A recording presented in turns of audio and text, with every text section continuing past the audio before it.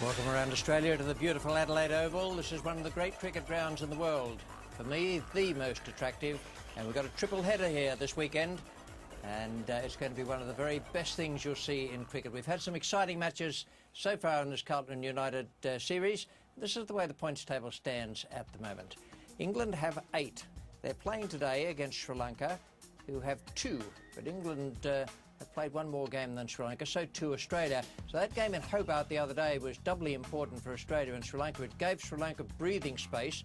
They've got within 2 points of the Australians now, and today's game will give them the opportunity to be level on games and level on points. Well, the last time these two teams met, England and Sri Lanka, that was on January 19 at the MCG. Sri Lanka 186 and England gave them the real shellacking, 3 for 189, and that in only 45.2 overs, with Graham Hicks 66 not out, John Crawley 31 not out, Nasser Hussain made runs as well, and Zoysa, who has suffered an injury, apparently a stress fracture, took 2 for 22 there, and in doing so looked a pretty good bowler. England won easily, 28 balls to spare.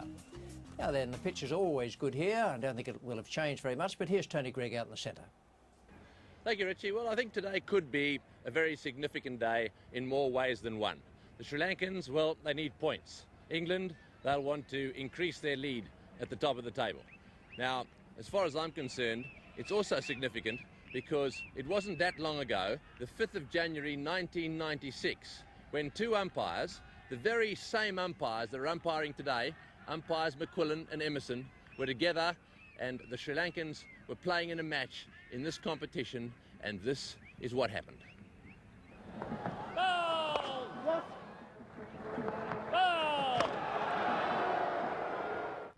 Ball! Muralidharan no-balled, and the game of cricket in Sri Lanka was thrown into disarray. Now, has anything changed? In fact, will he do what he did last time should that set of circumstances arise again? Because you could see him point to his arm there and in fact did bowl a leg spinner or 2 and still got no balled. So that situation could crop up today. It may even be that the Sri Lankans could run away from all this and leave him out, but I doubt whether they'll do that. So that's the situation, one which is a very interesting one, and it'll be interesting to see what those 2 umpires today do when they come out to adjudicate in this match. For the game, the pitch looks very good. As usual, Adelaide produces a nice, hard, fast surface. There's always a little bit of cracking in their one-day pitches. However, I've noticed just lately that there's just a little bit of green beginning to roll into 1 or 2 tiny little valleys. Now, the pitches here normally play very well, but you can see the grass here, then it gets dry, then we get some more grass, then it gets dry, then we get more grass. And the reason for that is that there are tiny little, if you like, hills and tiny little valleys.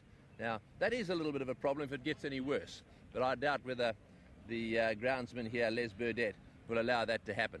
It'll be interesting to see whether there, in fact, is any inconsistent bounce, not normally associated with this pitch. The outfield, once again, is absolutely magnificent. It's really hard, and anyone that hits the ball through this outfield or through the field will get runs for it. Let's have a look at the Telstra weather wall. There it is. And, of course, today it's a very pleasant day, 24 degrees. They're forecasting 30 degrees today, already up to 27. Humidity, it's 47% out here in the middle, and the light is excellent. The pitch, as I said, is pretty well normal, but there is a bit of a breeze out here, southwesterly, up to about 22 kilometres. Player comfort, warmish, the UV factor extreme, and that's because there are hardly any clouds in the sky today. It's a pretty good day in Adelaide. That's the story from the centre, Richie. And Ian Chappell is out in the centre now. No clouds about, according to Tony Greig, but he has with him the 2 skippers and the match referee. Peter, you all ready? Rightio. Okay. Heads. Heads it is. We'll bowl first. Any particular reason for bowling first? Not really, and we thought that we chased pretty okay in the last game, but and the bowlers bowled very well at the start, so we thought that if we can keep them for a decent score, that we can chase the runs. And your injury, how's that? Recovered very well. I think it recovered very quickly, and I'm 100% okay today. Okay. Any concerns about Murali in this game with the umpires? Not really, because he has been cleared all over. Why should I worry about 1 or 2 just umpires coming in? Yeah. And Aravinda, is he close to being fit? Yeah, he almost played today, but we just wanted to see him. Maybe most probably he might come out tomorrow. All right. Good luck then. Thanks. And your guys playing with a lot of confidence? Yeah, we have won, 4 out of 5 now. Obviously looking to add to that today. We've got Neil Fairbrother back in and John Crawley misses out. Everybody else seems to be going down, but Goffey, he's got the enthusiasm. He seems to be bowling quicker and quicker. What do you give him? I don't know, he'll have to tell us, but he's bowled exceptionally well, as you say. He's got better and better, and he's up for every game, and he's looking at playing all 10 qualifiers and hopefully a couple of finals. Right. And Graham Hick, that's made a big difference to your side, him playing well at 3? Yeah, he's playing real well. You know, he's striking the ball well in the nets. Now he's transferred that into the middle, and it's helping us as well as him. All right, good luck then. Thanks, Ian. Well, Arjuna Ranatunga has won the toss, and perhaps a little surprisingly, he sent England into bat. And these are the teams, modern medicine being what it is. Arjuna Ranatunga is skippering the side in the middle there. Sana Jayasuriya, Ramesh Karavatarana, Arvan Adipattu, then Hashan Tilakaratna, Ranatunga the leader, Jayawardena, then Roshan Mahanama, Vipul Chandana, Chamindavas, Pramodya Vikramasinghe and Mataya Muralidharan. Suresh Pereira is the 12th man. Unchanged, that side from the last meeting. And England also, Stuart Knight, Hick Hussain Fairbrother, then Vince Wells, Adam Hollyoak, Mark Elam, Robert Croft, Darren Goff, Alam Mullally and Ben Hollyoak is the 12th man. Back in a moment or two with the umpires and the players.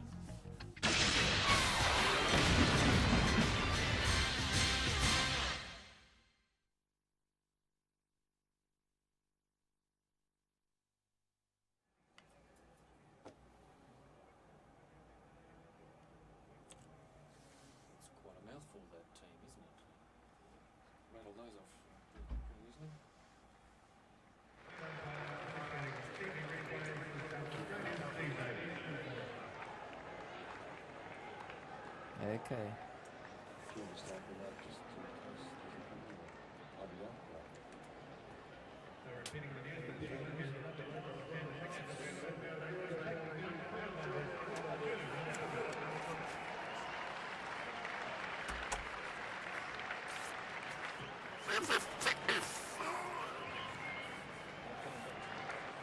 Coming back to me, but not in vision.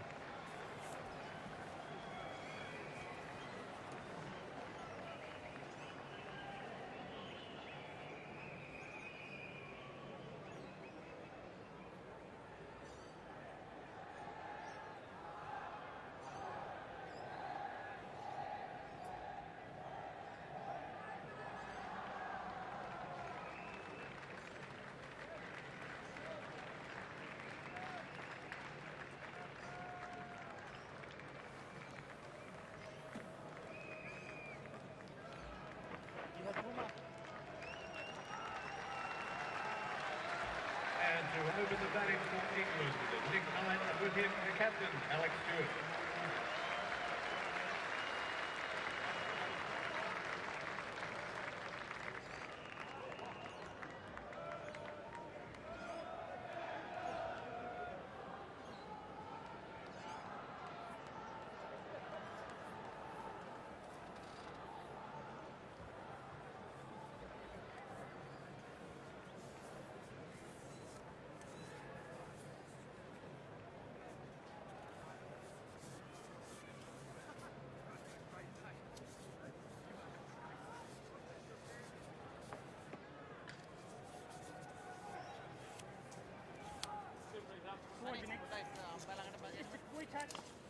Come back a little bit. To there.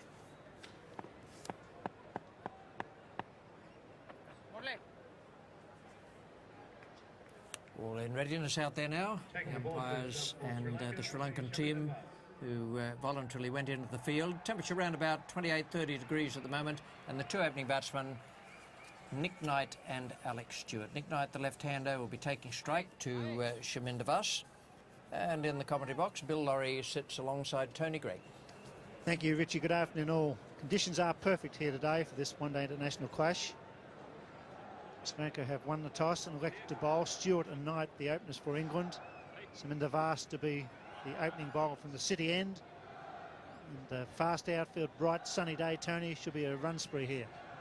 Yes, it certainly looks as if the conditions lend themselves to a bit of a run spree. But well, you never know, do you, these days? This pitch, there are a few little green patches on it. But it's interesting that the Sri Lankans have chosen to field first. They're obviously going back to the formula that got them the World Cup. When they won the World Cup, they always liked fielding first. They like to know their target, and that's what they're going back to. They're in a spot of bother here, and I think they like chasing, and we saw them the other day down in Hobart doing that successfully, so they're going to keep doing it. And Chaminda Vos, religious man he is, just crossing himself there before he runs in to bowl the first ball.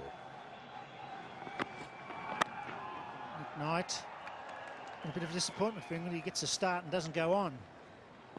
He's an important part in their lineup, not only in the Carlton United series, but with the World Cup coming up in May and June. Those figures are good, but no big scores so far.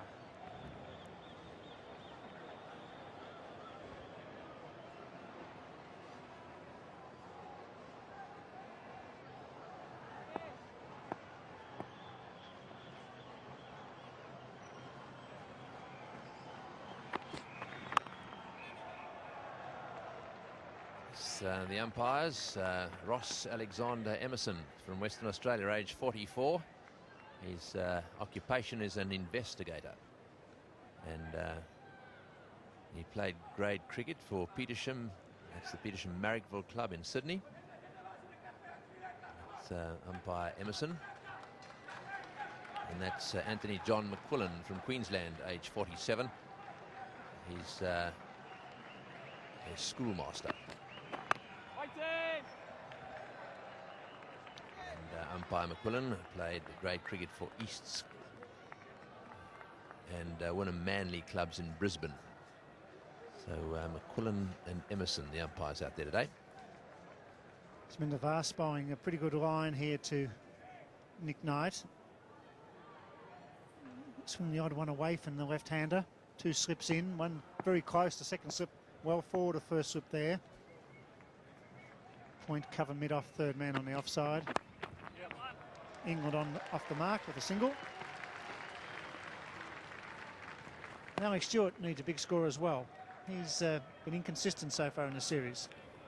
Yes, he keeps looking dangerous, doesn't he? And then gets out. And well, a few occasions there at the beginning he didn't look dangerous at all. Duck and 8. But then he got 20 off 35, 24 off 35, and 17 off 32. Those are the sorts of scores you reckon that an opener, when he gets them, will kick on. Certainly, say 1 out of 3 or possibly even 2 out of 3 times. But he hasn't done that. He's just looked a little bit too much of a hurry to me. He's a bit of a student of the game. He might have learned from what's gone wrong so far.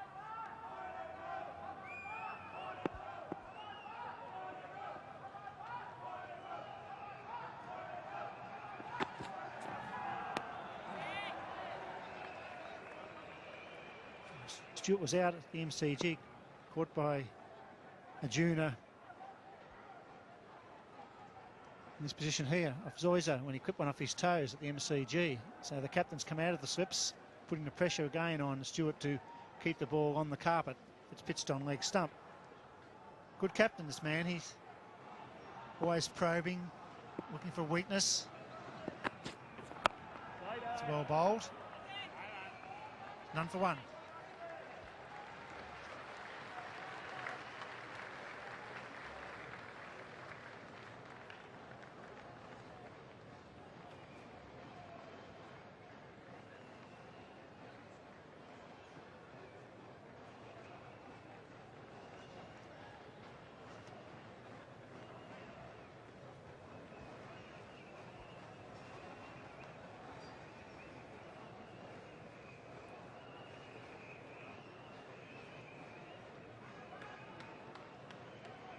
Wonderful day looking down at the Sir Donald Bradman stand and to the city of Adelaide.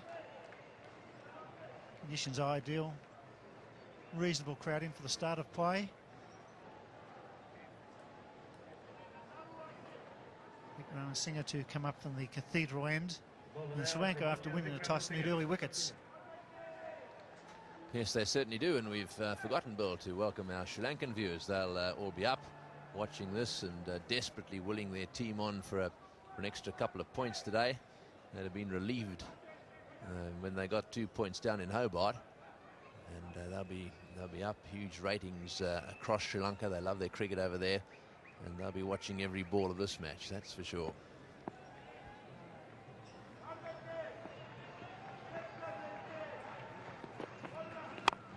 It's well struck, and it'll be 4.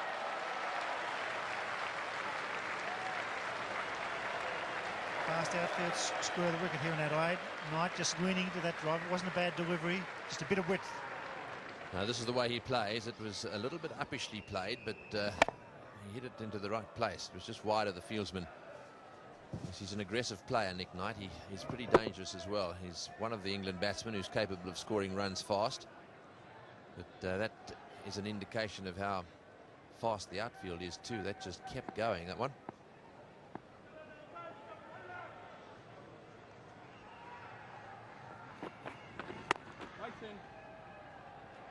This is a very good win in Hobart by the Sri Lankans. They didn't field all that well. They chased a target on an indifferent pitch, got there, with their confidence immensely, and the captain controlled the situation beautifully. Yes, he did. He's obviously got heaps of experience, and I referred to him as the King of Colombo. I've got told by a few Sri Lankans that are here today that he's actually the King of all Sri Lanka, not just the King of Colombo. And I think that might be right. And he certainly was at his best in that last match. He played very well. This is a record for a captain. Arjuna Ranatunga has captained this side 179 times. It's including today. And he goes past Alan Border, who captained Australia 170 times. So gives you some idea of how experienced he is. Yep.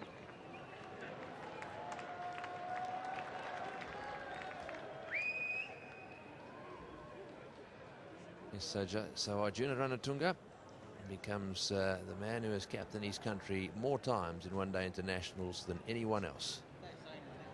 He's 35 years of age. He's the longest-serving current international cricketer. He comes from a family of international cricketers. I think 3 of them in all have played. He's got a younger brother who might play. That's Test cricket. So the family's steeped in tradition, in cricket tradition that is, and he continues here to play a major role. Stewart on strike.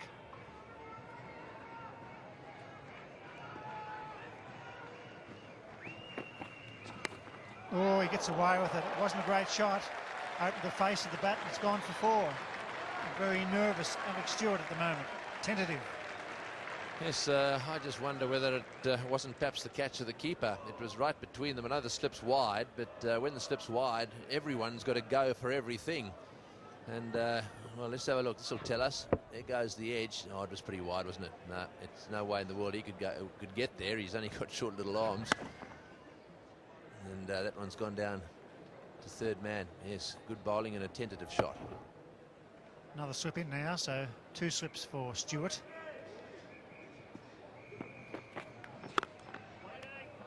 Nine runs off the over. A good one for England. None for 10.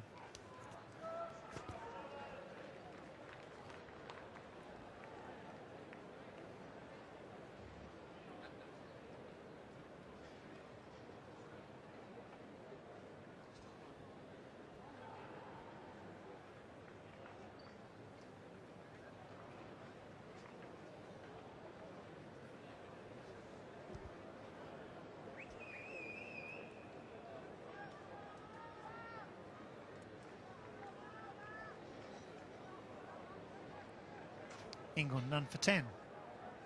Shaminder Vas to continue. Tonight a slip and a gully in. Strong offside field. Point cover mid-off. Third man. Gets the edge. That was missed close, but he's home. Good running by Stewart. Good early call and good throwing. Yes, that's a fantastic stop by Arjuna. This nearly resulted in the run out. That's Tilakaratne there, picks it up, and well, the batsman's easily in, but well, it may just be that they're on target. Perhaps their fielding is going to be pretty good today. They were out earlier today making a lot of high catches, and Chaminda Voss was one of the villains of the piece down in Hobart. He very seldom drops catches. He's a pretty safe catcher in the outfield, but this one he really did make a mess of. He won't want to see this replay, that's for sure. They dropped 3 catches in all, and this was the one that Voss dropped. It's 4. Stewart into the drive. Fast outfield, good for one-day cricket. Yes, that's a lovely shot. Let's just show you the end of that catch. Voss, as I said, very safe hands. Here it is here, and well, it was a straightforward one, and look at that, just popped out. And really, that was off Murali Dhiran. He wasn't very happy when that happened.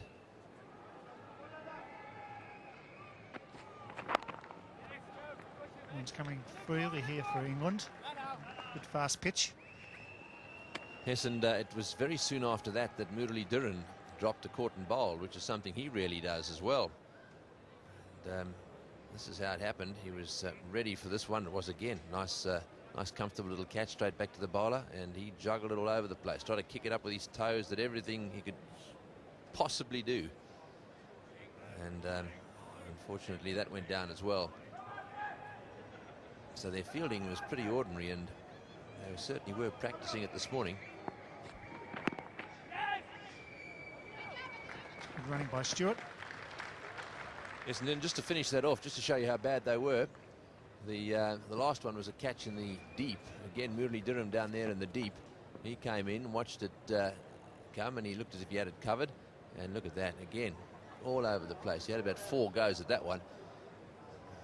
Interesting this morning, walking out into the centre, he came trotting over and was very quick to say, oh, what about the catching? He said, we've been practicing for an hour this morning. Despite that, they still won and got the points. It was a big win for them. Looks to me as this is going to be around a 240, 250 score here today. England striking the ball nicely into the gaps. 2 points a day would be a tremendous boost for Sri Lanka playing Australia tomorrow.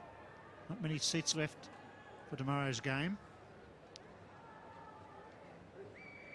A new look Australian side with plenty of players injured. Oh, that's wonderful running by Stewart. 8 off the over, none for 18.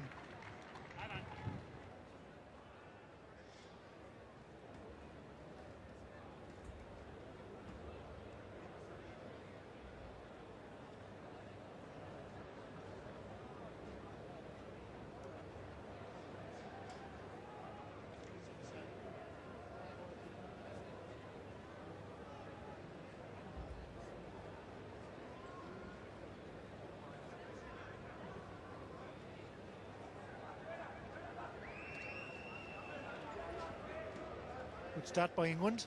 None for 18 after 3. Glorious cover drive from Stewart.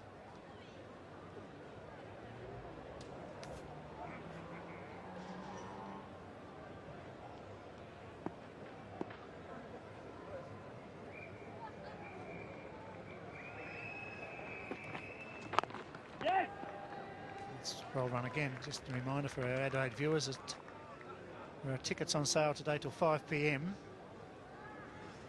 Not a lot of tickets left at Bass.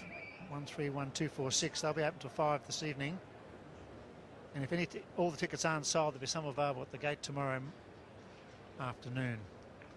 Might even be some Sri Lankans down in Melbourne who want to get up here. There's been so many sold-out games. Sri Lanka playing against Australia at the Adelaide Oval on Sunday.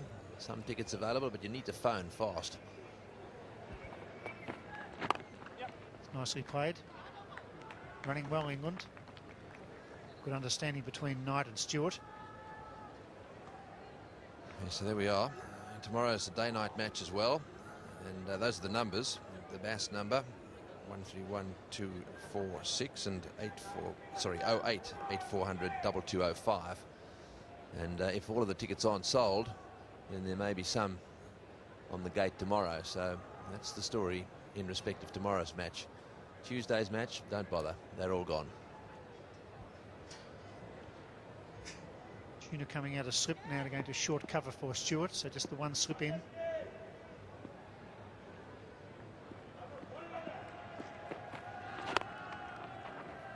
think Stewart's trying to find some form here. He's trying to play straight and wait for that ball then, and was very keen to hit it down the ground. Just stopped him in a fraction, checked his stroke. Looks very keen to get some runs today. Yes, they're going well so far. The Sri Lankans haven't really got this ball to swing very much.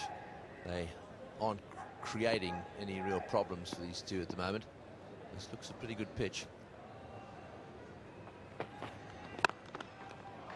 Beautiful on drive, perfectly timed. Straight through the line. Yes, the mid-on quite wide, and he really has played this one perfectly. Well pitched up, there to be hit, but you've got to hit it into the gap.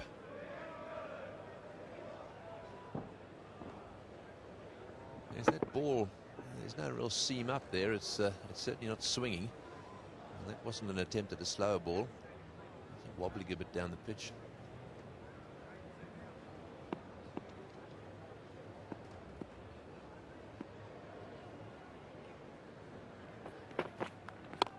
It's gone again. Just drifting onto leg stump. Almost seen has been punished here.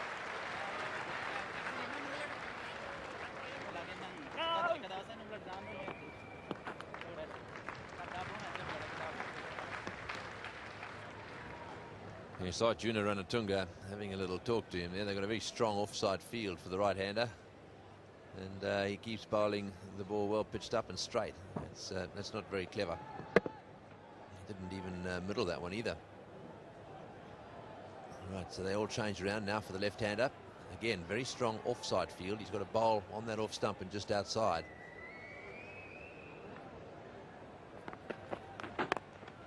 Oh, that's well fielded at square leg.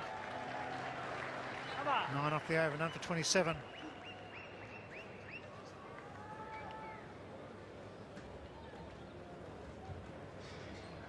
There's been a discovery of a vehicle in the North Car Park with the lights on. It's a white Holden Barina, registration VBU 538.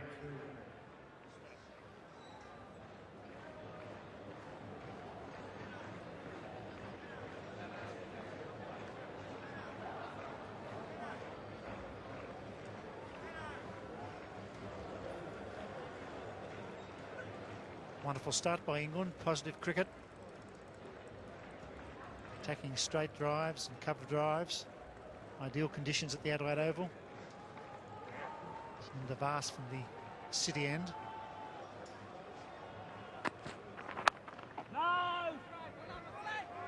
So I think Arjuna's going to have to do something here.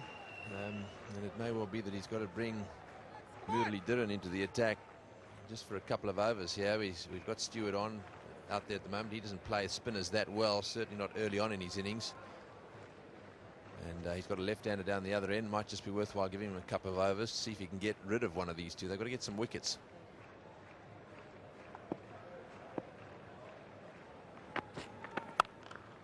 It's well fielded. Very well fielded. This Roshan Mahanama, pretty agile sort of character he is. If he has a good day, anything can happen in the field. There we go. That's well stopped. He's out on the offside, patrolling that area right in the centre. That's his position there, right there.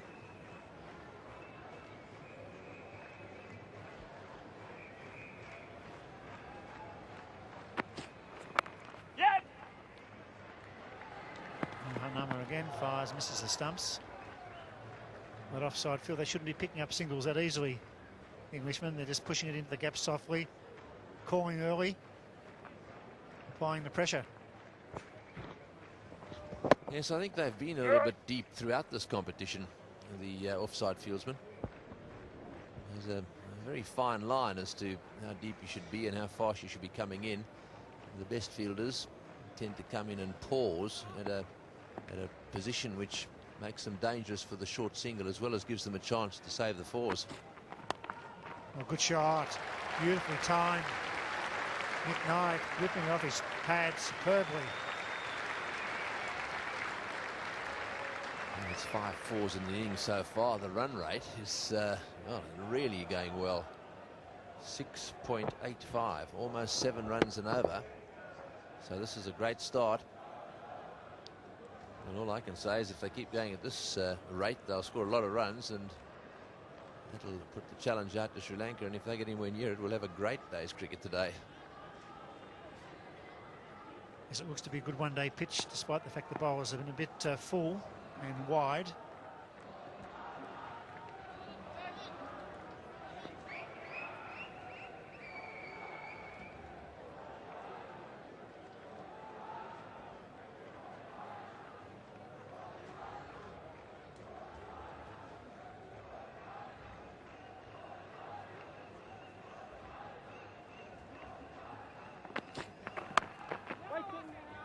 The field's a bit deep, looking out the mid-off and mid-on. Aware he needs a wicket here, but notice the mid-on was deep and Knight, and Stewart very keen to take the singles.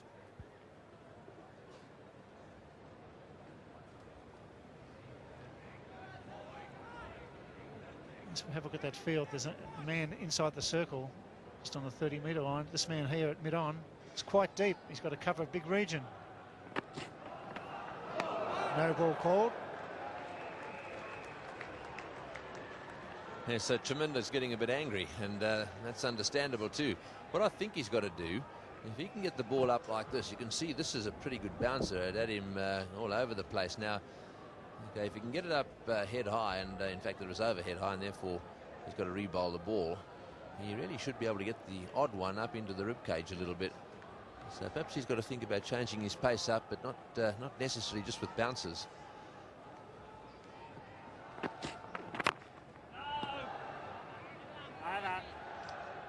Run for 33.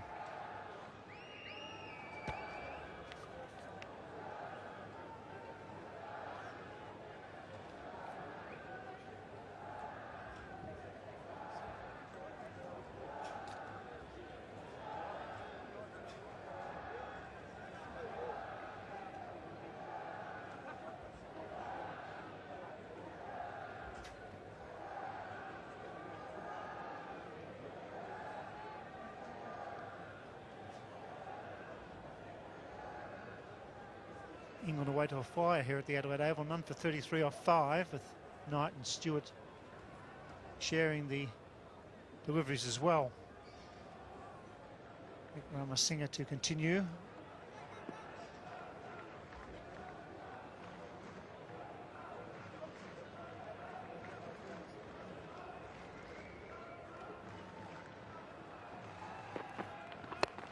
He's gone for it. Gets it just wide of mid-on. Not quite off the middle of the bat. They should get 3. Stewart's happy with 2. Yes, I think he probably realised just a little too late there that there were 3 runs to be had. That's a long boundary down there. Anything short they're getting onto, really, because the short balls have got no real sting in them at the moment. Vikram Singer's not swinging the ball at all. I don't think I've seen one Yorker bowled yet.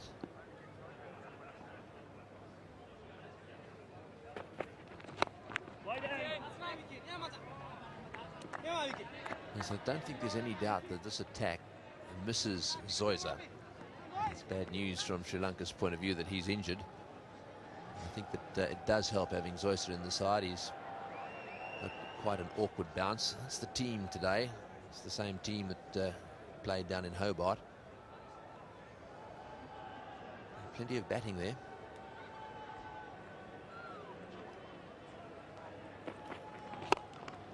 Oh, superb. Doesn't have to run. Doesn't move, Stewart. Straight through the one. That's poor bowling. 3 times he's been driven down the ground. He's just drifting the ball into the pads. Stewart drove that superbly. Yes, I'm afraid this is becoming just too easy for England at the moment.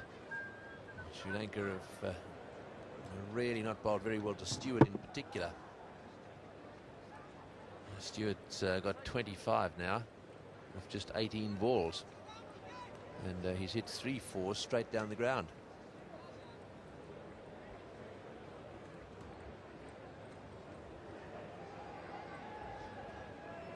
The slips are out. There's a short mid-wicket, short cover now. Mid-on coming a fraction straighter.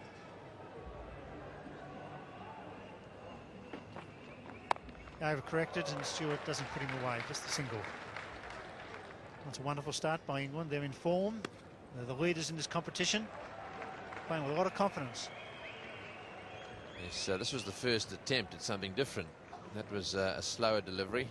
He lost control of it just a little bit, but in this day and age, you've really got to bowl that slower ball every now and again, especially when the batsmen are going well. They're looking to hit through the ball. If you can bowl a well-disguised slower ball, it makes a big difference. Any of you youngsters out there who go and practice your cricket every week, you should make sure you practice that as well.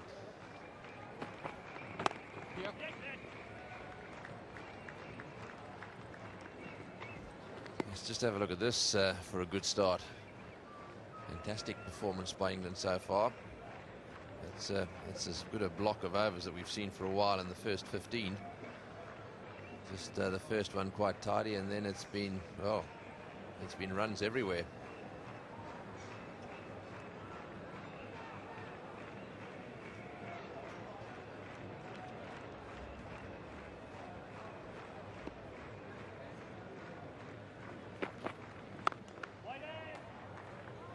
Straight to cover, that's the over bowled. None for 41.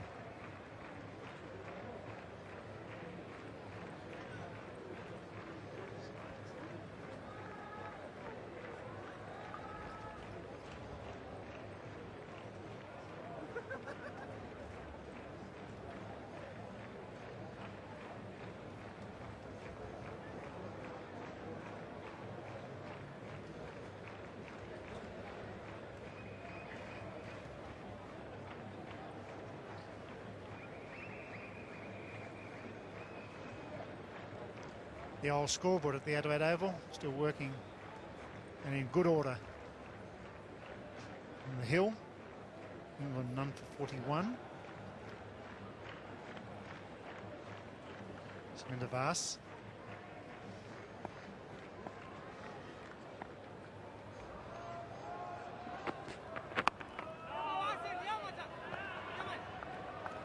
We'll have to try something here, the Sri Lankans. Go around the wicket, change one of the bowlers, bring a spinner into the attack. It's allowed to run along at 6.6 runs per over with 10 wickets in hand. And that's why they picked the extra batting, I think. Perhaps they realised that their bowling is and their fielding is letting them down a little bit. They need that extra batsman. Oh, crunches at the cover.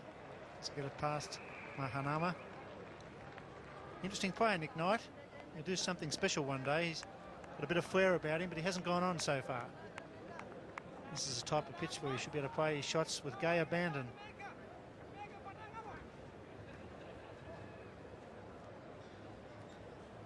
Three one-day hundreds for Nick Knight.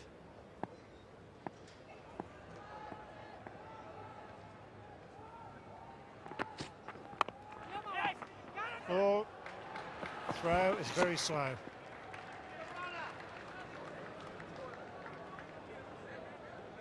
Yes, he wants to go easy, Arjuna. He's got himself ready for this match, and he's apparently got some. I think I read something about the cramping up of the muscle or something. So he wants to be a little bit careful. It seems that in this day and age, once the senior players get injuries, they seem to be reoccurring a lot. We've seen Steve Waugh have reoccurring hamstring muscles and groins, I think. Well bowled. Swung back in, good line. And that's applied to, or that's happened to a few other players as well.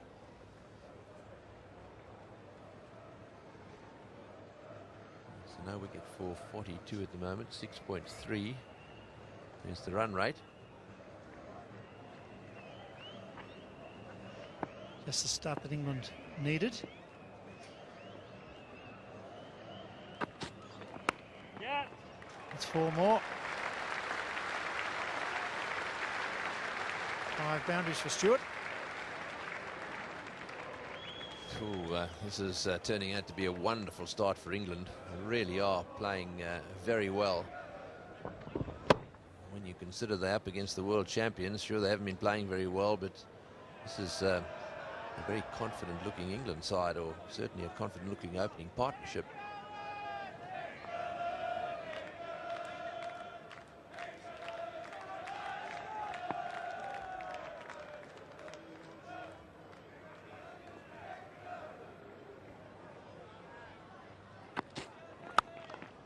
Oh, it's a better shot. Glorious cover drive.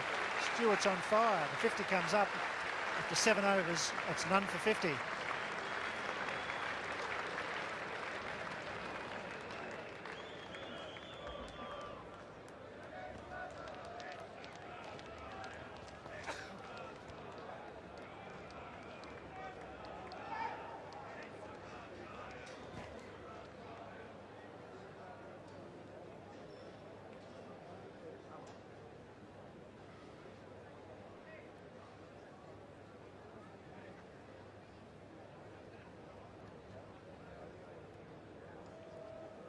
One-day cricket at its best at the Adelaide Oval in the first 7 overs. 50 runs off 43 balls as Richie Benaud and Ian Chappell take up the commentary. Thanks, Bill. Terrific start for England, and already Arjuna Ranatunga has been forced to make a change. Jayawardenep coming into the attack. He's only a gentle medium pacer. 3 overs for 26, Vikramasinghe. He's taken a pounding. Charminder Vas started well, just 1 conceded in the first over, but it's been downhill for him ever since. So some real problems for Arjuna after having won the toss and sent England into bat. Might be regretting that already, Rich. Wouldn't surprise me. But there would be some sort of planning gone into it. I could understand what he was talking about at the toss, where he said, oh, we seem to go along all right chasing runs down in Hobart, but different circumstances in Hobart. It was a bit of a dicey pitch, though no one in Hobart or Tasmania seemed to be prepared to agree with that. But it was a low-scoring game. And it's true that they did chase successfully, but it was a bit of a nervous and stuttery finish to it. Here today, different circumstances, temperature around 28, 30, and a confident batting side. England up the top of the table now, knowing that they can skate away and not quite make certain of their place in the finals, but next best thing to it if they were to win today.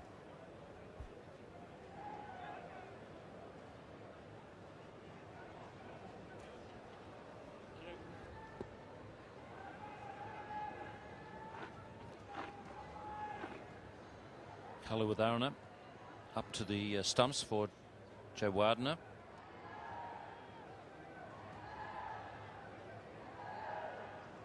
The 2 catching men, short mid-wicket, the captain himself, and then a short cover.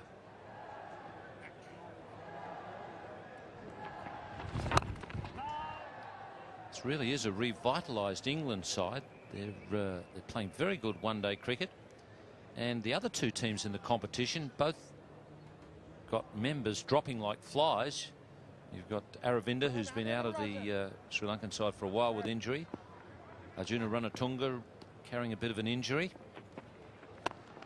The Australians, blokes going down everywhere for the Australians, and yet the Englishmen are fit, healthy, and really charging along. And not only the Australians, everyone knows about it at the moment, because there's another slight injury, and that's resulted in a player being flown into Adelaide at the moment. Very unusual circumstances. Now Greg Blewett has just had a little bit of a strain, just a niggle, and as a precautionary measure, Michael Slater's been taken out of the New South Wales Sheffield Shield side in Sydney and flown down to the Adelaide Oval, or to the hotel. Stewart hitting the gaps very nicely at the moment. Yes, so Slater is down as cover.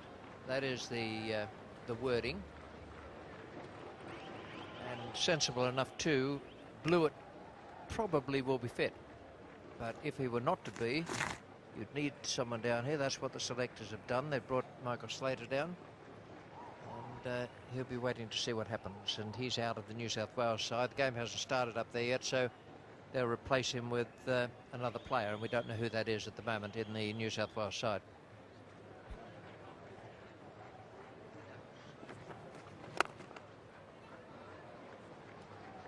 Very good start for England.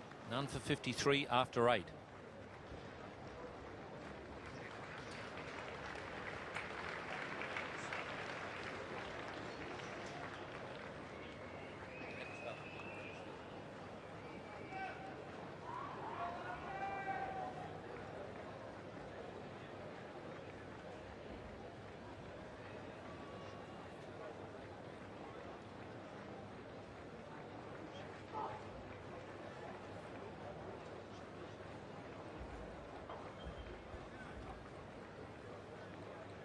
.35 to Alex Stewart, who's in marvellous form.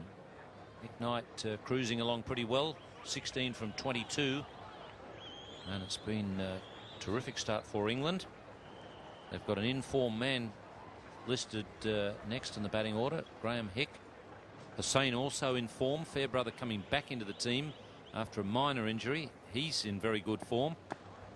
So England have got contributors everywhere.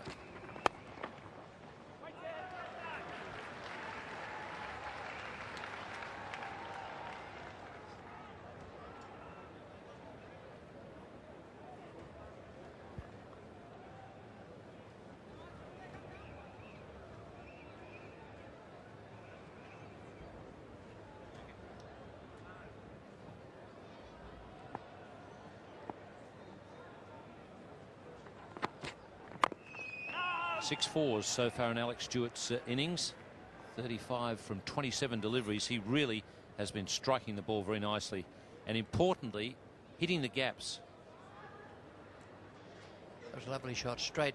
I can't quite work out why the man straight is actually not straight, so to speak. He's very, very wide there. Stewart plays that stroke away through the covers very well off the left-handers, just goes with the angle.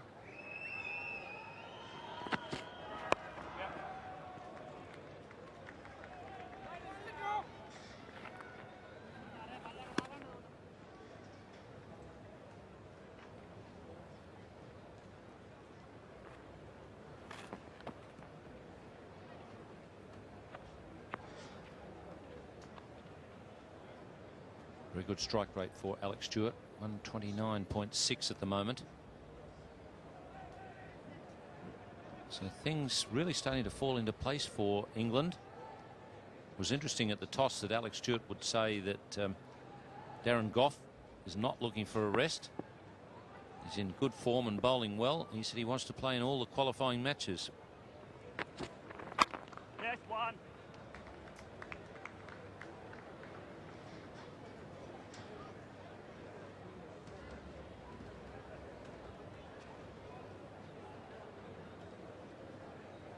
Arjuna placing two men out on the offside for Alex Stewart, obviously giving the hint to his bowler that he wants him to bowl off stump.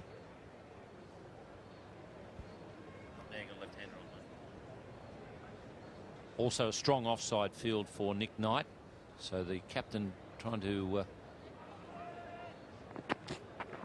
convince his bowlers to bowl one side of the wicket. Well, that's very, very good running between the wickets. Not particularly good fielding. There was no anticipation at all from the man at slightly backward point. And Knight just played it away there gently.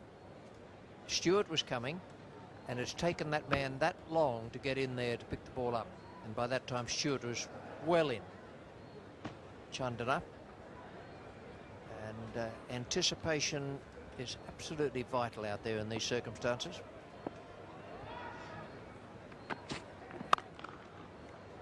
Another good save from Mahanama. He's done a good job in the cover position.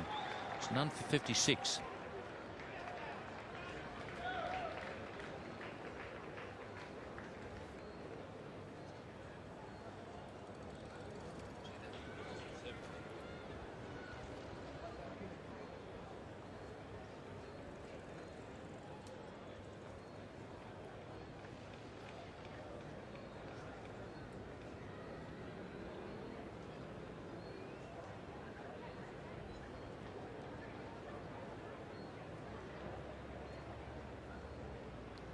City of Adelaide in the background, and we have the temporary tower there for the light. That is the one that they had a problem with. Part of it broke away, and unfortunately a couple of workmen were injured.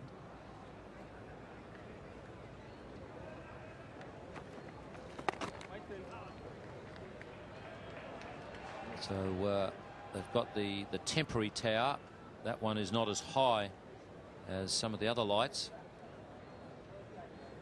They really would have been better off if they'd thought more about the architecture. In the air, but safe.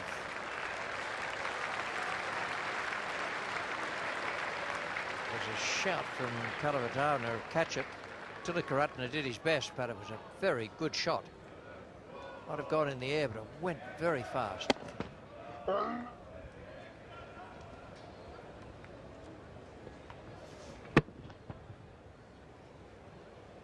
And it was through him before he was able to get across.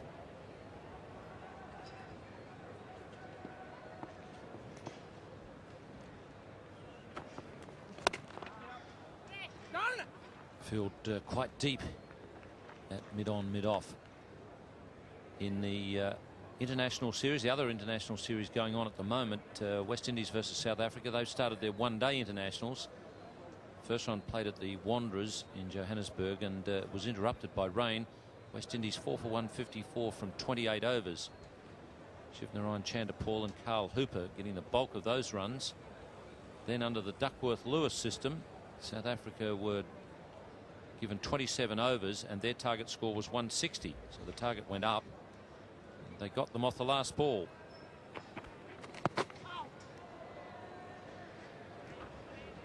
And South Africa having beaten the West Indies 5-0 in the Test series. Now lead 1-0 in the 7-game one-day series. Be some desperate West Indians around there.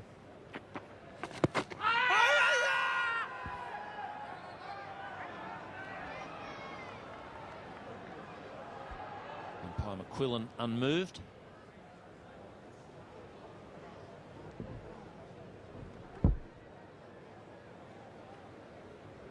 Was going to miss leg stump.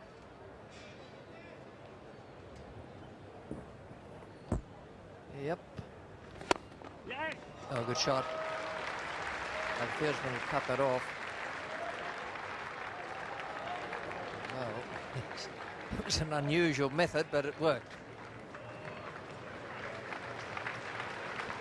None for 64 after 10.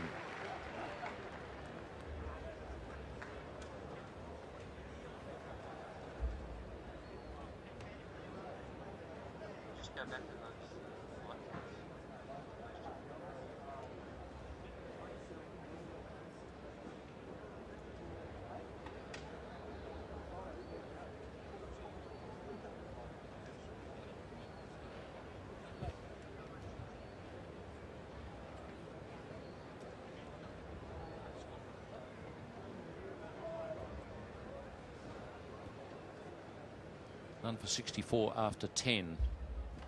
England.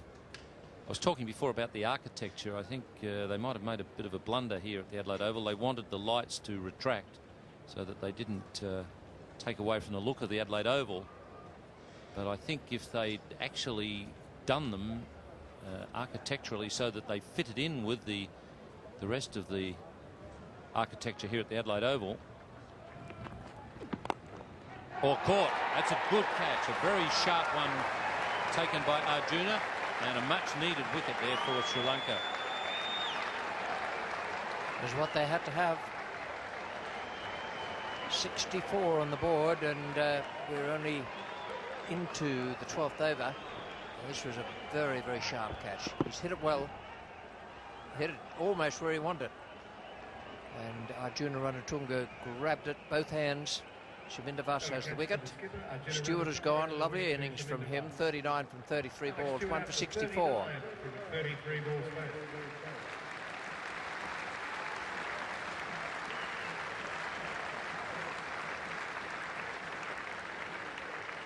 The new batter to the crease for England is Graham Hick.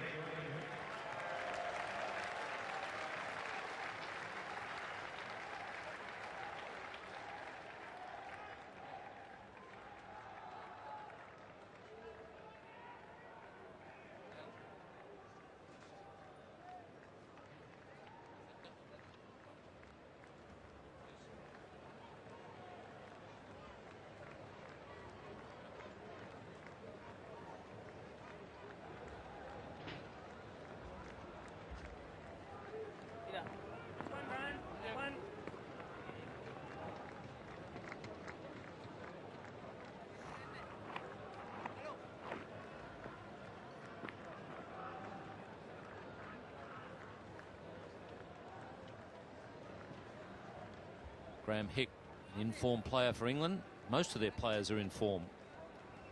He scored his highest one-day international score in Sydney, that 108, his third one-day international century. And that's a very good record, average of 38 and a very acceptable strike rate. Most important to have him in good form, batting at number 3. And you've got Hussain, who's just come back into their one-day side. He's playing well. Fairbrother's in good form. He was in good form before he was injured.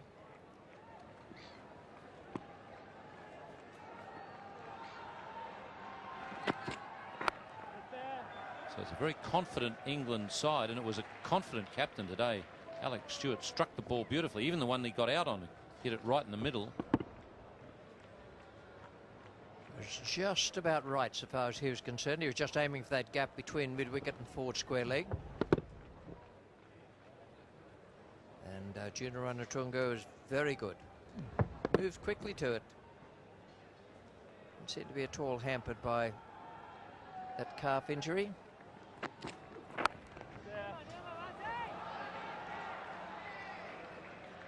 He was certainly just hobbling a little bit after he'd run a couple of paces. It's not a bad fielding position for Alex Stewart. I think the Australians used it once in the Test series and had him caught in that position. I think it's the sort of shot that Alex Stewart just plays it naturally, and I think he has a bit of difficulty refraining from playing it.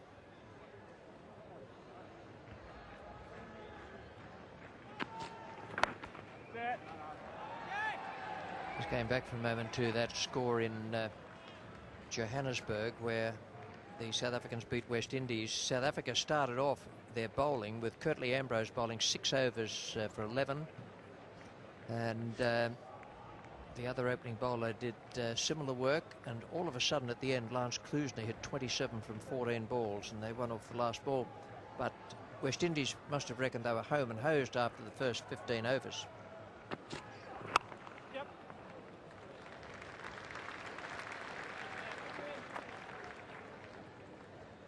Been grave disquiet in the West Indies in the light of the Test performance, which was 0-5, and there'll be more there because they'll have followed every ball on satellite television in the West Indies. They too would have reckoned their team was in for their first victory. Well, we'll be bringing you racing from Caulfield today, and also from Randwick.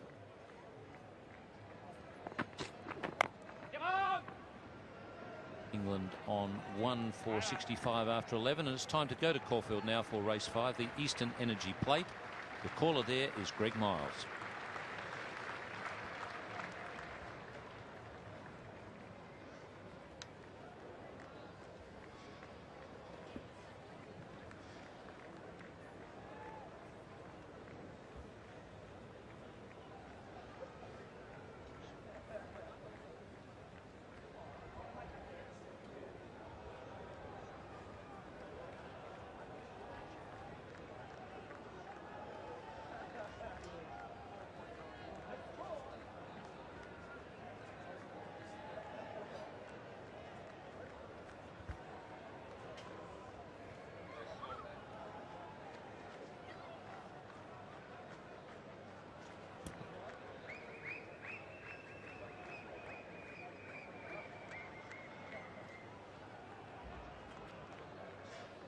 Well, some problems there at Caulfield. There might be a bit of a delay in the start of race 5. We'll go back there when the race is about to get underway.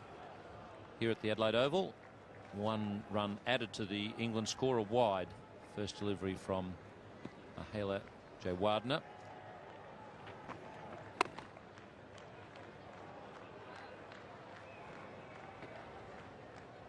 So England with a very good platform, thanks to a fast start, particularly from the skipper. Alex Stewart 39 from 33 balls.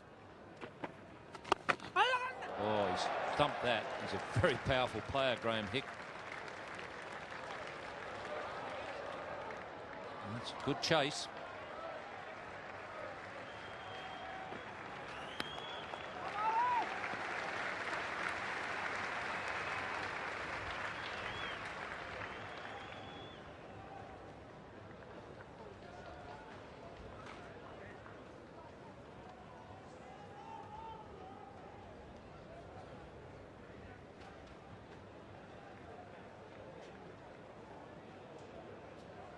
Graham Hick has moved along to 4.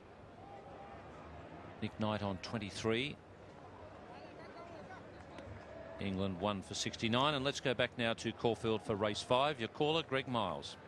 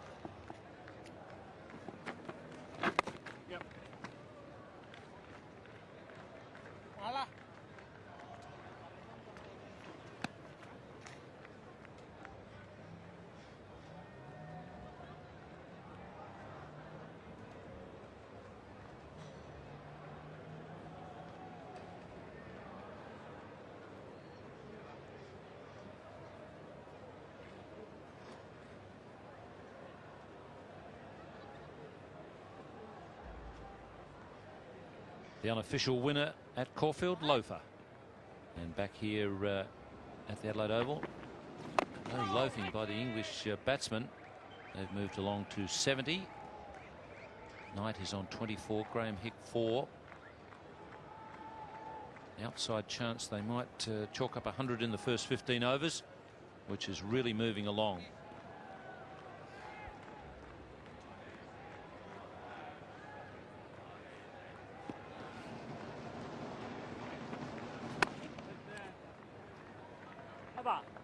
England 1 for 70 after 12.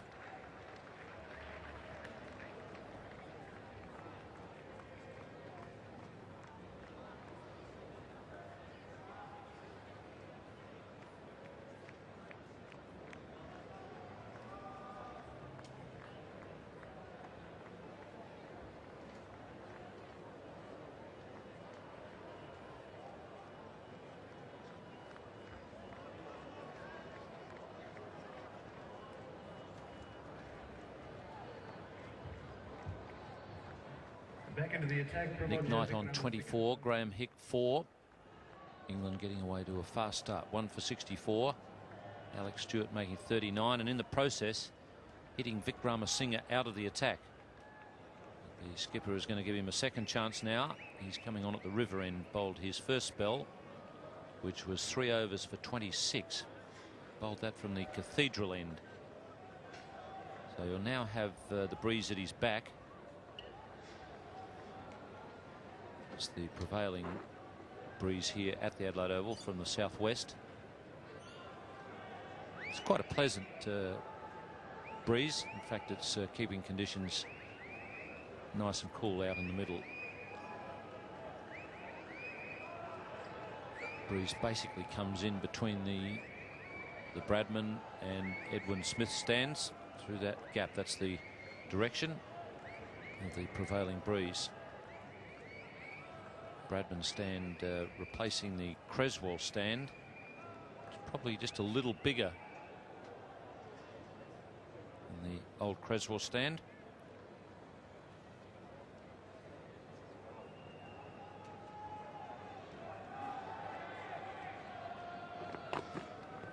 Yep.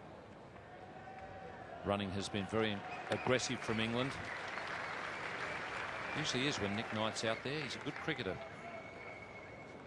Well, he's one of the new breed. Not that he's particularly new. He's been around for a little while now. But they keep giving him a bit of a chance and then easing him out again. I think he's a good player. He's a magnificent close to the wicket catcher.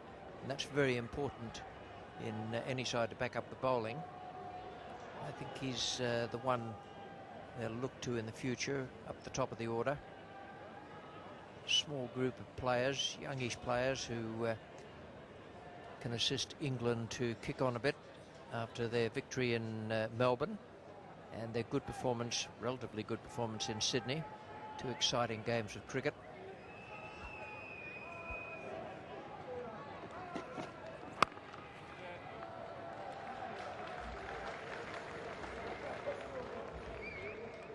The dividends for race 5 at Caulfield. Number 5, Lothar, paying $2.60 and $1.40. Number 11, Rose of War, paid $2.30. And number 3, Gold Venture, paid $4.30. The Super Tab dividends.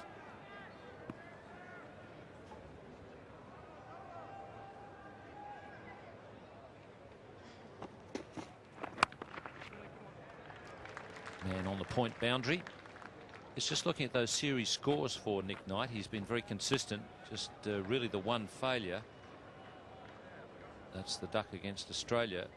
But the one disturbing point, I would think, for Nick Knight, particularly being a top order player, batting in the opening position, I'm sure he would be wanting to convert at least one of those scores into something really meaningful. The useful scores. He has 3 centuries already.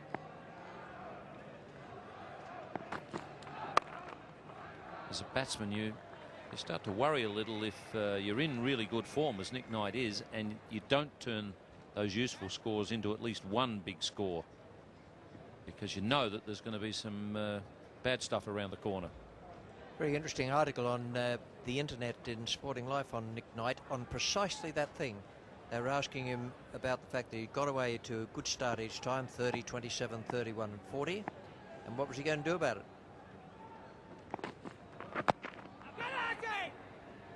And his answer was he didn't intend to change his method of playing, but just try to eradicate the mistakes. Thought he'd been getting out once or twice in slightly soft fashion, and may have been a slight lapse in concentration. May have been that the bowler was too good for him, but he felt that he was striking the ball well, wouldn't change his style, but would play better. Whether he does or not is another matter, but he's going all right today. That'll be called a wide by umpire Emerson. Good old mate of mine, Lynn Marks, used to play for New South Wales and South Australia. Sadly passed on now, but when people used to say to him, how many are you going to make today? He used to say 3 or 5. Would have been interesting to get Marksy on one of those internet chats and ask him how many he thought he was going to make. He was a dasher and a very good player. Man is up at fine leg. He makes a good save. It's 1 for 74.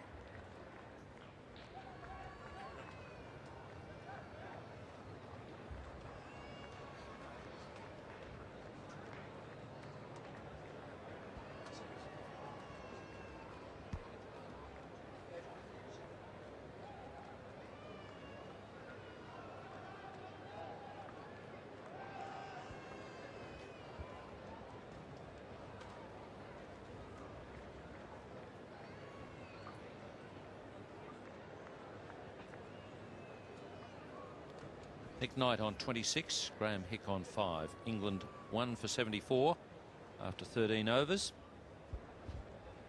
And in the commentary position now, it'll be Tony Greig with Ian Botham. Thank you, Ian. Great start here for England. A lot for that man to think about, Arjuna. He just won the toss, decided to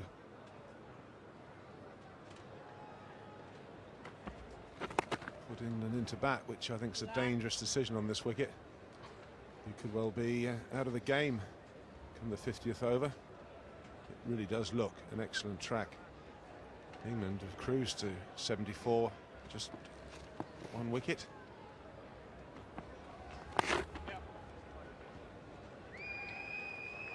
Alex Stewart looked in fine, Nick, and then unfortunately got himself out. He's done that twice now in Sri Lanka. Chipped it to Arjuna, short mid-wicket. But Nick Knight, he's been looking for a big score. And that man, your picture, Graham Hick, really has come to life in this one-day series.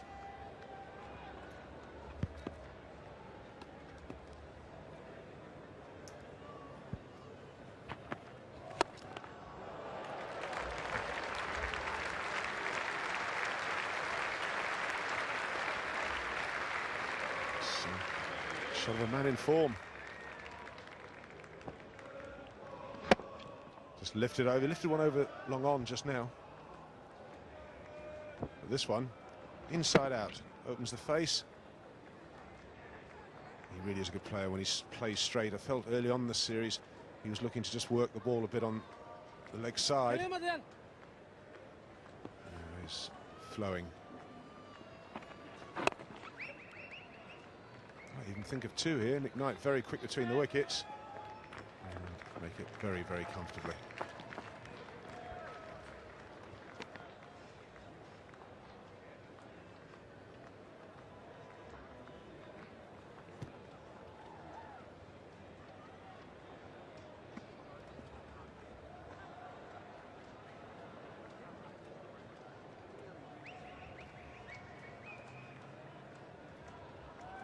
Jawuddin had been a little bit expensive. 3.4 overs now for 23 runs.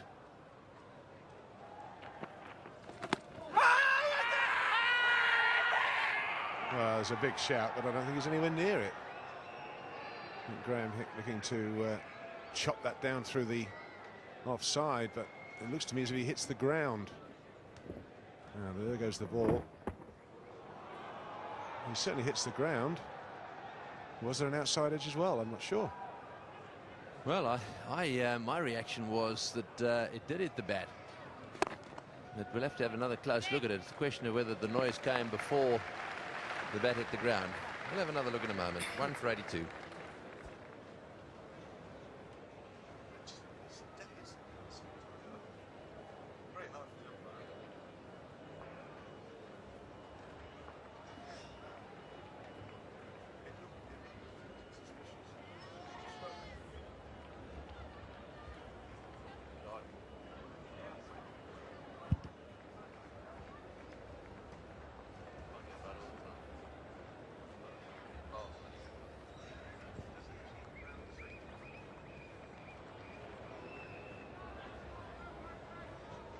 So 1 for 82, Hick on 12, Knight on 27.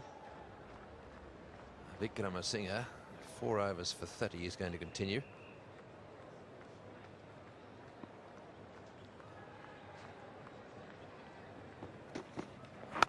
Umpires really have to get these decisions right when it comes to the top players. Hick is such an important player to get out. If you don't, you lose. Well, let's have a look at it. And it looks to chop it down. Very late decision.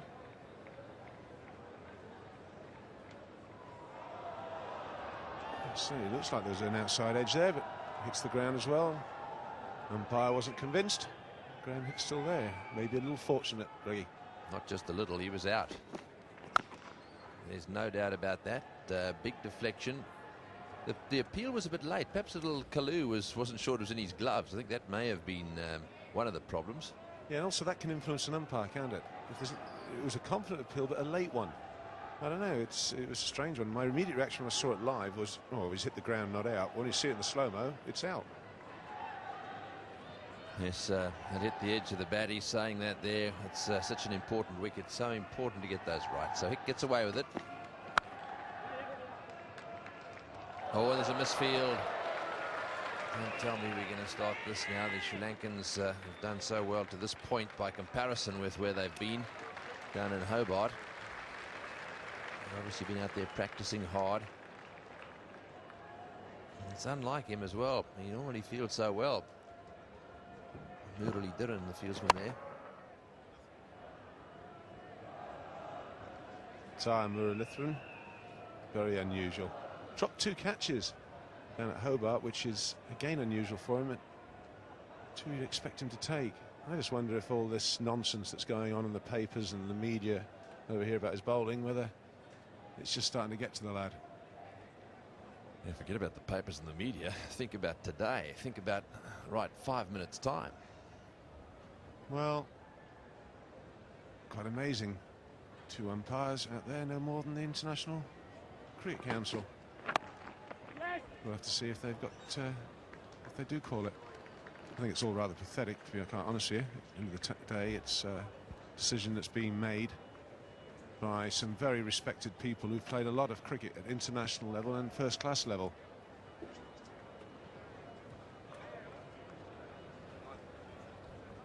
And yet the two people who might make that decision have played no more than a bit of club cricket.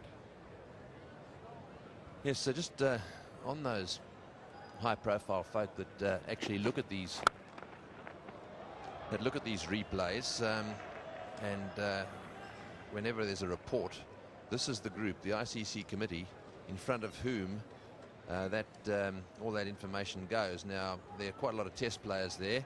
You can see, I think about 7 of them in all have had test cricket experience, perhaps even 8.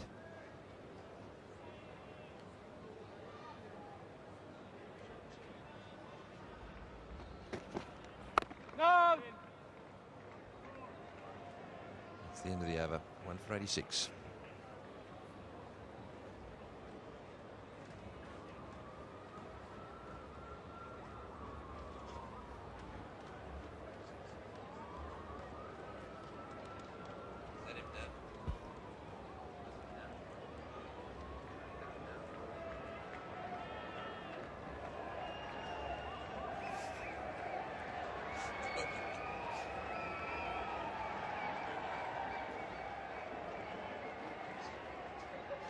Coming into the attack now is Matthias.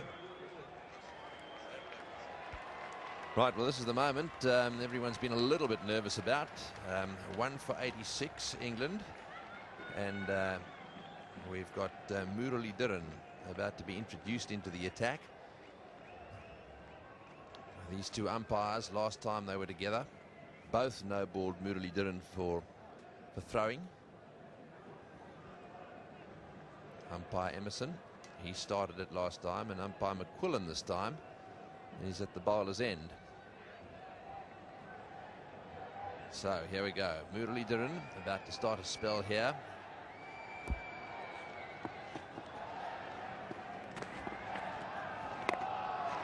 And just played away on the offside, and thankfully no bellows of no ball from the crowd. It seems that little bit of behaviour is beginning to disappear. Seemed a little uncalled for. Muralidharan again. Well, 2 balls have been bowled and all as well.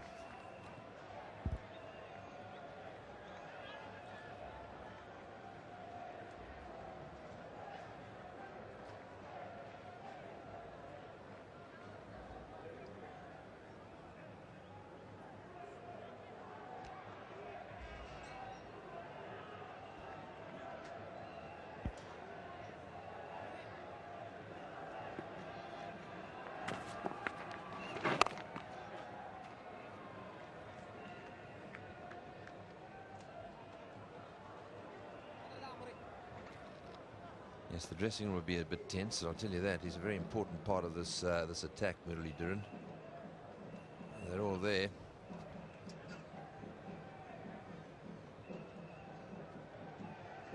But they look pretty relaxed.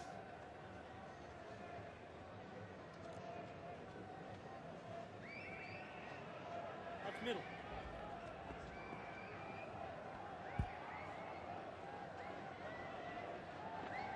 So 1 for 87.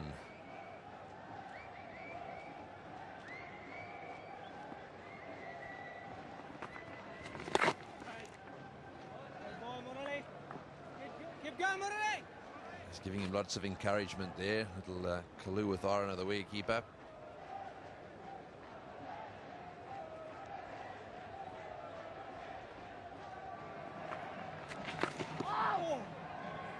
One down the leg side.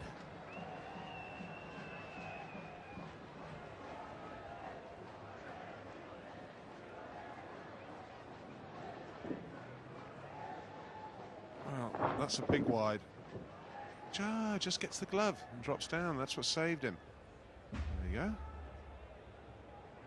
Camera never lies. Ball, Murray. Oh, that's well bowled. 1 for 87. So that brings us to the first drinks break. Sri Lanka won the toss, put England in, and after 16 overs, England goes in at 1 for 87.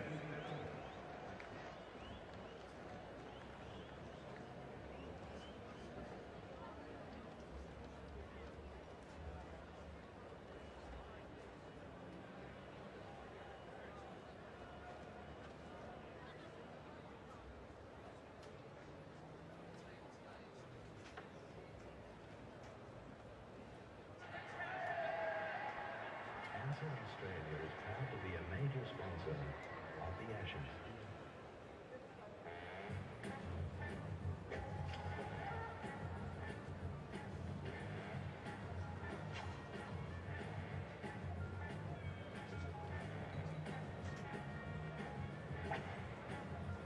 If you're really into cricket, you don't just play it, you live it. Which bank understands? The Commonwealth Bank. With the Cricket Academy, we're helping young cricketers learn to rate cricketers. When it comes to features like air conditioning, driver's airbag, central locking, and exceptional interior space, you can't go past the new Master Protege. You can get it talking. You can get it talking. You can feel it coming on about four. A hard-earned goods needs a big coral beak. And the best coral beer is big. Big beer. You can get it lifted. You can get it shifted. You can get it any old time. Matter of fact, I've got it now. Big beer.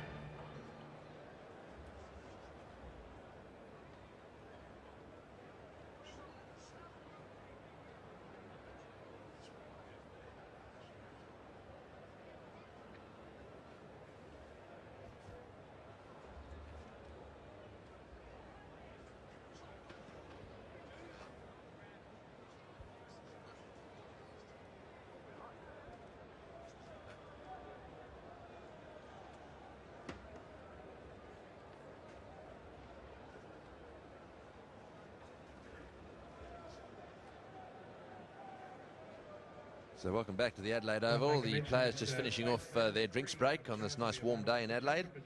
And just one wicket has fallen in this England innings so far. Alex Stewart out caught by Ranatunga off the bowling of Vast for 39.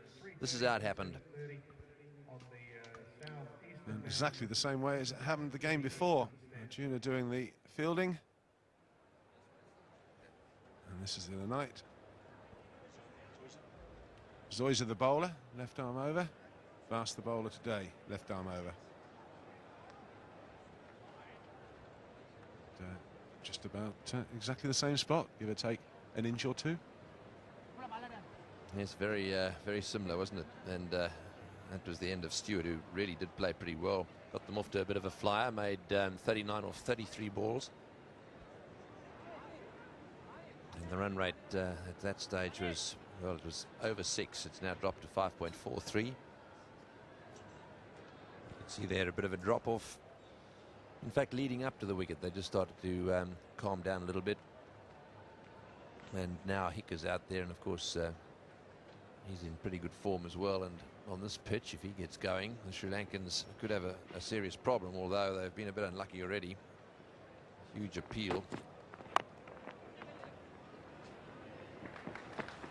Was knocked back, caught behind, and with the benefit of our slow motion replays, we were able to establish that it definitely hit the outside edge.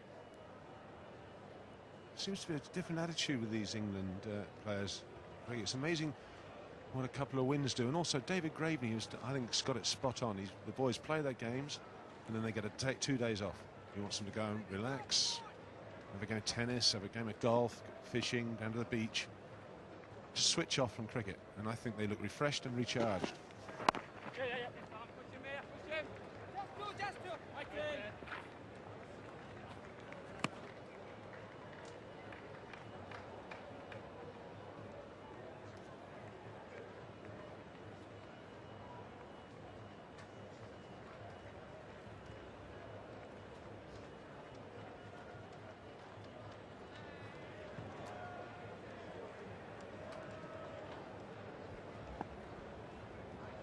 Vikramasinghe continuing. This is his 6th over.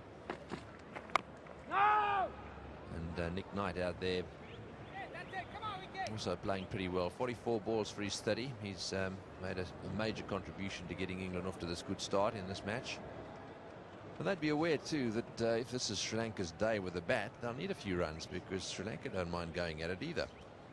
No, but I still think they have a major problem with Aravinda de Silva not being fit. I think in the middle of their order, he is the linchpin, and they are missing him desperately.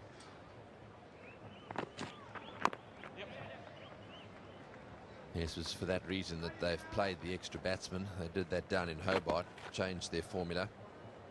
So while they haven't got the experience of Aravinda, who actually also works very well with Arjuna, you can see that Jayasuriya and Kaluwitharan are the top end of the order there. Dynamic openers. Jayasuriya not playing that well at the moment. Arapatu Tilakaratne, Ranatunga, he's playing pretty well. Arjuna Ranatunga. Jayawardene, a youngster, he hasn't had much. And Mahanama, he's a pretty good batsman. And of course, Upul Chandan, our class, is an all-rounder as well. Down there as well.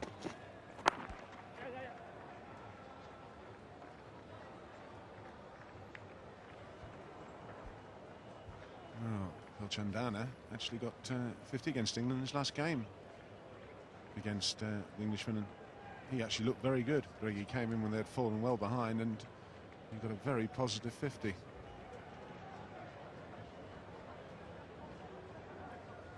But they really do, that's the man we're talking about, but they really do miss Aravinda. And there's a actually, rumour has it that he might well be thrown in tomorrow against the Australians. That one's offline again, down the leg side. He's bowled too many there today, Vikramasinghe, and they've had no trouble scoring runs in that area. 1 for 92.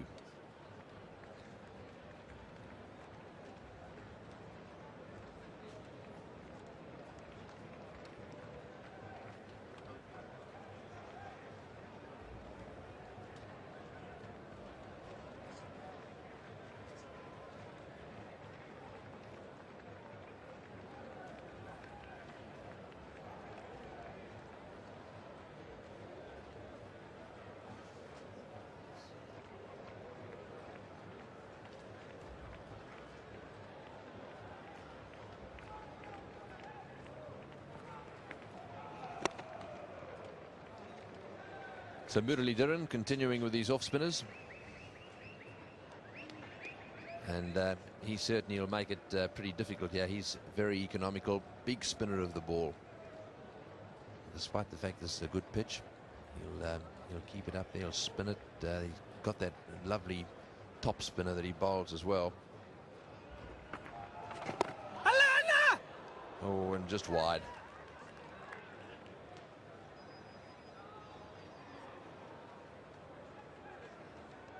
A little uppish. Big shouts of catch it.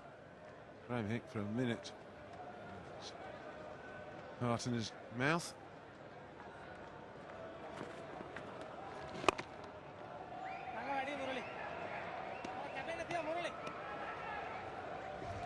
So still plenty of tickets available here today. A good crowd. Australia not involved. Quite a good crowd have turned up. A lot of atmosphere in the ground. Plenty of Sri Lankans. And no ball called from square leg. No ball called from square leg. Now what's all this about? Let's just hang on and have a look at this. This is very interesting. No ball called.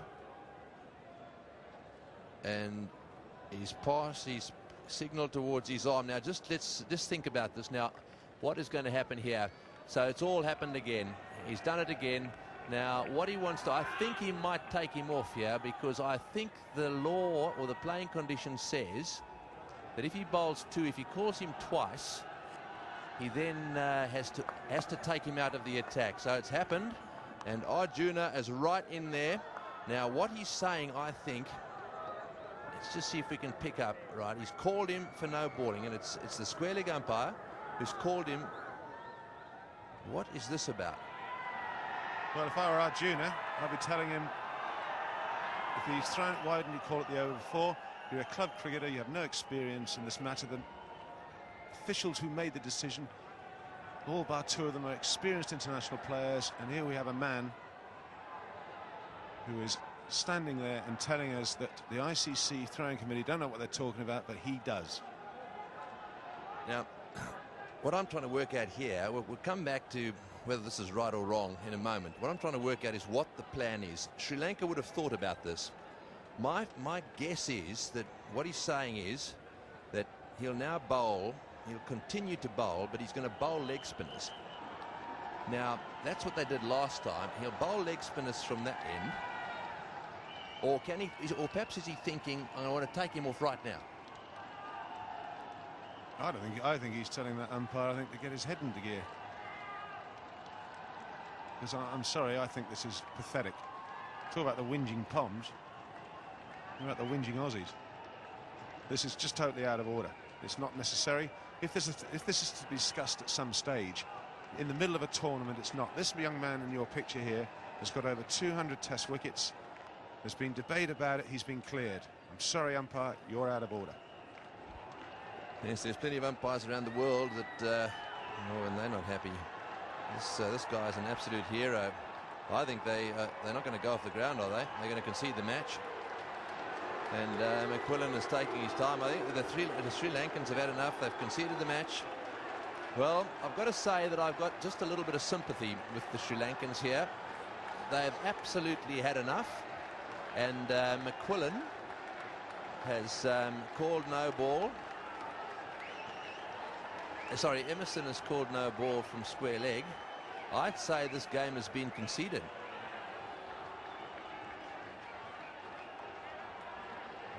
I don't blame Arjuna. Arjuna Ranatunga is exactly right. I think umpire Emerson is saying that he knows more than everyone else playing the game. Umpires all around the world are happy with what that young man has done. This man here doesn't say anything in the first over. Well, I think it's bizarre. Unnecessary. Does nothing for the game of cricket. One man's moment of glory. Yes, well, I hope that the Sri Lankans do come back on. I think their manager will come down and talk to them. The umpires are standing there. The Sri Lankan players have not gone off the field yet. Having a discussion maybe with their manager there. Ranjit Fernando talking to Arjuna, who's now coming back onto the field, is he? Well, I didn't think I'd see this, Ian, in modern cricket, with all the referees and videotapes and whatever. I find it totally unnecessary, Bill. If there's anything to be discussed, you don't do it in the middle of a series. Discuss it at the end. It's been good enough for everyone else around the world. This has been building up. And there's the match referee. Peter van der Merwe, the match referee. And I've always found Peter van der Merwe a very fair and honest man. And I think that he's going to talk to Arjuna. And I think that Arjuna is totally unhappy about the situation. I think it's totally unnecessary. And I think that this just leads the game up a blind, dead alley. What a sensational one. Disappointing summer sprint. It's been controversy all the time. Really doing. Very tough for him. Yeah, and he's a terrific lad. I enjoy watching him perform. He's been cleared by everybody in the world. I don't think this is what the Australian Cricket Board need at this moment in time.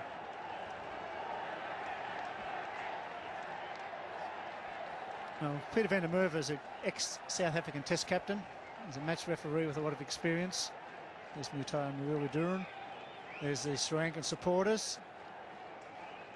What a sad moment for cricket.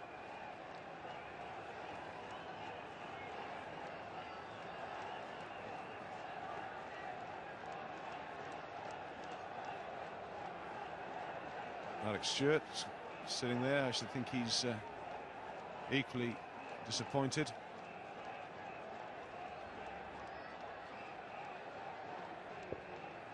Well, that's the no ball that was called. And well, you made the decision, mate. You live with it. By Ross Emerson. I've never seen anything going as long as this either. The match referee talking to Arjuna Ranatunga. 7 minutes have passed by. Here's the replay again.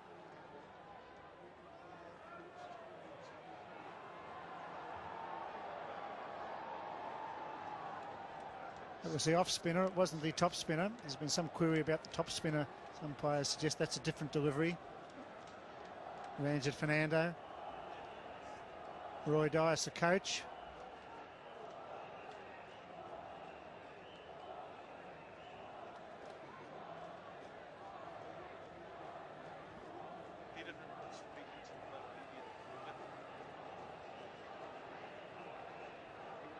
Match referee. And a long chat by Emerson. And he might just be asking him, I know what question I'd be asking him is, you know more than the International Cricket Board. Amazing. Well, it's very, very sad. Umpire Ross Emerson talking to the match referee. The press are mingling around now. The journalists are getting around the circle of players. Cricket doesn't need this. As you said, it should be decided at the end of the season. Got to review his action again. That's fair enough. That's fair enough. And we do it through the channels. But this has been building up for quite some time now. And it was only a matter of time. You have to question whether it was right to put these two umpires in this situation. They've already called once. The game is the one that suffers, and so do the public. I think it's quite bizarre. Roy Dias, the coach. Aravinda De Silva on the phone. Ranjit Fernando, the manager. Wonder who they're talking to. That'd be interesting. Well, I would think they'll be talking to their highest authority to find out. The players, I think, feel very strongly about this. And that's the management of the Sri Lankan team. Well, this is a terrible moment. Terrible moment for those lads there. For the English team. And for all the spectators that are here. Absolutely unnecessary. It's not the time to even be discussing it. Game of cricket must go on. The ACB must need this like a hole in the head at the moment, Bill. Well, cricket needs it like a hole in the head. I remember Ray Illingworth taking the team off when John Snow was assaulted by a player and come back. I know, I thought that was fair enough. There was some risk to Snowy on the fence at the Sydney Cricket Ground. But this is entirely different. This is a side backing a bowler and saying, well, he's been passed by 40 umpires around the world. Why should this happen halfway during the series? I agree. Absolutely agree. I think it's an awful situation to put the player, his captain, his team in. Time Murugathan having a word from Roy Dias, the coach, the management. Oh, I think this is so unnecessary. There's a time and a place. This is not the time nor the place. Very hard to tell what's going to happen at the moment. You see, the situation is, Bill, if they do go back on, Emerson calls him again, then what happens? Yes, well, I'm not sure what's happening. I'm sure everybody around the world is very disappointed. The fact that's happened in the middle of the Adelaide Oval on what should have been a magnificent weekend for international cricket. And at the moment, it's a disaster. Well, if the Sri Lankans refuse to take the field, then that's the end of the triangular series, I suppose, Bill, is it? It's another question that have to be answered by the cricket authorities, I would guess, but I'm sure they won't want to play again because they're going to say our main bowler's going to be called. We're not going to play in the rest of the series. The whole thing is really out of hand.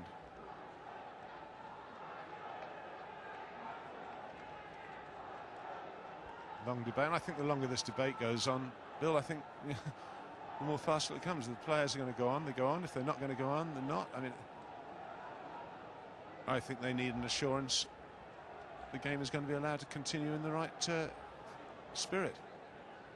Now, Arjuna is not happy, and I think he's got a point to make, and I think he's got a strong point to make. Well, he's the most experienced one-day captain in the world. Peter van der Merwe is a very experienced match referee, and he's to be very calm. And he's a calm man, Peter van der Merwe, a gentleman. And Arjuna's making a strong point there. I'd love to know what it is. But this is amazing scenes here at the Adelaide Oval and doing nothing at all for international cricket. Well, Arjunas looks to me as if he's standing his ground here. And I think he's got every right to. He is an angry man. I think he's angry, he's disappointed. I get the feeling they're going to come back onto the field. But this is just a terrible, terrible situation. And what happens here, I don't know. No, well, they're going back on after a long, long discussion with match referee Peter van der Merwe. 12-minute break. Maruli Duran. Retire Maruli Duran. We'll go down to Tony Gregg, who's standing at the fence at the members' gate. Yes, thank you, Bill.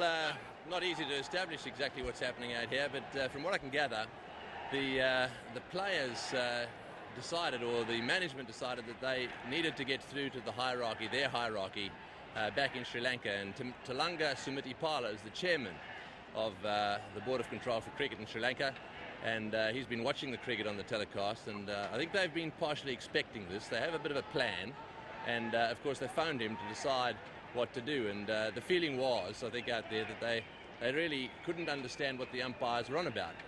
He did nothing that was any different from the ball before, or the ball before that, apparently, according to the players, and they couldn't understand why it was that the no ball wasn't called a little sooner.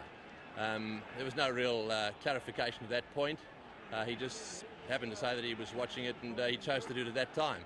Now, they've gone back on, and we hear that there are a few minutes that have been lost, and apparently there were 45 minutes that they could have taken, and it would have been all right. That was according to the ACB representative here, to make this decision. However, they've gone back onto the ground. I assume that Tulanga Sumitipala said go back out there. The interesting thing now is, what are they going to do? I suspect that Maruli Duran will bowl leg breaks, and it'll be interesting to see whether he's called again for bowling leg breaks. So that's all I can tell you from down here. We'll see if we can find someone to talk to. Thank you, Tony Gregg. Well, it's drama here at the Adelaide Oval. Very disappointing. It's going to be headlines right around the cricketing world. Maruli Duran has been called again by umpire Ross Emerson. Called him 7 times at the Gabba.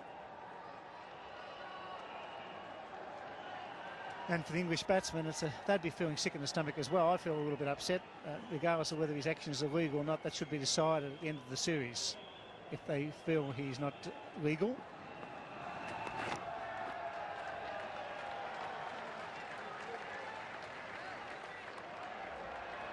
Misfield, they take 2. It's going to be very hard for the Sri Lankans to get back into this match. Bill, I think that this game is dead in the water. Here's a man being told to have to bowl leg spin. Well, I don't understand it. I really don't know what the game's coming to. Oscar Wilde said, didn't he? Every man has 15 minutes of fame. Well done, Ross. You've got it. Hicks sweeps this time. They'll pick up 2. You can tell by the quietness in the crowd that everybody's shocked here at the Adelaide Oval. Not really aware of what's going on. He's been called. Obviously, he's going to bowl out bowling leg spin. Tony Gregg got that right. I'm not sure what the last delivery was. The one previous was. Let's watch this one.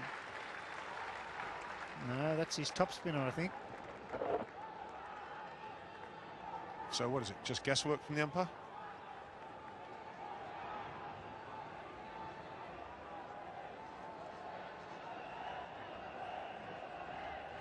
Juna.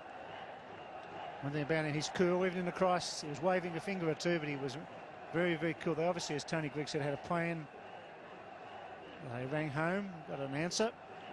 The match continues. It's the over bowled. It's 1 for 100.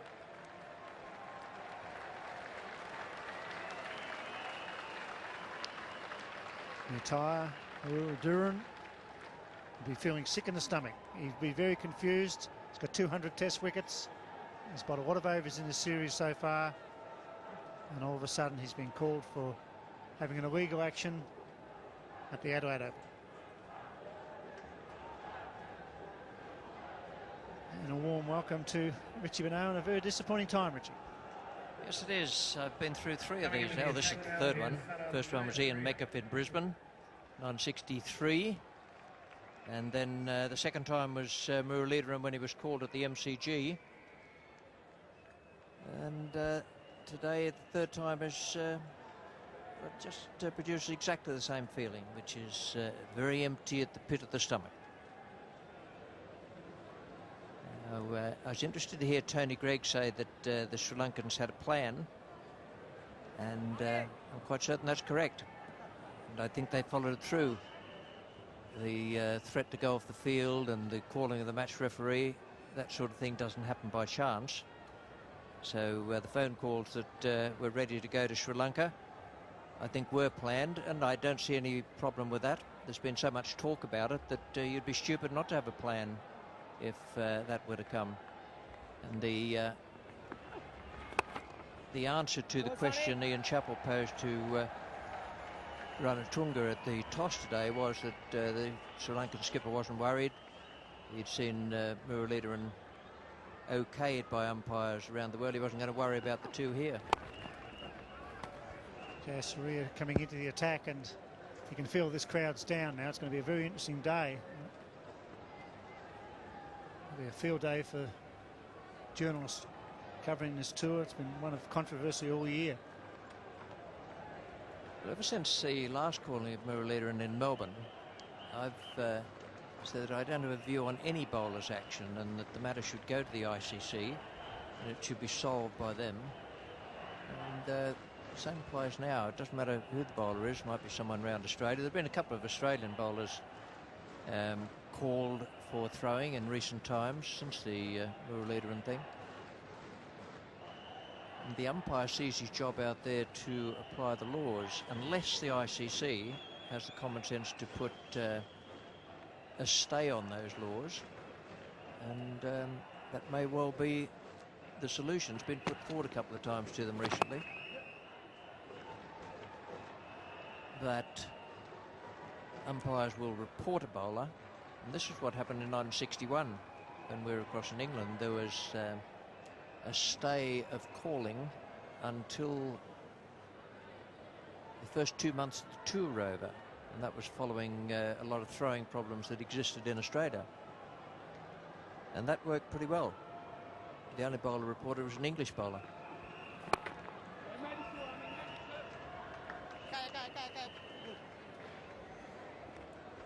Me and both of them had a point about Ross Emerson just calling that one delivery. Why that one, Richie? That doesn't make a lot of sense, does it? May have been the one he thought the bowler had his elbow bent and then straightened.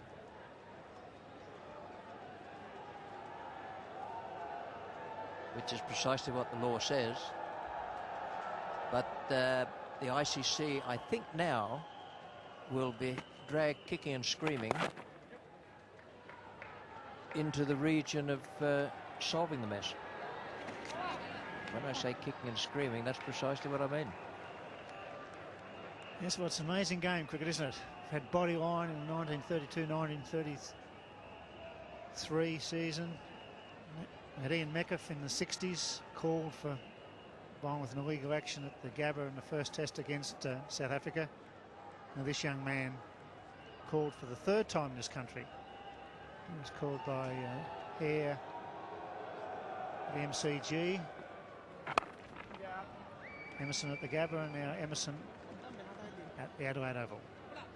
5 off the Oval, 1 for 105.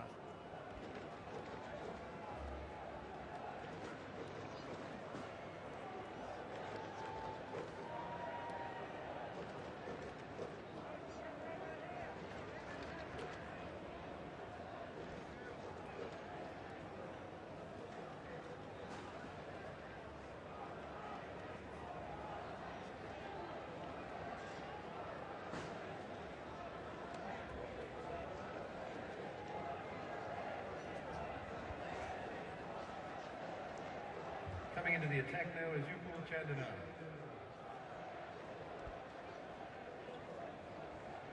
It's 1 for 105, and we apologise to racing fans. We missed race 6 at Caulfield because of that incident.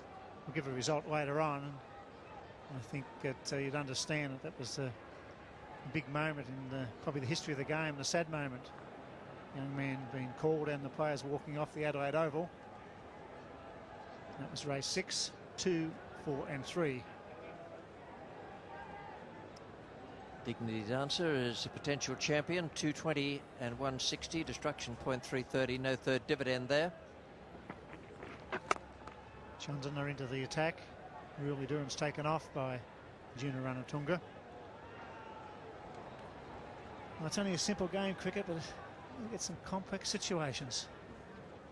Well, a lot of people talk about it being thatch roof pavilions and salmon sandwiches with the crust cut off and wheat tea under a filtering sun. It's not always like that. It's been the game I've classed as, for many years, I've classed as the most controversial of all.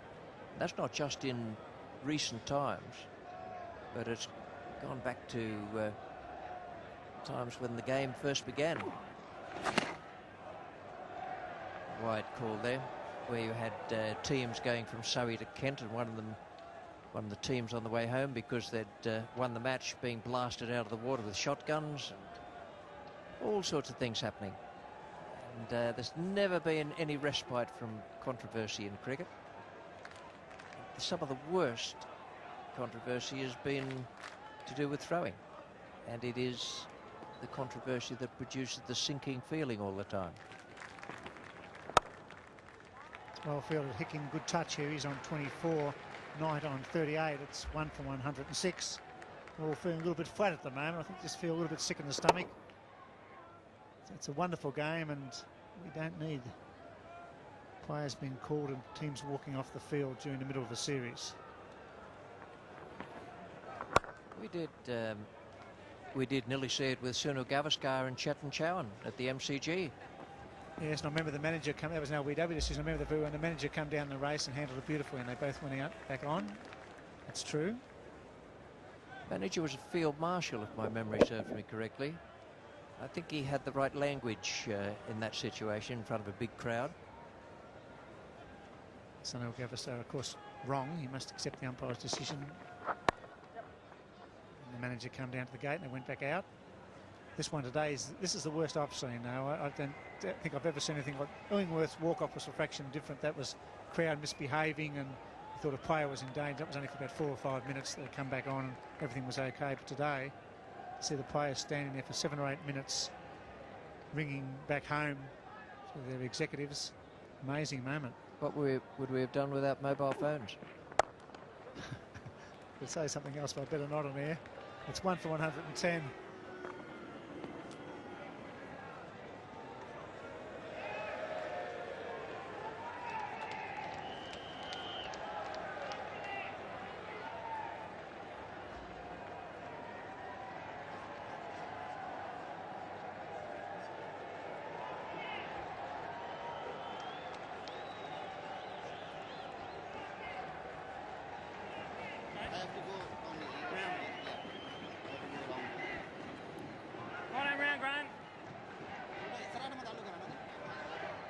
Welcome back to the Adelaide Oval. Guess who's bowling from the city end?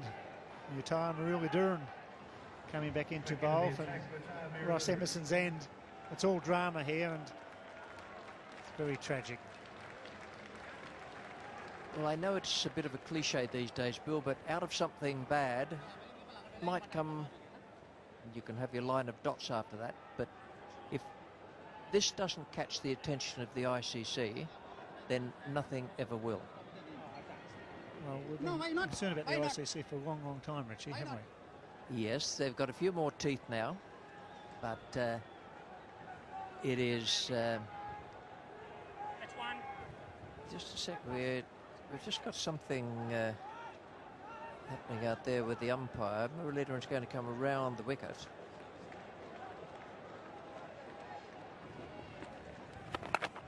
That's right, Murali.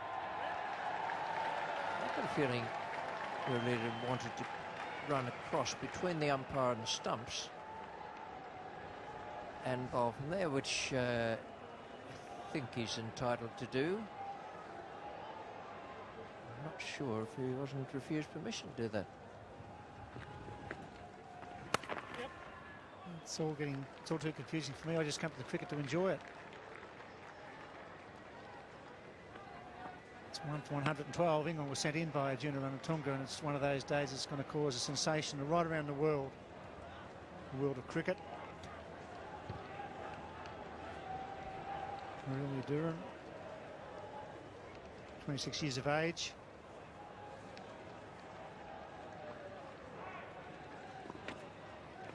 No! Graham Hick on 28, Knight on 39.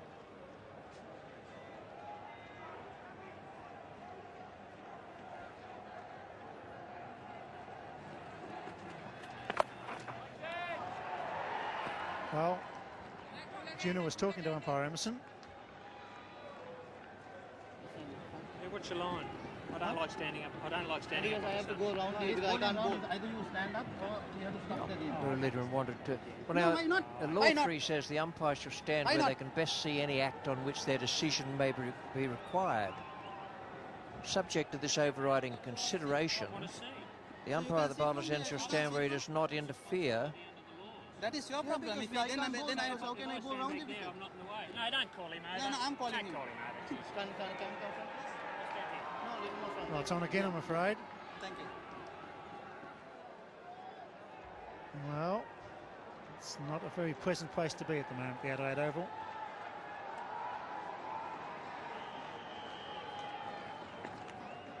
Oh, yes, Murray. Beautiful. They're subject to the umpire standing where he can best see and be able to act on any decision that may be required.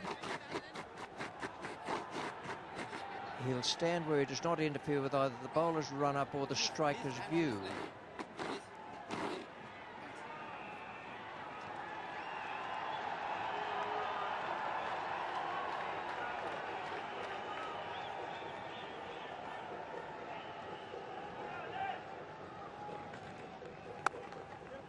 Drives down to long off, 3 off the over.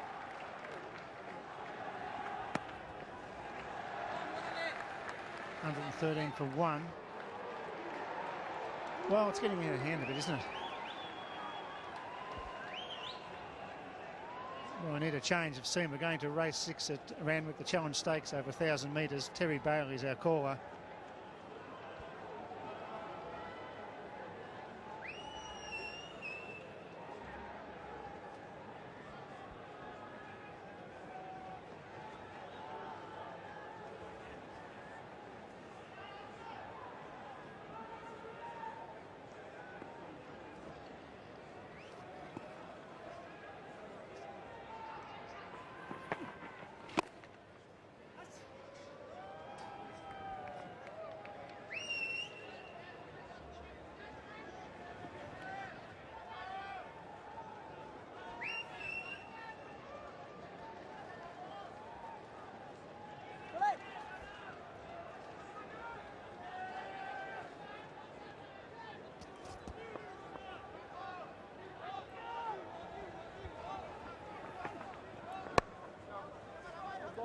Well ball, bully!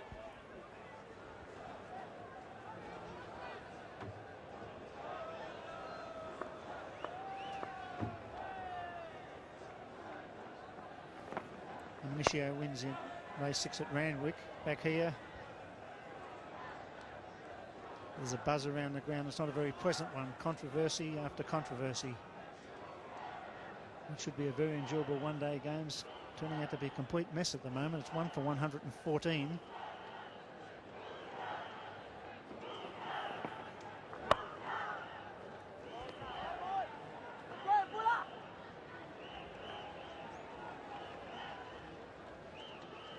Chandana, the leg spinner. 50 partnership between Knight and Hick.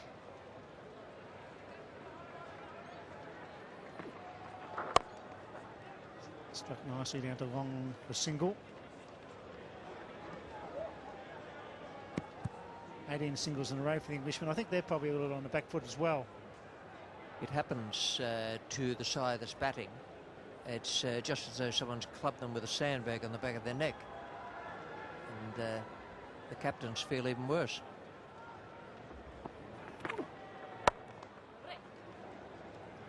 Three off the over.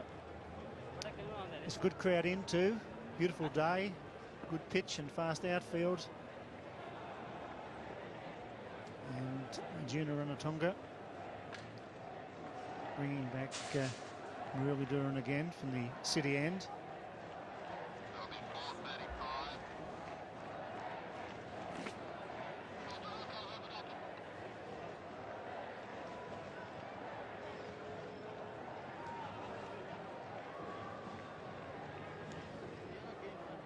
No, I don't like being here. I'm uncomfortable standing. I'm also uncomfortable doing it. I'm on the line. I'm on the line. I'm not going any This further. line is here, you see? That's the line here. That's the Right, line. I'll draw the line. Okay. Yeah, I'm in charge. No. I'm in charge of happening.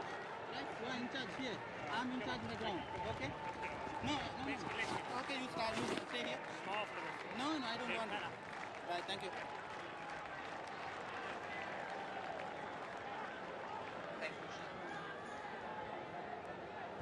Well, every pitcher tells a story.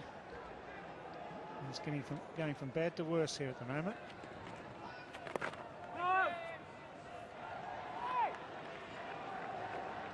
Hick, Knight, the batsman, they're playing a minor role in the drama of the one-day international here at the Adelaide Oval. The leading players at the moment are umpire Emerson, Maruli Duran, and the captain, Junior Ranatonga. It's a big hit.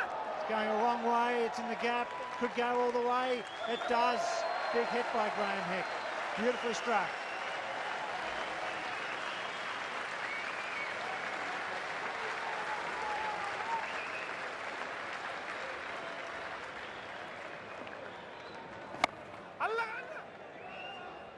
I think the cry was catch it, but it was a big hit. He's a strong man, Graham Hick, and he's in very good form. He's moved to 37. He's going to be a key man in the series. If the series goes on, what happens if they decide to pull out, Rich? I don't think that will happen, Bill. I think you'll find that common sense back in Sri Lanka will say to them that there are a number of alternatives, not one of which is pulling out.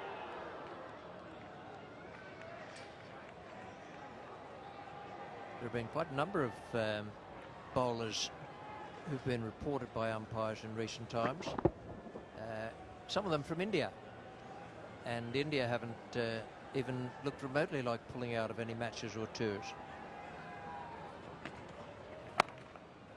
He's bowling the old leg break as well here, Maruli Duran. He's pushing the ball through quickly. Big six by Hick. A long hit here in Adelaide, the long on position. This time he sweeps. 7. No, I don't like being here. I'm uncomfortable standing. I'm also uncomfortable doing it. I'm on the line. I'm on the line. I'm not going any This further. line is here, you see? That's the line here. That's the Right, line. I'll draw the line. Okay. Yeah, I'm in charge. No. I'm in charge of happening. Right? You are in charge here. I'm in charge on the ground. Okay? No. Okay, you start. You stay here. Smile for the No, I don't want it. better. Right, thank you.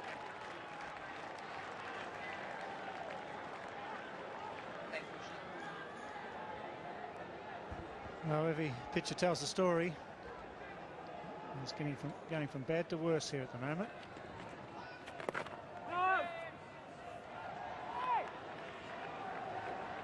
Hick, Knight, the batsman, they're playing a minor role in the drama of the one-day international here at the Adelaide Oval. The leading players at the moment are umpire Emerson, Maruli Duran, and the captain, Junior Ranatonga. It's a big hit. It's going a wrong way. It's in the gap. Could go all the way. It does. Big hit by Graham Hick. Beautifully struck.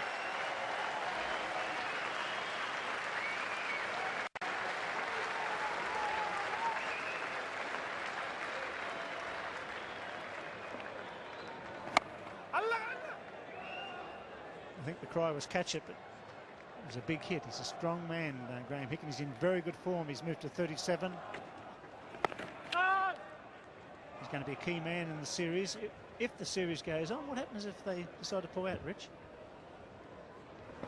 I don't think that will happen, Bill. I think you'll find that common sense back in Sri Lanka will say to them that there there are a number of alternatives, not one of which is pulling out.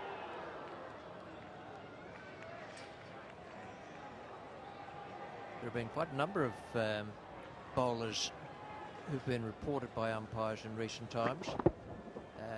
Some of them from India. And India haven't even looked remotely like pulling out of any matches or tours. He's bowling the odd leg break as well here, Murali Dhuran. He's pushing the ball through quickly. Big 6 by Hick. A long hit here in Adelaide, the long on position. This time he sweeps. 7 off the over. 123 for 1.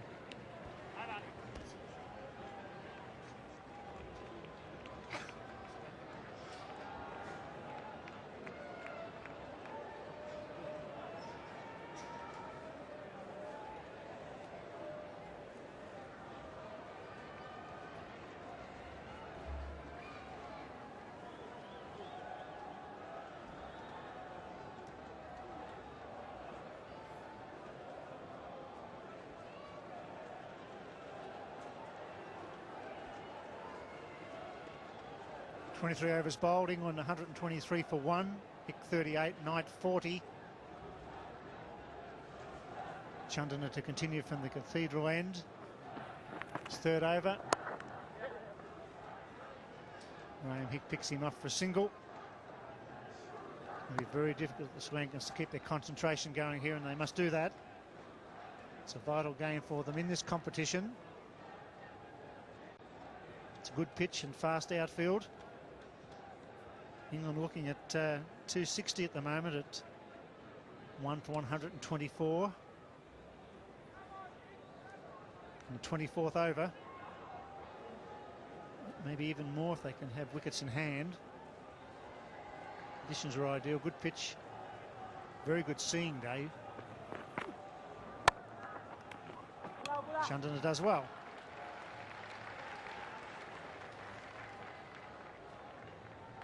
Dividends from race 6 at Randwick. Challenge Stakes, Abonito, 250 and 170. A very good horse.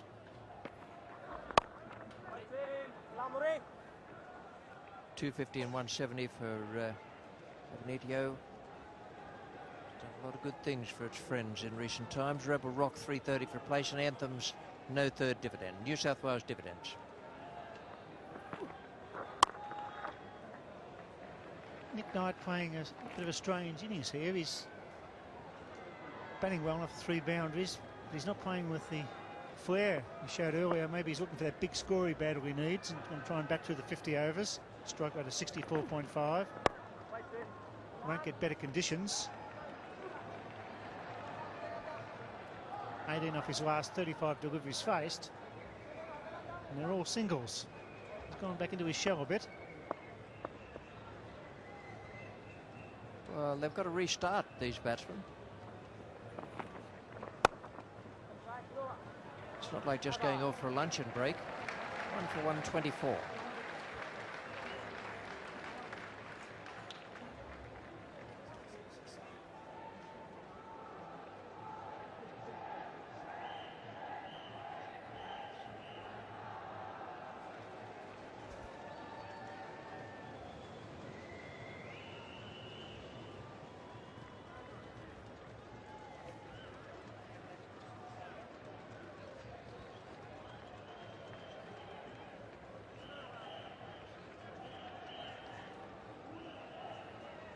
.24 overs gone. England 124 for 1. Really doing continues. It's a nice late cut. And Hick might be in trouble. Hick just a fraction wide. Just a reminder to our Adelaide viewers that they'll be leaving us at the end of this over. We want to see a bit of controversy and drama come down to the Adelaide Oval. It's been one of those days. Tomorrow, Australia versus Sri Lanka. There's a few tickets left. Bass is staying open to 5 o'clock this afternoon and 131246. And there'll be some tickets available at the gate if they're not all sold out this afternoon. It's Australia versus Sri Lanka tomorrow. A day-night game.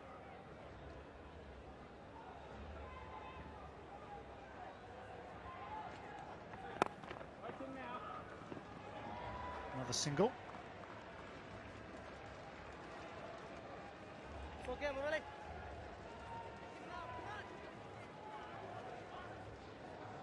Mutai and Maruli Duran. The headlines right around the cricketing world for the wrong reasons this evening.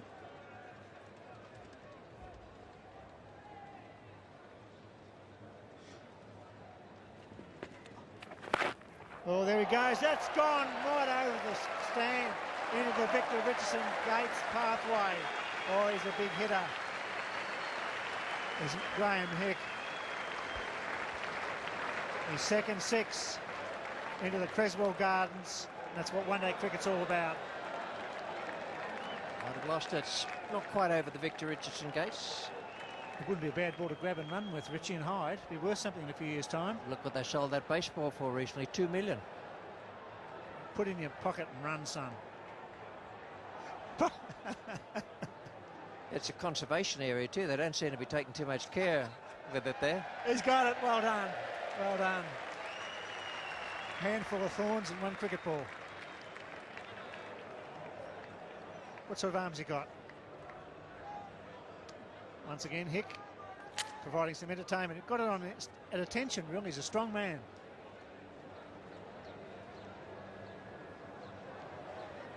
I'm intrigued. That was a big hit. I'm intrigued at the umpire standing right up over the stumps at the moment. He's quite entitled to, because the law does say that he stands where he's best able to make a decision. I'm just wondering, quietly away in the corner here, just following the flight of the ball there. I don't suppose there's a scenario where the umpires have been told not to call him again. Well, certainly if you're going to call him, you're not going to stand there, are you? You're going to stand back. I'd have thought that is absolutely correct. You would stand back where you've got a good view of it. That's good running. I must admit I'm a little bit lost and saddened by the proceedings this afternoon. You come to the cricket as a player or a journalist or a broadcaster just to enjoy the game. The umpire's looking at his foot there, not his arm at all. Just crossing my cynical mind that may have been a direction given to the umpires that the matter will pass through the ICC, and the umpire standing up over the stumps there where he doesn't get a good view of it. Not all come out in the wash, but not sure when the washing will be hung on the line. Will it be a grey wash, Bando, or? It'll be a cold rinse, which it's been a very dampening afternoon for cricket. It's no joke.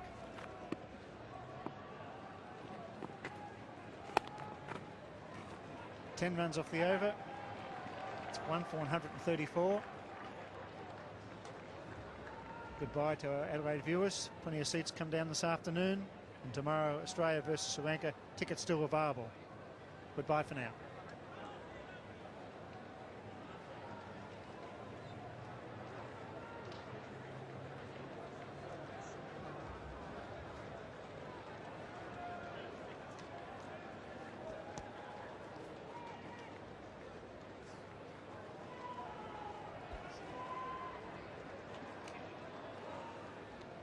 England well placed, 1 for 134, as Ian Chappell and Tony Gregg take up the commentary. Thank you, Bill. Yes, well, a lot of drama, isn't there? Quite unbelievable. All of you watching this telecast in Sri Lanka will be very disturbed with all of this, as indeed are the members of the hierarchy of this team, no doubt all the players as well. This game really now has been turned on its head. Apart from the fact that England have got a run rate of 5.36, they're going really well, and sort of gets the feeling that it's very hard to concentrate down there when all this sort of thing's happening. However, there's the man. He's got to handle it. He's got to get on with it. Yes, it hasn't been a good few months for the ICC. What with bribery, match fixing, bookies affair, chucking. And I guess the major problem is that not much of it is being resolved, if anything is being resolved. And I guess the fact that this has been allowed to just interrupt the day's play the way it has today was quite sad.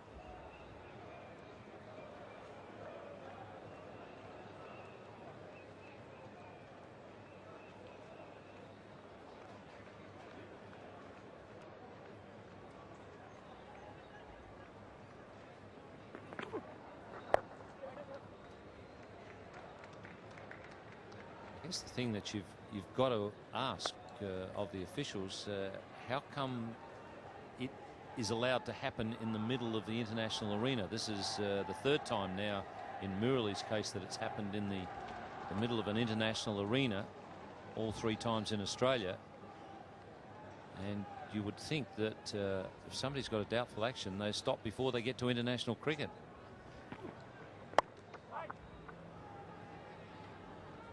Surely you don't have to wait till they get to international level before you discover that they've got a doubtful action. They've got to be stopped before they get that far. Yes, there's no doubt about that, and that's happened before. 5 runs off that over. It's 1 for 138.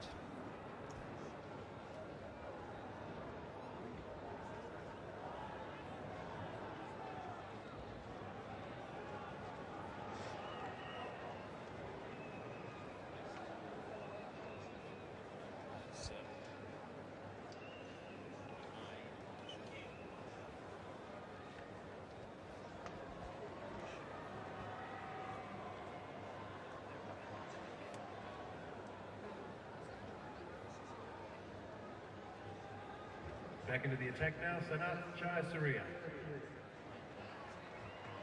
England 1 for 139. Nick Knight on 45 and Graham Hick on 49. You've got to have a bit of sympathy for the England batsmen too, because it can't have been a lot of fun for them, the standing around. Difficult to start up again. And Graham Hick, for instance, he's hit a couple of sixes off Murali Dhuran, and he's going to feel a bit like he's taking advantage of a weakened man in hitting the sixes. I guess you've got to somehow try and wipe that out of your mind as an international batsman, but I'm sure he's going to be feeling a bit sick in the pit of his stomach about hitting Murali Dhuran for 6 under these circumstances. Yeah, he's been forced to bowl leg spinners, and of course the other thing about that is that he's already been out once. He's on his second innings. That happens. That can happen in any course of an innings, but he got a huge edge to one and was given in. So almost a double whammy there.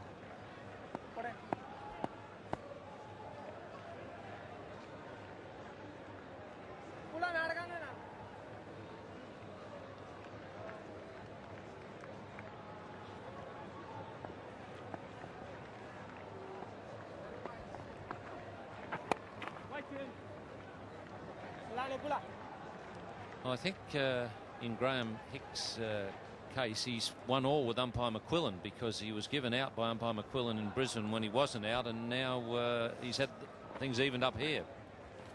Well done. Good. Good, Sana. So Jayasuriya, the bowler who's taken more wickets for Sri Lanka in one-day internationals than anyone else, is into the attack now. Oh, and that's got to be close. Well, that's interesting. How come he can't make a decision on that one with a naked eye, and yet he can call the flick of an elbow with a naked eye? Well, everybody else in the Sri Lankan squad is very excited. Murali, I must say, has made the throw and he's hit the stumps, and he's not getting too excited, and he's out by miles, absolute miles. So Murali Dhuran has done it with a throw, a direct hit. It's 2 for 139.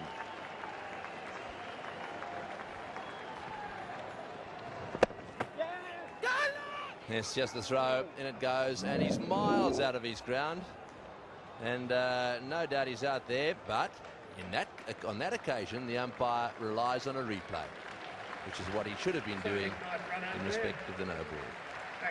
So there we are. Nick Knight run out for 45 off 74.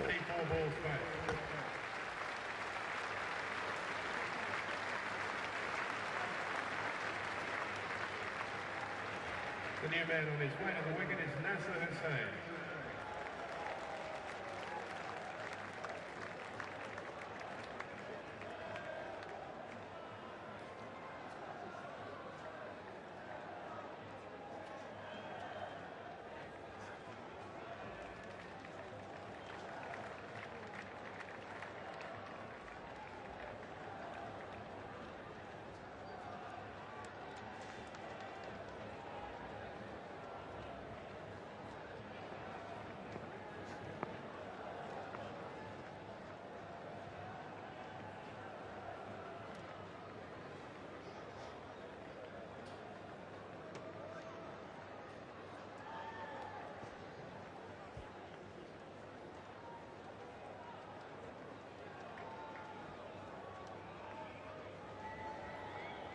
So Nasser Hussain in good form, striding out to the centre to join Hick, also in good form. The run rate 5.2, 2 down for 139 now. Good batting conditions, a nice day in Adelaide. And a lot of tension all round this ground.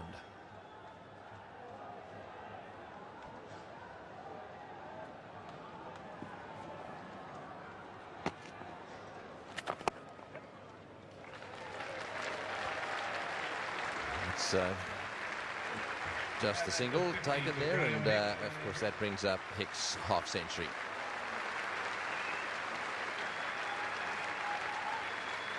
Yes, he's played very well. He's in good form in this tournament, and he's holding down that number in 3 position, and with Graham Hick in good form, it's been he's been part of the revitalisation of this England side.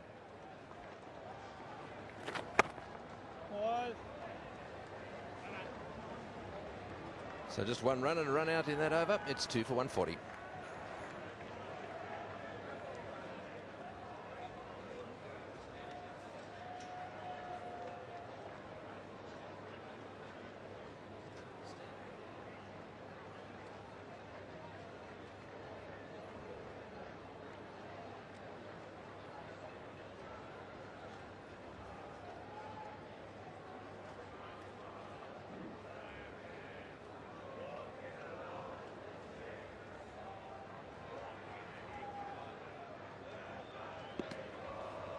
Two for 140.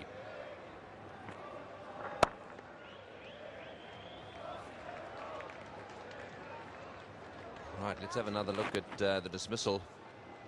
Good run out this one.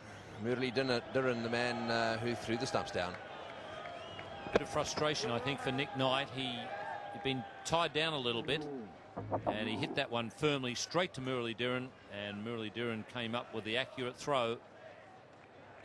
And his teammates were delighted for him. He wasn't, he's obviously not in the greatest of spirits at the moment.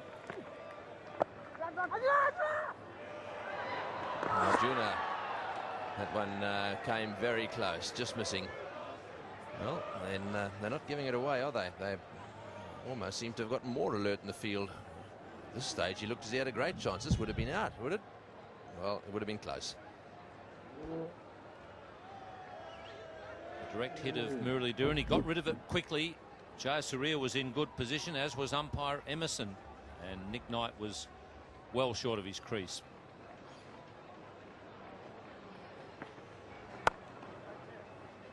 All well fielded. It wasn't a great bounce there, and that was nicely fielded too.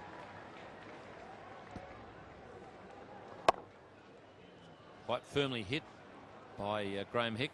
Good save.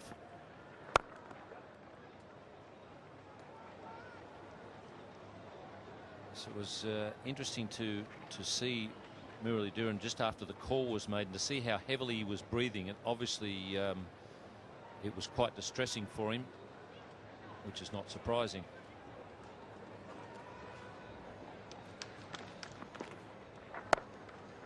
Yes, well, there'll be headlines in every newspaper around the world.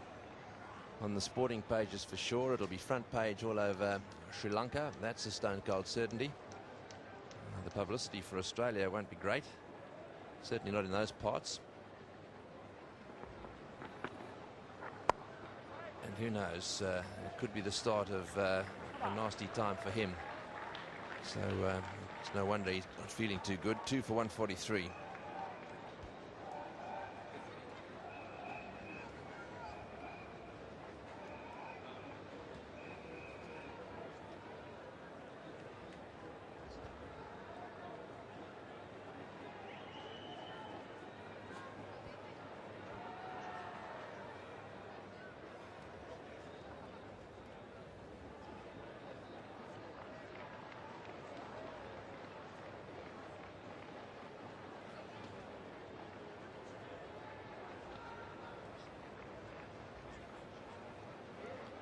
Two for 143.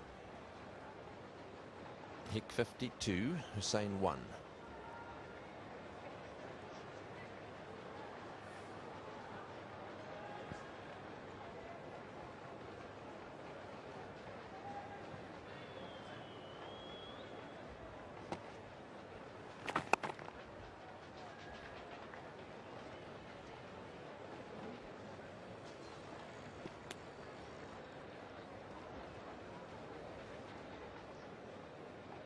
Run rate 5.11 at the moment. Hick 53, Hussein 1.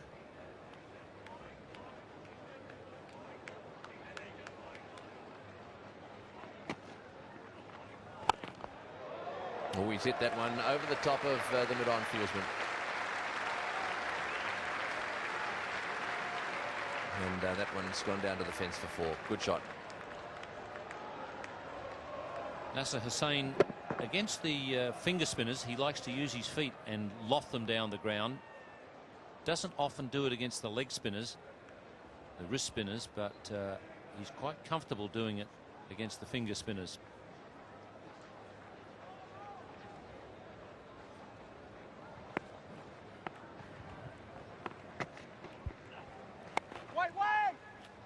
It's interesting to note now that umpire Emerson is standing well back, which allows Joe Saria to come running in front of him, so between the umpire and the stumps, which suggests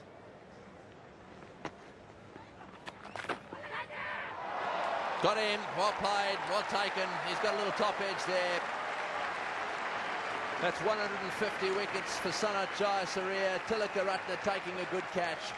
He and Mahanama have been good fielders for this side over the years, and that was a good one. Well, they were obviously an angry team when they went to walk off the field, and they came back under a bit of protest. But I think so far Sri Lanka have been able to use the anger, make it work for them rather than against them. Some good fielding, good run out by Murali Dhiran, good catch there by Tilaka Ratna, and now they're edging their way back into this game. It's 3 for 148. Nasser Hussain out for 5 from 7 balls straight.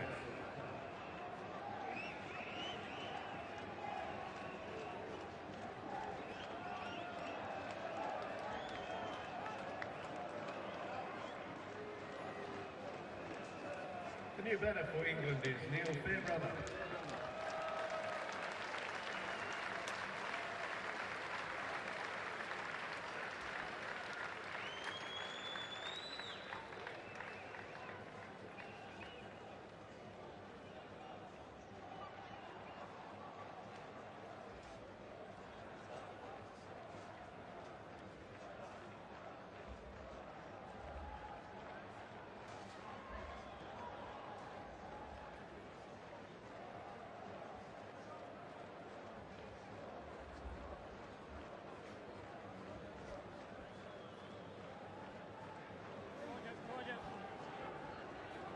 A little bit, Neil. Yes, center one.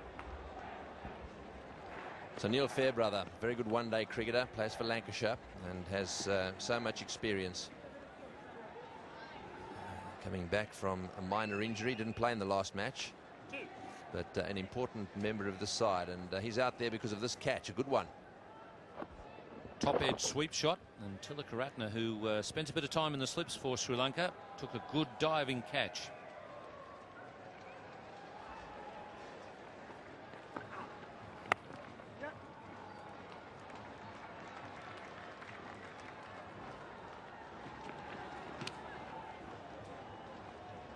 no doubt that Jai Surya has been really getting into it, and he's been very lively since the controversy.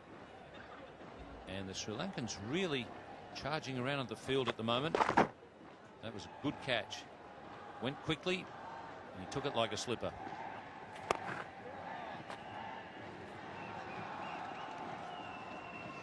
Seven runs on a wicket off that over. It's 3 for 150.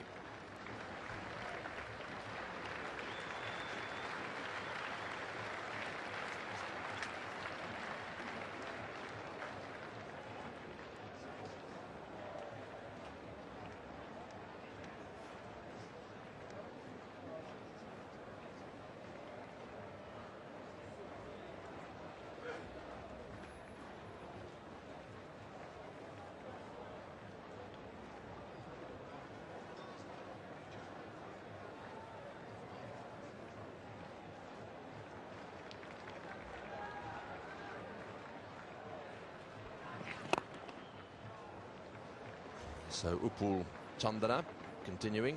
No wicket for 17. Middle, please. 150 coming up for England from 176 balls.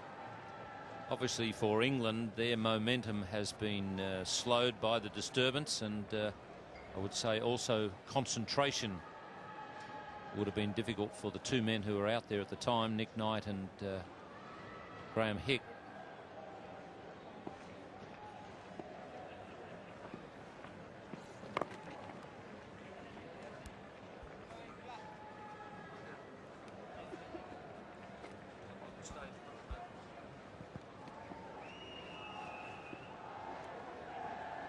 It was the 18th over when Muralidharan was called for an illegal delivery, 18th over, and you could see that the momentum there was really very good. Some very good scoring overs.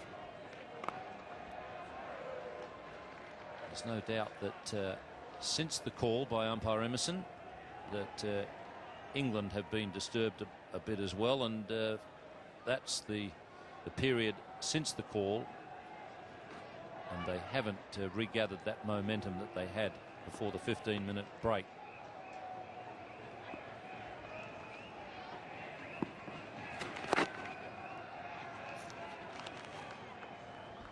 Yes, it's no doubt that that very good start they had, a real flyer, has been slowed a bit by the interruption.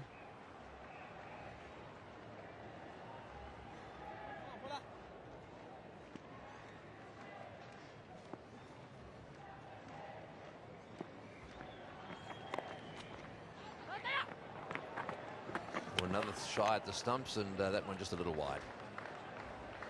So the end of the over, it's 3 for 154.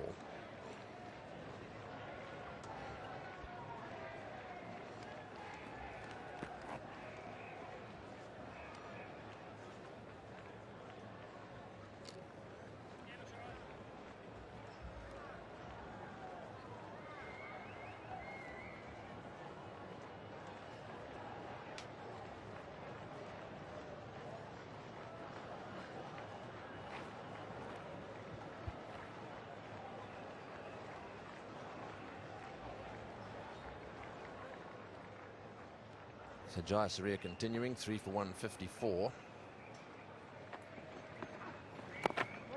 So we've managed to track down Mr. Doug Insole, who's the English representative on the committee that is put together by the ICC in respect of actions. I think that's probably the best way I can describe it. He'll no doubt tell us more as that one's hit away on the offside, and he's with Richie Benno at the moment. Thanks, Tony. Good afternoon, Doug. Hello, Richie. And we talked to one another at not a very good time. Not a very good time for cricket. I've been through a few of these over the years. Can you give us an idea of the procedure? First of all, there is a committee, and of whom does the committee consist? Well, the committee is one representative nominated by each country. Clyde Walcott chairing, making 10. And what is the procedure? Does it need to have a report from the umpires before the ICC committee will go ahead? It needs to have a report from a referee. So the umpires will report to the referee. And he Referee sends a report to the ICC. And what happens then?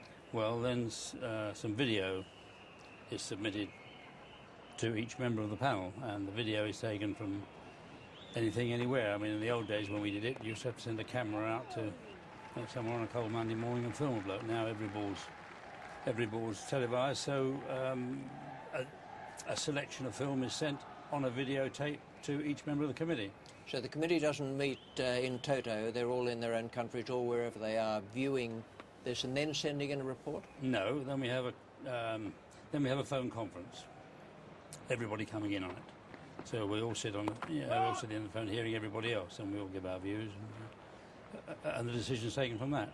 If there's any remedial action necessary, if the committee says, well, yeah, we reckon this guy's pinging a few, and we'd like to see him not taking advantage of the opposition,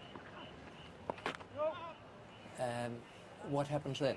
Well, the board is notified by ICC. That is the individual board. In this case, it would be the Sri Lankan board. Yeah, yeah. And it's up to them to decide what they want to do. But without mentioning any names at all, a couple of bowlers have been over to have some remedial action, recommended.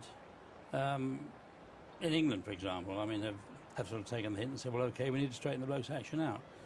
If that happens, then he's got to go back and play in a match and prove that his action is OK in a match as distinct from OK in an indoor school where he's having the remedial action applied. And just in recent times, Graham Hick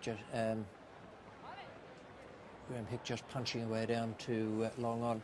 Just in recent times, there have been reports in India that there have been some of their bowlers who have been reported. And have they undergone remedial action? Yeah, I don't think this is all meant to be confidential in the sense that once you start going into bowlers, then people start becoming suspicious anyway. So I don't want to mention any names, but of those that have been seen, worldwide as it were, there are one or two who've got perfectly ordinary basic actions, but who stick a bit extra in, obviously, when they're trying to do something a bit extra. And there are one or two who have got a basic fault in their action. There's no way that ICC can say that bloke's never going to throw again, or he doesn't throw. I mean, I'm the only Essex bowler that's been no ball for throwing. I threw one at Freddie Brown one Tuesday afternoon at a sheer peak. To my amazement, I was called by Tom Spencer at square leg. So that's my reputation, I'm a thrower. But I mean, anybody can go, well, you know perfectly well. Certain bowlers, when they're trying a bit extra or trying to do something, put a bit more in and ping it. So you can't ever take away from the umpire the right to say that's a no ball.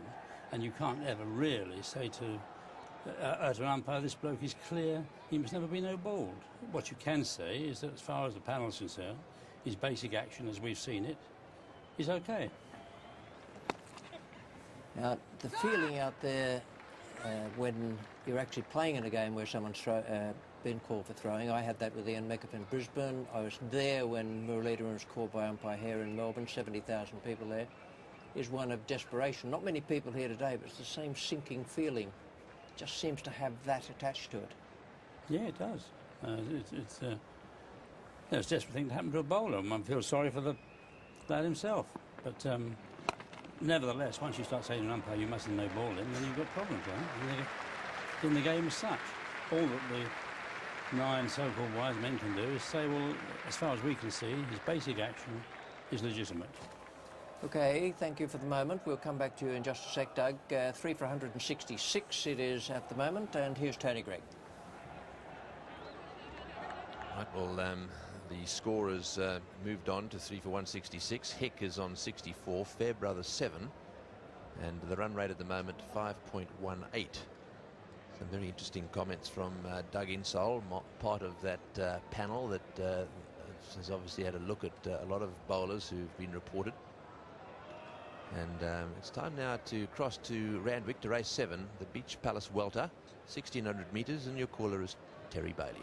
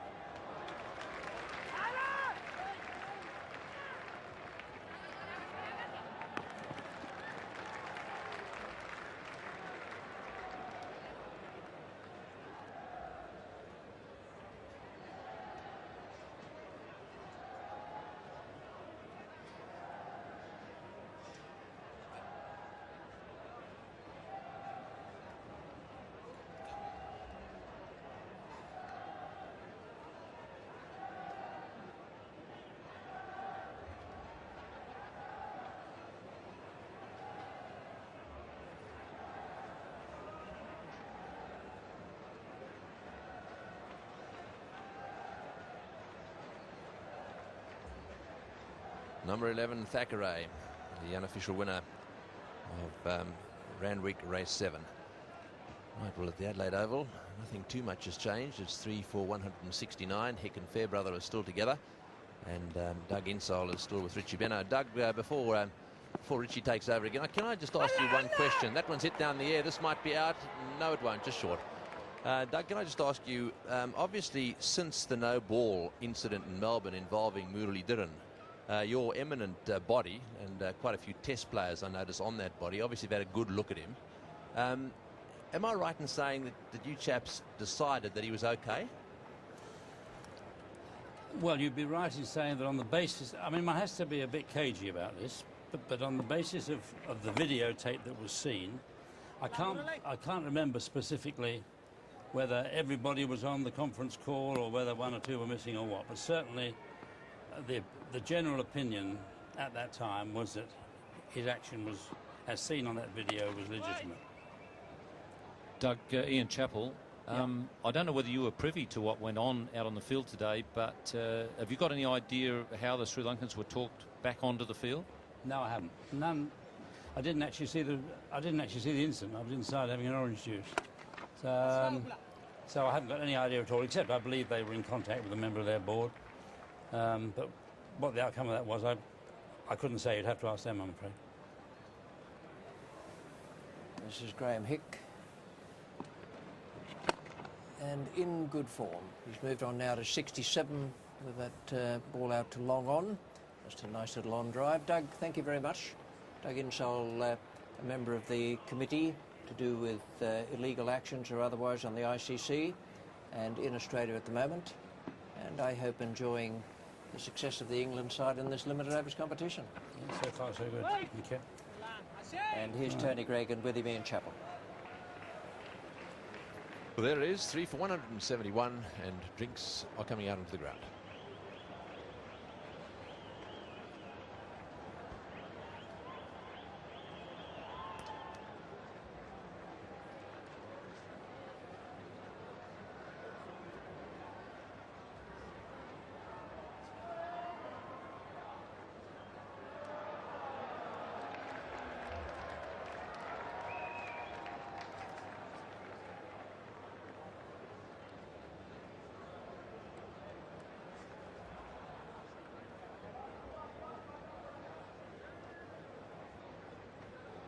Three for 171 after 34 overs here at the Adelaide Oval. No drinks being taken just at the moment. And in the commentary position now, Bill Laurie and Richie Benno. Thank you, Ian. Yes, Graham Hick has moved on to 67. He's a danger man now for Sri Lanka. Going for another 100 in the Carlton United series. England well placed after 34 overs. Run rate of 5 runs per over. Hick striking at 90. Surya to continue from the members' end. Fairbrother on 9, just working the ball into the gaps. He'll play second fiddle to the man on strike, Graham Hick.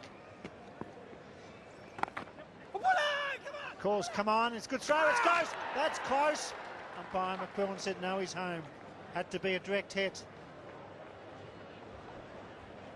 Mahanama did well, but it needed a direct hit. There's a pick-up, where's the batsman? Yes, a direct hit. He dropped the ball anyway. rule with Arana, but certainly he was home. Direct hit was what was needed. I think Ian Chappell's right. I think the Sri Lankans have lifted since the drama of the no ball call of Marula Duran. Saria with 150 wickets in the one-day internationals. Doing a good job.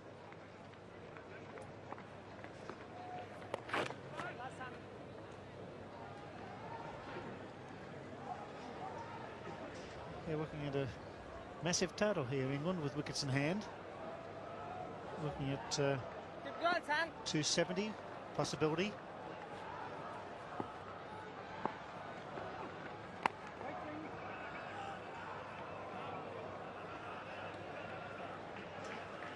Welcome back, Richie. Thank you, Bill. Nice to be back, Bill. We've had better days, but we're settling down now to the cricket.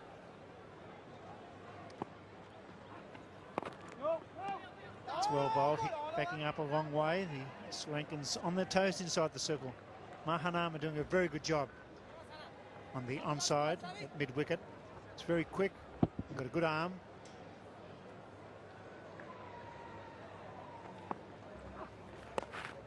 It's time, it's into the gap and just a single. Fairbrother will do that. Just work the ball around and as much strike as possible to Graham Hick. All of a sudden, Hick's becoming a bit of a star in this competition. He's a very strong hitter. 2 6s and 2 4s in his total so far. All of a sudden, there's 108 and 66. Ominous signs of the finals coming up. Sweeps, catches a cry, doesn't fall anywhere. 2 off the over, 3 for 173, and Drinks coming onto the ground.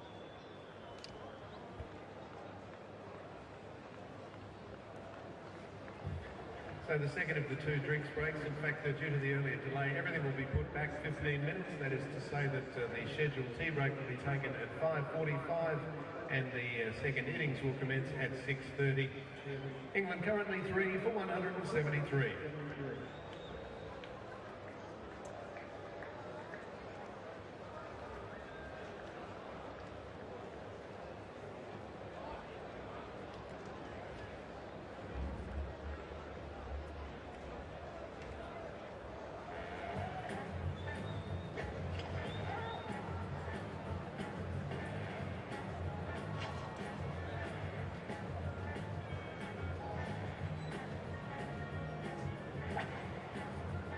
If you're really into cricket, you don't just play, you live it. Which bank understands? The Commonwealth Bank.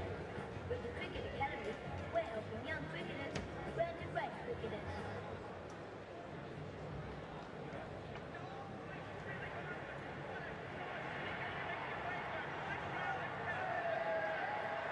Answers Australia is proud to be a major sponsor of the Ashes. For a limited time, this 626 classic wagon comes with 3 formats, 3-hour reels, and a free 6-decker CD player.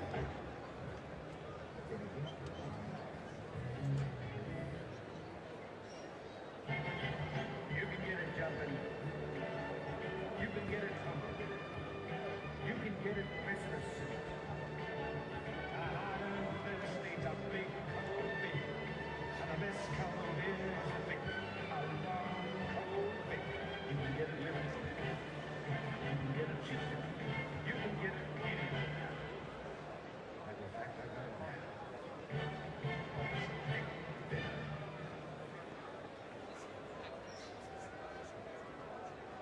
Don't forget the new concept stores are open for business, and if you want to get some team colours, make sure you drop along to the merchandise booths located around the ground. You can pick up some great bargains.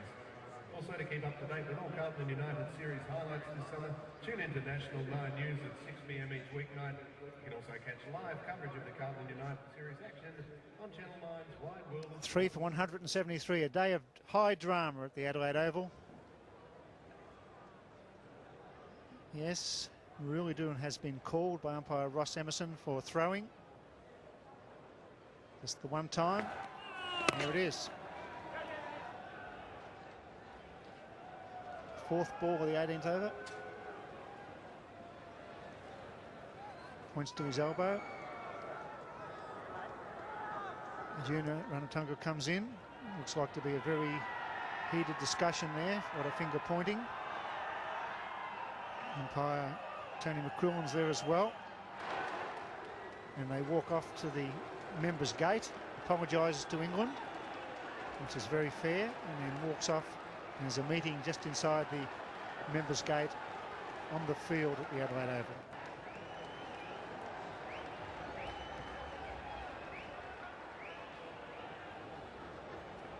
Umpire Emerson. Back live here. It's well driven by Fairbrother. Going to the wrong boundary, and they'll get 2.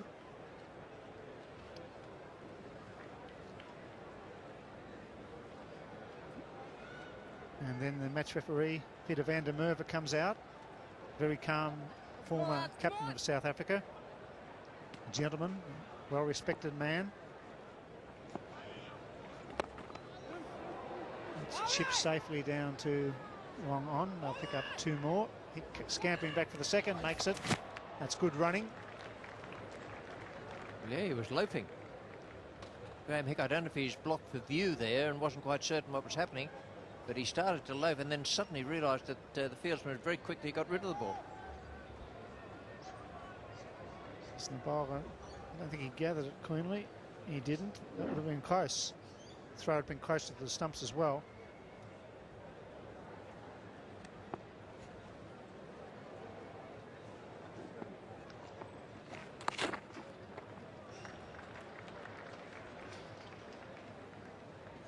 There was a lot of discussion. This break took actually 14 minutes. A lot of discussion. Peter van der Merwe and Ranatunga, the Sri Lankan captain.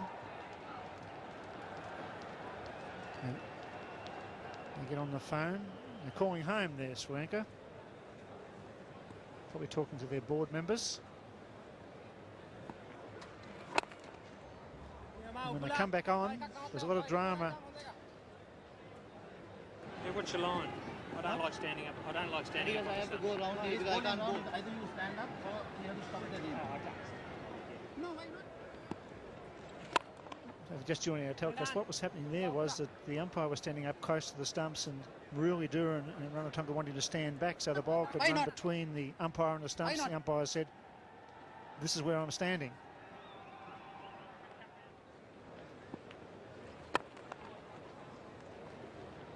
Six runs off the over. Back live. It's 3 for 179.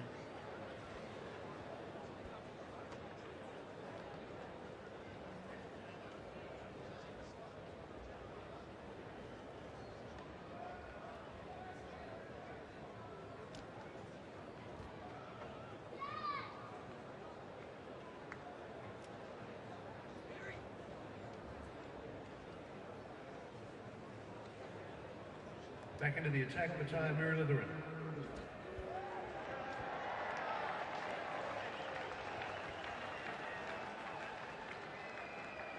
Three for 179. Utai Maruli Duran coming back into the attack at the city end.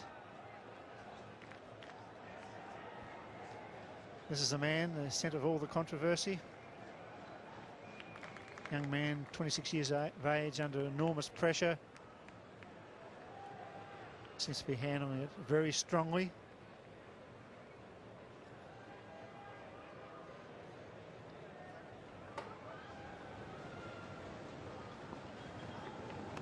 Swing and a miss by Hick, and Tony Greig is talking with Sri Lankan manager Fernando. Thank you very much, Bill. Ranjit Fernando, thank you very much for talking with us. This is obviously a very tense time for you. It is certainly, Tony. It is a tense time and a time of desperation, I think.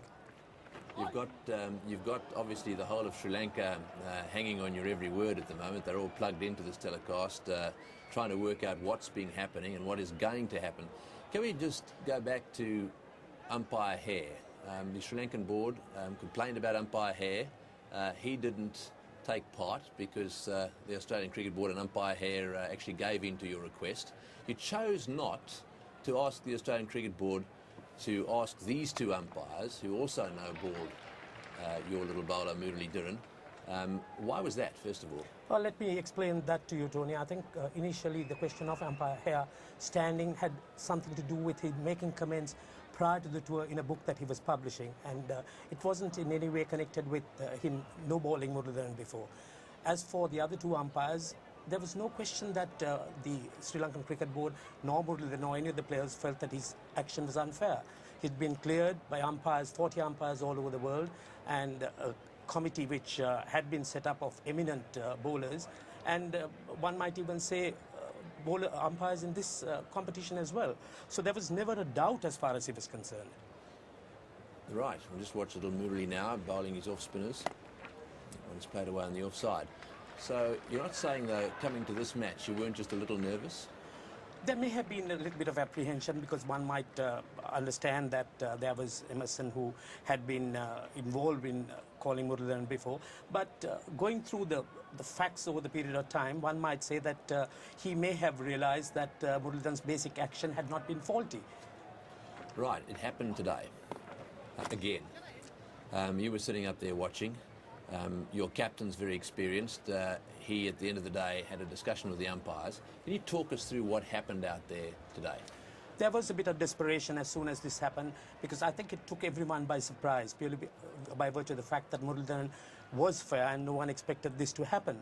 And when it did happen, I think there was desperation that set in, and if one might say a bit of confusion. And then Arjuna walked out with his team merely to get clarification as to how he should proceed. And can I just interrupt you there? That wasn't a decision made at that stage when they started to walk off towards the one got the impression up here that that was it. They were leaving the ground. It would have seemed to be so, but I think the basic intention was to find out as to how they should proceed, because this was something which they were taken unawares of and quite by surprise. So Arjuna came up, and the point was that the Sri Lankan board at no stage would have wanted the match to have been abandoned in a situation like this, because after all, cricket has to continue and the lofty ideals of the game have to continue. So as far as Sri Lankan Cricket Board was concerned, there was no question about it. And also, I mean, we didn't in any way want to embarrass the Australian Cricket Board, who have been very supportive of us.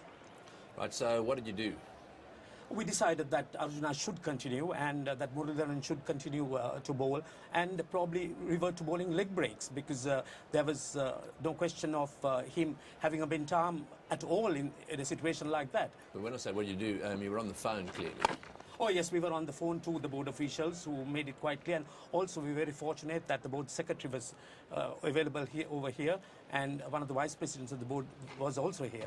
So there was no question as to whether the match was to be called off or the Sri Lankan team would come back, but the confusion, the desperation, all that amounted to probably as to how one should proceed or set about in a situation like that. Okay, so you're back out there playing now. Obviously you've got a young man out there who's once again been thrown into total confusion in respect of his career. How's he been handling all of this? Oh, I think he's been putting up a very bold front, but one might consider and say that he must be been tormented inside. There's no question about it. He's a man who's taken 200 test wickets. He's given everything he's got into this game and enjoyed every minute of it. I think there have been millions savouring his ability, his brilliance, his unusual brilliance, if one might call it. And here he's being tormented and someone deciding to play God. Ranjit, you go back to the hotel. How do you handle this situation? Do you handle these sorts of things as a group? Do you get very close? Do you go into your room and sit down and talk it through with the whole team? What will happen this evening? I think there is a great amount of unity, and I think this would bind the Sri Lankan team, in fact the Sri Lankans, together very tightly, and in fact followers and friends of Sri Lanka cricket. And I think we've got millions of them. I mean, it doesn't confine it to to Sri Lankans alone. I think there are millions of Australians, Englishmen all over the world, followers of cricket, who want to see players like this, the players with flair, blossom rather than being pulled down or torn. Right, that's the last delivery of this over. That one played away on the onside, and they'll get themselves another single. So the score now moves on to 189. So that 10 overs for Import Canada. No wicket for 41.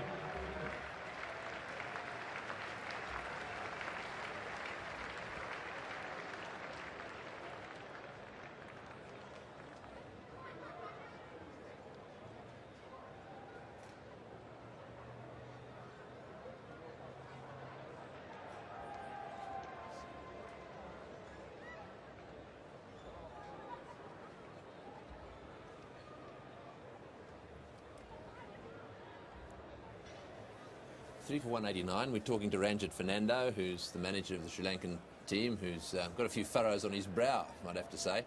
Ranjit, the committee that was set up by the ICC, obviously you've had a fair bit to do with them. They cleared Murali?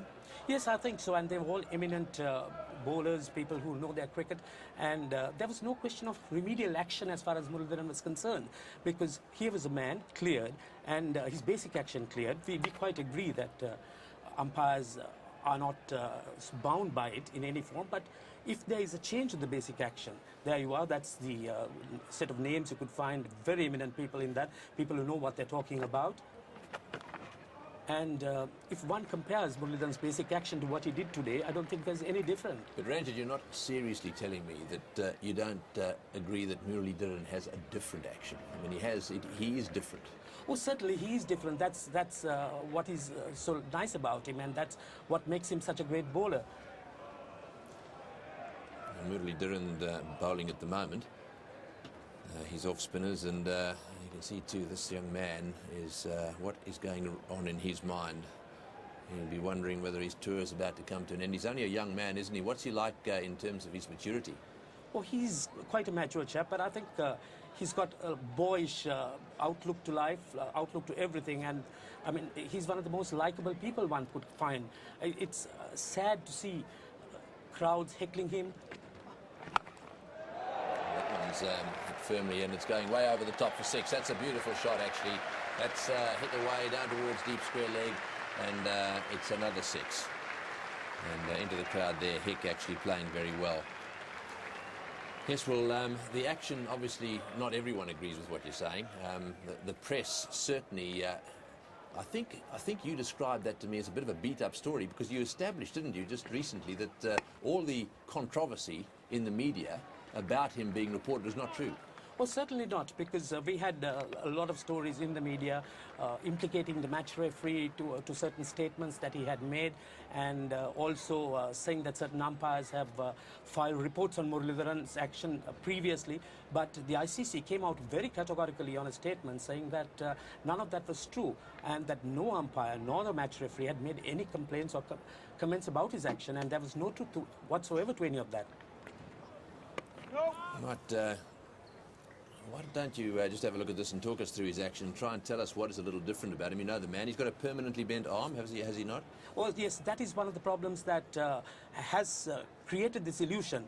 The permanently bent arm of his, and that rotation of the shoulder, and also the profuse use of the wrist, I think, creates this illusion, which I think umpires and people find something different in him. Right, that one played away on the onside. Another quick over bowled. It's 3 for 200.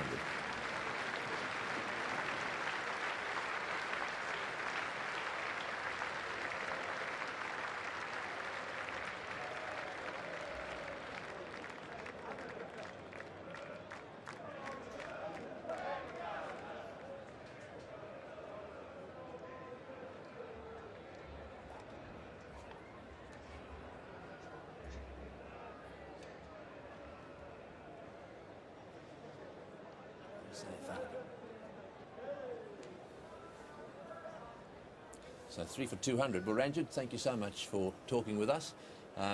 Anything else that you'd like to add to this? Yes, Tony, it is a hard time, but one must say the Australian board has been extremely supportive in all what we've done in most of these issues. And I think we have to exonerate them of any such involvement in any such thing like this. Because I think they've done everything to maintain a harmony, and I think we have a responsibility to continue in that fashion. Well, I think you're going to be up till all hours of the night, because the world's media is going to want to speak to you, and we wish you the very best of luck with the problems that you've got lying ahead of you this evening in particular. Thanks for coming up and talking to us. Pleasure, Tony. Right, well, there we are. Ranjit Fernando, who's the manager of the Sri Lankan team. In the commentary box, Bill Laurie is with Richie Bennett. Thank you, Tony. And England have moved to 3 for 200 after 39 overs at 5.12. Chaminda Vaas coming back into the attack, and these are the overs where I think that Hick and Fairbrother will lift their run rate here. Hick's already hit 3 massive sixes in his 80 and 2 boundaries. Fairbrother 24, no boundaries yet, but just working the ball nicely off 36 deliveries. They're well placed, England, for a big onslaught in the final overs. 3 for 200 at the Adelaide Oval. Looking at about 260 with 7 wickets still in hand. Depends on how this spell goes now. Smindavas is a very important man. But even 260's not immune from defeat on this ground with the short sides. We've seen 296 knocked off here. Yes, by New Zealand. This is a big scoring ground under these conditions, but England are well placed. I think the game's settling down now. Both teams competing very hard. Hicks certainly the danger man for Sri Lanka. He's playing superbly. Fairbrother drives well. Maybe his first boundary. Clean off drive.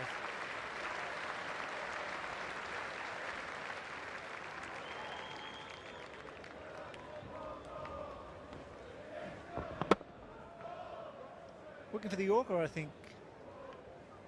Smindavas, and just maybe just a fraction wide. Fairbrother waited for the last minute and pounced on it beautifully. Dangerous customer, Neil Fairbrother. We've seen him in action at different times on this tour where he's played very well. Hicks 80. Fairbrother 28. It's down to third man, just the single. Saria.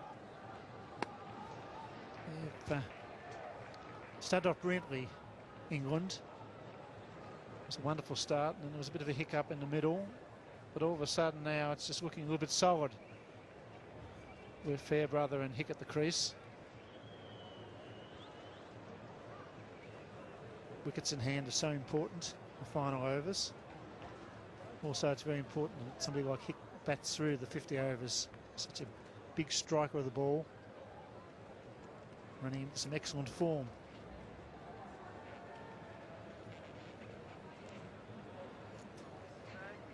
Excellent strike rate of 93.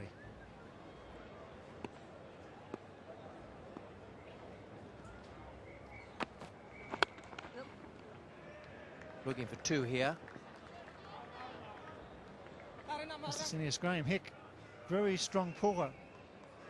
And he does hit the ball very strongly on the onside. Have a look at this. That's easy. That's the one. Last minute job. Was going to play it out away through mid wicket. And then the third one went right over the top. 3 sixes, he's picking the short boundary, which is wise. That's the third one. That was more to long on mid-wicket, which is not quite a square, but cleared the fence easily. 3 sixes coming from backward square leg around to long on.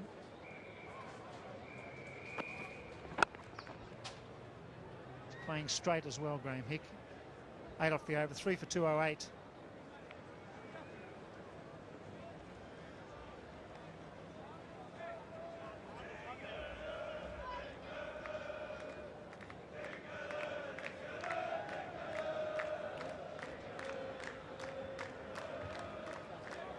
There's a bit of other cricket going on around the country, and in a Sheffield Shield match in Queensland between the Bulls and the Redbacks. Redbacks put Queensland in today with a half an hour to go before stumps. Queensland 6 for 237. Harity 3 wickets, 2 wickets to Swain and 1 to Blopper Wilson. Looking down at the cathedral end of the Adelaide Oval, conditions perfect for this one-day international in the Carlton United series. It's a vital game for Sri Lanka. They're going to have to bat well this evening. Chase somewhere around about 270. Back into the attack is Joe Saria. We look at Graham Hick. Not only is he a big hitter, he's also hit 37 singles right around the pitch. He's in very good touch.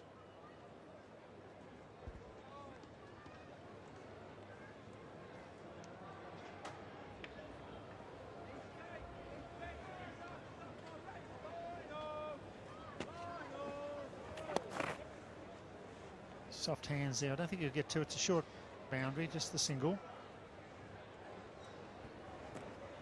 We've got about 10 overs to go, and you could assume if they keep wickets in hand, they'll get 6 and over there.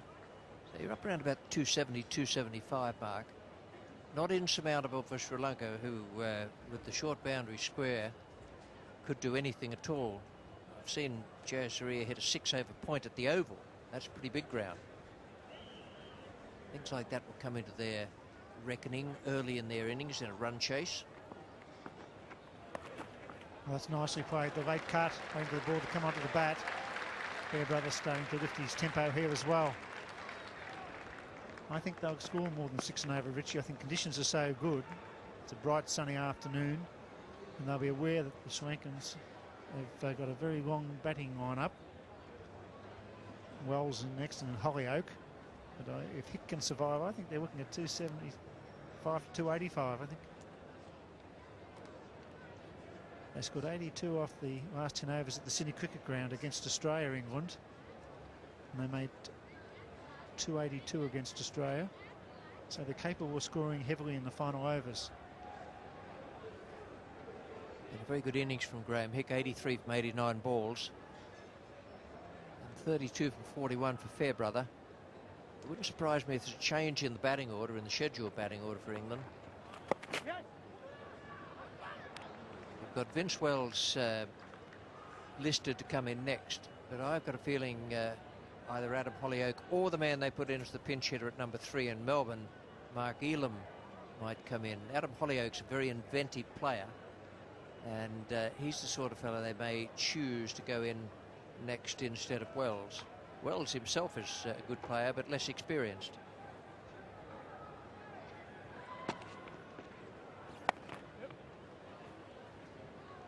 Graham Hick's got a tremendous first-class record, and we're seeing Graham Hick at his best now. He's just starting to take control here, as good players should do when they're set under good conditions. He's got a good strike rate and good average, just under 40. Just 300s and 2050s.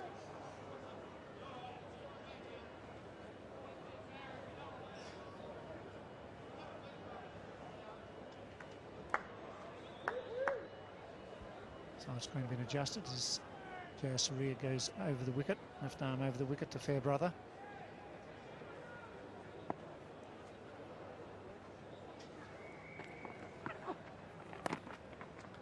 Well played.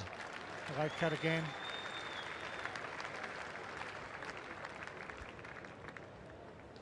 It's one of the reasons Fairbrother is so good, that anything just fractionally short, he can cut away. It's not a vicious stroke, it's just a little angled bat shot. Lovely little back cut or late cut. The bat angled almost away towards point or just backward of point. 8 runs off the over, another good one for England. That's 3 for 216 after 41.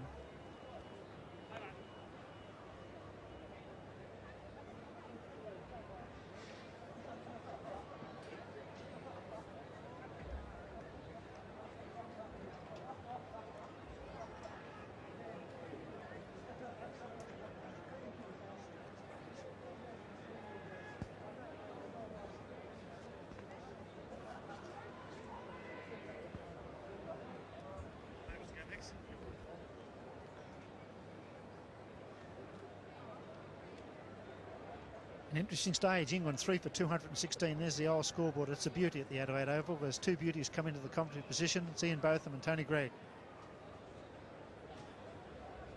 And there's one not so beauty about to leave the commentary box. 3 for 216. Fairbrother and Hick out there playing well for England, they are.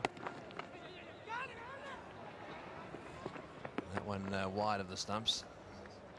Well, this has turned out to be an unbelievable day's cricket.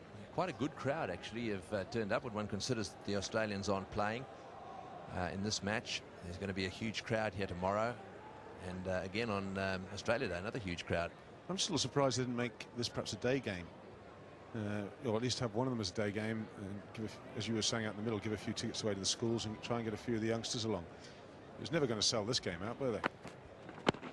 Oh, that's well bowled. It's got to be pretty close, but probably pitched outside leg stump.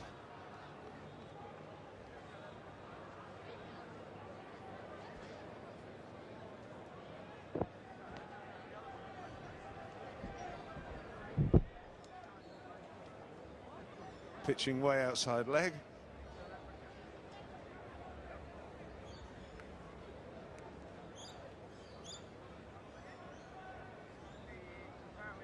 41 overs have been bowled here, 5.25 the run rate, and that's well fielded. Chaminda Vaas actually took a bit of punishment earlier on today, although he's rectified that situation. He ends up with good figures most times, Chaminda. 7.3 overs, 1 for 36 at the moment.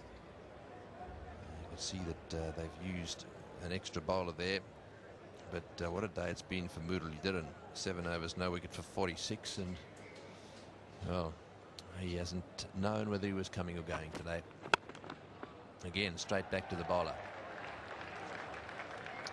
And in amongst all the action, magnificent run out by Muralidharan.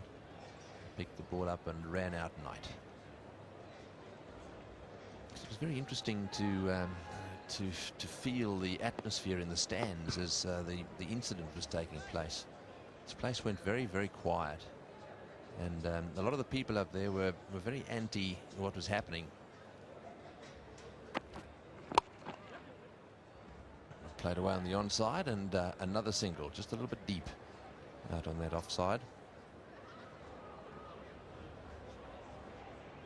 Well, there's the man who may have to face just a little bit of extra music this evening, because he was pretty vocal, pretty volatile out there, which one could understand. I thought he was very restrained.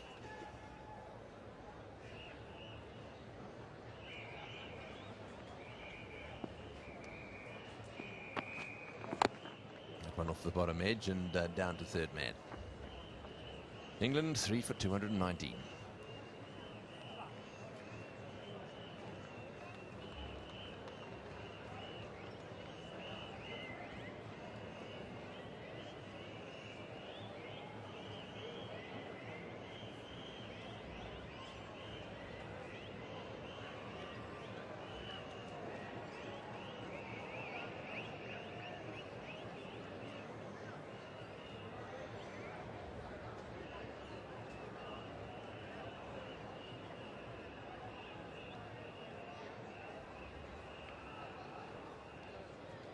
So umpire Emerson there taking the cap off Sanat Jayasuriya. He's going to be bowling to the left-handed Fairbrother. Two pretty dynamic one-day cricketers out there together at the moment.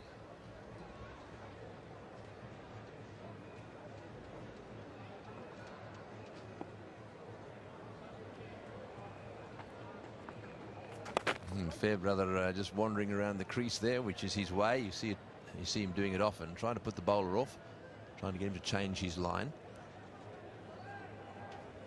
He's been very effective over the years for Lancashire, and Lancashire the last 10 or 12 years have been the most successful one-day side. And England goes very early just to try and get Jayasuriya to try and maybe follow him. Comes back into it. If you hadn't seen the first initial movement, it's perfect from the word go.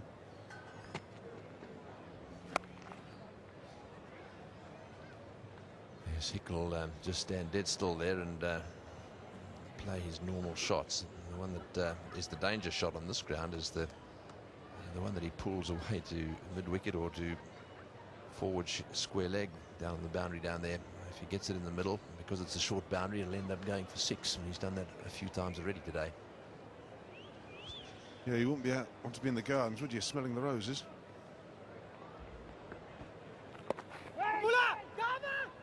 It's well fielded. Upul Chandana fielding at mid-wicket.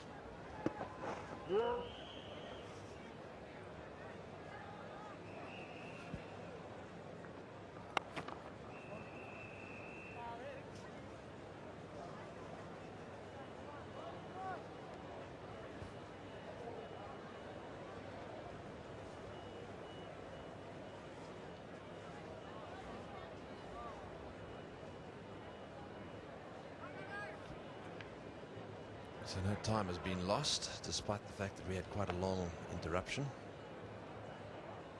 We've added an extra 15 minutes on to this innings.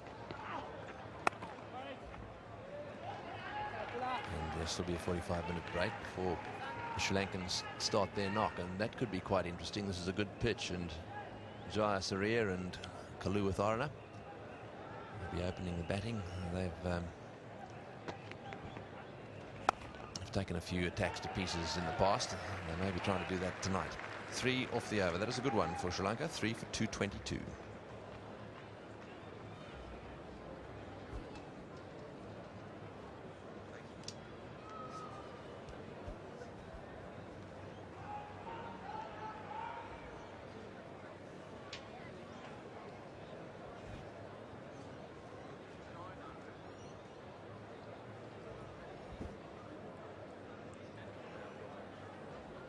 And back into the attack now, Ramoja Vikramasinghe.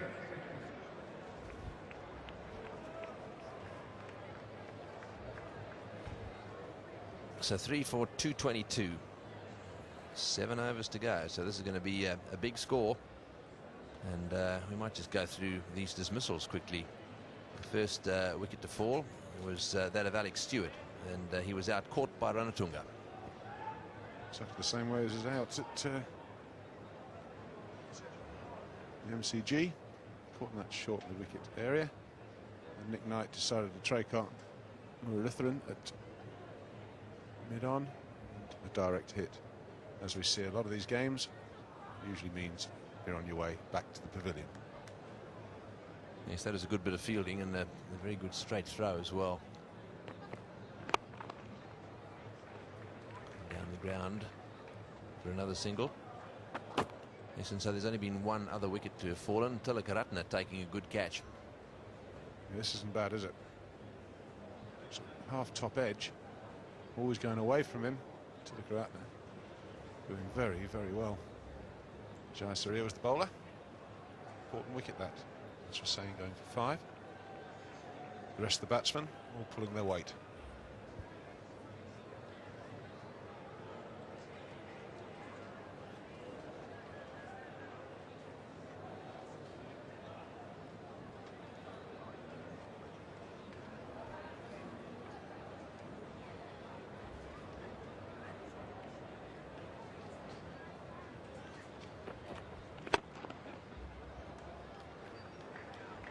Straight down the ground again. So they're getting a lot of runs and have done.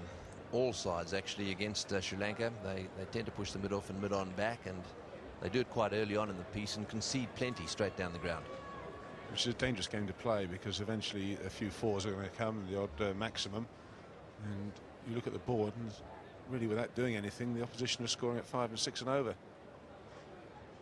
That soon mounts up. So what, this maximum, this is the modern jargon for 6, is it? Yeah, it's the maximum where you don't have to any effort in. You hit it with once and you stand there and you don't have to run. To me, it's a very sensible way of playing the game.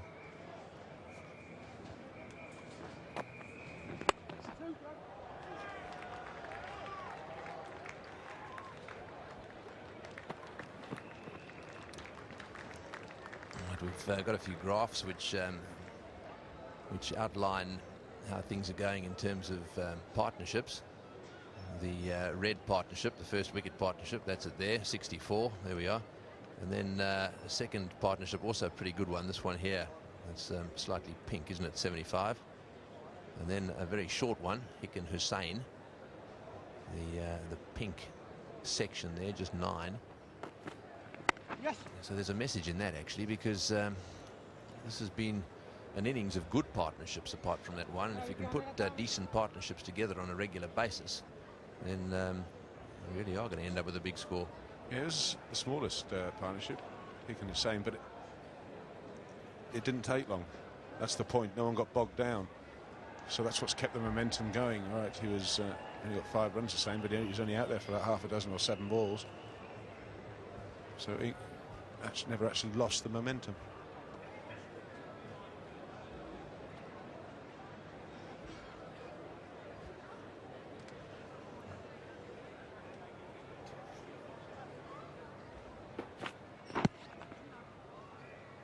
So just one ball now to go in this Vikramasinghe over, and that'll make it 6 to go thereafter. This could be some pretty interesting cricket here, these last 6 overs. England got wickets in hand. Oh, I think the leg side short boundary will be the area that everyone will be lining up. You shouldn't get too carried away with that, because that will stop you going over extra cover. I'm sure, for one thing, Won't be too many balls blocked.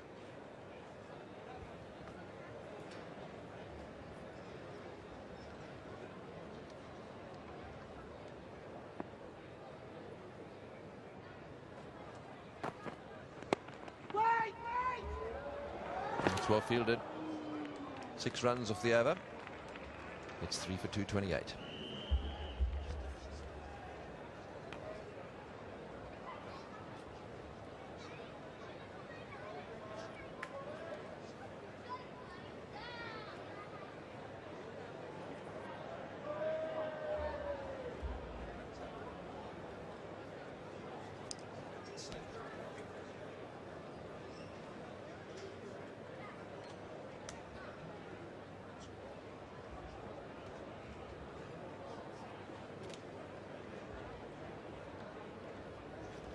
So there it is, 6 overs to go, and that's a good score. 3 for 228. Hick is going well. He's on 87. Fairbrother on 44. So this is a good partnership as well. The Sri Lankans are going to have to play well to win this match. And the man in your picture who's bowling now, Jayasuriya, is one of the keys to their success. If he gets going, if he can make 100 here, it'll be entertaining, and they may get close. He's actually due, isn't he, as well? Hasn't really got going at all in this series. From a cricket spectator's point of view, that's disappointing. From an England point of view, it'd be disappointing if it was today that he did get going. Yes, they want to open up that gap even more, don't they, England? Yes, Jayasuriya, I think he wants to start thinking about hitting the ball down the ground a little bit more. He seems to be getting out in the gully a bit, and that's the area, obviously, over the years that he's been very strong in. He's got a very strong bottom hand when he plays his cut shot, but as you're around for longer, so bowlers work out how to bowl to you and where to put the fielders.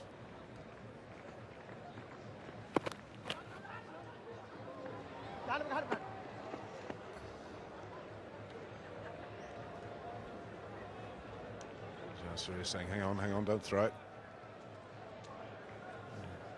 Probably not worth it. Graham Hick could have got himself between the ball and the wicket.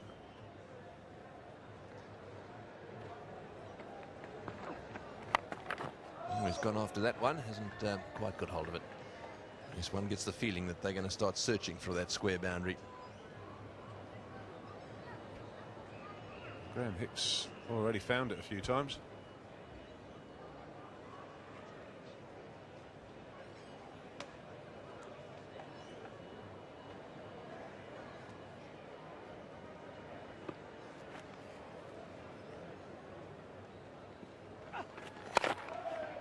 That's in the air and just wide of the fieldsman. If you're going to hit them in the air, hit them into the gaps.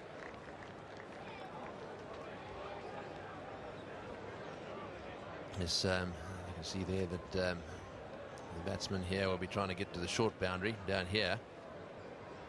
And of course you can go from the other end across up to the other side as well. It's the long boundary that's pretty difficult to reach, although they've got a rope in. Makes it a bit easier. Well fielded.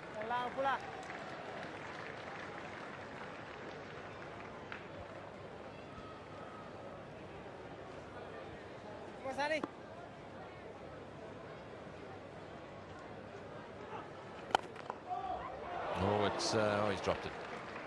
Well, he hit that one like a rocket. He was going to his left, but unfortunately couldn't hang on. 3 for 233.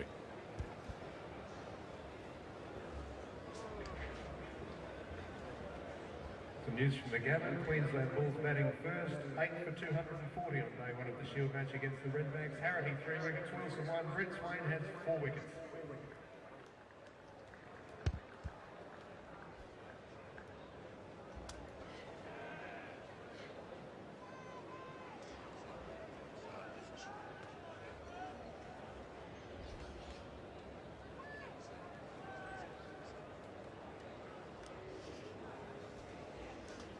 Three for 233. Hick on 91. Fairbrother 45. A run rate of over 5 and over. On target to score 300. Perhaps even a few more if they really get going here. So 5 overs to go. Vikramasinghe continuing. He's hit that one straight down the ground, and very hard indeed, but not hard enough to beat the fieldsman down there. 2 more. I think that's what Graham Hicks should concentrate. He's such a clean hitter down the ground. Get the bowler thinking, and along comes a full toss or a long hop. Very much in the driving seat at the moment.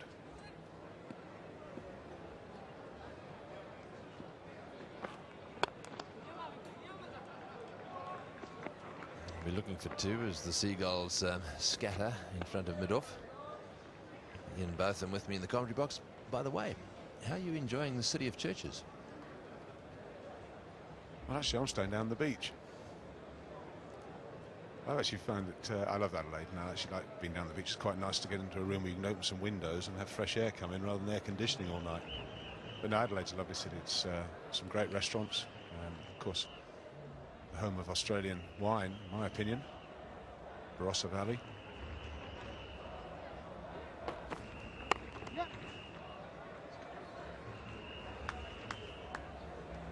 Now that comment's got the rest of the box going, and it's not hard to tell where everybody comes from. New South Wales people are shouting Hunter Valley, and Adam, as usual, will drink anything.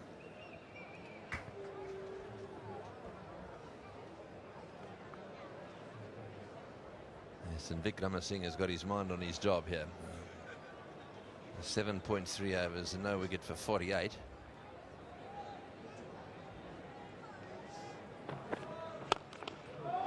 He's smashing it straight, isn't he? He's concentrating on hitting the ball straight down the ground, and he's hit that one well. And yes, he has. No, yes. Oh, they've got it. They've managed to get it back, but I think the umpire might want to have a little look at that. Yeah, he seems to be pretty happy.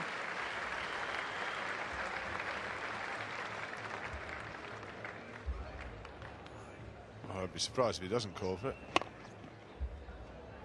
Now, just remember, if any part of the body's touching the rope or over when the hand is on the ball, now that's fine.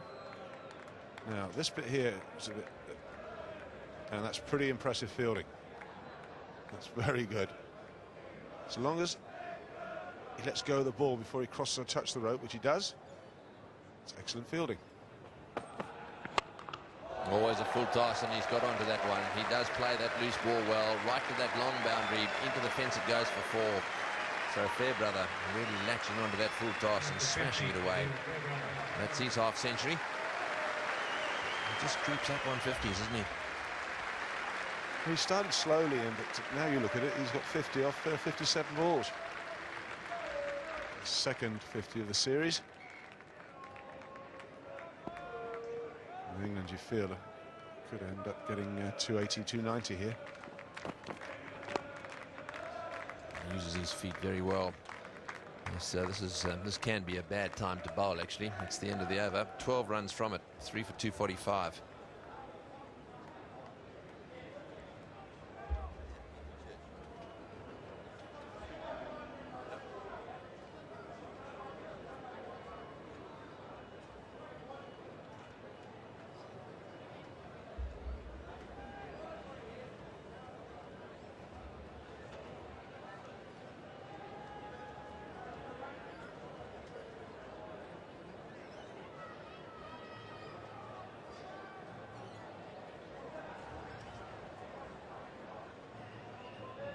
Three for 245. This innings is going to go for an extra 15 minutes, and we're going to stay with it right till the end. And of course, the news bulletins around the country will follow the cricket. 46 overs have been bowled, so just 4 overs to go now in this England innings. England put into bat by Sri Lanka, who've won the toss on each occasion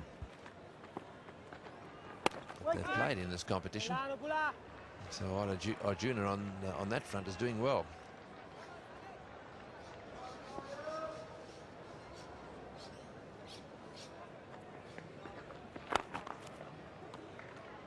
Down the wicket again. Doesn't he use his feet well? Fairbrother is always on the move. Very difficult to bowl to. He's quick on his feet. And, he picks up the line very, very quickly and adjusts accordingly. Try and overhit it. Tendency at this stage is just to sort of swing from the hip. Kramnik will be lining up that leg side boundary.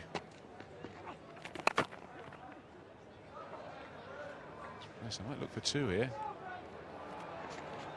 It's probably a good decision. Yes, certainly these two batsmen obviously getting a few fours away, but they're also taking advantage of the field, which is so far back. Not only are they getting the fours, but they're getting ones and twos as well, which really does lend itself to some big overs consistently.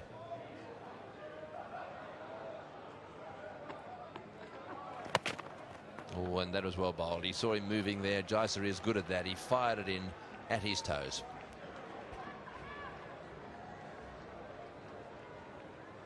Yeah, just well here, doesn't he? Sees him give him room and gets it right up there. Just cramping up fair brother.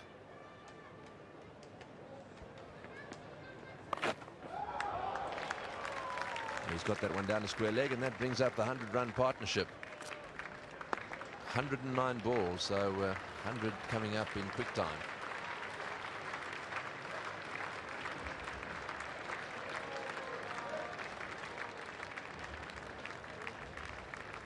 So Hick now is on 98 with 107 balls himself. So it may well be that we'll see his 100 very shortly. The way he's been playing, he's been picking them off everywhere. And it's gone straight through the fieldsman. Will they come back for the second? Yes. No, Hick wants it. Fairbrother says no. No point in taking a chance here. And they end up taking just 4 off that over. 3 for 249. So 10 overs down there for Jayasuriya, finishing with 1 for 42.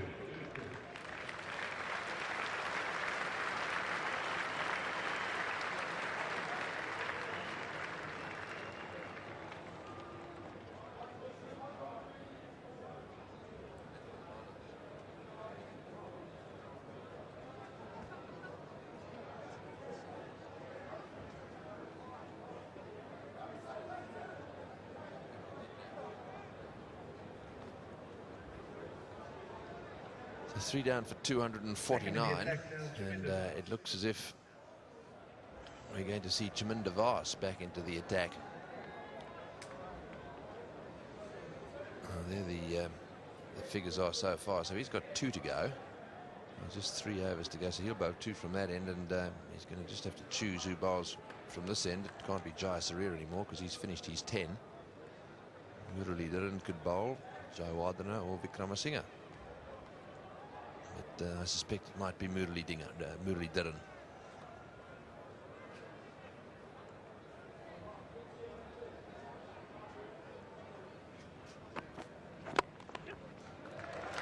That's his century. That's very well played. Graham Hick had a little bit of a break early on in his innings, and he was given in. Looked as if he nicked it, but he's capitalised on that, and he's played superbly. It's been good to watch. So his 4th one-day international century, 2nd this series, and his 1st against Sri Lanka. Looked in pretty good nick, hasn't he, throughout this one-day series? In fact, I thought he looked in good nick in the Test series. 100 from 109 balls, strike rate of almost 92.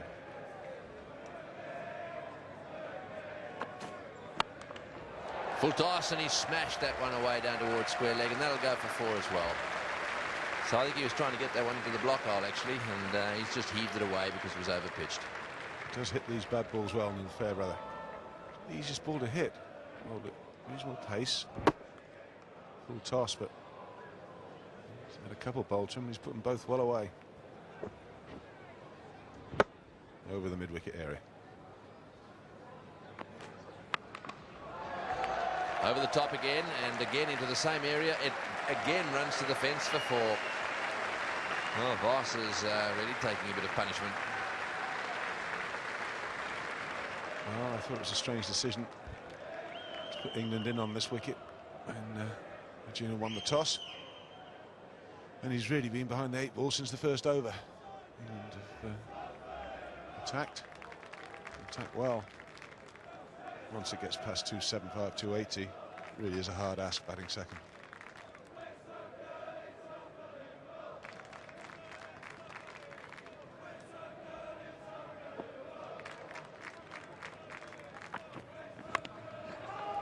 Decided to go around the wicket, so rather than just drift on, he's changed the angle. And they'll be having a go now at everything. Hick has got his 100. He'll be looking to hit some big shots.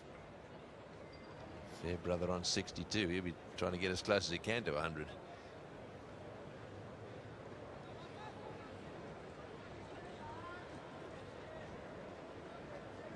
Just a reminder as well that we will go right through to the end of this innings. There's then a 45-minute break, and during the break we'll be bringing you the news around the country. Hick looking for 2 here. Fairbrother settles for 1.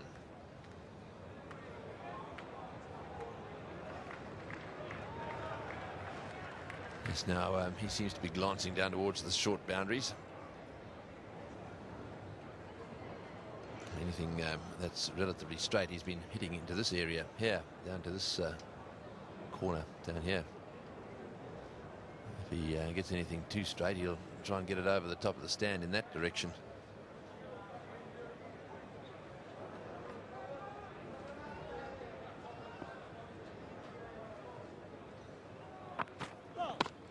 Well bowled, right in the block hole, but no ball called. So all that effort and a good delivery just has to be repeated.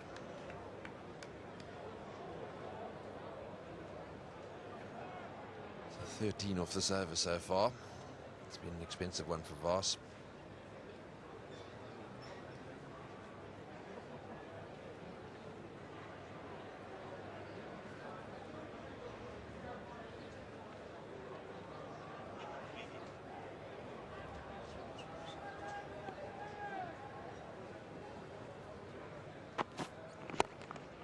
In the air, and it's going a long way down towards extra cover. I thought he took his hand off the bat there. He hit that with one hand at the end. Gives you some idea of how powerful he is. 17 off the over. We'll come back and look at it in a moment. 3 for 266.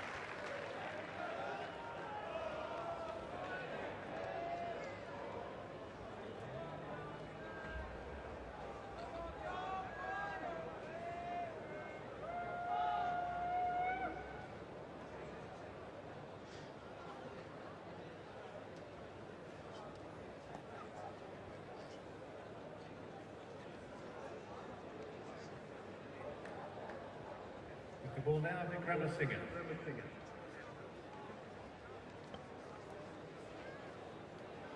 3 for 266. That last shot by Graham Hick was very powerful, and it looked as if he may have had just one hand on the handle of the bat as he played it.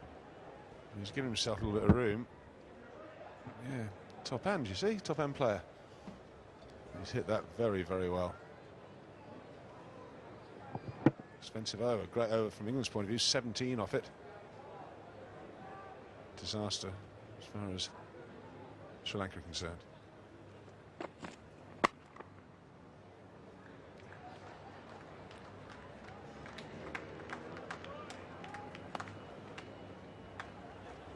There's Vikramasinghe starting his 9th over. He's already gone for 57.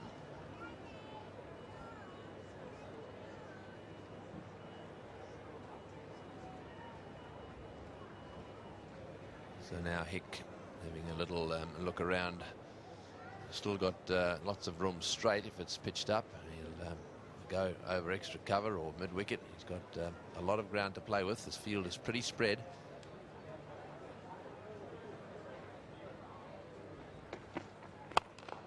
Oh, he's hit that one straight down the ground, all the way along the ground, so just one. Yes, I suppose the big question is, what does a bowler do when you've got 2 batsmen with this high caliber batting? And the answer is there's really not that much you can do apart from getting the ball up in the block hole. That's a breakdown of Pramodia Vikramasinghe's runs per over, runs conceded per over by the over, and you can see over number 8 was his worst, 12. So far in this over, just 2 singles.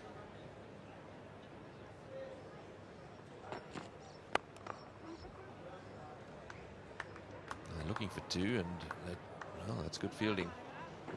Hick was charging down, very keen to get back to the second. Yes, at this stage, ones are not really what they want. No, but you don't really want to lose one of these 2 either in a silly run out. They're both a lot more likely to hit the ball over the boundary than for that maximum I was telling you about. Agree than a fresh man coming in. So, forget any singles. They're not going to go. That's 17 off the last over. A couple of 4s here, and it's 10 or 12 off the over.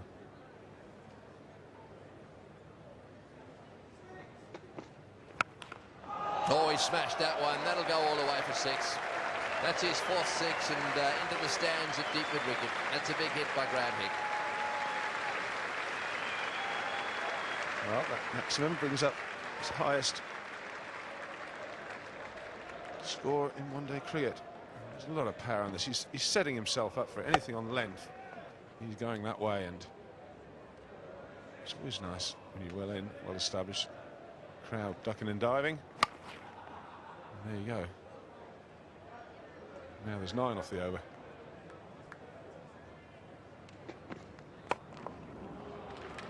Outside off stump that time, and they'll come back for the second. In comes the throw. This will be quite close. Up he's out.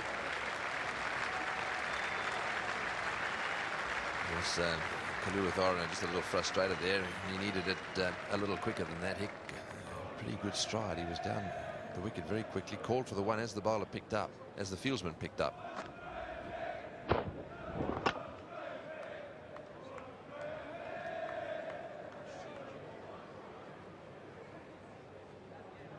11 off the over so far, and 1 more ball to be bowled by Wickramasinghe now. He won't be required again. So that's his highest score in one-day internationals.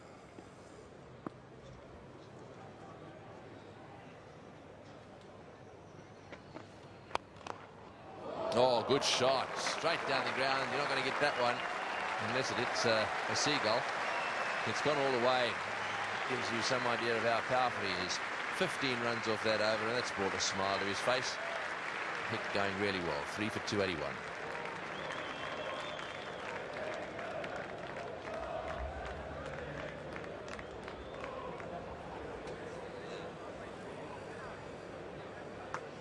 A friendly reminder that spectators are not permitted on the oval during the break or throughout the day at all, so please keep off the ground at all times.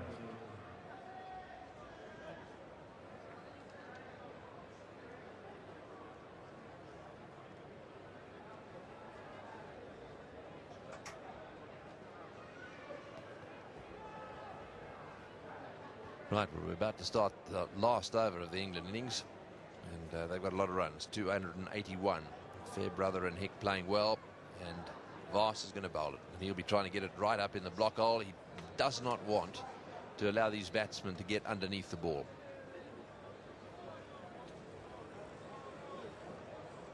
Chaminda Voss around the wicket. Oh, he's hit that one, and this is going to go over the fieldsman's head. It'll go all the way as well. That's a big hit. That's a really long boundary down there. He's a little power package, Neil Fairbrother. That is a good hit. Well, it's a big 6. I'm rather surprised that you'll worry if the umpire can't see that one.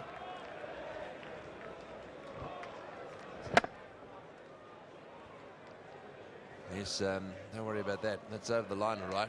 Just have to do is look at the fieldsman there. The ball bouncing about 4 or 5 metres over the boundary. I'm just intrigued as what the umpire thought the fielder was doing running into the crowd. Interesting.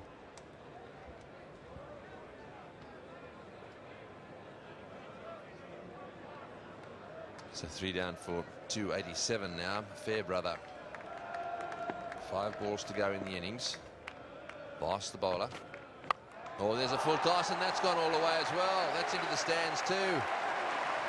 Well, that's not very good bowling by Voss. Full toss to Fairbrother is not a good idea, and he's treated it exactly the way it should have been treated. He smashed it up into the stands for 6.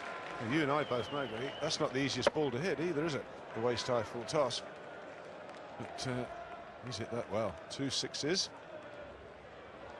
Oh, England not likely to get up to that 300 mark.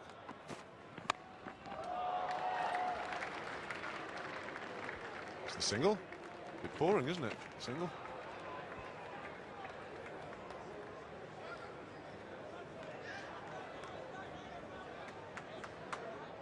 He tried to take it one-handed, but no chance there, and that gave his fingers a bit of a touch-up. 66 runs have been scored of the last 5.5 overs. So they really haven't been able to restrict the England side at all. They've played some very aggressive cricket. That's what happens when you've got wickets in hand and 2 batsmen stay in. You get a big score. Well, that's been blasted through the offside. What a shot. All the way along the ground. That is power.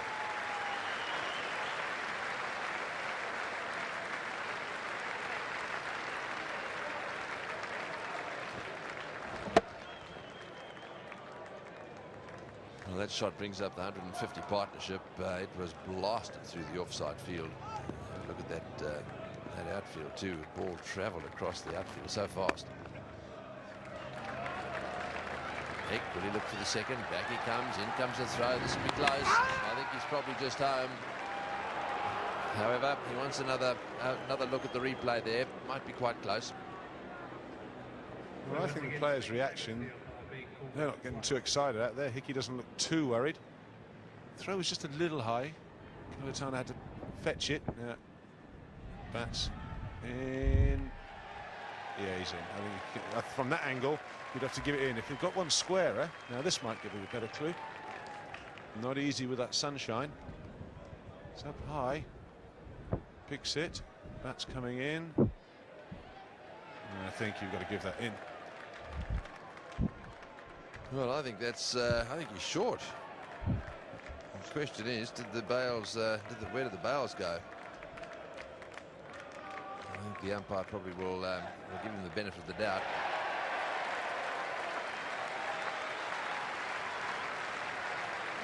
Because I think they're inclined to do that, and that's fair enough too.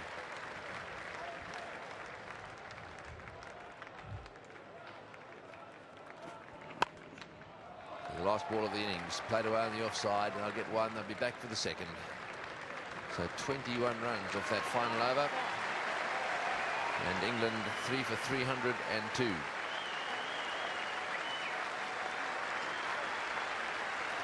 That's a tremendous innings by Graham Hick. 126. There's the England card. They ended up with 3 for 302 off the 50 overs. And we'll be back in half an hour's time to watch the Sri Lankan chase.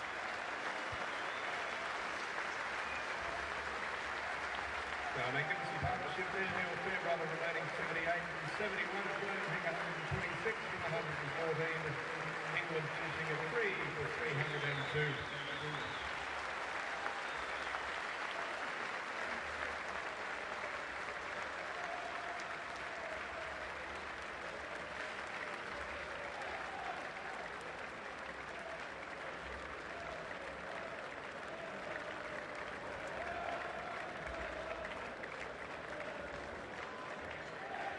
So the dinner.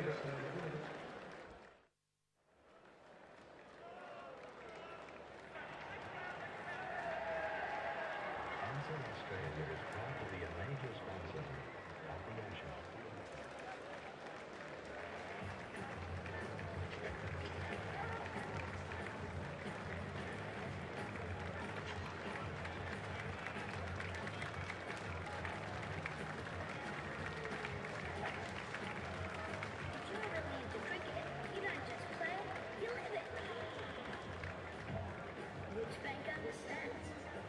The Commonwealth Bank Group, with the Cricket Academy, we're helping young cricketers learn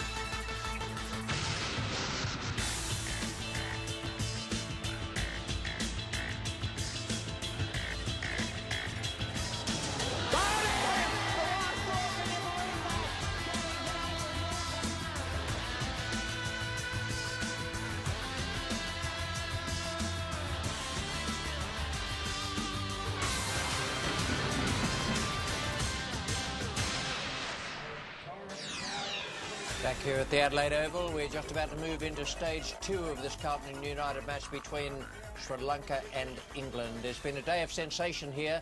England have made over 300, and Muralidharan, the off-spinner for Sri Lanka, has again been called for throwing. This is the story of the 300 made by England. 3 wickets down only in a full 50 overs.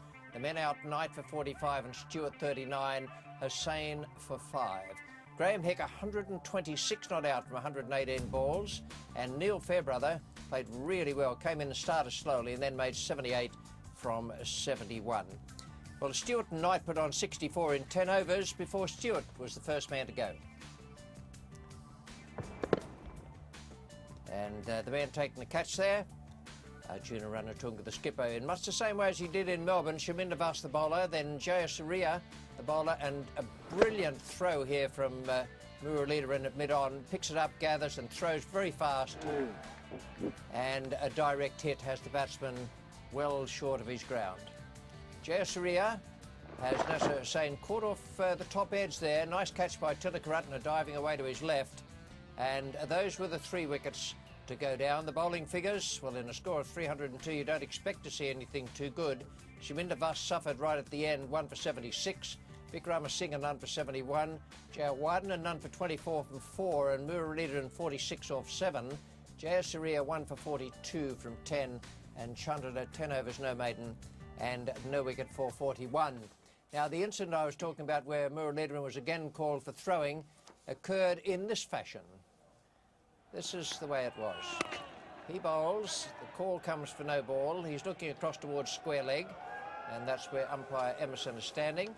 Signals that it is for throwing rather than for overstepping. Arjuna Ranatunga comes in. There's a bit of finger pointing, possibly in a good-natured fashion, possibly not. A lot of nodding and a bit of head shaking as well. And then, once we get to that point, there is the captain, a little pat on the back and saying well played to Graham Hick. And then off he goes. And there are all sorts of conversations out on the field there. He didn't seem to pay too much attention there to umpire Emerson as he went past. And officials came from the grandstand. We had the match referee, Peter von der Merwe, and we had Sri Lankan officials, and they were in touch with other people. We don't know exactly which other people, although we were able to talk to their manager a little later on and glean the fact that they talked to their officials back in Sri Lanka. That's Peter von der Merwe in the background there, just behind Arjuna Ranatunga, talking to him and listening. Roy Dias is talking to people back in Sri Lanka. Wonderful things, mobile phones. There's so much trouble to dash out the back to a payphone. And now everyone is coming back on the field.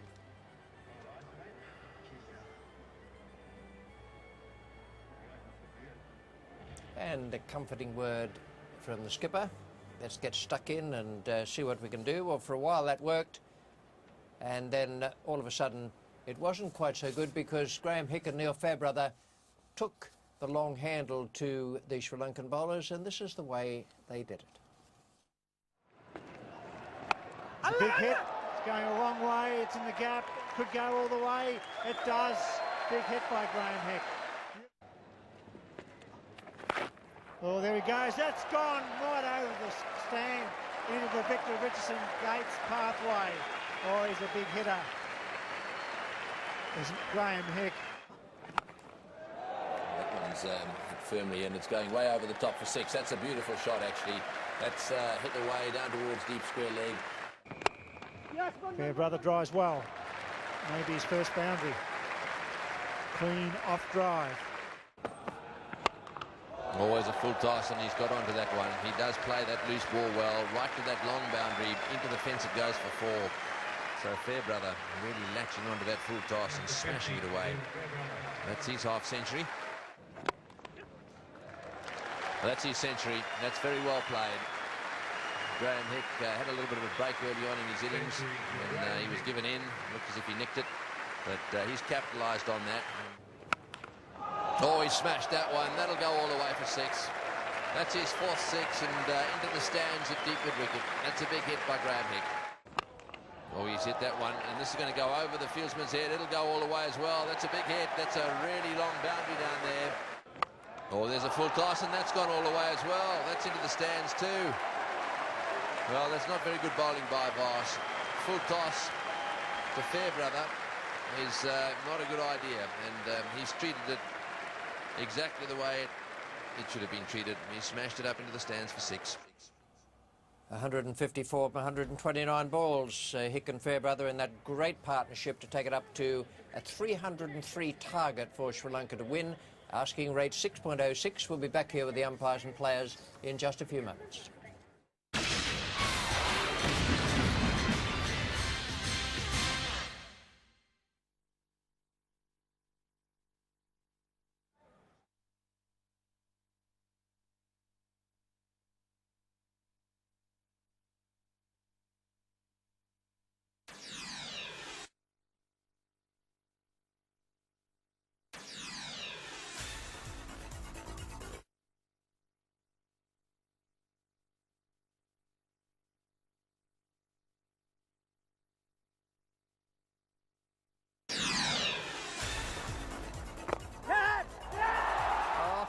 What a beauty!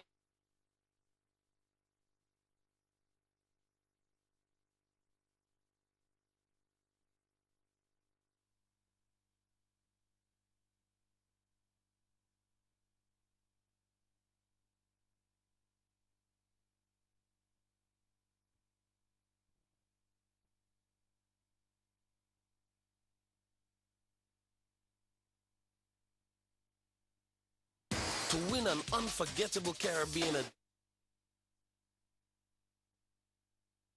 into National 9 News at 6 p.m. each weeknight. You can also catch live coverage of the Carlton United Series action on Channel 9's Wide World of Sport. What's the playoff? What's the clip box?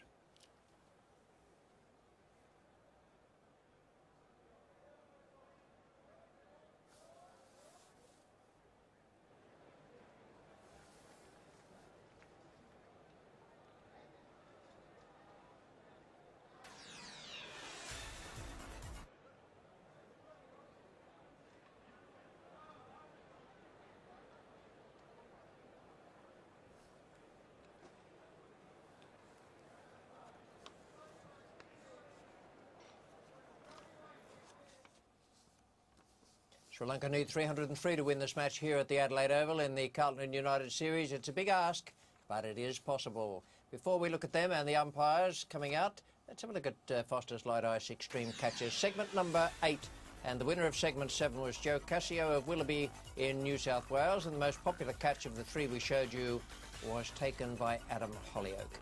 Now then, segment 8, it's Mark Waugh, Michael Bevan and Damien Martin, 3 Australians, catch A, B and C.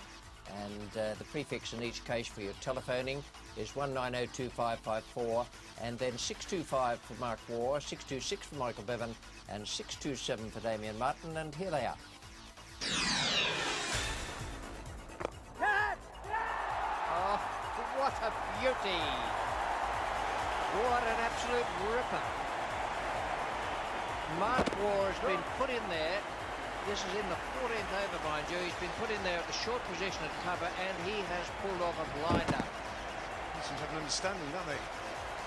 Waugh and Waugh did this the other night against Sri Lanka, brought him in, was down the wicket, just to hit it inside out, and that is an absolutely fantastic catch. One-handed, diving away in the top left-hand corner.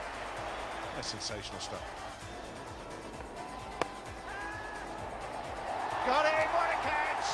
They tied him down, Fairbrother went for it, superb find by Dale, and what a catch by Michael Bevan. England 5 for 112. Well, that looked as if it was going to go past him without any shadow of a doubt. What a catch it was. Almost caught it behind him, going to his right a long way. So quick, Michael Bevan, and this is a huge blow. It really is. He's a very good player for them, Fairbrother. Just watch it again. Here we go. It's just outside off stump, goes for the hit, gets it away in the air. Bevan moves so quickly and catches it inches off the ground. What a catch that was. Oh, he's had a go at that one. They're all out. Oh, is it going to be caught? Oh, what a good catch. Beautifully taken. That's a wonderful catch. Damien Martin's had a good day in the field today. A wonderful run out, and well, that looked as if it was going to make the boundary. Damien Martin went sprinting along the boundary fence and pulled off a sensational catch. He must have covered about 40 metres, maybe even a little more. It was hit high, but he picked out a gap where he wanted to go. Martin sprinting at full tilt, and then he had to throw himself to the right. Took a terrific catch. Well, I'm sorry, I can't help you very much because they are all brilliant. Sometimes there's just a little bit of an edge between the catches, but Mark Wall, Michael Bevan and Damien Martin have pulled off 3 great ones there, and these are the prizes. To win an unforgettable Caribbean adventure holiday and tickets to see the Australia versus West Indies Test Series, enter Foster's Light Ice Extreme Catches competition today.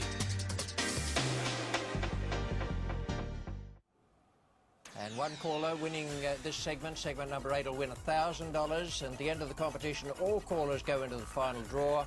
And the winner experiences a Caribbean adventure holiday for 2.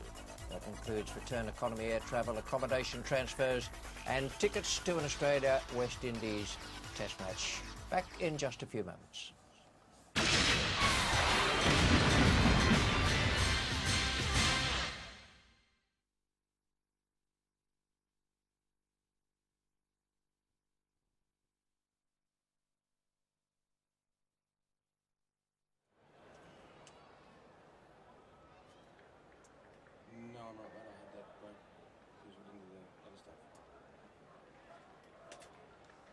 Always something good comes out of everything.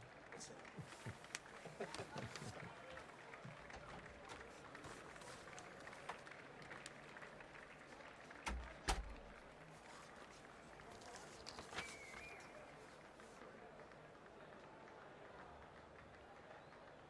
opening the batting for Sri Lanka is Sanat Jayasuriya and Ramesh Kalavitara.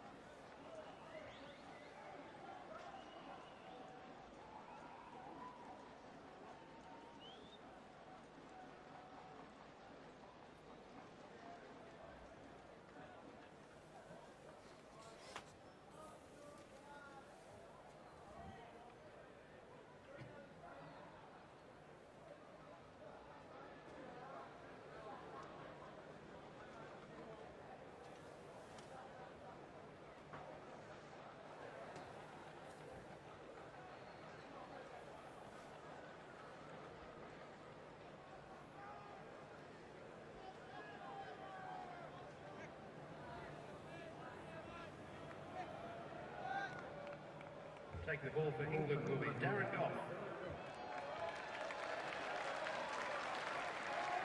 Towards you a little bit. No, too far, too far. Back a bit. Back here at the ground, the 2 batsmen for Sri Lanka have just arrived at the crease. Sanat Jayasuriya is taking block, and Ramesh Kalavitara is the non-striker. 303 the target. It's not out of the question for this side, I can tell you. I've seen them do some wondrous things with the bat, and this is ground with very short sides. Short back and sides in the commentary box. Bill Laurie, and alongside him Ian Chappell. Thank you, Richie, and good evening to all our viewers. It's a big target, 303, particularly with Darren Goff operating from the city end and Al Muali for the cathedral end. England attacking in good form at the moment. The run chases on. Conditions are perfect. It's a bright sunny evening. Oops, almost a leading edge. Goff right on line, first delivery. And good evening, Ian Chappell. Evening, Bill. Yes, England have got many contributors at the moment. A lot of players in form. Darren Goff always seems to have a lot of energy, a lot of enthusiasm. And he's had a very hard tour, but I don't know, he's in good form, and he just seems to be bowling quicker and quicker as the tour goes on. Well, they're not giving him too much width, pitching about middle and leg, just working the ball across towards off stump Goff. He's getting his length spot on right from the start. Now, early on he was a bit full, but just look at that. ball probably straightened back towards the onside. Genuine pace, wonderful figures.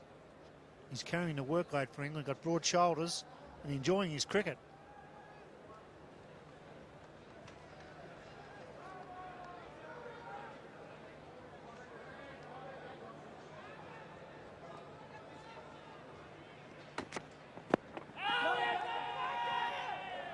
Shout for LB, a bit too high, one would think.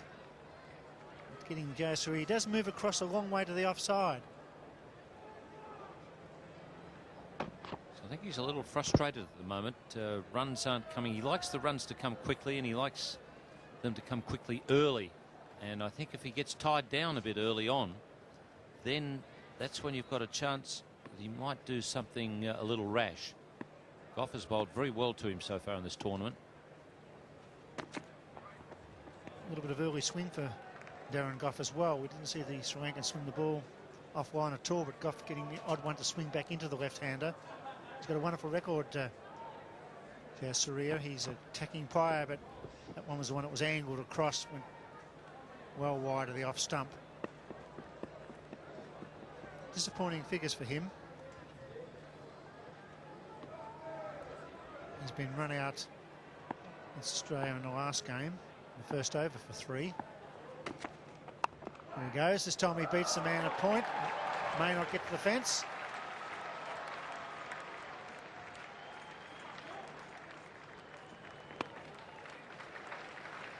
A day-night match here at the Adelaide Oval. And we've had a bit of problem already with the light towers here. One on the left-hand side goes out. And that's not a good sign, Ian. When a light tower blows a fuse, you're in trouble. Darren Goff.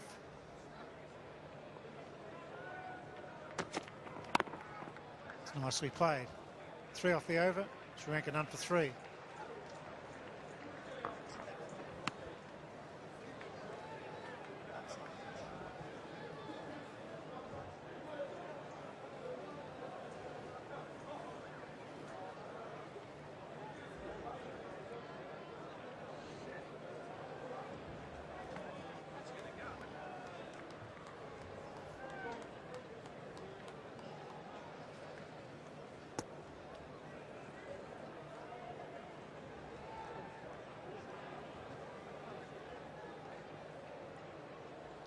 Big target for Sri Lanka. They need the points.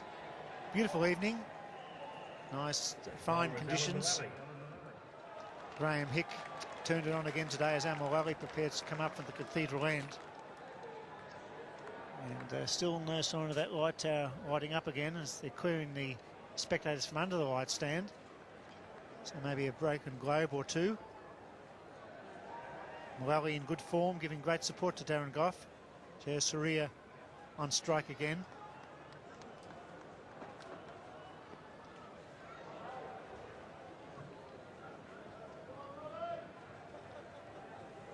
Not a bad crowd in either.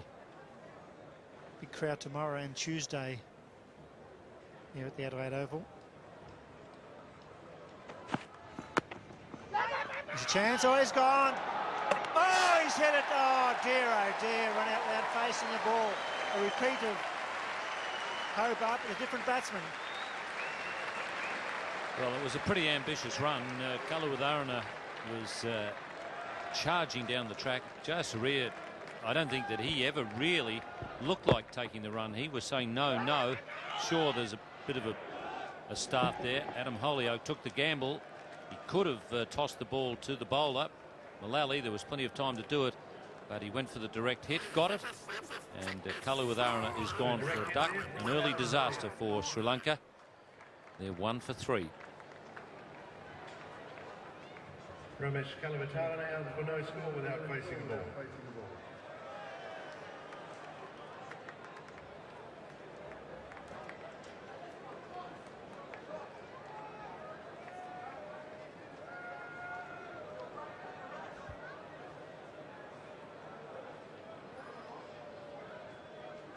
New Sri Lankan batsman is Marvin Atapattu.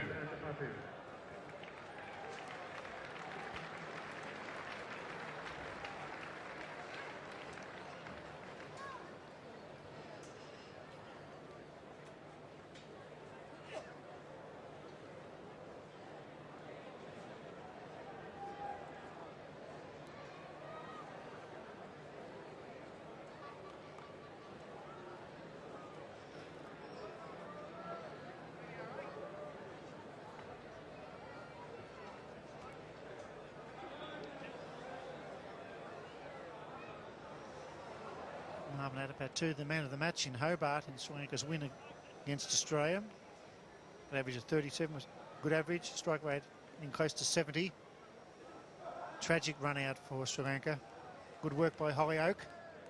England on fire, really, in all departments. Ian Chappell said they're in form. They are. And with a lot of confidence. This time there's a single down to fine leg. Yes, it was just a little inside edge from Jayasuriya onto the pad and then to Adam Hollyoak at square leg.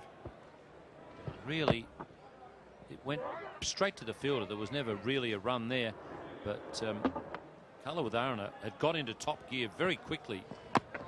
Adam Hollyoak had to sum up the situation and see what he was doing. He really could have gone to the bowler. That probably would have been the safer option. Didn't need it. Would have been a matter of getting the ball to the bowler while he was running. He was heading back to the stumps.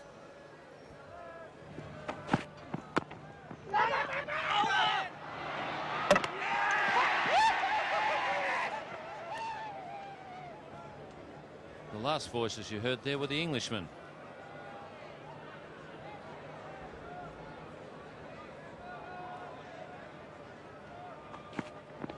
Oh, really good line and bounce. Marvin Adepat has been caught once or twice in the slips and behind the wicket, trying to force off the back foot off a good delivery. It's the same stroke here. Beautifully bowled, pitched, moved away a lot. Trying to force it somewhere around about cover point. Bowling with great control, Morelli.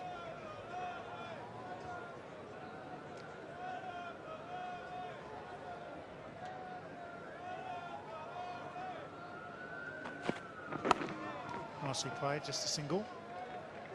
As Al Morelli is a great foil for Darren Gough. He's tidy. He's picking up wickets, but not conceding too many runs. No, he's another one of the many informed players that England have got in this one-day squad. That's a very, very consistent performance from Mullally. Bowled beautifully in that first match against Australia at the Gabba with his 4 wickets, and then it's been very consistent since then. No. 2 and a run out. It's 1 for 5.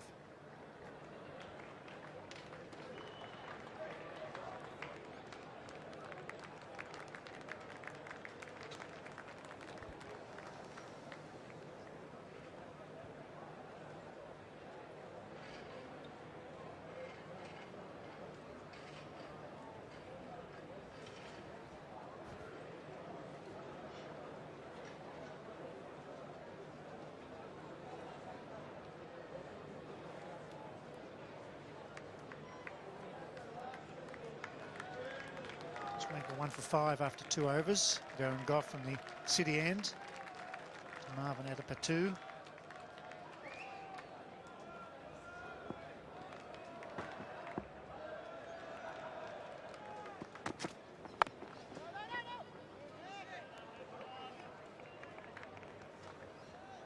Very strong offside player, Marvin Adepat. Drives beautifully off the back or front foot. Man of the match, Belrive Oval, was finally run out.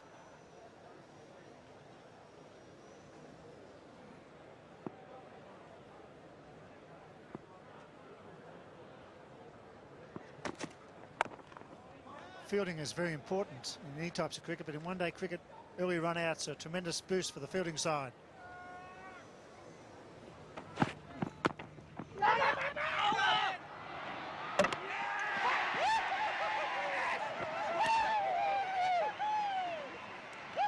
Hollyoak was spot on there with his throw. Decided that he had to go at the stumps rather than give the ball to the bowler.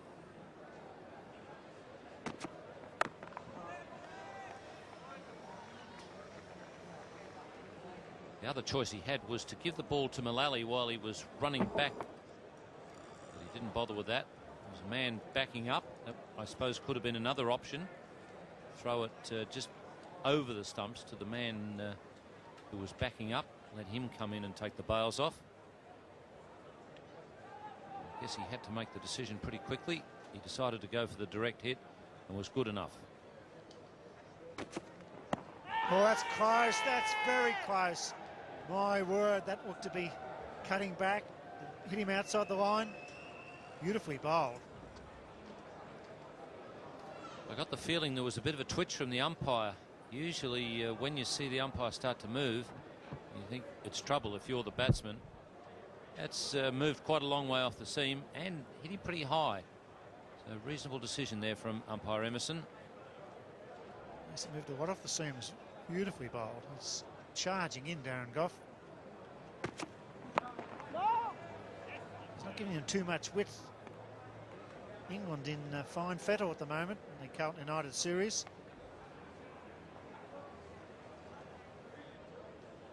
Well, we've had plenty of drama here at the Adelaide Oval this afternoon. Hopefully it's not going to be more this evening. They've now moved all the people away from that light tower where the lights have gone out. All you've got there are security people and workers. Fireman as well. It's 1 for 6.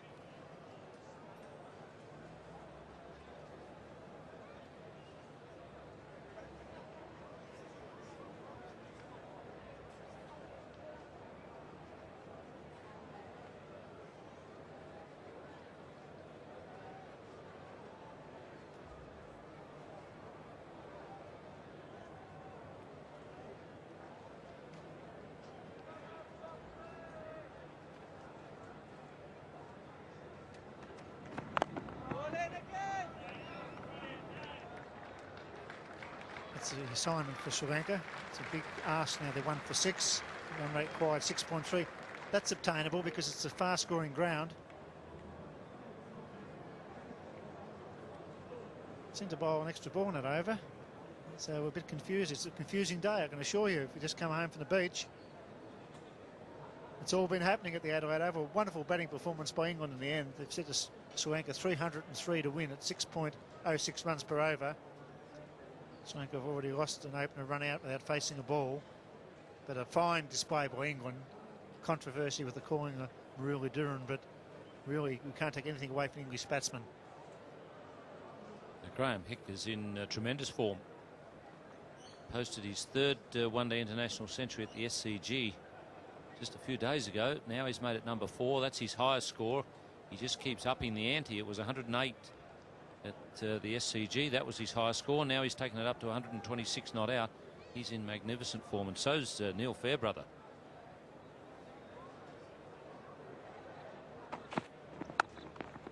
Oh, missed field, straight through Gully's legs. Nasser Hussain normally feels well in that region. He is looking straight into the sun. I don't know whether that caused a problem for him or not. The ball was along the ground, but it can be quite awkward fielding on that side of the ground at certain times of the day. I think that was just a straight miss.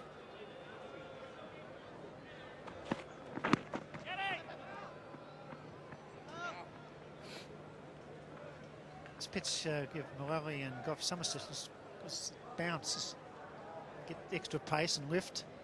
But off stump him with a chance against the Sri Lankans who force off the back foot. Mullally's in that region, just short of a good length. And bowling with a lot of confidence. He's bowling with great control and change of pace. 2 slips in. Ring of 3 inside the circle on the offside. No. It seems that that test match at the MCG was a real turning point, a real watershed for England. They then lost in Sydney, but they played a lot better in Sydney. And as soon as they got into the one-day competition, with a few new names coming into the squad, they've been a revitalised team.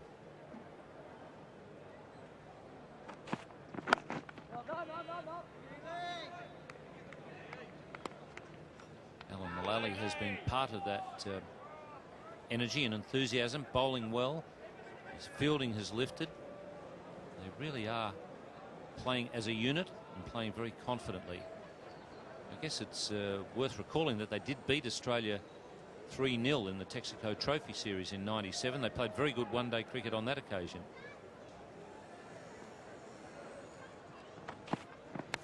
Gone. Yes, well caught by Stewart. Well bowled Mullally. England on fire at the Adelaide Oval. Sri Lanka 2 for 8.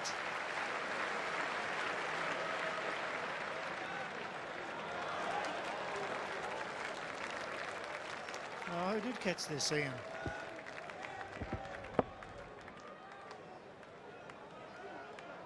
Well, first slip has done extremely well there because Alex Stewart was diving across in front of him. Neil Fairbrother's at first slip. They've got rid of Croft out of that position, and that's a mighty good catch when the keeper's diving across like that. It's 2 for 8. A beautiful catch there by Neil Fairbrother at slip. Alan Mullally gets a wicket. Marvin Atapadu out for 3 from 12 ball space.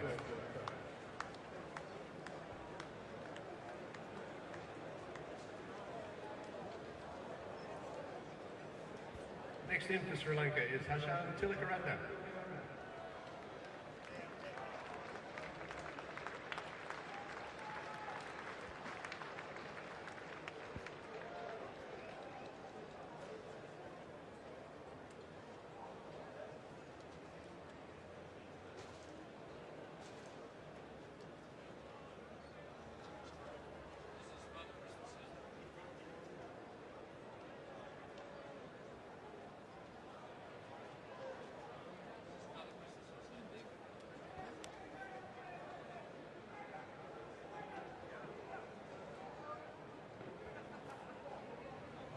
Just a little bit.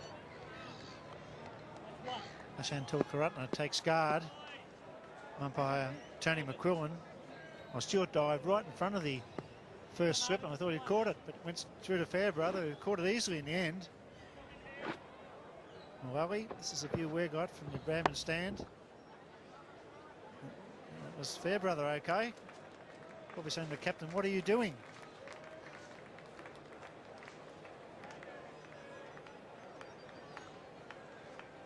Sri Lanka struggling, 2 for 8. Mullally, left arm over the wicket. Spot on target. Oops.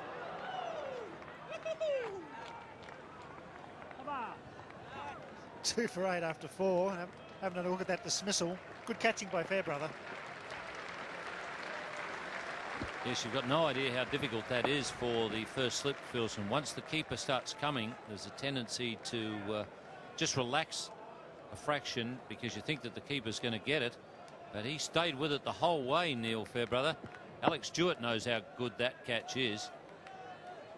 And that really is a tremendous catch. I think I've only ever seen one other like that during the World Cup. The last World Cup, Brian McMillan took one, and it actually went underneath the wicketkeeper's glove as he dived across.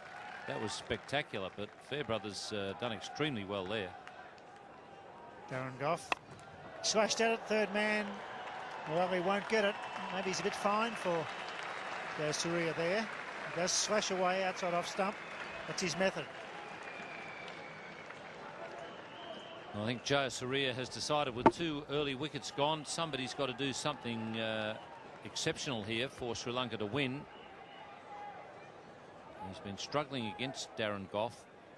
Maybe he's decided that attack is the best form of defence.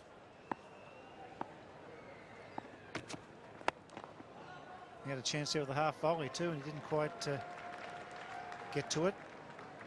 Very dangerous player, very good eye player. When in form, he really lifts the top order. Exciting player to watch, strong wrists, good eye.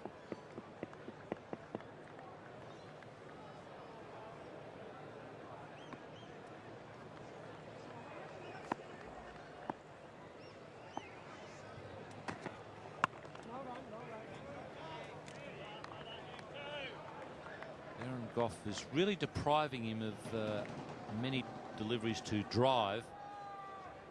He doesn't get too many right up there. That's about the ideal length. It's not quite short enough for Joe Surya to be forcing off the back foot. The other important thing is not to give Jayasuriya any width. If he gets width, he'll cut it. Well, that's a good shot. Whipped it over mid-wicket.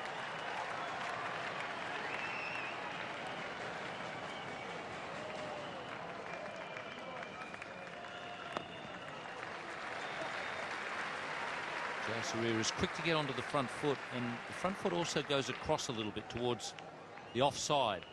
That's what allows him to pick balls up off the stumps and just flip them over square leg, which is exactly what he's done on that occasion.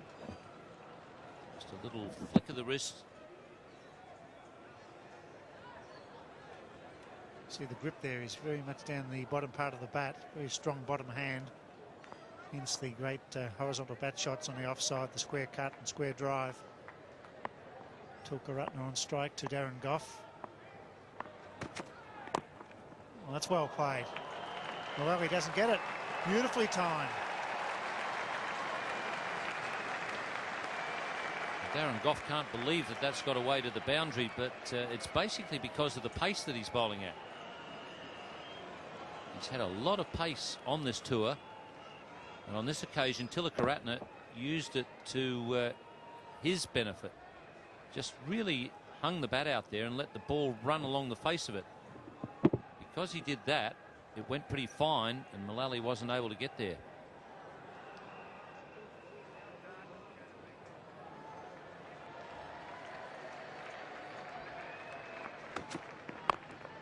Lebanon runs off the over. Good one for Sri Lanka.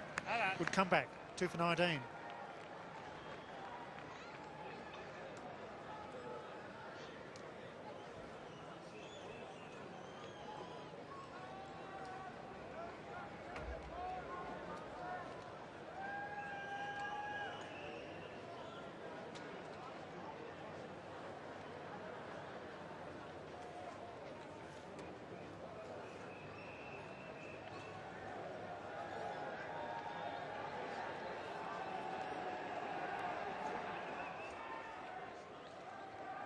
Five overs bowled. Sri Lanka 2 for 19. Jayasuriya 11 off 16. Tilkaratne 4 off 3.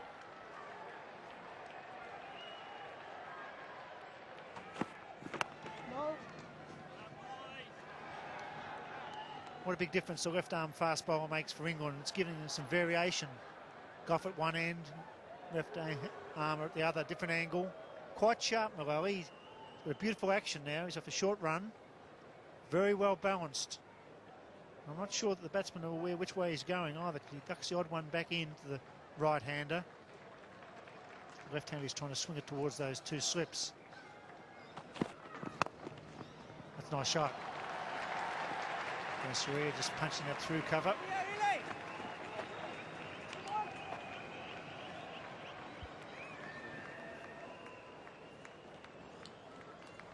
Alan Mullally was saying early on in the tour that when he has a problem, it is because he just falls away a little when he's about to deliver the ball. He's very upright on that occasion. When he is upright, that's when he gets the ball to swing back into the right-hander.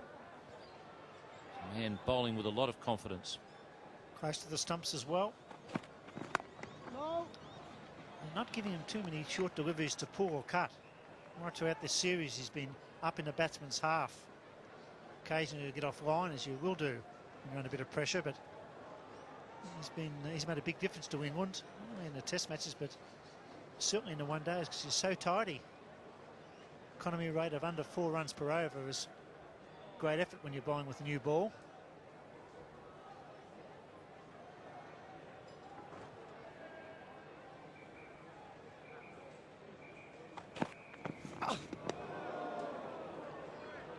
Stewart has made a change there. Fairbrother has gone from first slip and gone into the short cover position. He's the second catching man. Graham Hick has taken over at first slip.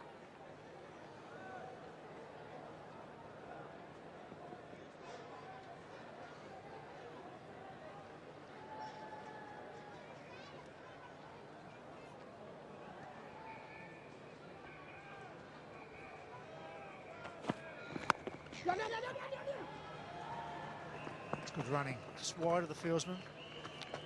Good early call. Yes, they've already had the one mix-up. That cost Romesh Kalawadharana his wicket, out for a duck.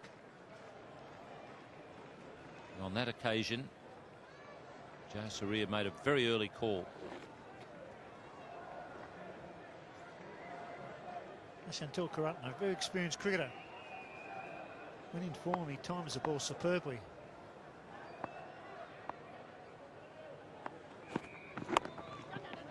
There's a chance again. If he hits, doesn't pick it up. It's 2 for 23.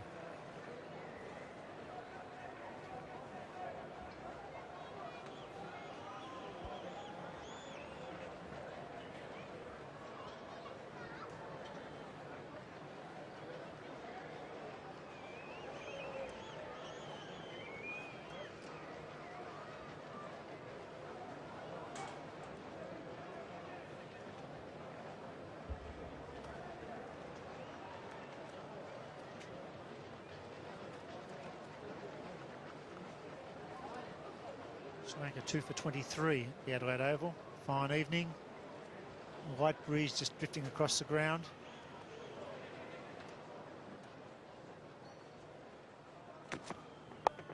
Karatna gets the fine edge again.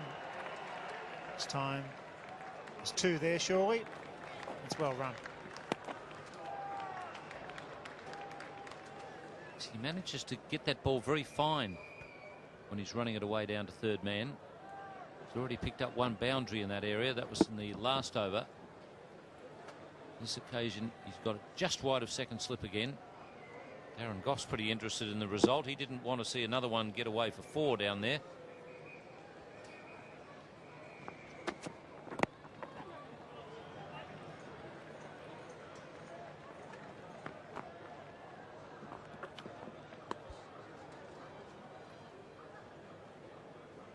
An interesting situation with the lights still out.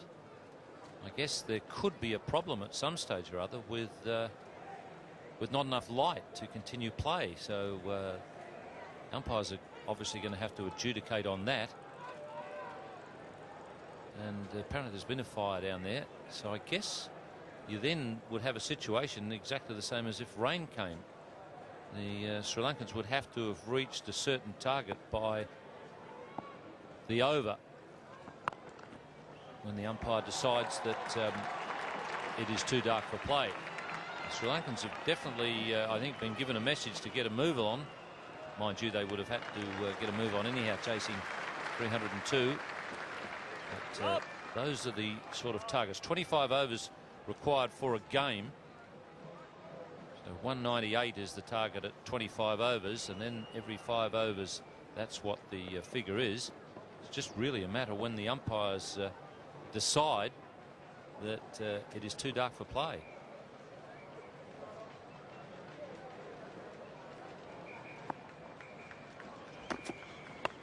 In the air and safe.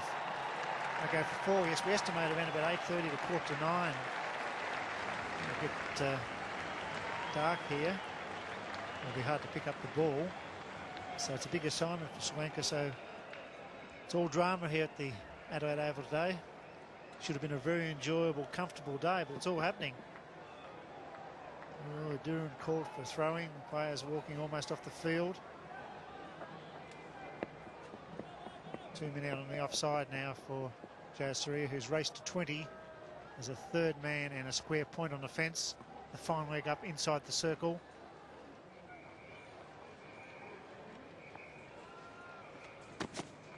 Oh, beautiful. That's going to go for 6. That's a superb stroke. Oh, well hit. Well hit. Darren Goff to the carry. The umpires are asking a question. It looks 6 to me. Yes, well played. Son of Jayasuriya. Superb batting. Well, that was brought on by the fact that they'd moved up the fine leg into a leg gully position. And that one has just cleared the fence. No, in fact, it's bounced inside the fence.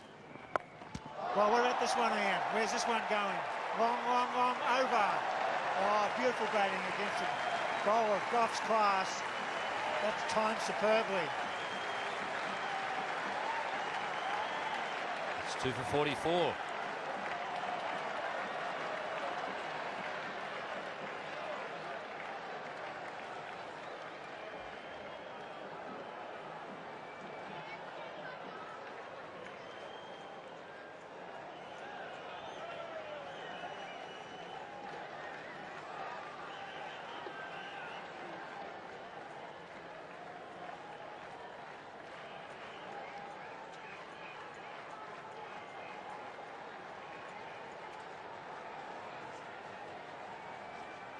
Well, what a buzz around the Adelaide Oval.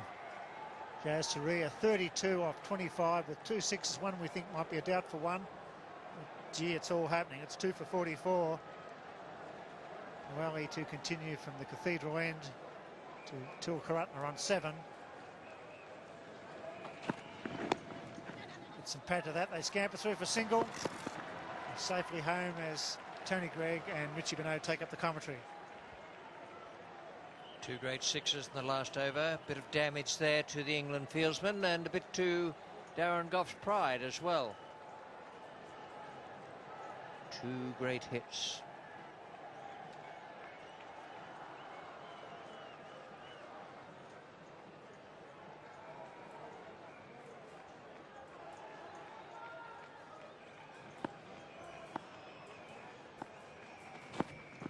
No. Yeah, it's the first of those 2 sixes that we're not absolutely certain about. The umpire asked the square leg umpire whether it had gone over, and the answer was yes.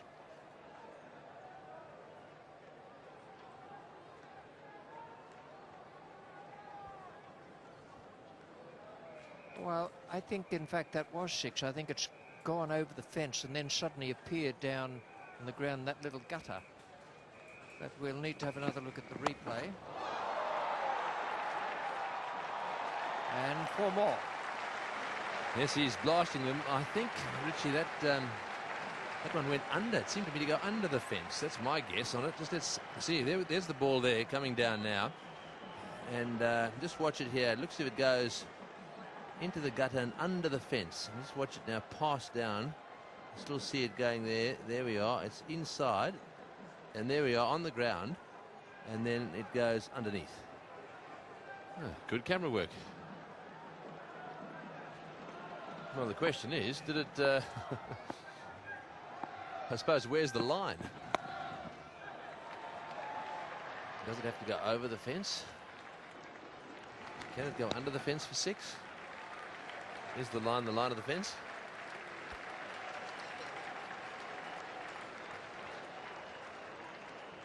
Well, the next one was definitely a 6. Have a look at this one.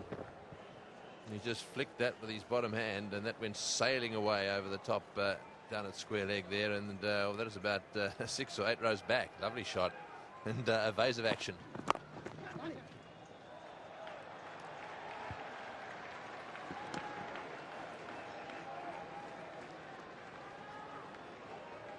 Well, Sana Jayasuriya is a wonderful player to watch. Now, that's the balls and the score. So just 43 plays 47.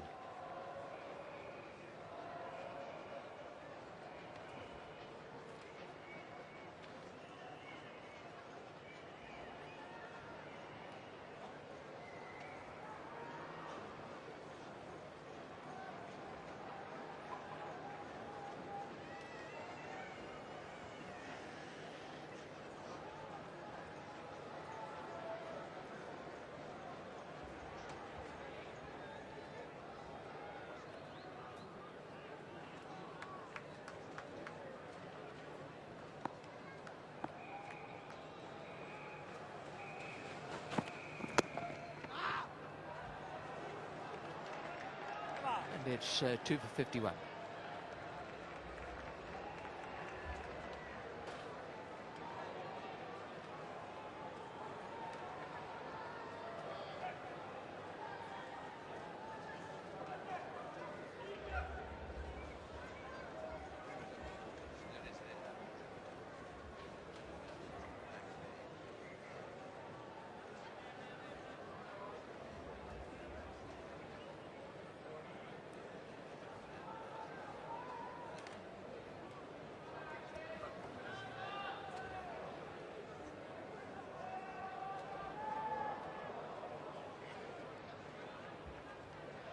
51 on the board and 2 wickets down. 37 to Jayasuriya now. Key to Sri Lanka's chances, or one of the keys, main one at this stage. Darren Goff.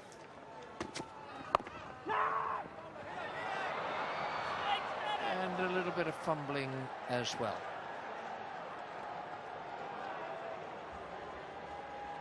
Yes, I think had he picked this up cleanly, there would have been a bit of a close call down that end, because he struggled, he slipped, and there's the fumble.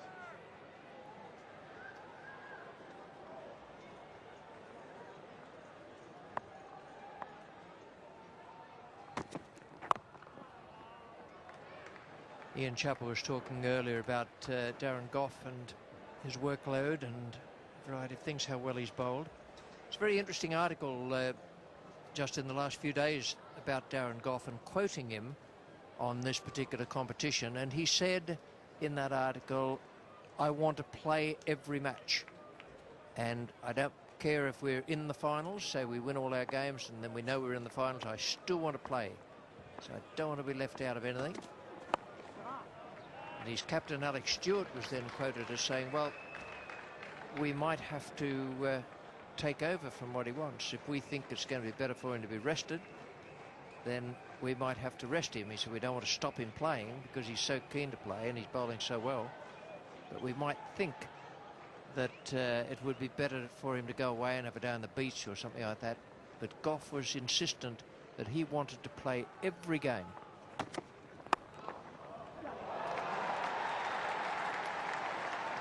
Fingertips there, taking the pace off that. They'll still get 3. Tilakaratne's lost the strike, but the bad news for Goff is that Jayasuriya has it again. Yes, that can be really bad news, because he's now just started to go, and Sri Lanka will be really hoping that he keeps going. It's a long way to go to win this match. Made a lot of runs, England. So the run rate required 6.202. Now then, where's that Yorker? The Yorker that's disposed of all those batsmen in recent times, including the hat-trick.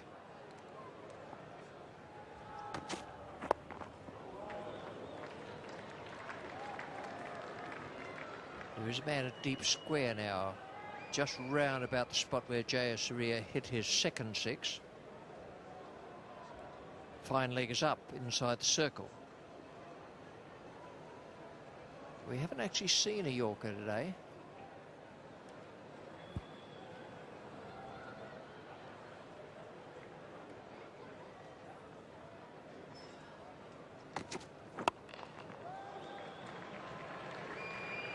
That was the attempted Yorker, only the single. Ooh, not a good throw, but a beautiful take. Yes, that's the end of the over. It's 2 for 55.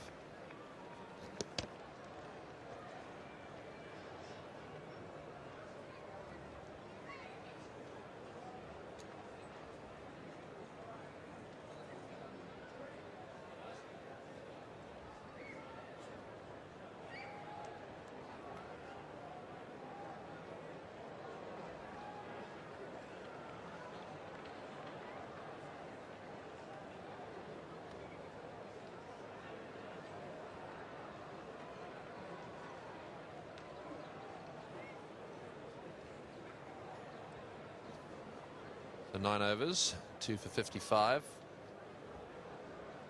Tilakaratne on 11 of 12. On these good days, he can be pretty useful with the bat as well. This is a big challenge for Sri Lanka. They don't shirk challenges. And the man in your picture now, if he can make 100 or 120 odd here, they'll be right up there. No man out there at mid-wicket, and it's 4 runs. Good shot. Oh, that's a magnificent shot. That wasn't really that short, actually. And I'll have a look at those Sri Lankan flags. They just love this man. He's provided them with incredible entertainment over the years. There's the pull shot. Almost a short-arm jab, isn't it? Wonderful timing, too. You really can't afford to be too short to him. If you half volley length, you'll go as well.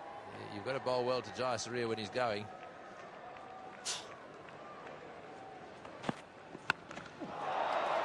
better shot. Well, this is quite incredible. A lot of people have come to this ground here today to watch Jayasuriya. He's a wonderful player, and perhaps he's just turning the corner. He's had a bit of a bad run, but boy, he's on 46 now. He's played beautifully. He's deadly. There are a few fast bowlers around that have been put to the sword by this man, and it looks as if a couple of Englishmen today are suffering at his hands. Wasn't really short, was it? And now the two close-in fieldsmen have been changed. One's at mid-wicket, and the other one is, I think, in a catching position at fine leg. But he could easily walk in with the bowler. Just pick the bits out of that one. And that is a lovely half century from Sana Jayasuriya. It's taken him just 34 balls. Yes, that's beautifully played. This is going to be good news for Sri Lanka if Jayasuriya can get himself back into form. There'll be 17 million odd people in Sri Lanka watching this telecast, and all hoping that they can get up here today. They would have been so disappointed at the start of the day when they saw Muralidharan no-balled in really controversial circumstances. Jayasuriya now is in charge.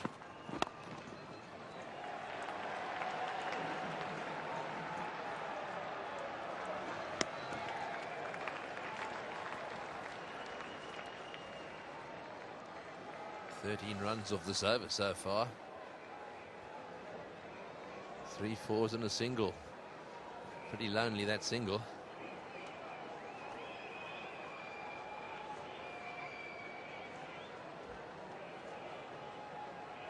They started off requiring around about 6 runs and over, and that's what they still require.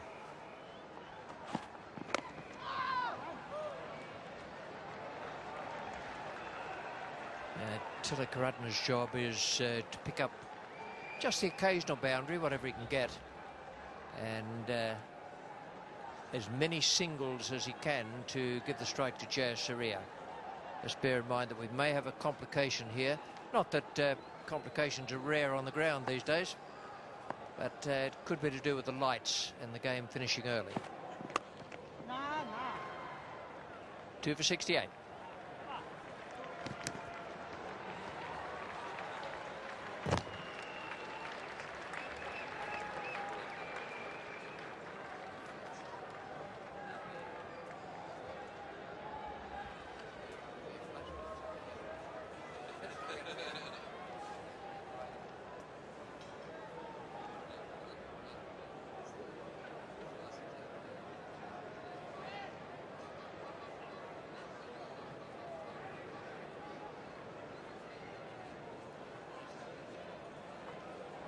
Two for 68, and Jayasuriya has 51 of those. Wonderful entertainment.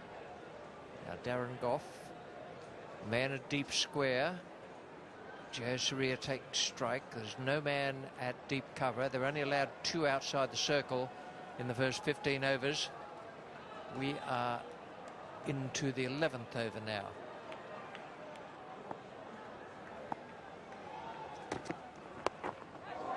And that is the end of it, and there'll be a lot of people around the ground and watching on television adding to that, I'm afraid, as that was wonderful to watch.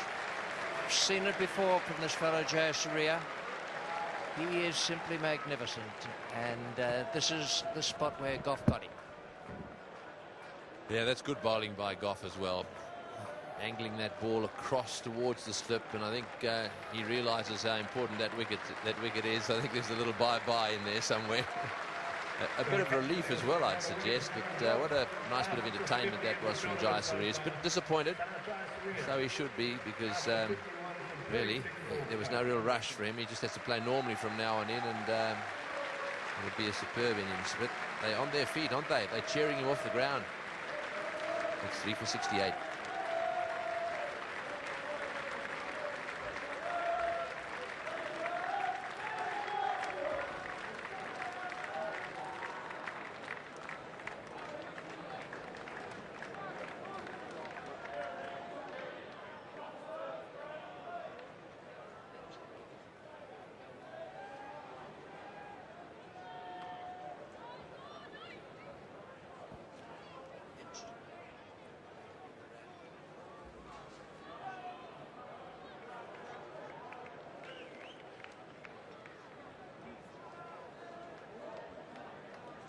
Next man in for Sri Lanka is Mahala Jayawardena.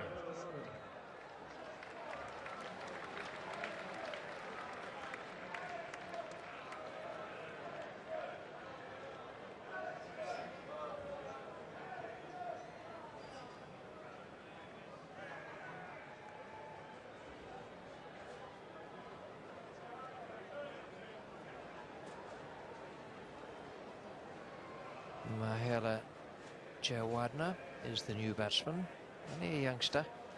One of the young players the Sri Lankan selectors are bringing on, and sensibly so. They've got a bit of a mix of youngsters who are promising but not yet delivering, and the experienced players who just stand and deliver on many occasions.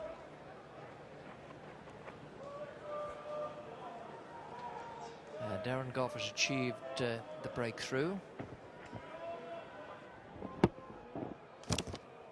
Yes, the line on that delivery, as much as anything, caused the problem.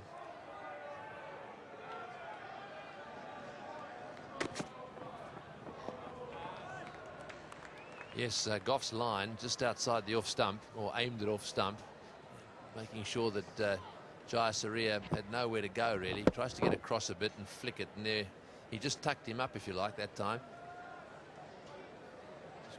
Just could not get it away.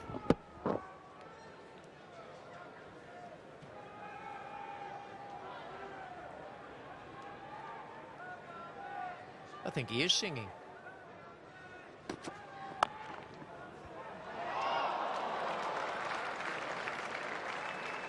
Well, it's a bump ball, hit into the ground, and very nicely fielded.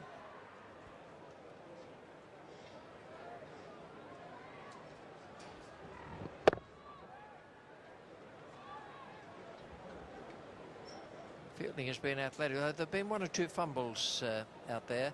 Generally in this competition, England have been very good.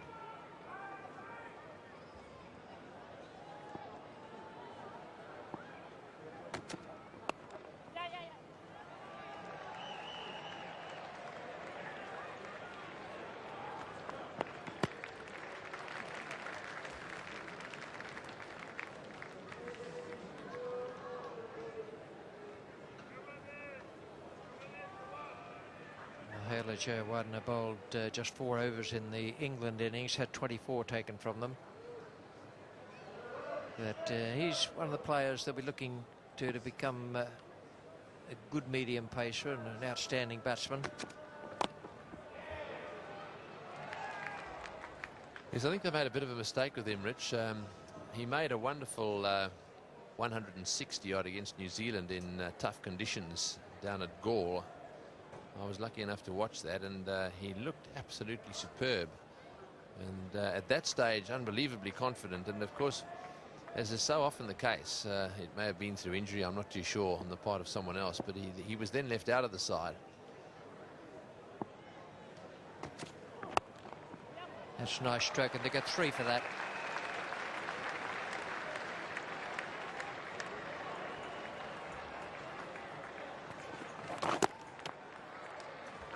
That's well run, 3 for 73.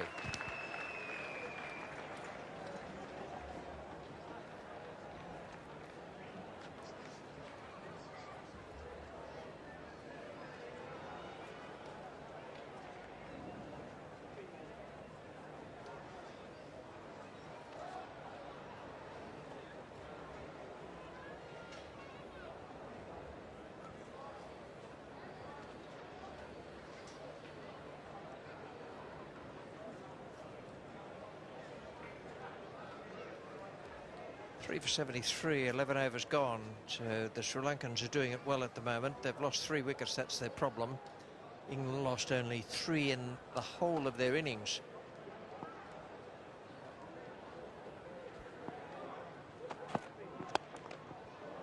Nice stroke, long part of the ground down there, but it's fast enough that it still should go for 4.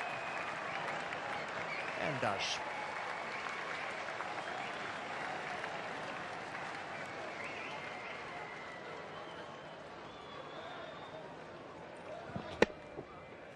Yes, that's a lovely drive.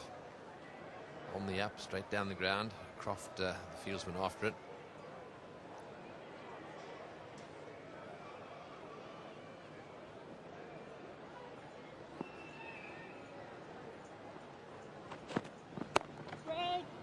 Well, the day's never quite complete without checking on the heart rate. Let's see what the reading is at this moment in time. Well, there we are. Well, absolutely nothing in it, is there really? The only difference there is the wickets that have fallen. A couple of Sri Lankan wickets fell there, and another one up there has just fallen. So 3 down by comparison with just 1 when England were batting.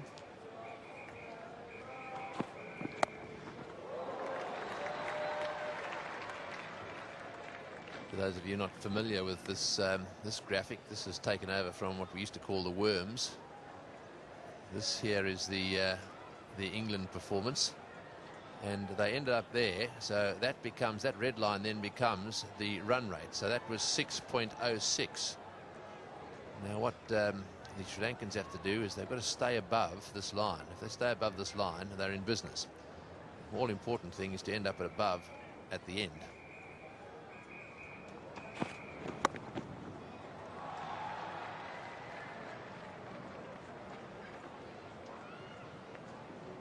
See that England there got off to a real flyer of a start. Understandable, because in this period up to around about there, the fielders are all up, so you tend to get the runs pretty high on the graph, and then things start to fall off a bit always as the side sort of consolidates and starts to plan its innings out.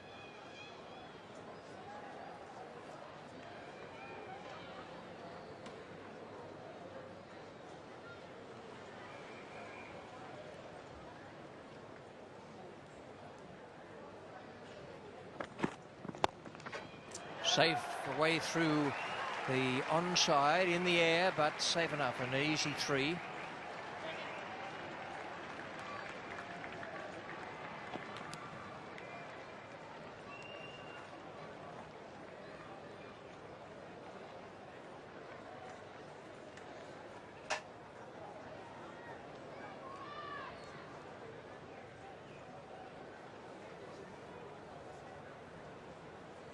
Yes, well, there are the balls to score 50, 43 balls.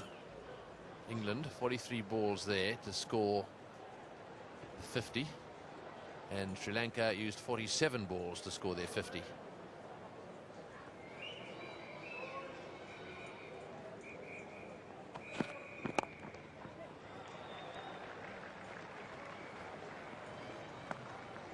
Three for 83.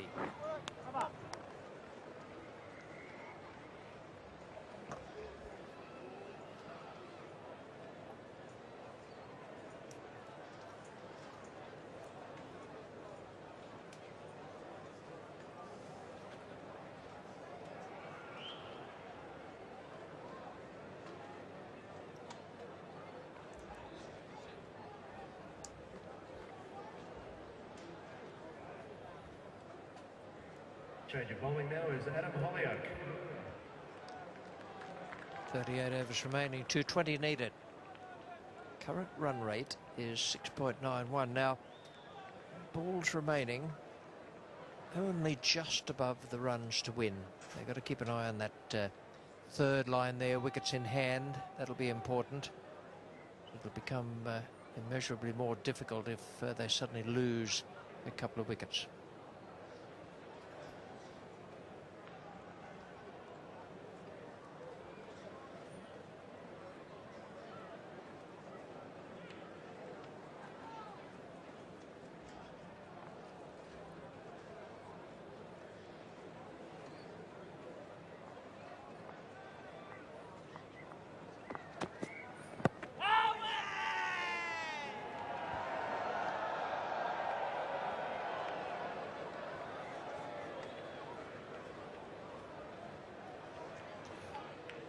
Hollyoak pretty close to the stumps, and that actually looked as if it pitched pretty well on the stumps as well, but he was a long way forward.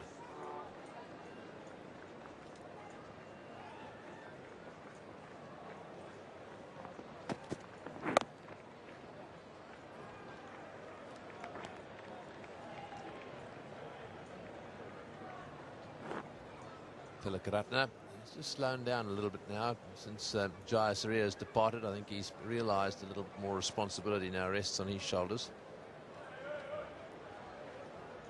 still to come. Arjuna Ranatunga, Roshan Mahanama, Upal Chandra and Chaminda Vas. Nicely placed. Good enough to have the fieldsman falling and then chasing and now having to turn, and still they get 3.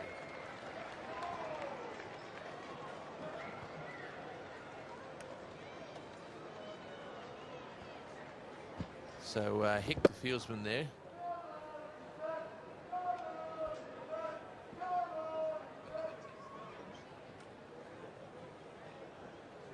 In fact, it's Vince Wells. For a second, I thought it was number 10. It's actually number 13, Vince Wells, getting a finger on it.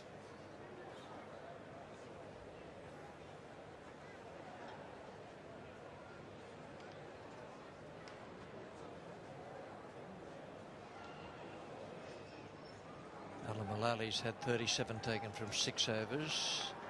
Darren Goff 43 from 6, including those 2 6s, one of which was only a 4.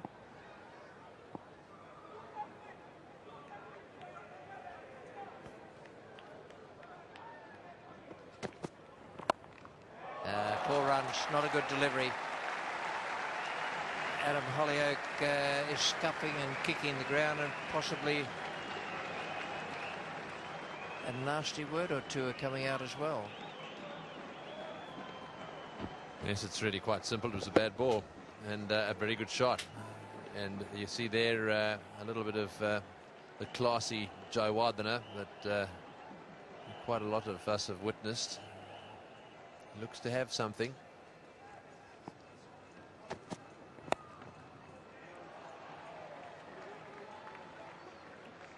Sri Lanka are doing it well. We're only into the 13th over and 91 runs on the board.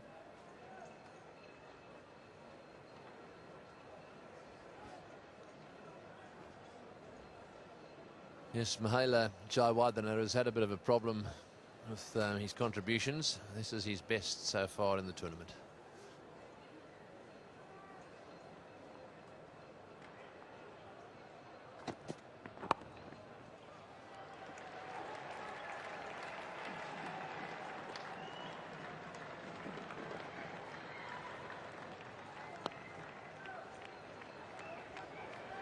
Ten runs off the over. It's 3 for 93.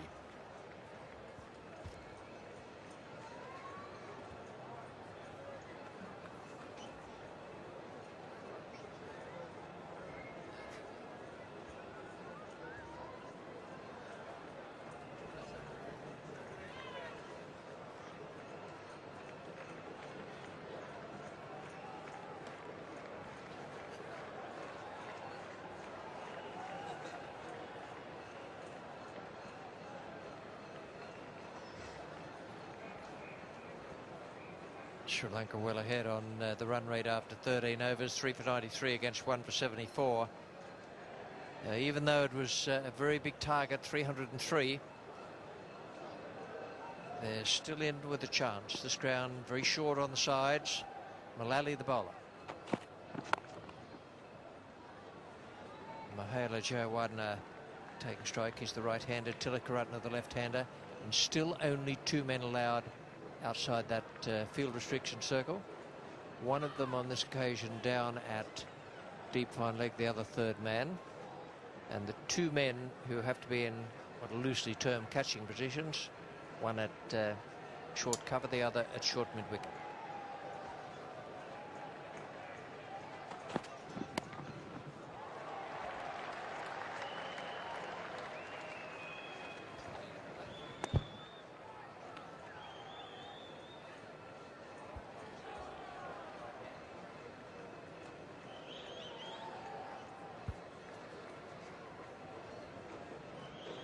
There are the various scores after the first 15 overs. Some pretty impressive efforts. 1 for 86 in the centre column there. England right at the bottom. That's the best performance, second best performance.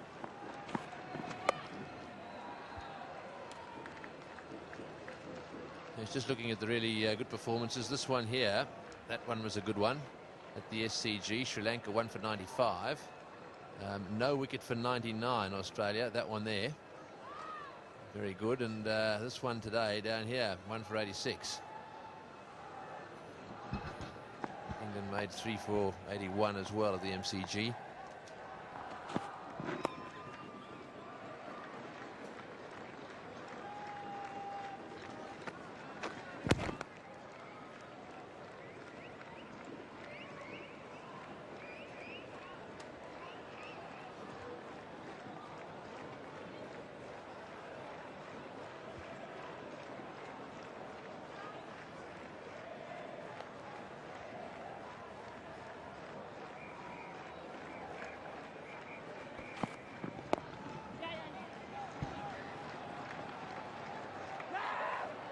There is a lighting problem here, and one of the blocks of lights not working as it should be.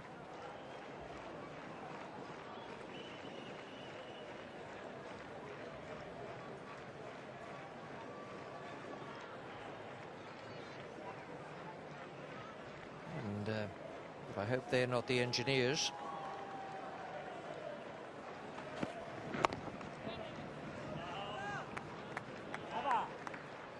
It's 3 for 96.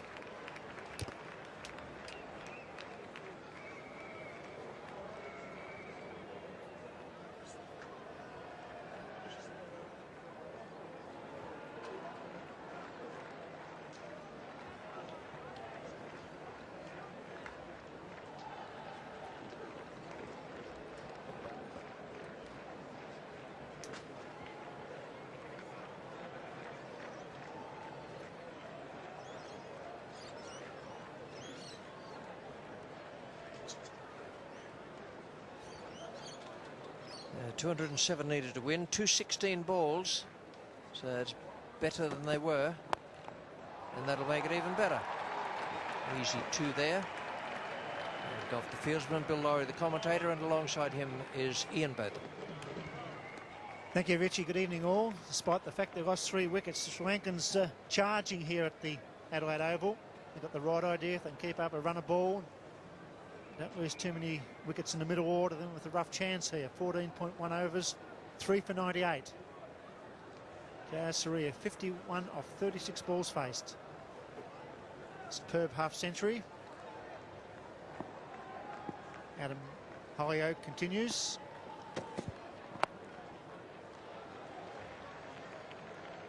Yeah, Wadina doing a good job, this young man, playing some glorious drives.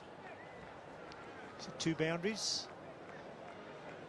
He's 22 of 16 balls faced.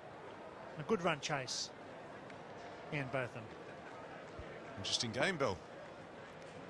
Magnificent innings from Jayasuriya. Yes, that's 4 more. That's away. Throw the bat at it. Races away. Brings up the 100 for 3. I think what they're worried about, the Sri Lankans, is that after 25 overs constitutes a game. Now, if this light isn't working, I fail to see how they're not going to have problems with the light. So, 25 overs, the target's 198. You've been a bit negative today, haven't you? Negative? Not at all, Bill. I think that's what the Sri Lankans are thinking about. They need the points, and they've got to take a few chances. I think it's the only way they can go. It's a tough call. I mean, it's not their fault that you can't get your lights right, is it? One's down to third man. I think they'll probably get away with 3 lights. We'll wait and see. Long way to go yet, but look at that. 14.4 overs and they're over 100. And this is the way they won the World Cup. They attacked. 100 off just 88 balls. Oh, you can't fault them. It's great fun to watch. Tremendous stuff. And the crowd loving it. Must be getting to a point, though, Bill, where the authorities here have got to start thinking, you know, what happens tomorrow, in tomorrow's game? I only went to Preston Tech and I'm just worrying about tonight. Yeah, well, I actually realised that because it was Andy Warhol, not Oscar Wilde, but you didn't pick me up on that. You're our guest. That was earlier today. We'll talk about that later. But just 1 or 2 problems here for Stewart. I think they should get the lights fixed surely in about 12 hours' time. But at the moment, Stewart just with a problem or 2.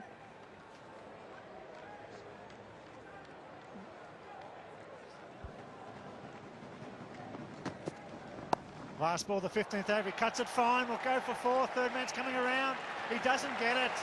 Wonderful cricket, Sri Lanka. Well played. 12 off the over. 3 for 108.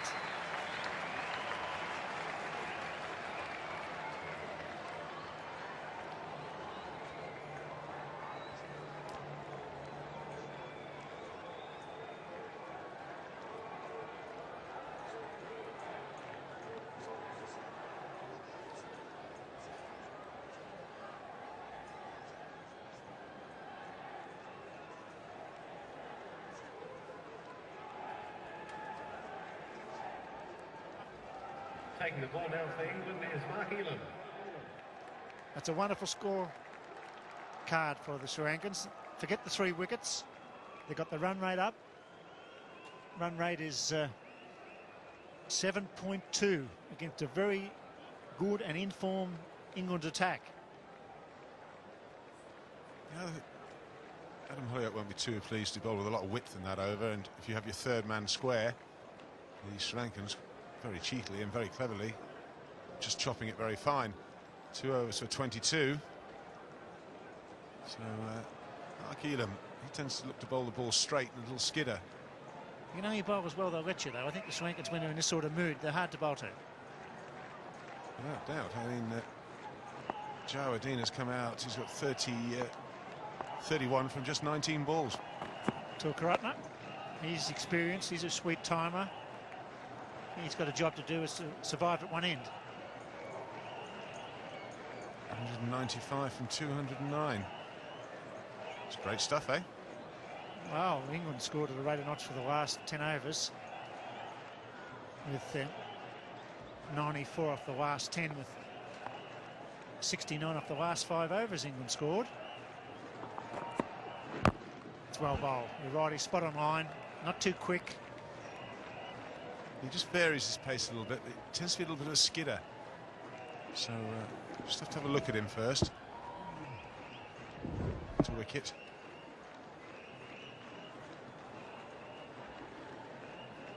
This is what one-day cricket's all about, though. Good pitch, fast outfield.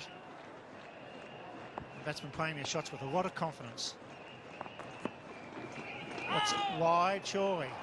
Oh dear, oh dear. That was close. It's not close at all, but it's a wide. In my opinion, it's no doubt at all. Wide, my book, Will. Yes, I agree with that. Ball swing away down the leg side.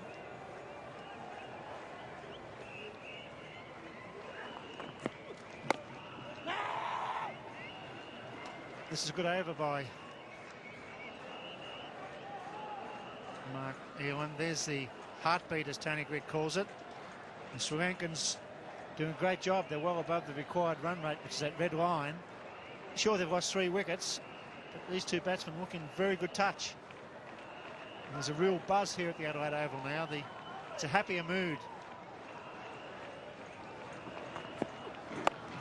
It's well bowled. He's bowling nice and straight. Elam not giving the batsman any width. No half volleys yet. Takes some doing to come on cold. Well, I think you're struggling to be cold. I think everyone's will be excited about what's going on out here. The fielders have been doing a fair bit of charging around. This could have done you feel Sri Lankans perhaps another 6 or 7 overs of Jayasuriya. Excellent, that was. The maiden over stops the flow of runs. It's 3 for 108. So first of 2 scheduled drinks breaks in this innings, and what an eventful 3 for 108 it's been in the first 17 overs.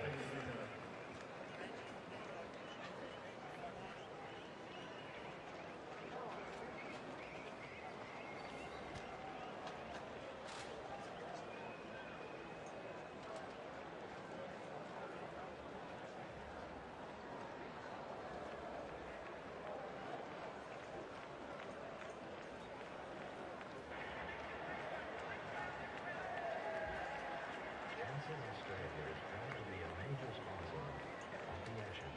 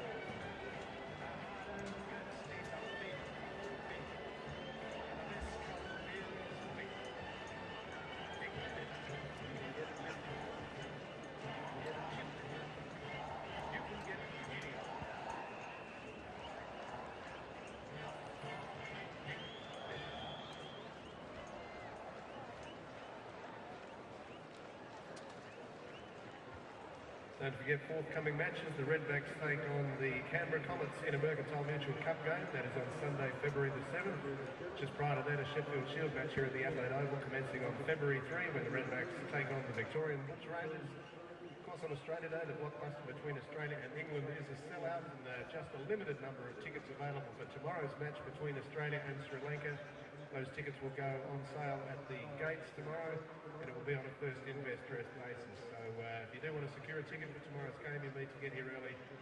There are a limited number of tickets at the southeast. Game, set and match. That wonderful moment when the Australians won the 5th test at the Sydney Cricket Ground. Who'll forget this moment? The ball was hammered to silly point. It was Slater. It went back to McGill and he took the catch. And that was 12 for 107 for Stuart McGill. Wonderful performance at Sydney Cricket Ground. The second best performance ever by a bowler on that great ground. There they are, the Australians. The end of a wonderful test match, the end of a good series.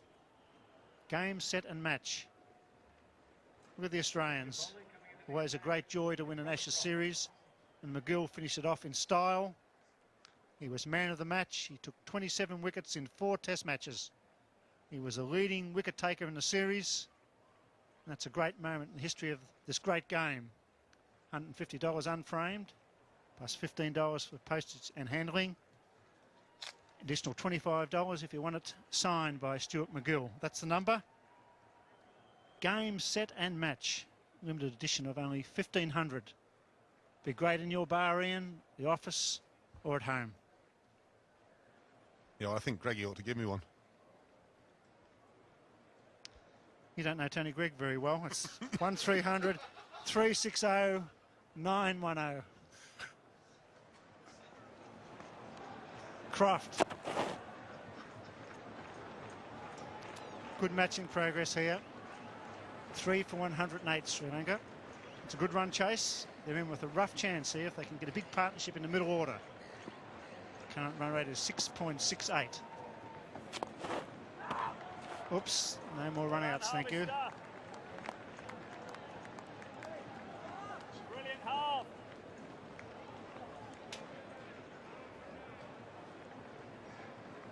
Joe Edina. And strike to Croft, the off-spinner. Double change by Alex Stewart. Spinner medium pace. It's nicely played. They'll push for 2. Happy with a single. Up you come.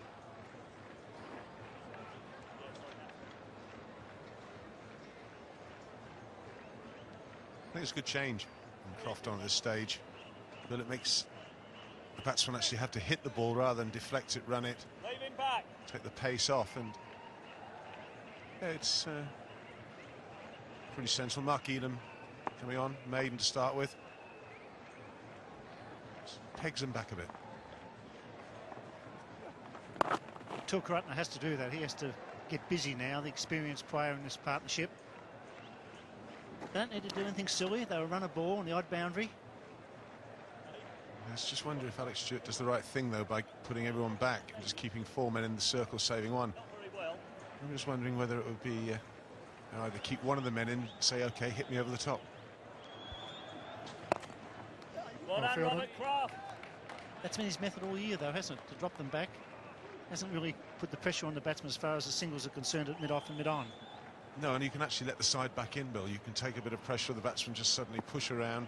They pick 4, 5, 6 up and over. That breaking sweat. Nicely played. It's a very good pitch. The ball coming onto the bat. 3 off the over, 3 for 111.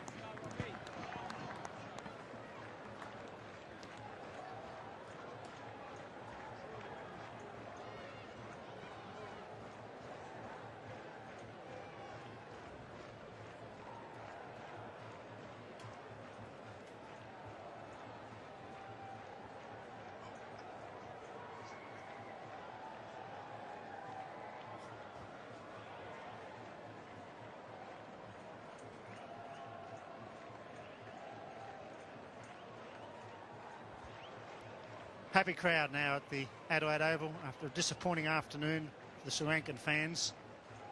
Murali Dhuran called for illegal action by umpire Ross Emerson.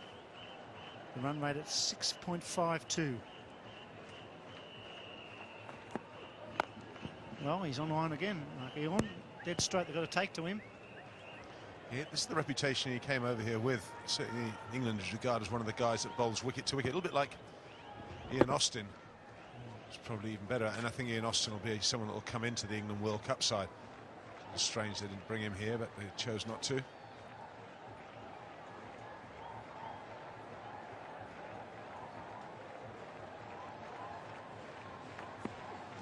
It's gone for him. Oh, brilliant fielding. Well done. Oops. Oh, no. Surely we'll get back. He won't. He's gone, I think. He's not calling for the camera. Wow.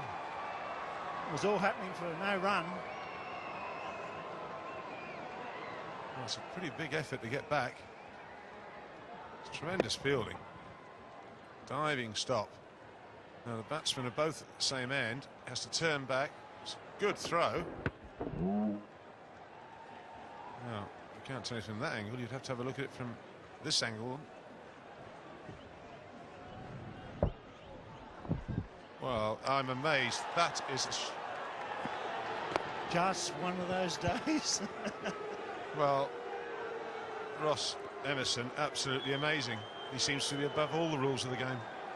Well, I don't know about that, but I was got a bit excited. And then there's the throw. And of course he's out.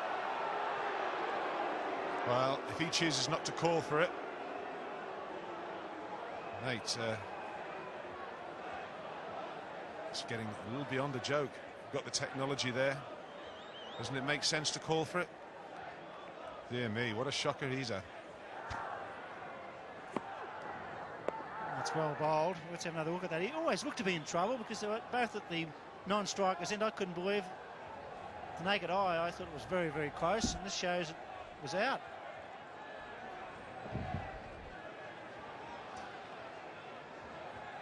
That's 4 or 5 inches out. That's not even close.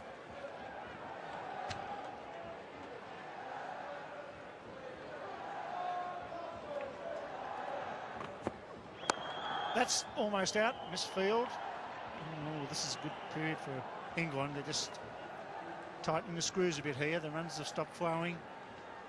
Near run out, near catch.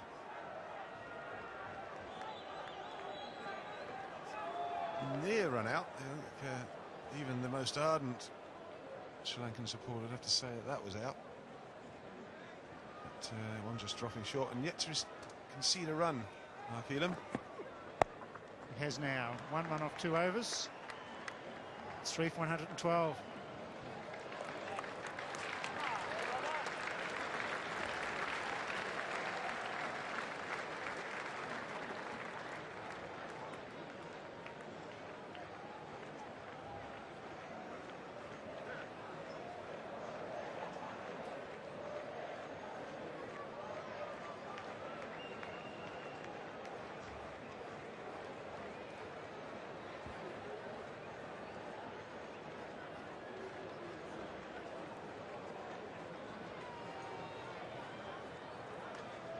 Sri Lanka 3 for 112, a buzz around this massive ground.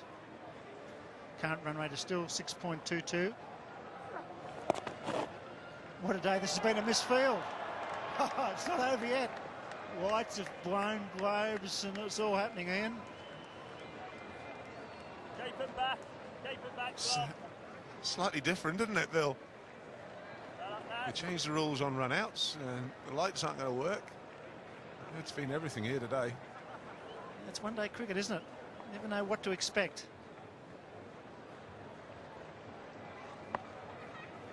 Croft. Tukaratna attempts to sweep. Oops! It's gone this time, sure. Oh! A high throw. Good flat throw. That would have been very close.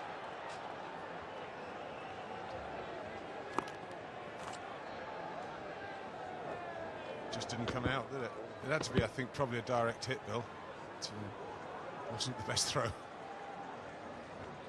Croft, right arm off spin. They're stopping the flow of runs here.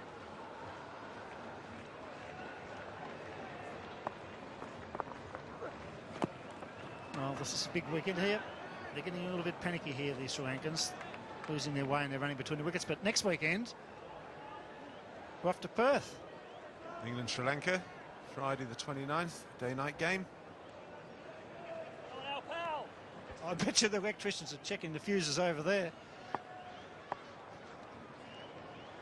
England versus Sri Lanka. That's a good shot, just the single.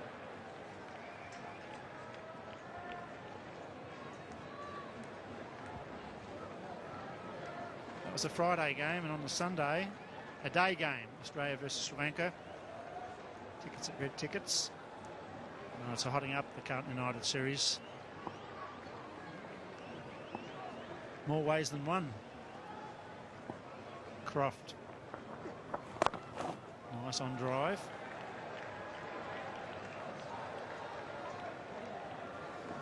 Well, I think they're pulling them back, England, though, as far as the heart rate is concerned. They've brought it down to the required run rate now. They're up here. And this Elam and Croft have dragged it down to the red line, which is the required run rate of 6.06 per over for the whole innings.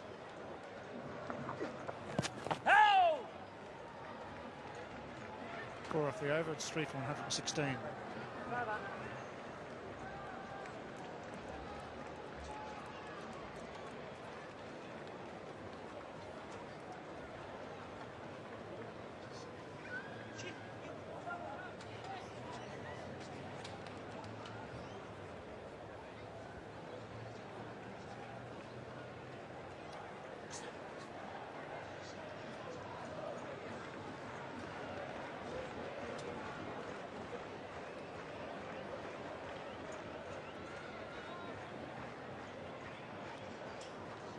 Fine evening. Elam to Karatna, hammers it to backward point, well fielded. Nasser Hussain in the gully. Well, they need to do something here. To Karatna, he's experienced. They've got themselves into a good position. They can't afford to fall behind the required run rate. They've lost 3 wickets. You can see there, it's gone from 12 down to 0, 3, 1 and 4. Nealon doing a great job for his captain here. Slow delivery, good change of pace.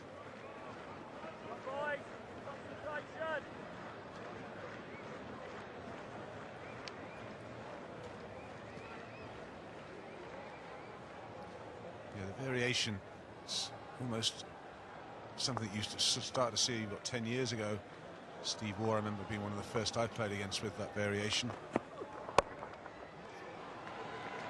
But now it's in every bowler's arm. In fact, it's essential in one-day cricket. And most bowlers now have maybe even 2, 3 different variations: the leg spin, off spin, or the knuckle ball. It's when it's bowled well, it's a few vital wickets. Yes, it's much harder if the ball's not coming onto the bat. Change of pace does. We saw Steve Waugh caught the other night, first ball of Olio, new to the crease, hit hard, the ball was caught at mid-off. That's a good shot into the gap. Happy with 2.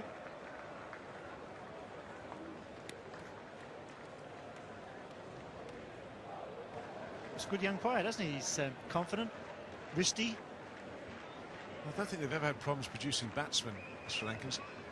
The area they need to expand on is the seam department. Quicker bowlers. But, the batsmen have always been great to watch. That's a fine shot. The man at point picks it up into the sun, dives. And they're happy with 2.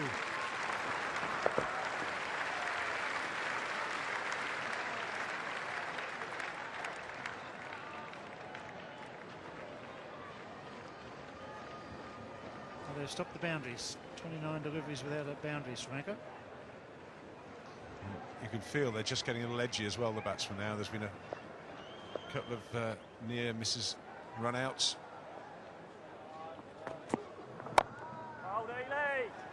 5 runs off the over. 3 for 121.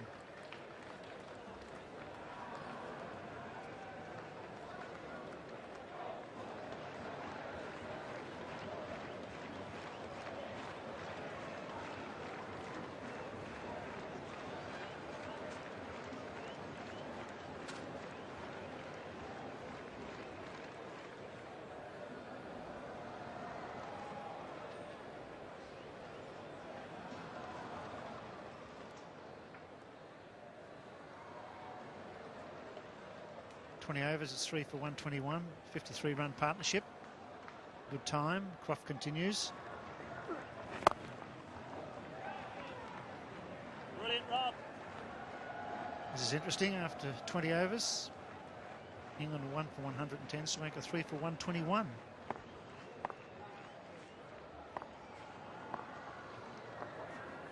Get it! Well done, Nash. Well anticipated, Nash. Now, 78 balls now for 182 runs. Still got 7 wickets in hand, but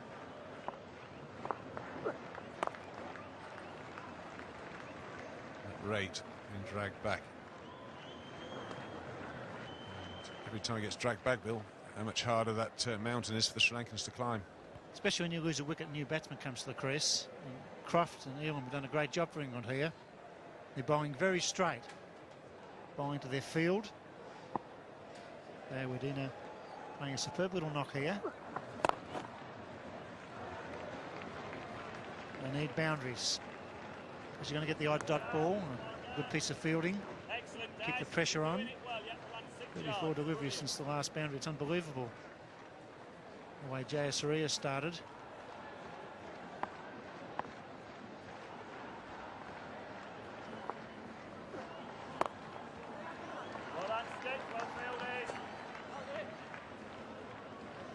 Doesn't look much, Croft, but he's a good one-day bowler. He throws it up. He's prepared to give it air, and he bowls usually pretty tight line. Just well to right and left-hand batsman, alternating.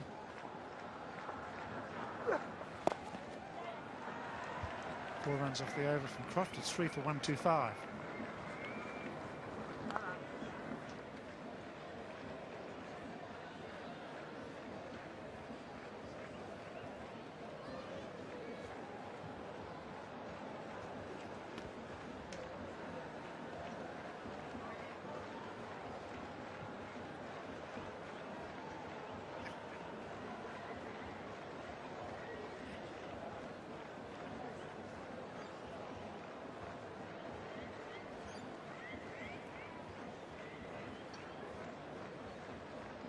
Wonderful view of the Sir Donald Bradman's stand, the city of Adelaide, as Elam charges up for the cathedral end. Nice cut shot down to third man as Richie Benaud and Tony Greig take up the commentary. Thank you, William. 3 for 126. And Jaya Widener, the man in your picture there, has assumed the Jayasuriya mantle, not with the same devastating and blockbusting ability, but he's already made 43 from just 38 balls. And he's just the man Tilakaratne wanted when he saw Jayasuriya walking off. Elam to bowl.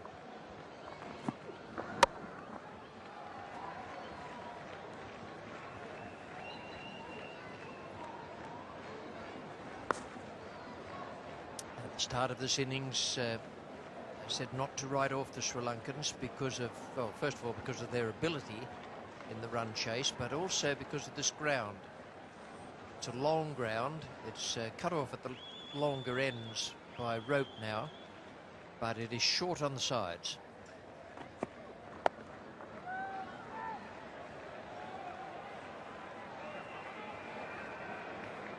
The pressure England were applying now is just being removed a little. There's warm words and a nod from Tilakaratne to his younger partner. Jaya Widener is only 21. He's one of the most promising young Sri Lankan players.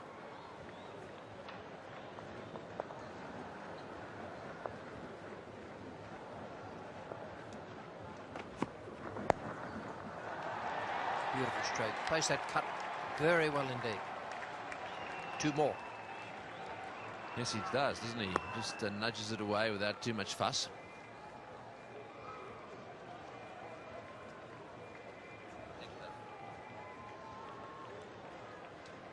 It's just watch the way he doesn't try and hit it too hard, just watches it onto his bat there, opens the face and steers it away.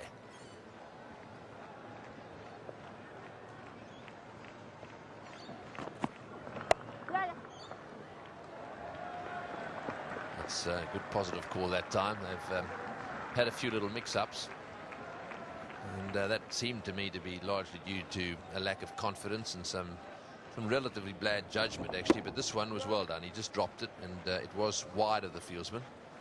And what you need in a situation like that is a positive response from your partner, given that you, of course, make a positive call.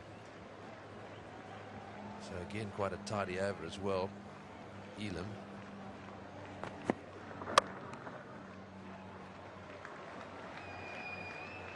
Looked like really getting him away. He's pretty steady. 8 from it. It's 3 for 133.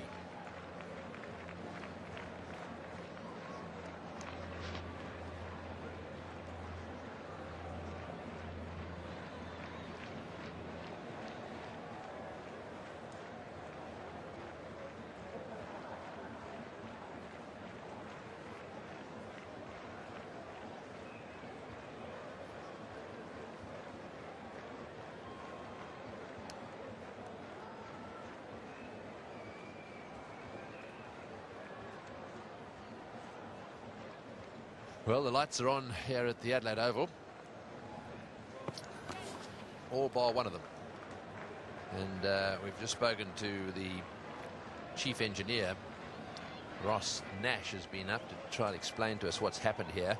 I can tell you that down at the base of that light tower, they have a huge trip. And apparently that trip has gone off. And there's been, as a result of that, just a little bit of a blow, if you like, and that was a little bit of smoke we saw. The way they've set these lights up is that trip in turn tripped off the individual lights at the top. Now the problem they've got is they've got to get a crane tomorrow to get up there early in the morning, and the trip at the top on each of the lights has got to be switched back, and they're confident they'll get these lights operating tomorrow. Now, they don't consider there's going to be much of a problem. 2,200 lux is put out across this ground when all lights are working.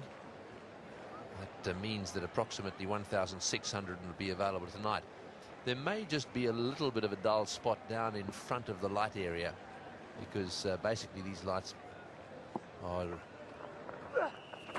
arranged in such a way that they go right across the ground. But that's well played. He's nudged that one away down towards square leg, and that's a very good 50 from Joe Waithera. The third fastest in the series, and it comes at a very appropriate time for him. He's a good player. Looked good in the matches where we saw him earlier in this Carlton United competition. And he's made his 50 from just 43 balls now. Well done, boys. Good. Very impressive young player, and we're only seeing him at the moment in the shortened version of the game. But I imagine from what Tony Greig said earlier that he'd be proficient at both forms. Yes! Oh, and that's it. That's it. It's got through him and it's bowled him out. Well, this is a big blow. Tilakaratne is going pretty well, and I think he really hit over the top of that one, and it must have spun back because the noise of the stumps seemed to come late. Well, it was beautifully bowled. Just look when you see the replay again. Just look at the change of pace. It wasn't the orthodox off spinner from Robert Croft. It was the one that he pushes out with his index finger, and it's gone through as a Yorker, and a quickie Yorker at that.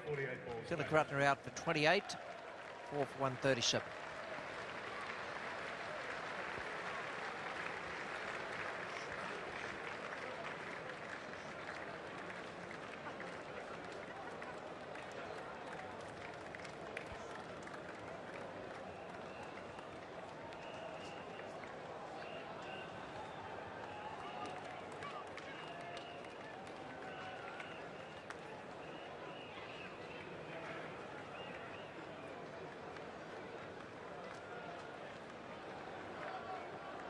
The next man in for Sri Lanka is the captain, Arjuna Ranatunga.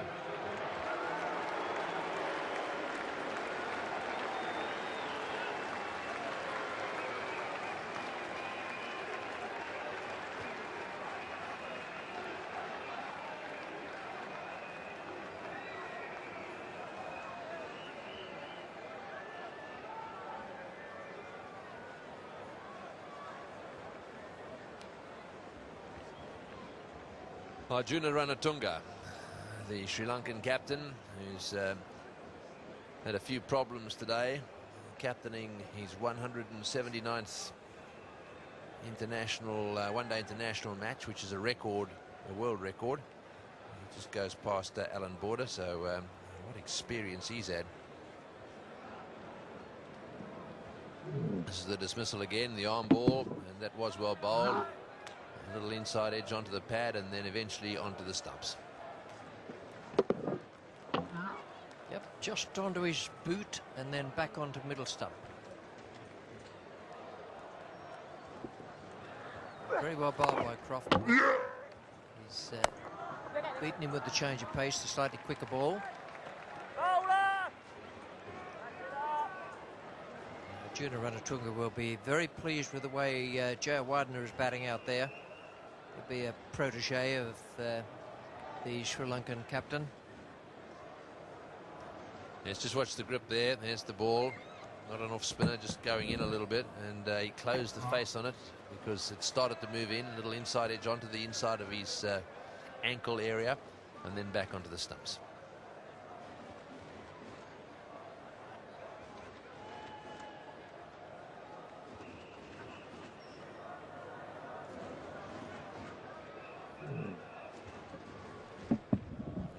There's that dismissal again, the ball spinning back into the stumps, and that was the end of that. Well, Arjuna now has had a good look around, and he's now ready.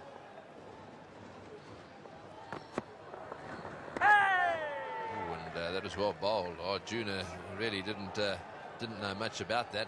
I think he may have been thinking about that little dabble shot he plays as well. What it was meant to be, but it was a bit quicker and a bit more bouncy, and just about left him for dead. It's well bowled by Elam. First ball to the Sri Lankan captain, just to take him by surprise.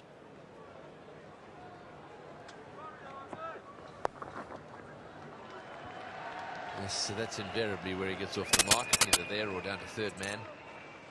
Yes, that's the difference, I think. That ball, medium pacer, just digging it in a bit until you've got the feel of the pitch. See that little bit of extra bounce that you get in Australia, which catches most people out.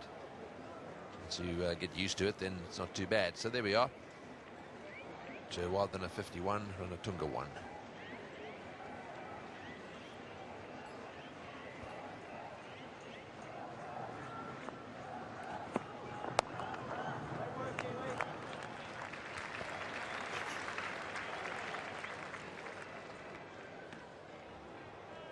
So that's what they've got to do now. The run rate required, just over 6 and over. 164 runs off 158 balls. The problem is they've lost 4. They don't lose too many more.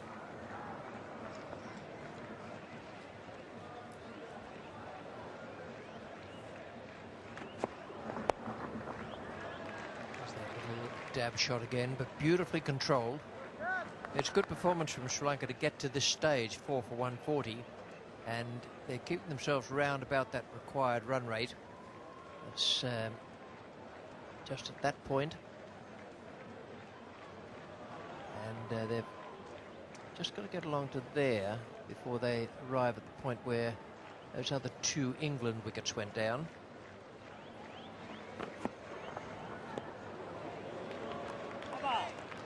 It's well bowled. He's causing a few problems, Elam. 4 for 140.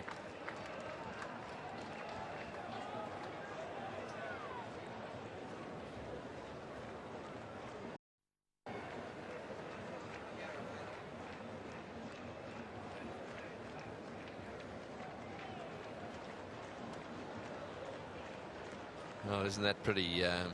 Some lovely gum trees swaying in the breeze. A bit of storm activity in the background. Lovely sunset.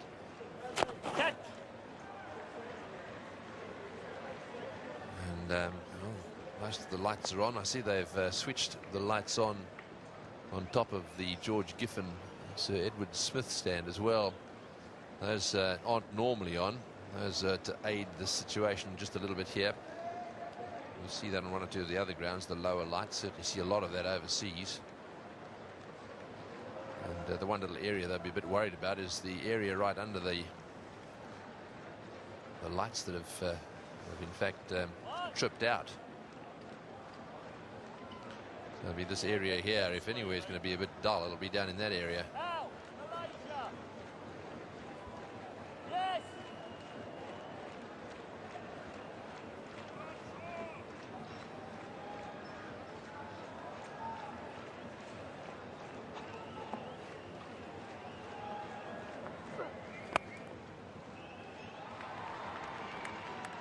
This will be Arjuna Ranatunga's method in the early part of his innings.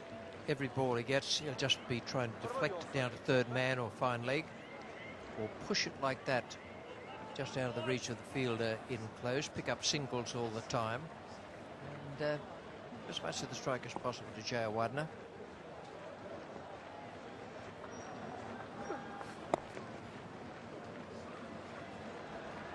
Yes, Arjuna plays this game. This is his game. What he likes to do is to go out there and get singles, six and over, and try and get them in singles. And of course, if they do that, they won't be far away as long as they don't lose wickets. They can step up the rate a little later on. I think he would have said to Jayawardeneh, don't desert me out here. Don't do anything silly.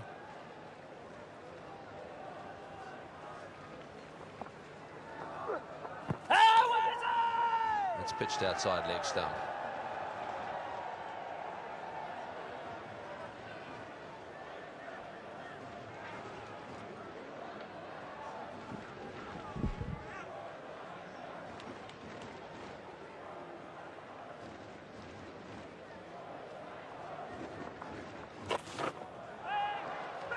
He likes the sweep shot, and oh, there's a bit of a fumble down there.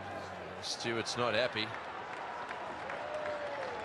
Stewart was shouting out spin, spin, trying to get the message down to Mullally, who's obviously not au fait in this whole business of the ball spinning towards him along the ground.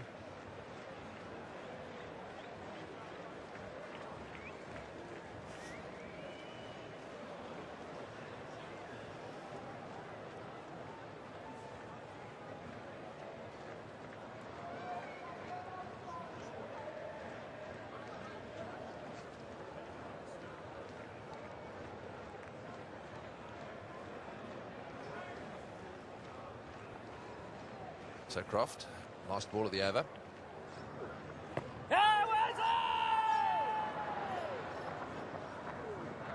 5 runs from the over. 4 for 145.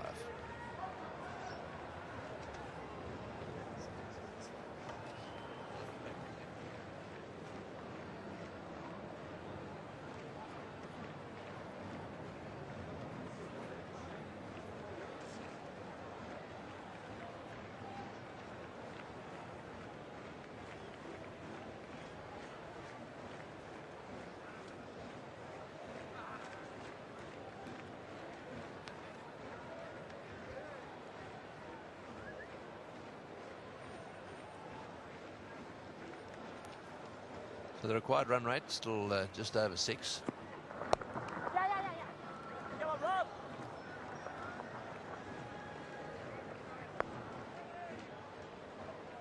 So they're definitely adopting the singles, cautious as we go approach. Well, that's what's happened so far in this innings. Kaluwitharana was the first man out. This is how it happened, inside edge. He decided against going back down the other end, and of course then changed his mind, and that was the end of that. He was run out without facing a ball. That is a dreadful way to go. Big blow too for Sri Lanka, because he's playing pretty well at the moment, Kaluwitharana.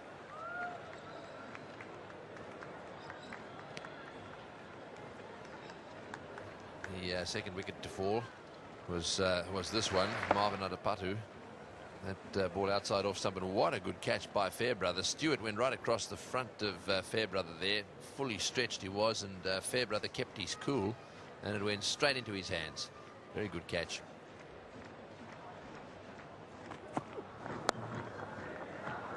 We then saw a fantastic innings. Jayasuriya played a gem of an innings, 36 balls for 51. And unfortunately, just when he looked as if he was going to really set this place alight, this is what happened. A good delivery, this one from Goff. aimed it off stump. And once again, he was trying to get across on the other side of the ball. And that was a very happy Goff. I think they were very pleased to see the back of Jayasuriya.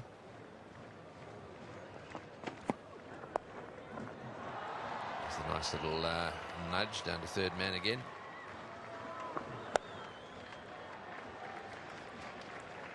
And of course, Tilakaratne was going pretty well too until he got this good ball from Croft. On ball, you can see the seam up there. It just swung into him a little bit. And as a result of that, it beat the middle of the bat, hit the inside edge, then onto the pad and onto the stumps. So Tilakaratne out bowled by Croft for 28. Now, Jayawardene is playing pretty well. Ranatunga's with him. And Elam causing him a few problems. I think it's his change in pace that Ranatunga hasn't picked.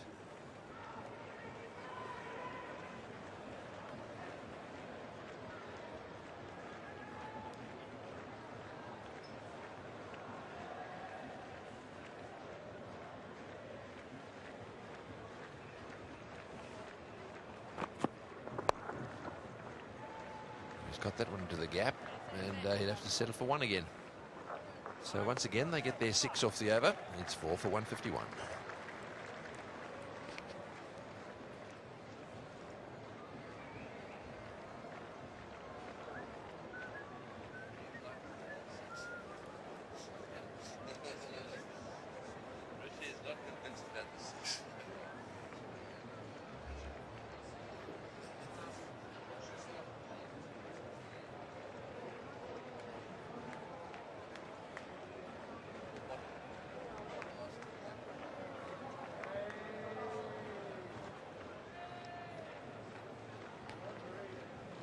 Four for 151. The required run rate just ballooning out slowly. They need to keep it in check, around about 6 runs and over without losing wickets. Sri Lanka, if they're going to win this game. And England will want another wicket. Mid-on is up, so there's an opportunity over the top. And Arjuna Ranatunga doesn't mind hitting it over the top.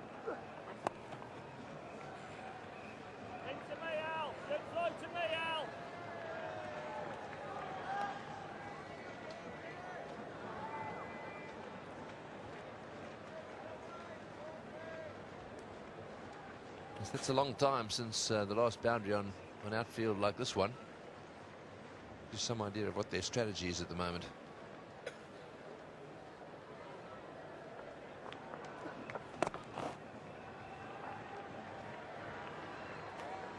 Yes, one of the boundaries that in fact was given 6 was quite controversial in so much as we don't think it actually did get there. Looked to me at first as though it had gone over the fence, then run down the back. It's that Ansell sign, which it hits and then bounces down. Goes underneath. The umpire referred to his colleague at square leg. Could have referred to the third umpire. He would have had the job as we had in the commentary box of deciding what it was.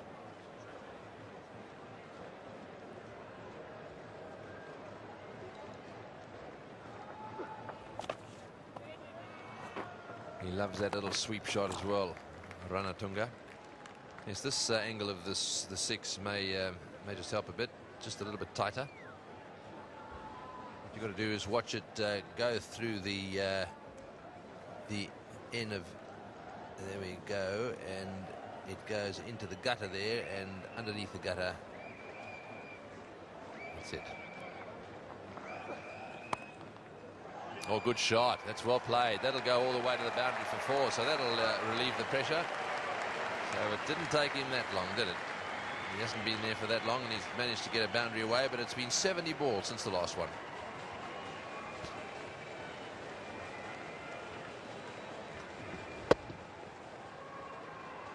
Beautifully played. He plays the late cut very well also. But that wasn't all that bad a ball. He summed it up quickly. He was on his way forward for a start, then changed his mind, went back and cut it fiercely. There is no man at actual point.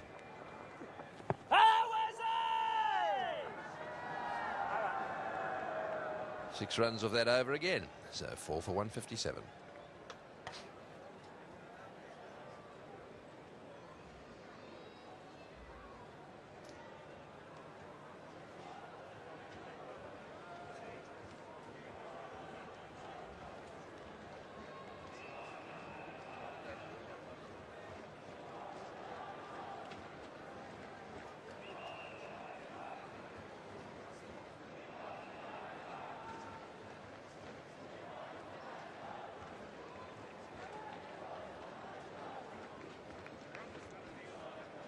Four for 157. 6.34.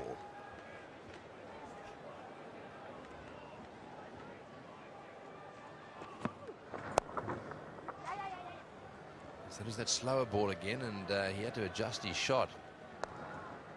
And they keep throwing it down to the other end to try and get Arjuna hurrying up a little bit. I think they're probably aware that he's got a little bit of a problem with the muscle.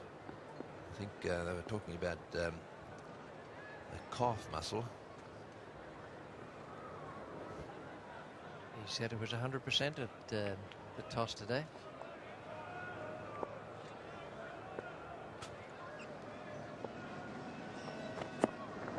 Ready.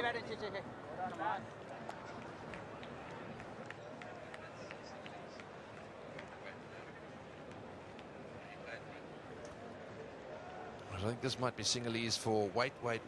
No. Ready.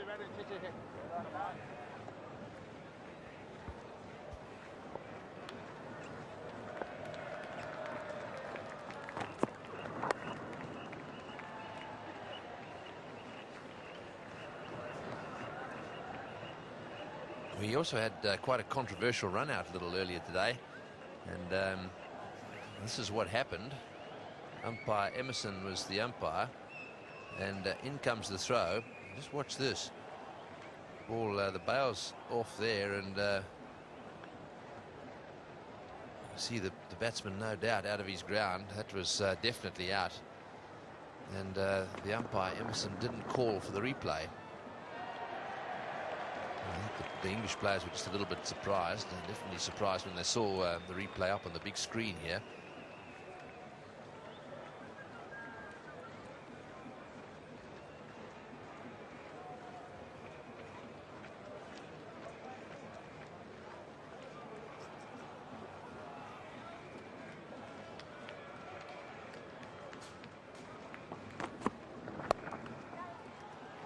Well, that's well played. That one hit on the up. I don't think it'll get all the way down to the boundary, but it's running across the outfield there very fast and doesn't quite make it.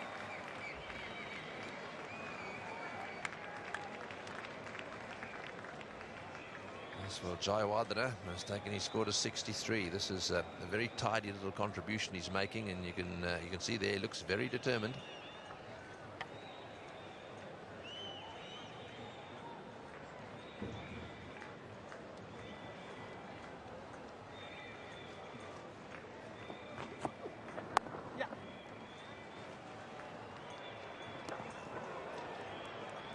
Wicket keepers generally have an idea of the position in a run out.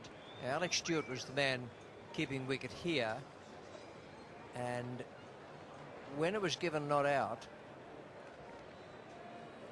Alec was jumping and leaping, and then at the end of the over, don't worry about it, it'll be all right in the night.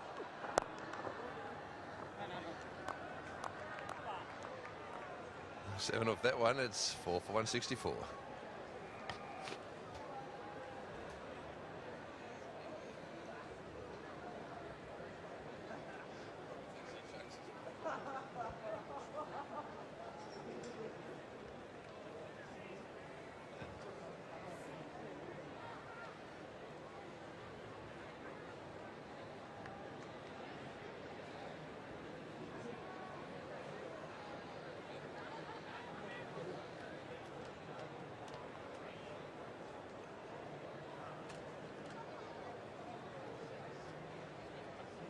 So 28 overs have been bowled. Ranatunga and Jayawardene together. And as long as they stay together and score 6 and over, it may just be that the Sri Lankans can do what they did against the Australians and get within striking range and then finish it off. But it's going to take quite a lot of doing. They really are pacing it quite well. He's a past master at this, is Arjuna Ranatunga. But, talking about good innings, Graham Hick today played a gem of an innings. He really did. Have a look at that. Not out 126 of 118 balls. And that really was worthwhile watching. There were some big hits.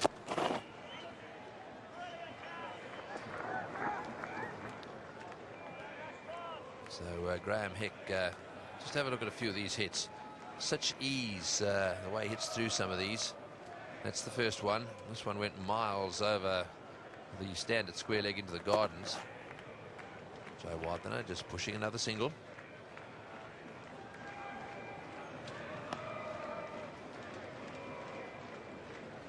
Yes, this one again on the onside. It went up quite a long way, but carried the fence quite easy. And didn't he set himself for that one? He smashed that one miles back. So some very big hitting by Graham Hick.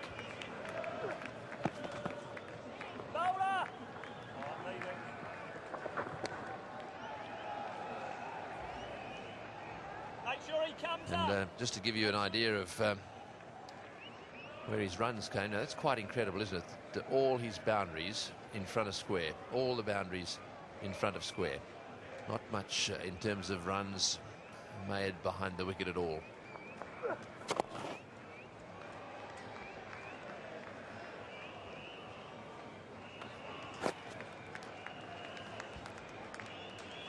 Yes, the blues are the sixes, and he hit them all in this area down here. So where you can force them, some lovely cover drives through here, and one straight drive down the ground. That is a lovely shot too.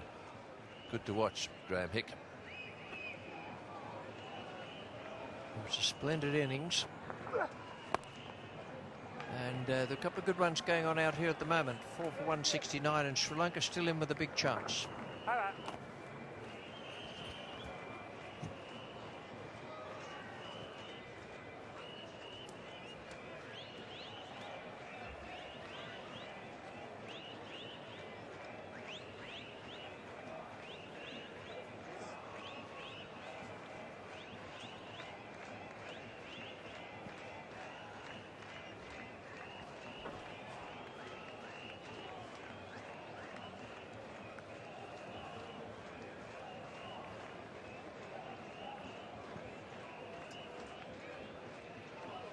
The line to keep an eye on is the second one from the bottom there, 6.38. They seem to be keeping it around that mark, and that being the case, we've got a good game on our hands here. Sri Lanka 4 for 169. In the commentary box now, Bill Laurie and Ian Chappell. Thank you, Tony Gregg. I've seen some wonderful batting here today. Graham Hick, we've already shown you his wonderful batting chart, but he had a good partner in Neil Fairbrother. 154-run partnership. A 4th wicket record for England in one-day internationals. He scored 78 off 71.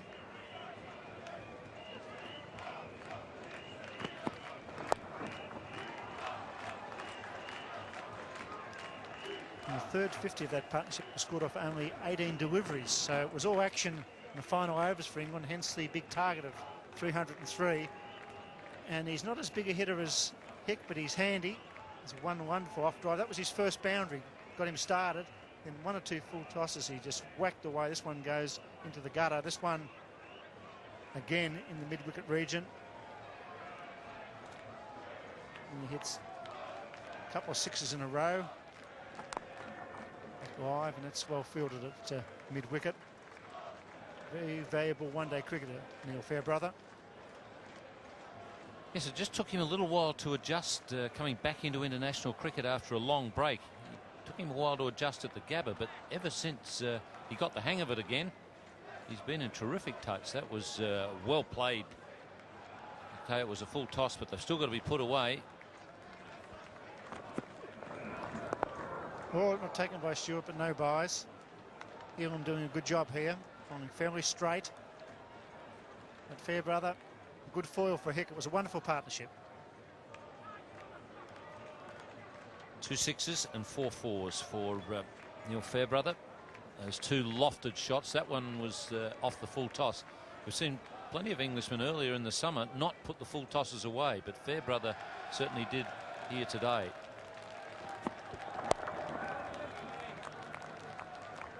He's been a good player for a long time. Has a terrific record in one-day cricket for Lancashire, and not a bad record at international level.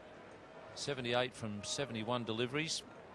That was the lofted on drive that went for 6. Wouldn't have quite been a 6 if the rope hadn't have been there, but just a few metres inside the fence, he was able to get it home. Just 1 run off the over. That's a good one for England. 4 for 170.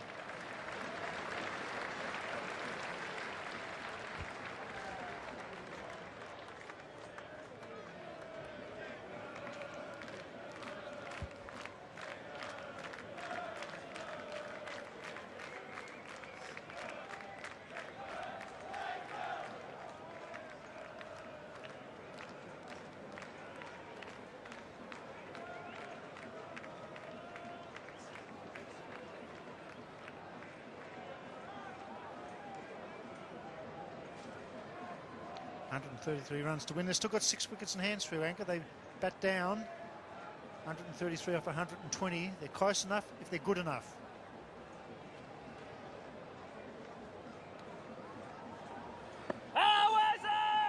Whoops. No leg by. Yes, it was a wonderful sunny afternoon. Things changed rapidly when umpire Ross Emerson threw out his arm at square leg and said that's a no ball because it's an illegal delivery.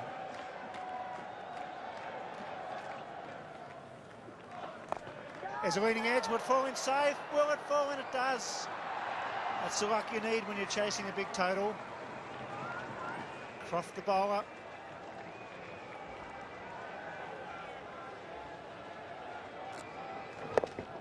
Bit of good fortune there for Ranatunga. He's in good form, but you, even when you're in good form, you need just that touch of luck, and he got it on that occasion.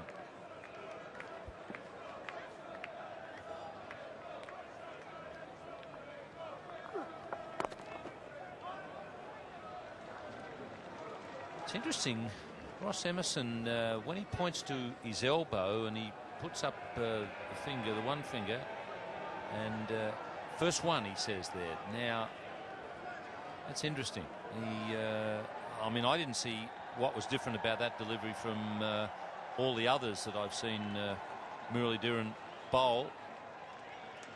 But I think he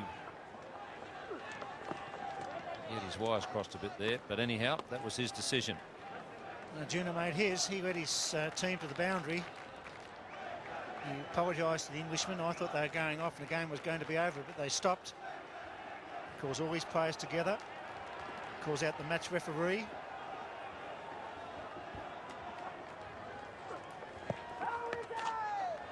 called for his own manager. The manager come out. It's a long discussion. It took 14 minutes to break.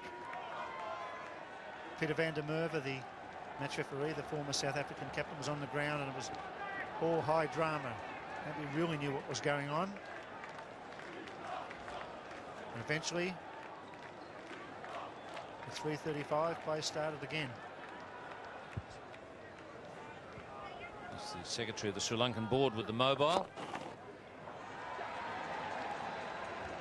4 off the over, 4 for 174.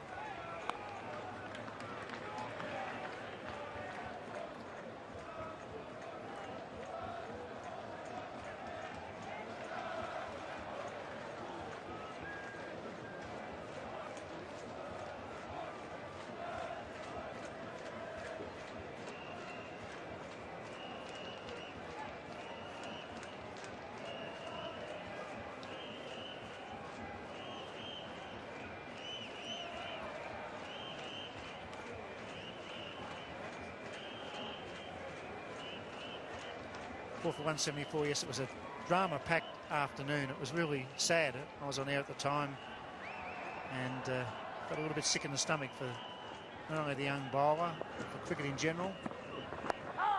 It's nicely played. That's improvised beautifully. Ellen's been bowling a very good line. He's a fine young player, this lad. He's got a cool head on his shoulders. He's got the right man there with him as well. He's a very calm person, the captain. And he realises he's got a good young player at the other end. Just needs to keep him on track. That's a good bit of improvisation. He's taken it off about middle stump. The bowler can't believe it. But very smart cricket with fine leg square. He's managed to get it fine. This has been a very good knock. He's on 71. I'll just briefly go back to that delivery this afternoon. Umpire Ross Emerson was at square leg. He was in his second over. This was a surprise, I think. It was the 10th ball he bowled in the innings. There's the call from square leg. Sickening moment for young off spinner. Umpire's made his decision and all hell broke loose. Things are settled down now. It's a good run chase, but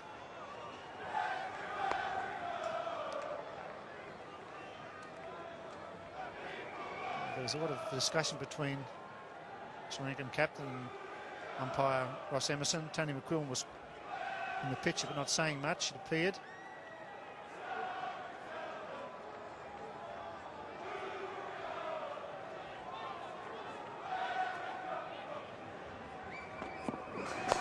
It's nicely played into the gap. Should come back for 2. It's very good running.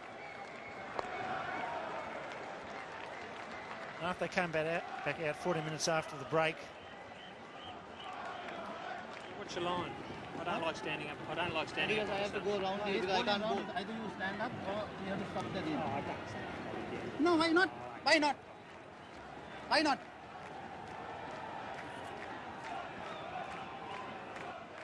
It was about where Ross Emerson was standing from Ruli Durham when he was bowling after the incident of the no ball call.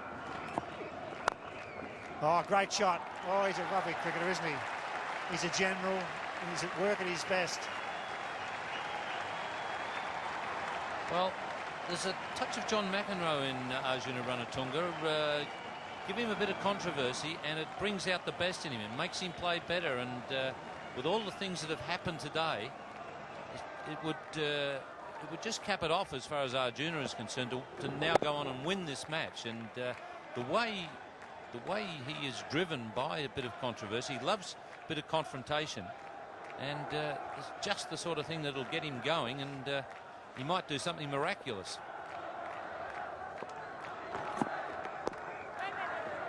11 runs off the over. That's a good one for Sri Lanka. It's 4 for 185.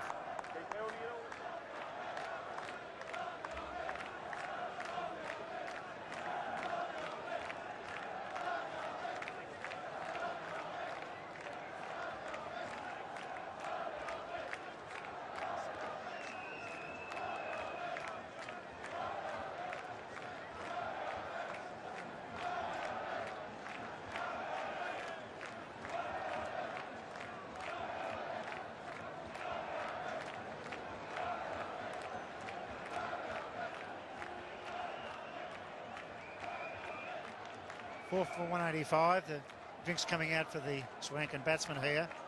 But going back to that incident this afternoon, it did appear when he come back to bowl again, really doing it, they asked umpire Ross Emerson to stand it right up at the stumps. In fact, Arjuna Ranatunga marks the spot. No, I don't like being here. Stand there, please. I'm also not comfortable bowling. And then I'm on the line. I'm on the line. I'm not going any this further. line is here, you see? That's the line here. That's the Right, line. I'll draw the line. Okay. Yeah, I'm in charge. No. I'm in charge of the captain. Right? You are in charge here. I'm in charge of the ground. Okay? No. Okay, you start. You stay here. Smile for the rest. No, I don't want it. Right, thank you.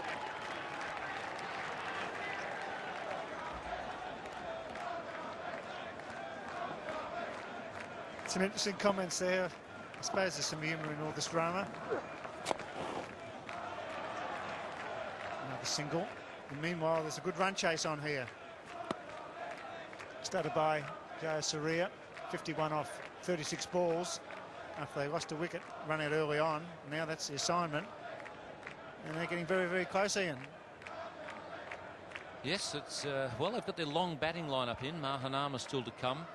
So there's a bit of batting there, but someone is going to have to keep going in this pair. 50 partnership. Good style. Yes, I've been very impressed with Jay Wardner. He's already got a Test century, but he did that in his own country. And there's nothing like making a big score overseas to really give a young player confidence in his own ability. This innings will do a lot for him. Only 21 years of age. The odd boundary coming now. Single ball's good enough.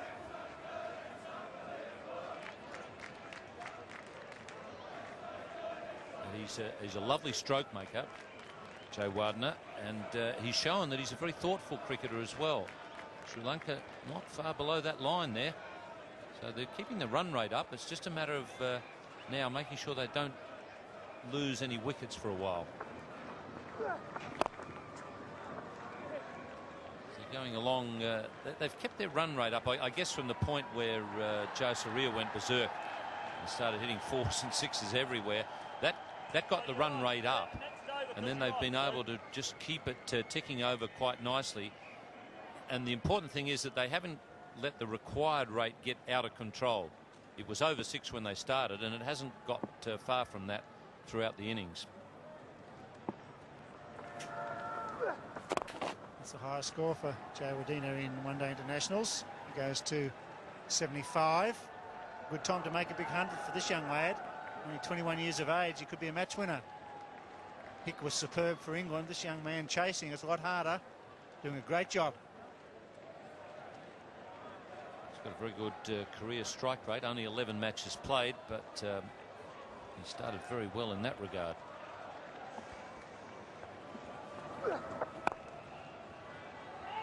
Well fielded. 5 off the over. 4 for 190.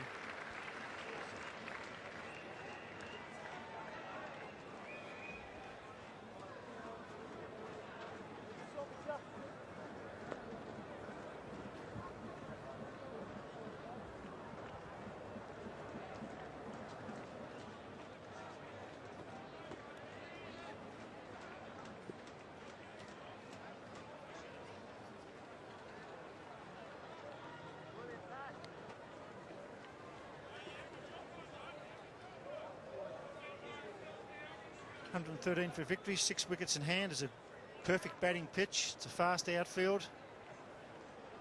Some banners around the ground. It's pretty spot on today too. 70 off about 10 overs for Jaminda today. He was taken to in the final overs.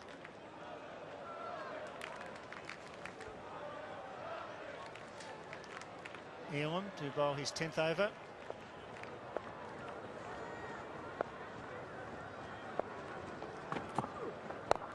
Well, nicely played. It was a slower ball and he picked it late. Stroked it beautifully for single.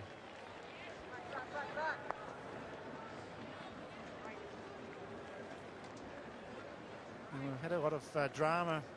Players being called for legal bowling actions, and then when the lights come on, as they are now, we're seeing 3 shadows for the first time in my memory, because one of the light towers blew up. And there it is. This is pretty good. Well, that's good running.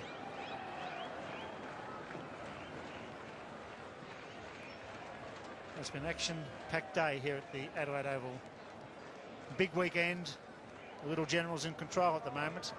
He's on 26, and as Ian Chappell said, he's loving it. Yes, he's one of those players who it gets his adrenaline going. He is a very competitive person.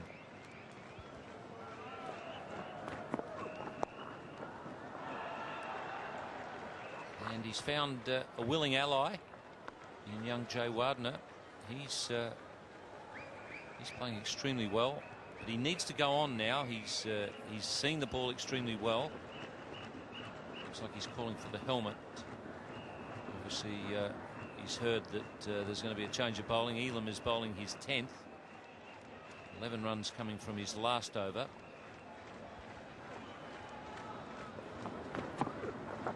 It's a wide. Yes, and called.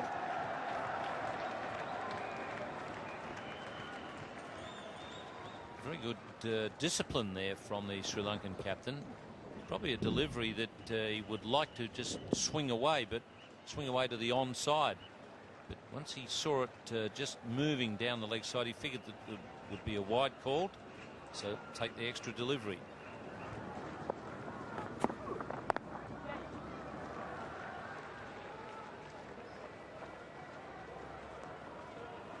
I think Alex Stewart has been a bit disappointed that his fieldsmen haven't tried to push Arjuna Ranatunga, throw the ball to his end all the time and make him run. Still a little bit of pressure on Stewart now, defending 302. You think he'll be fairly comfortable, but he's not. He's under a bit of pressure. 4 for 195.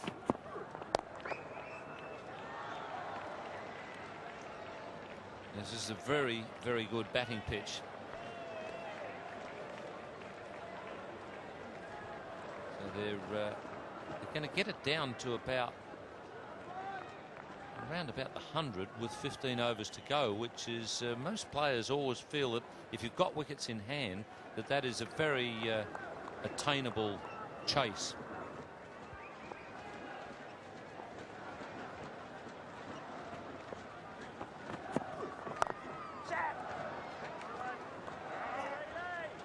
Six off the over, 4 for 196. So the second drinks break in this innings, and Sri Lanka going in there at 4 for 196.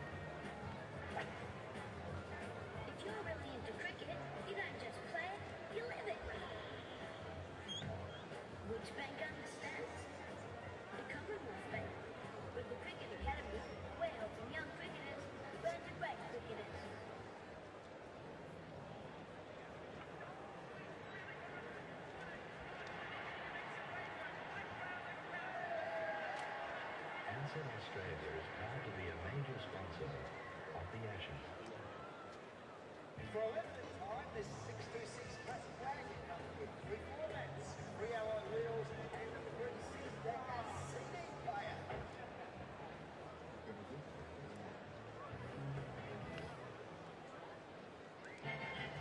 You can get it jumping. You can get it pumping. You can get it Christmas.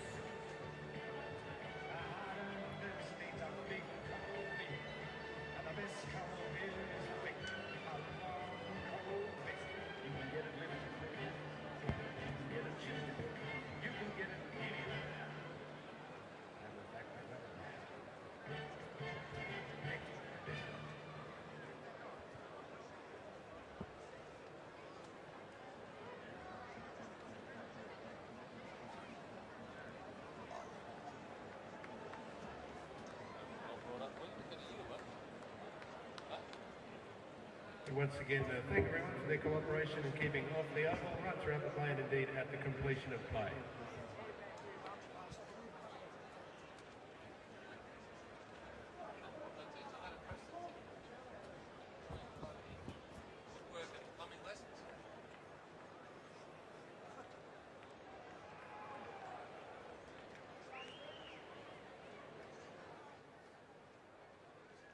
Stepping out to drive, the immortal Victor Trumper. They say that the first of the great batsmen was the Dr. W.G. Grace, and then Victor Trumper took it to another level. Well, this is his famous stepping out to drive shot, and you can get it either in pewter or in bronze. Pewter, it'll cost you $199. It's 18 centimetres tall, and that is the bronze statue of Victor Trumper, and that is worth $699. He certainly was one of the legends of the game, and that is one of the famous pictures. He was a very attacking batsman, and you could have that in your lounge room, in your bar, or perhaps in your boardroom. That's the number that you need to call, 1300 362 862, or go to the website wideworldofsports.com.au. And at the website you can search through all of the Wide World of Sports memorabilia and pick the one that you would like. There's a limited edition of 500. That's the bronze statue, Victor Trumper stepping out to drive.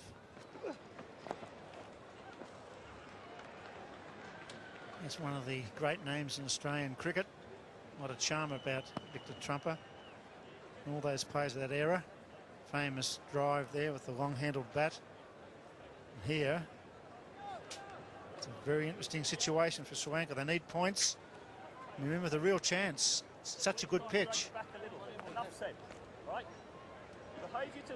Yes, in fact, I think he was given a bat by Dr. W.G. Grace. Grace handed a bat to Victor Trumper and said, from the old champion to the new champion.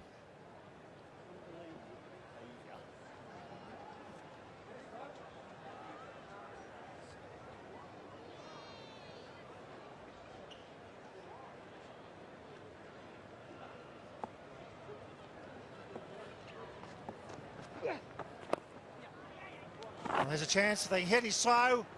He's safely home. The throw's wide.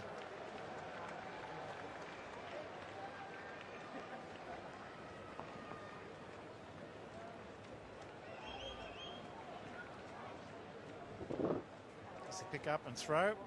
Juna there was safely home. The throw was wide.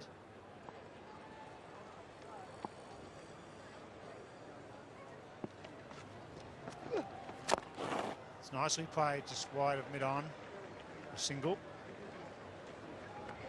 Well, Sri Lankans have got themselves into a winning position here by sensible batting in the middle order.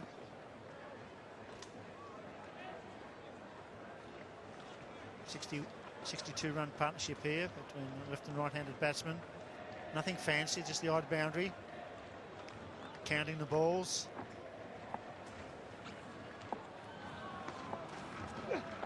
Oh dear.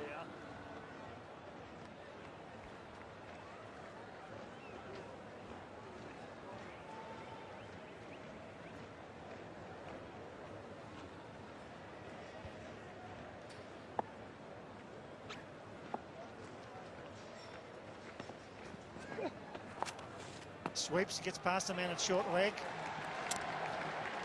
It's going down towards the rope. They should get at least 3. 6 off the over, that's another good one. 4 for 202.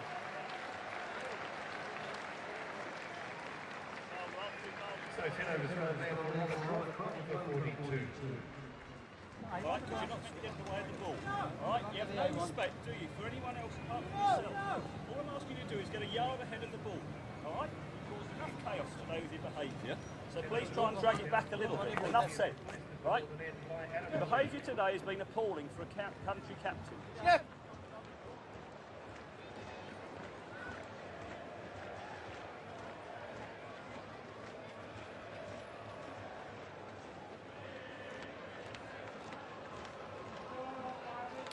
Four for 202.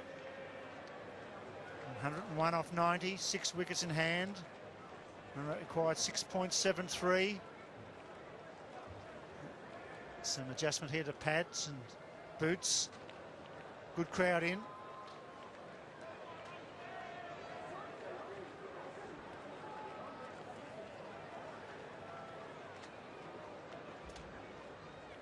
Adam Hollyoak.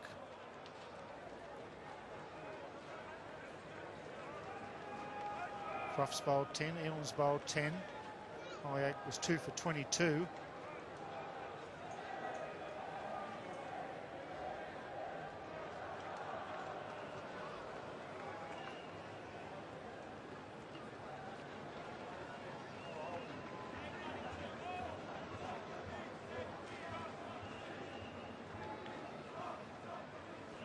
Buzz around the Adelaide Oval. Juna Ranatunga on 31.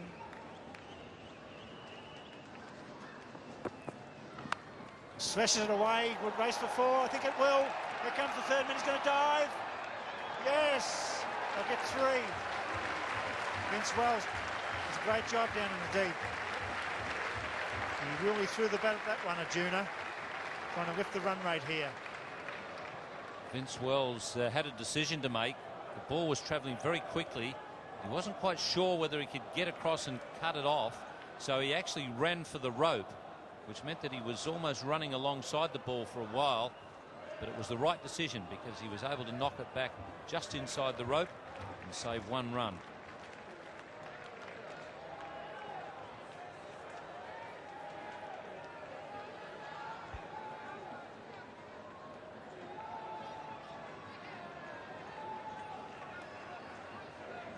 Arjuna, who called for a runner in the last game against Australia, looks as though the shoelace has come undone this time.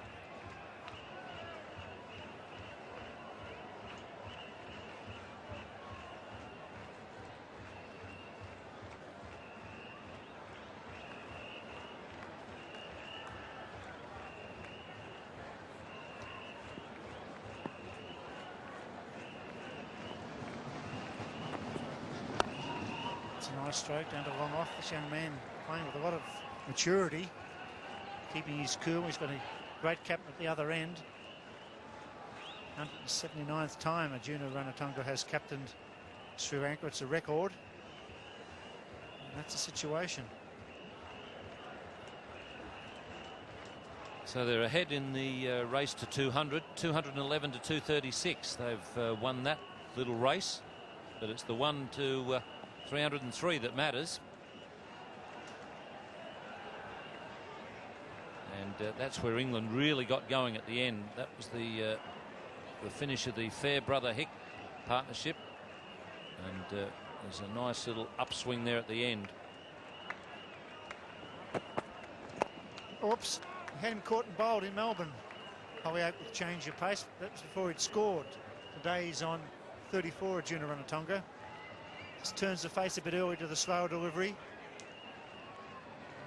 This time it didn't carry all the way back to the bowl. Sometimes one of a batsman's strength can be his weakness as well. That's where he likes to work the ball onto the onside.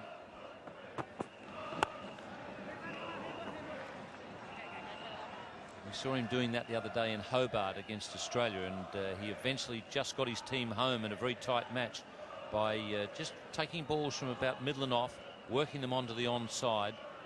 But sometimes he can just do it a little bit too early, closes the face, and you'll get a leading edge. Didn't quite, he stopped turning it just in time then. That's in the air, and that's safe. To Graham Hickett, mid-wicket on the fence, just a single. And a few times he's hit the ball in the air.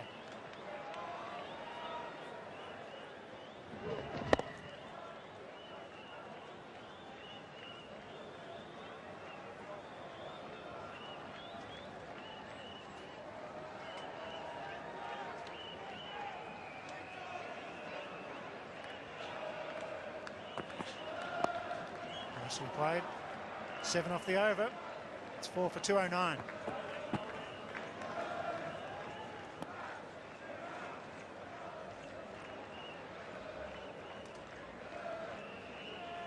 We have the official crowd figure for today's game. It is 9,850.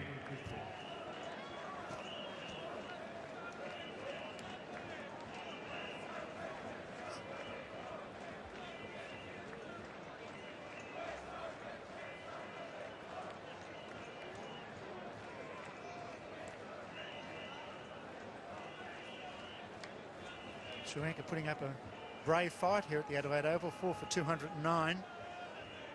6 wickets in hand as Richie Benaud and Tony Gregg take up the commentary. Thanks very much, Bill. Yes, this is very clever cricket at the moment. Ranatunga, as we've said before, a bit of a master at timing the chase. 72 of 78 balls, and this is why Arjuna Ranatunga, when he won the toss earlier today, despite the fact that this looked a very good pitch, decided that he would field first. He knows the strengths of this team of his. He knows their weaknesses as well. And one of their strengths over the years has definitely been knowing the target and then implementing a very sensible chase. When they get off to a quick start, as they did today, Jayasuriya played beautifully for his 51. And over the years, batsmen like Ranatunga, De Silva and Tilakaratne and co have come in and knocked the ball around for singles. Guru Singh is another one who's no longer with the side. Knocked the ball around for singles, got themselves into a position where they can win. Well, it's still very definitely the case here.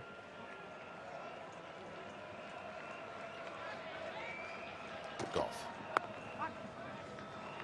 Who's going to have to go here?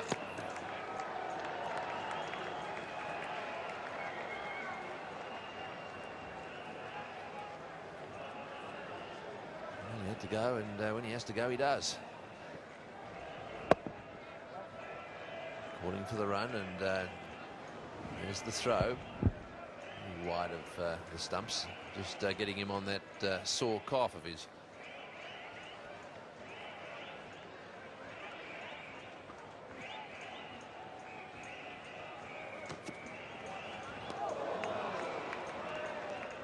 That's not a very good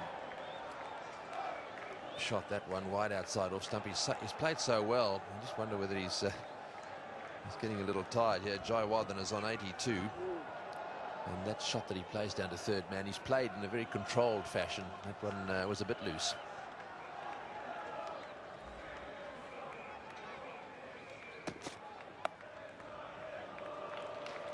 And a fumble and a single. That was a beautiful stroke. It was cut off by Nasser Hussain, but it had 4 written all over it, except for the fact that he was able to get his hands and his body in front of it. It was a lovely piece of timing and placement.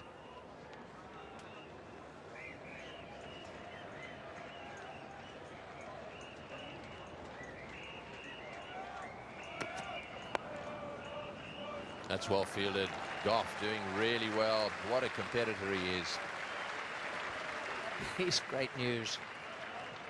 He's got a big job on his hands here, because these two fellas are in beautiful touch at the moment.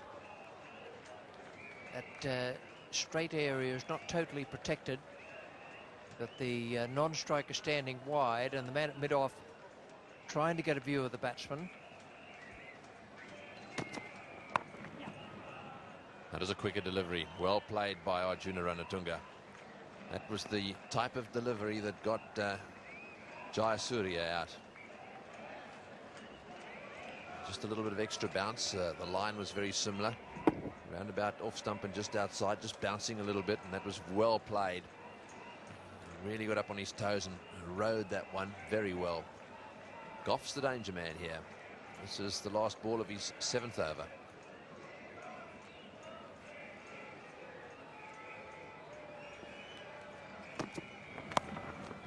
That little dab again to third man. 4 runs from the over. 4 for 213.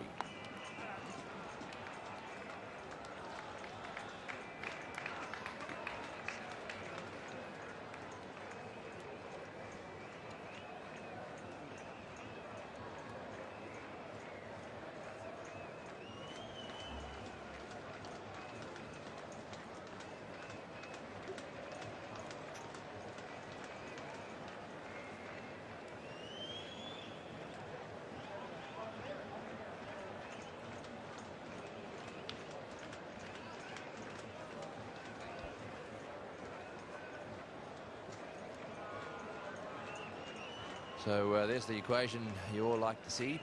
90 runs to win off 78 balls. Now, they don't want to let that get too much worse, the difference between the balls remaining and the runs. It's getting close to 7 runs and over now. So they're going to have to be conscious of getting the odd boundary away.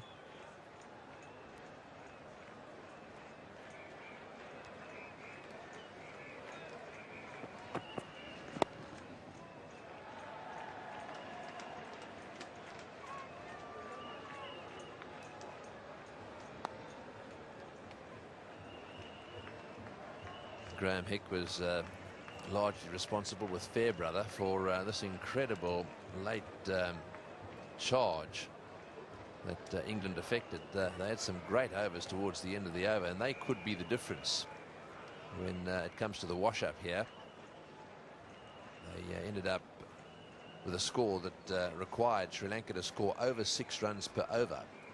And had they not had that fantastic finish, you can see 3 overs there at the end of over 15 and over.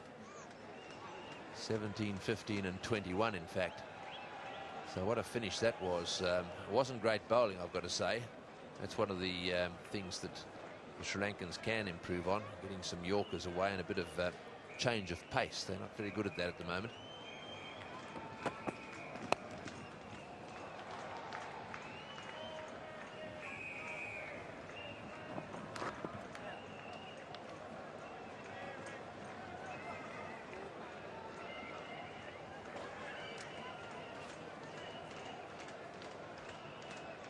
A little bit of discussion going on between Ranatunga and the umpire down there.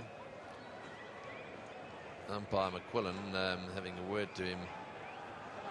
I think Ranatunga came in and tried to get into his crease, and Hollyoak was there. There was a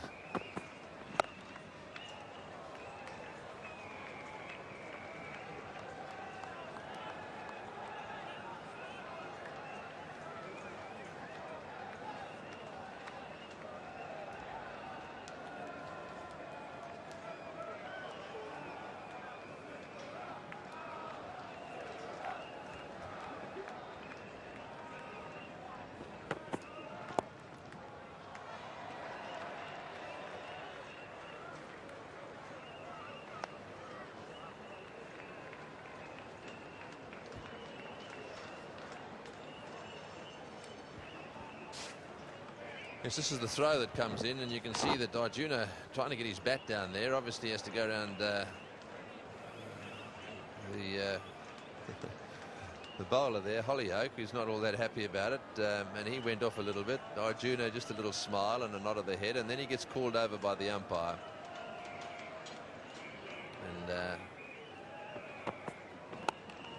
hopefully words something along the lines now. We've just all got to calm down a little bit.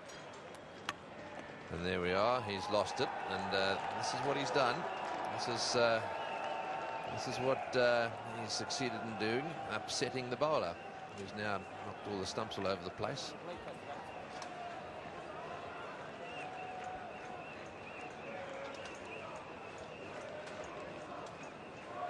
The thing I like is that he always smiles, and one of the running PR things in the team is the television cameras will always be on you.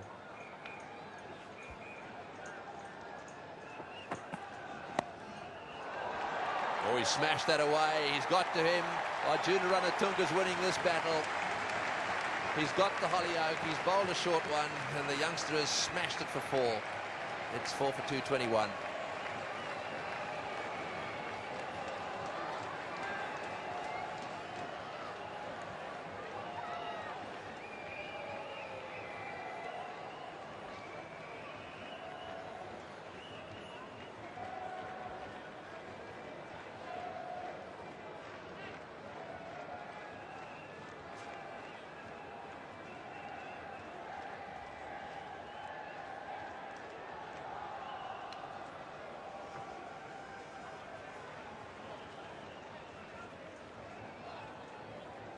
It's 4 for 221, and Ben Hollyoak won't be enjoying this too much. Sorry, it's Adam Hollyoak, won't be enjoying this too much. He's got figures of 4 overs, no wicket for 37, so he's taking a little bit of hammer.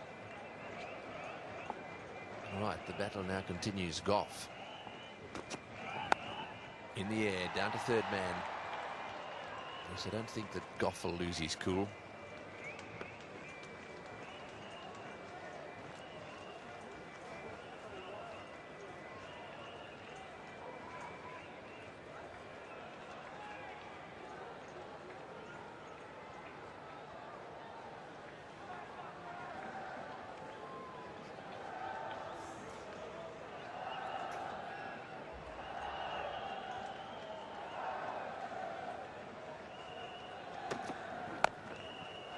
There's the attempted Yorker, and not coming out quite right. Full toss, another single.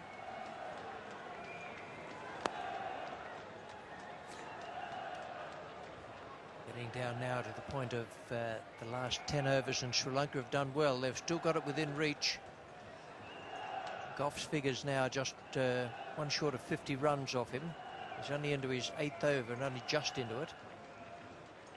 Now 303 is the target. Ranatunga is the man who's calling all the shots and pulling all the strings out there.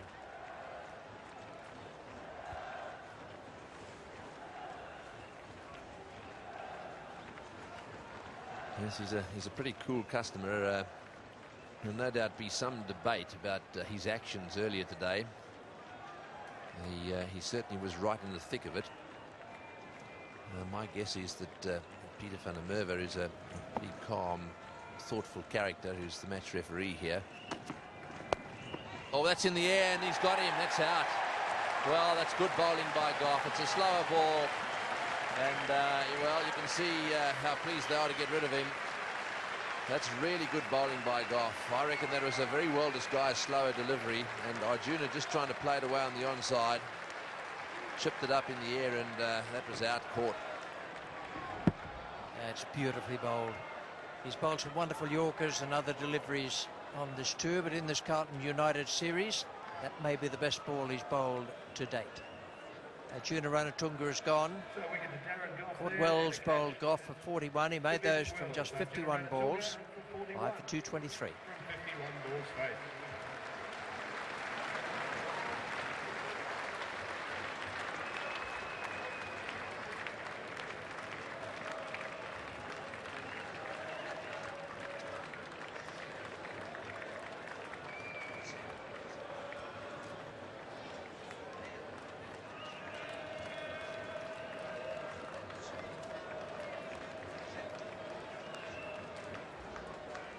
Next man in for Sri Lanka, Chaminda Vas.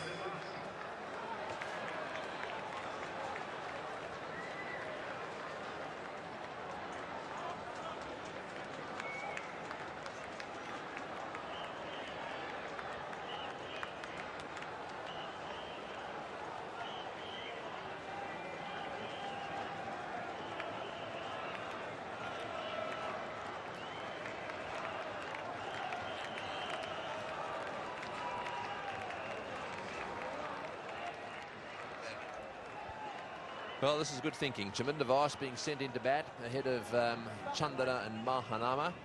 And I suspect the reason for that is that the run rate required now has gone over 7 and over. That little gap we were talking about between the runs required and the balls remaining is just a little bit too wide. And the object of this exercise will be to try and close that up. And sometimes these experiments work, sometimes they don't. He'll have his work cut out here with Goff on.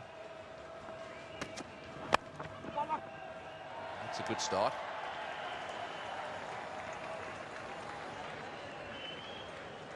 Yeah, with that runs required and balls remaining, a little earlier it was just on 5 for a long stretch, about 10-12 overs, the difference between runs to win and balls remaining. Now it's gone out to 12 at the moment. That's not insurmountable. It needs a couple of boundaries. He's whipped that one away nicely, taking it from just outside off stump. 4 runs and a wicket. Very well bowled by Darren Goff. 5 for 225.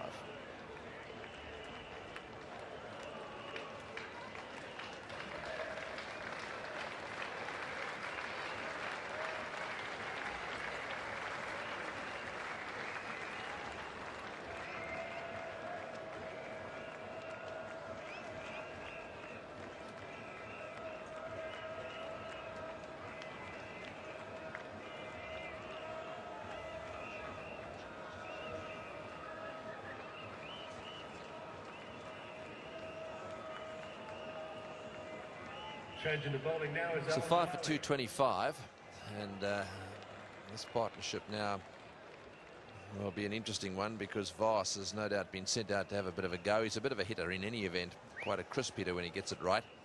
Jayawardene has played a wonderful innings here. He's 92 not out in 87 balls. Now he's done it without too much fuss. Hasn't hit any big sixes. Jayawardene has just hit 6 fours. Very different innings to the one played by Hick, which was a very powerful century. This has been an innings of touch.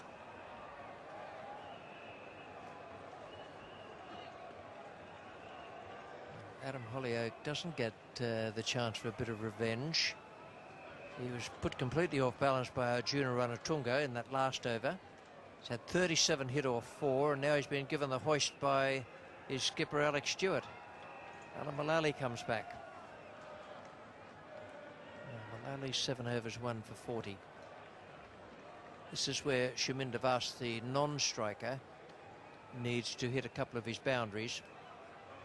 The other fellow I think is brilliant, Jayawardene. He's got 92 from 87 balls.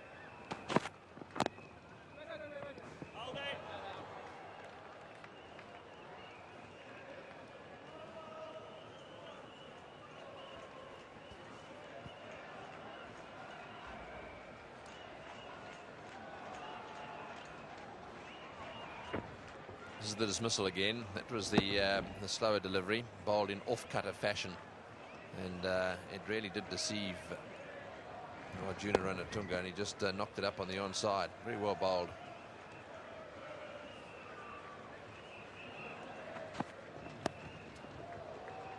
Plays that stroke quite beautifully. You know, I reckon, having looked at that first replay, that Ranatunga actually picked that at the last fraction of a second. Didn't pick it at first, but right the last fraction of a second, and then tried to turn it about past square leg. Just at the moment of impact, he realised that he'd been done and tried to get out of it.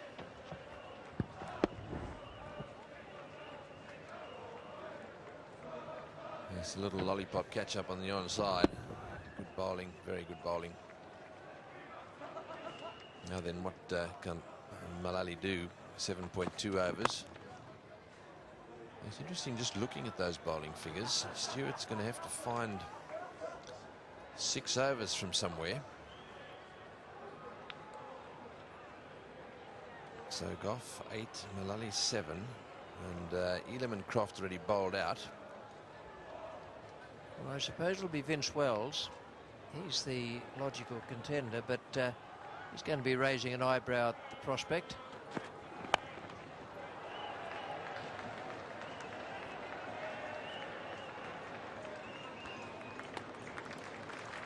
Sri Lanka won't want to lose any impetus now. Alex Stewart will be trying to keep Wells back. He's still got 2 in hand for Darren Goff. He may well rest him now. Somewhere he needs those 6, and Vince Wells will be the logical favourite.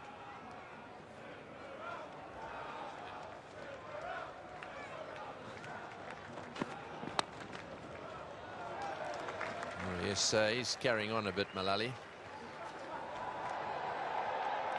He's already said 1 or 2 things which we can't repeat. And going through the little routine there, that can't you hit it any harder, it really did sting my hands. Well, he's already scored more runs than balls faced. When Mark Waugh was asked about Alan Malali and what their altercation was in Perth, Mark Waugh said, "I got no idea, couldn't understand him." It's a good shot again by Jayawardene as he gets an earful from Malali. I think he's played really well. That's the end of the over, 5 for 228.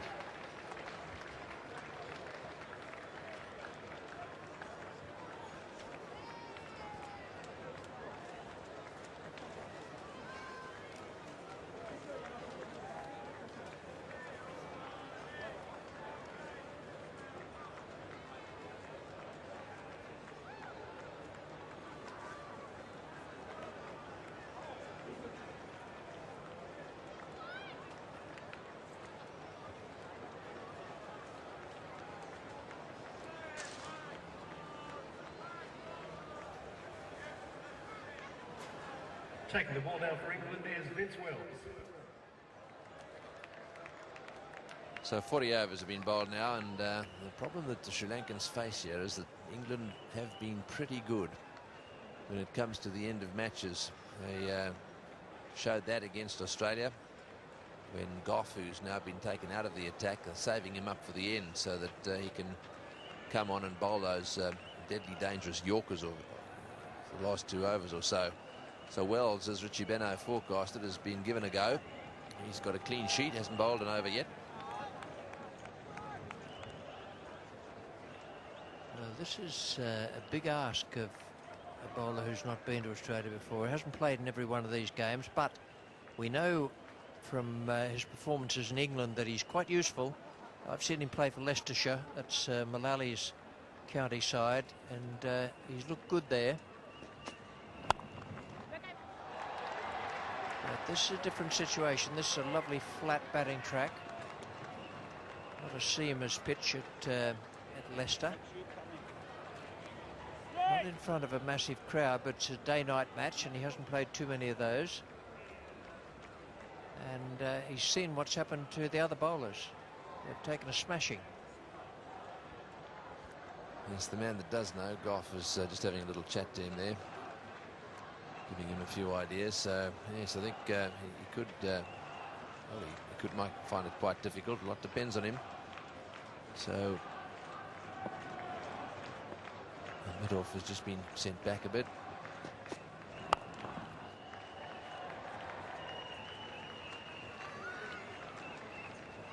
Yes, singles won't win this match now. They've got to get some fours away, no doubt about that.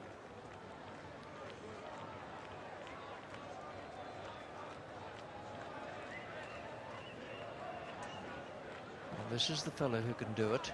95 from 92 balls. And he hasn't really cut loose yet. He's just played lovely, elegant strokes.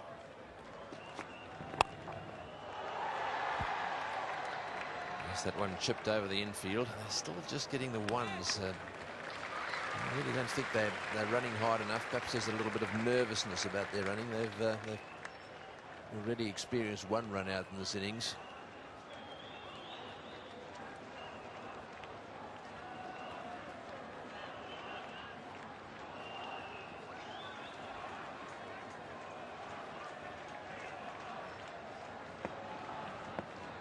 He's standing just out of his ground. He's going to have a go, no doubt about that. That's well bowled. Nothing much you could do about that one. That is well pitched up.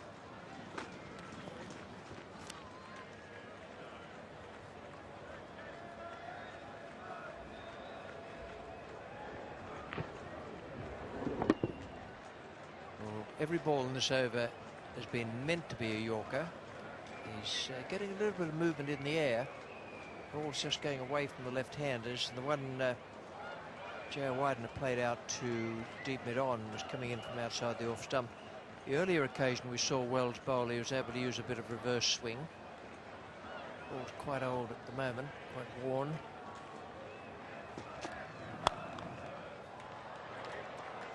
Oh, just a little bit of a fumble there, and it's ended up as a dot ball. Good bowling again, trying to bowl the Yorker, slightly over pitching it, so just ones, 4 ones and a dot ball this over so far. Just needed to get that one away into the gap somewhere. Nice timing. Just one though. Only 5 off the over. 5 for 233.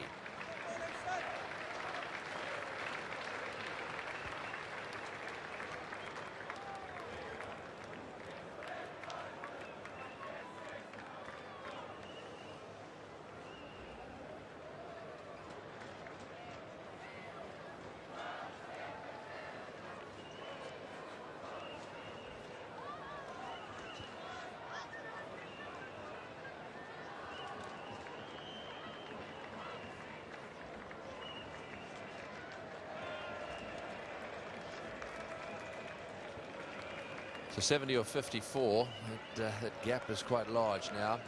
The run rate nudging up towards 8 and over required. It's getting too much. Unless they can hit a few 4s.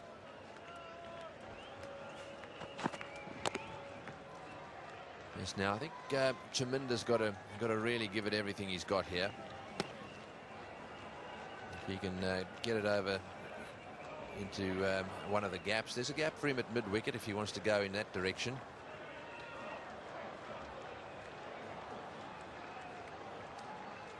Alex Stewart reckons he's more likely to go to about deep mid-on.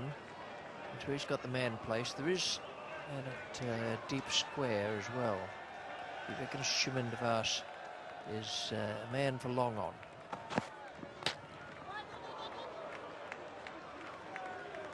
There's a good slow ball. Yes, I think that might have hit him in the crash helmet. Was it a top edge, perhaps, then onto the crash helmet? Let's see.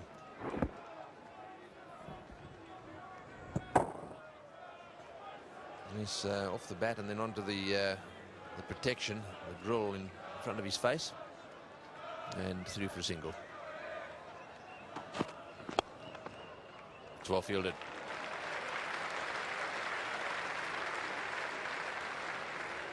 Well, this is all experience for Jayawardene, but for the first time, the balls he's faced is just about up to the runs he's made.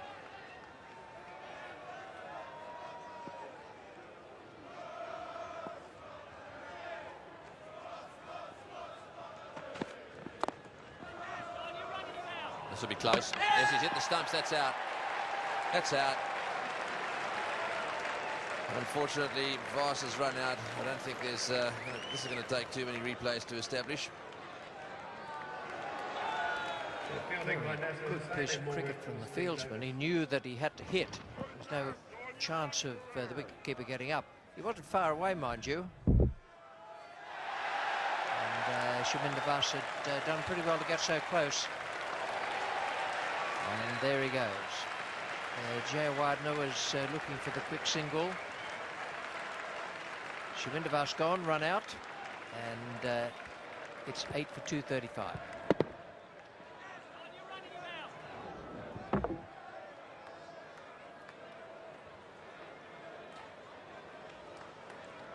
Nasser Hussain the man, and 6 for 235 with Chaminda Vaas out for 5.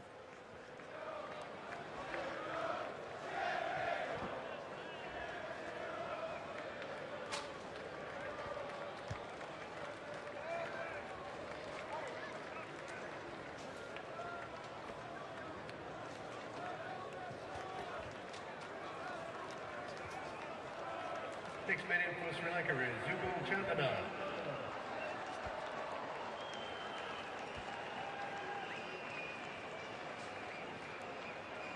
Next.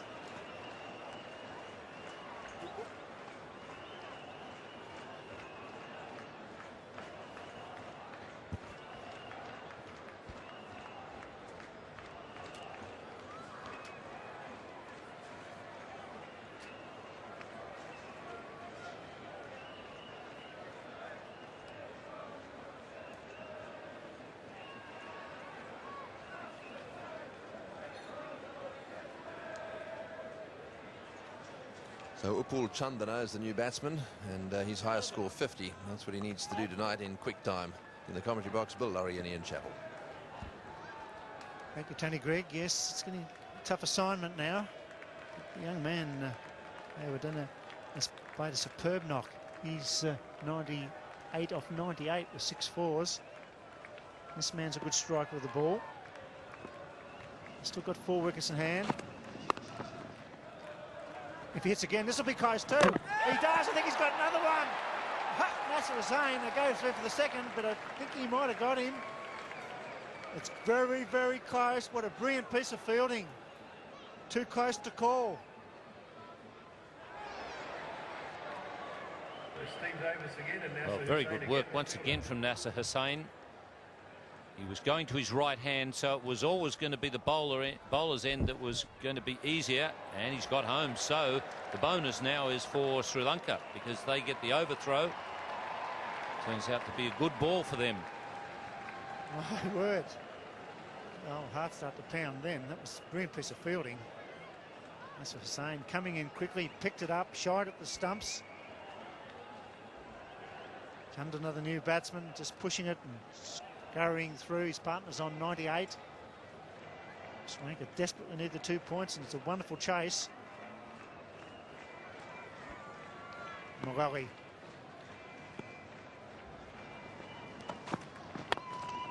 That struck straight. They'll get a single. 5 runs and a run out off that over. 6 for 238.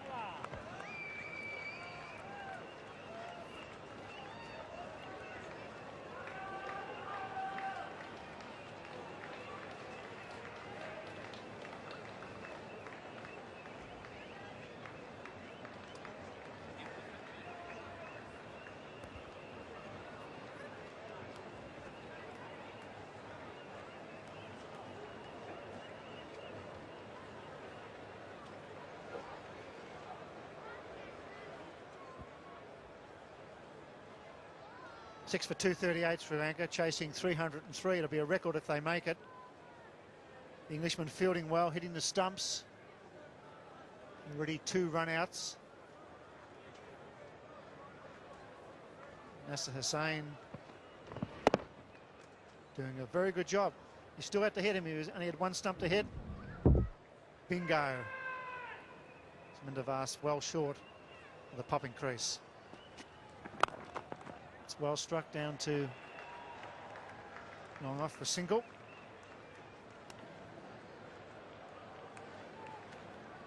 Nasser Hussain, no live rabbits where he comes from. Got rid of Charminder Vas with a direct hit, and then very next delivery he hit the stumps at the other end. So he's a very accurate thrower. He goes to 99. Joe Adino. It's been a fine knock for this young batsman. He's only 21, chasing a record total. Got his opportunity on this tour because of the injury to Aravinda de Silva, and you think to yourself that might have been a bit of a mistake, that he should have been in the original party.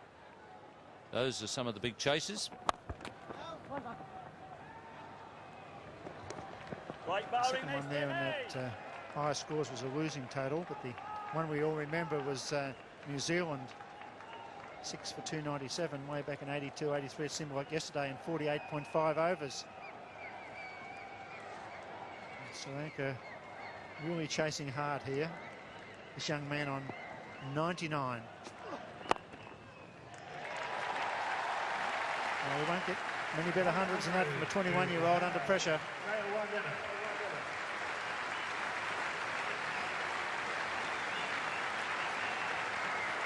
Yes, he's just looked down in the direction of all the Sri Lankan flags and acknowledged the huge section of the crowd that have been supporting Sri Lanka.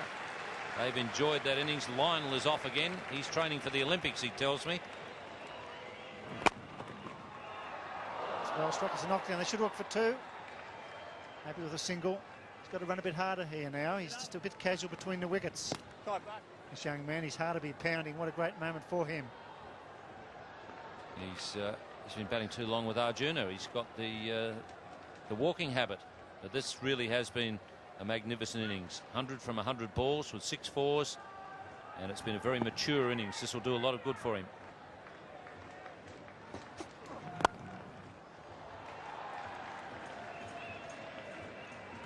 Six off the over, 6 for 244.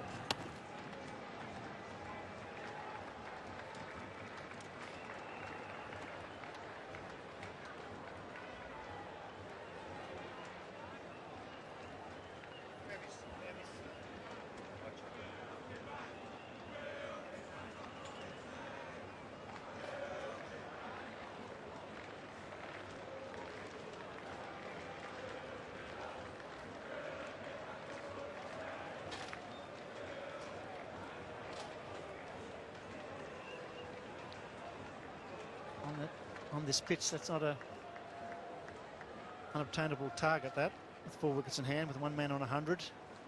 Chandler, a good support role. He can hit the ball as well. Conditions are perfect for batting. That's well chipped into the gap. We'll go for 4. Yes, it will. That's what they need.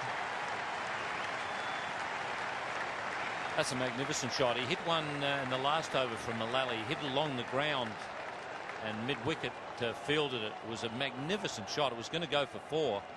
It was a brilliant piece of fielding to save it. Now that he's got his 100, he feels a bit more comfortable about going in the air. That also was a brilliant shot. Mullally. Tommy Grant is fine. The man square. They should get at least 2. Back he comes. This is a wonderful batting exhibition for a young man. Only an average of 24 before this innings started. There was a lot of maturity. The 250s up for Sri Lanka. They're in with a chance here. This is a batting chart of a fine innings. Yes, he scored all round the wicket. A lot of the boundaries behind the wicket, the red ones.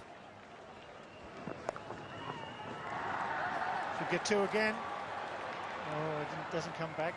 Fair enough, I guess.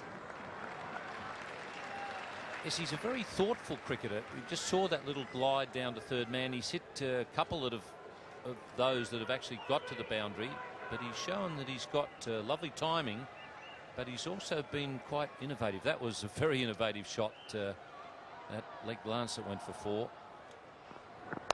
That's a big hit. That'll go for 4 too. May not. It's a big chase. They've got to get 3 this time. This is a good over. Hit the fieldsman. Taking to Mullally. He's dropped a fraction short. He's bowled 9.4 overs, 1 for 58. Because the left arm is going at a bit of an angle, it really makes it an easy shot. Unless it's a Yorker, then it's difficult. But if it's a half volley, anything like a half volley for the right-hander, it's quite easy for him to swing it over mid-wicket. It's a wide, surely. Yes, it's called. Oh, the crowd getting into this game now. This is a wonderful run chase. Yeah, just think to yourself, you throw Aravinda into this lineup now with young Jay Wardner having had this success. Mahanama is struggling a bit, although he is good in the field. But you put Aravinda into this batting lineup, and that's a very, very good, very strong lineup that Sri Lanka have got. It's nicely struck. Doesn't get a run. I think it's all going to get down to Goff here. Darren Goff in the final overs, because they're close enough now.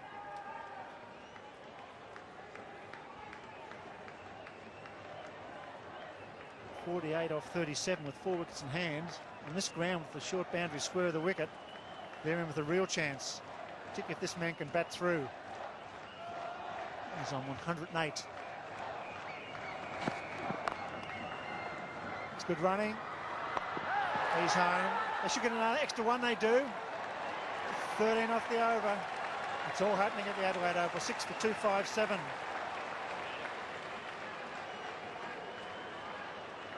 The umpire, I think, has called for the replay here. Steve Davis into the action again.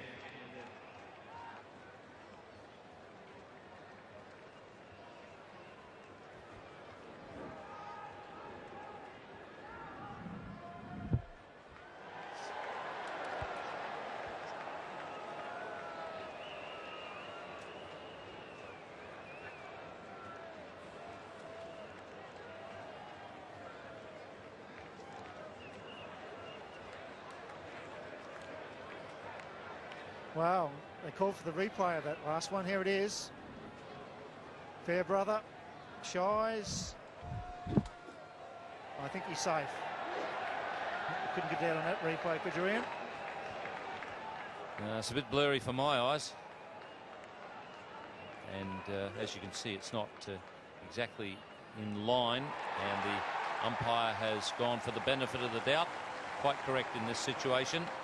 And that's important for Sri Lanka, because now they get the extra run as well. So double blow for England. They thought for a moment that they had a wicket, but now it cost them an extra run.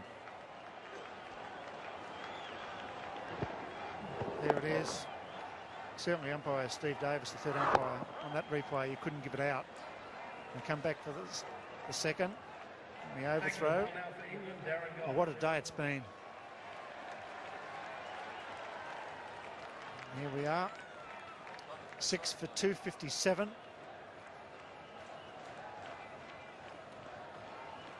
Darren Goff coming back to bowl out from the city end. This has been a wonderful series, the Carlton United series. Some wonderful batting performances. This is a great chase. 303 is the target. Paul Chandana. Gawadina, 110. Goff, can he produce again for England?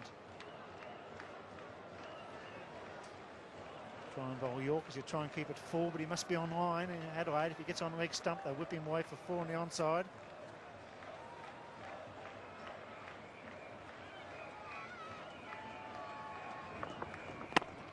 It's well struck into the gap.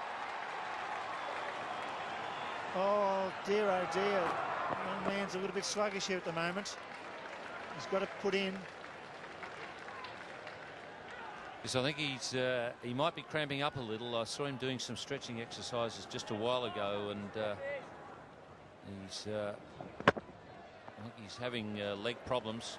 Chandana's only just at the crease. I think he made the right decision there because that was only a short throw. I don't think there was ever really a second there.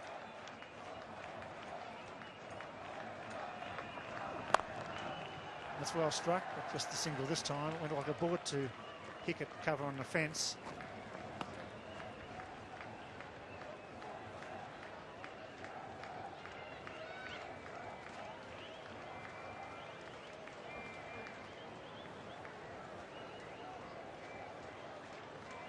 Well, earlier in the innings, Joe Surya went berserk and he hit a couple of sixes, according to the umpire. Swing and a miss. But we believe that one of them may not have been a six. Umpire Emerson looked to his partner for some help, and umpire McQuillan said 6, but it does appear that the ball bounces in the gutter and goes under the fence. Now, if there's an adjustment to be made there, surely they've got to tell Sri Lanka and at least give them a chance and let them know that their total has been reduced by 2. Oh, that's a good hit. This bounces over the head of Goff. Good length delivery. He's aiming at middle leg stump. Chandana desperately keen to get a boundary here. Yes, you can't leave it right to the end and then suddenly say to Sri Lanka, well, bad luck, guys, we're only going to give you 4 for that. They've got to be told about it and have time to make the adjustment. In fact, if it was going to happen, they should have been told before now. Comes Goff. Full pitch. Nicely played. This may be for Mullally slow. Oh, that's superbly played. The timing was spot on. Wonderful batting. Well, that really is very smart cricket. He's shown that he's got a good cricket brain as well as a lot of natural ability. He is tiring, and that's the big worry for Sri Lanka. It was very close to being the Yorker, but that is a lot of skill and wonderful timing, and it's come just at the right moment for Sri Lanka. It's just a matter of whether he can stay there long enough because he is tiring. Off in his 9th over. Oh, that's nicely played. 8 runs off the over. 6 for 265.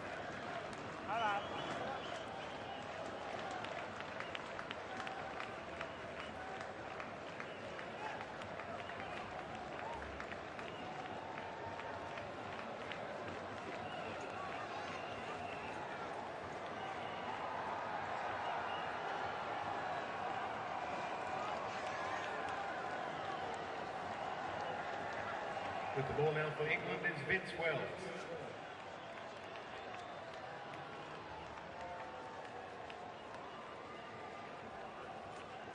What a run chase. 6 for 265.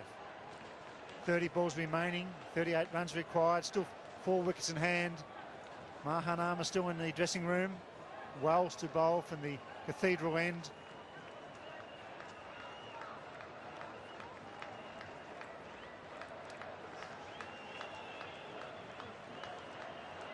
Vince Wells coming for the Cathedral end. The neck is 4. Away she goes. It's all happening. Just got past Stewart. What a game. Well, they built up the reputation before last World Cup as tremendous chasers. I think it really started when they won the Sharjah tournament. I think it was in 1995, and they beat the West Indies. They had a huge chase, over 300 to get, and they got them. And everybody says that was the match that gave Sri Lanka confidence to go on and win the World Cup. Well, their reputation has dimmed a little, but I think they're getting it back pretty quickly. Joe Wadin on 120. It's close, he's got him. That's good bowling, full pitch. It worked out. The end of a great innings. And a young player, a player of the future. Yes, that's a good piece of bowling by Vince Wells. It was a wicket that England badly needed, just drifting back a little. And yep, that's going to crash in the middle, hit right on the front of the pad. Umpire McQuillan raises the finger, but that's a magnificent innings. Young man can be proud of his knock. He's done a lot of good for his team. I'm not sure he's quite got them home, but he's at least given them a chance.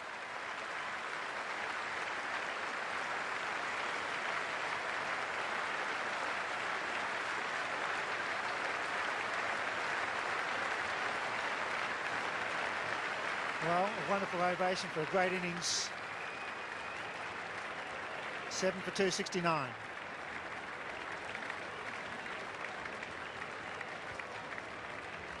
Next man in for Sri Lanka, Roshan Mahanama.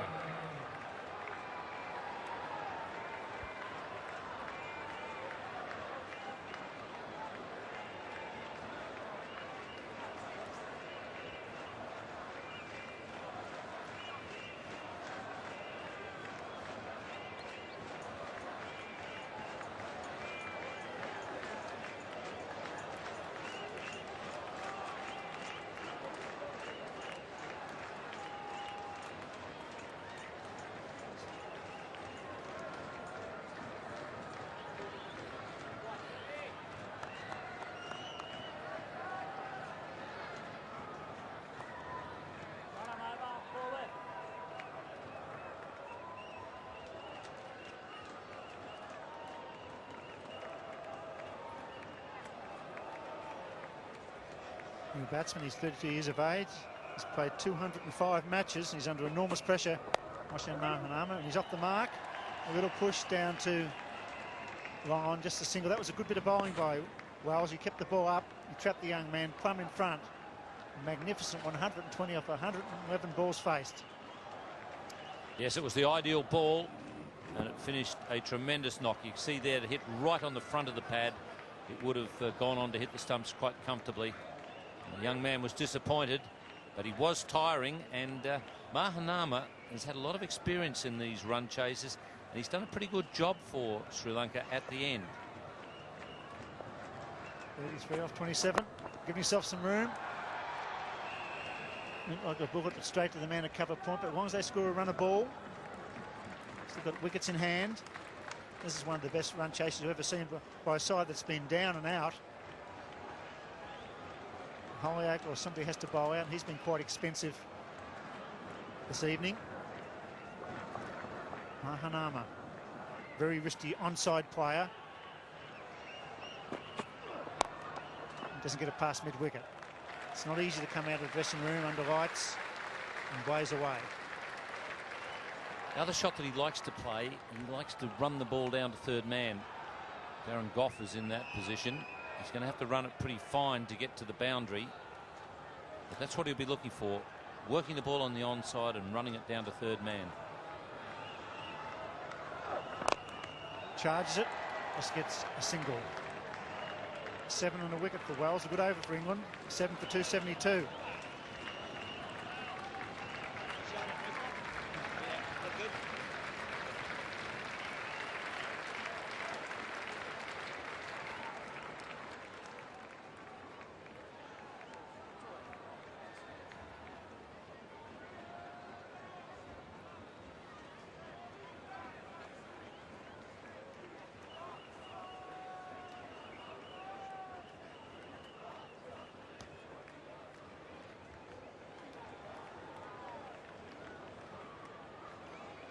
Sri Lanka need a boundary or two here.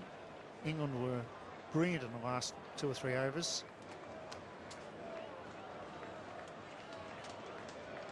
Hick and Fairbrother. England scored 53 off the last 3 overs, and that might be the difference in this match. 17, 15 and 21. Superb batting by Fairbrother and Hick. But here he is to bowl his 10th over. So it looks like Hollyoake will have to bowl an over or two. 49th over at least. In comes Darren Goff from the city end. Full pitch, nicely played.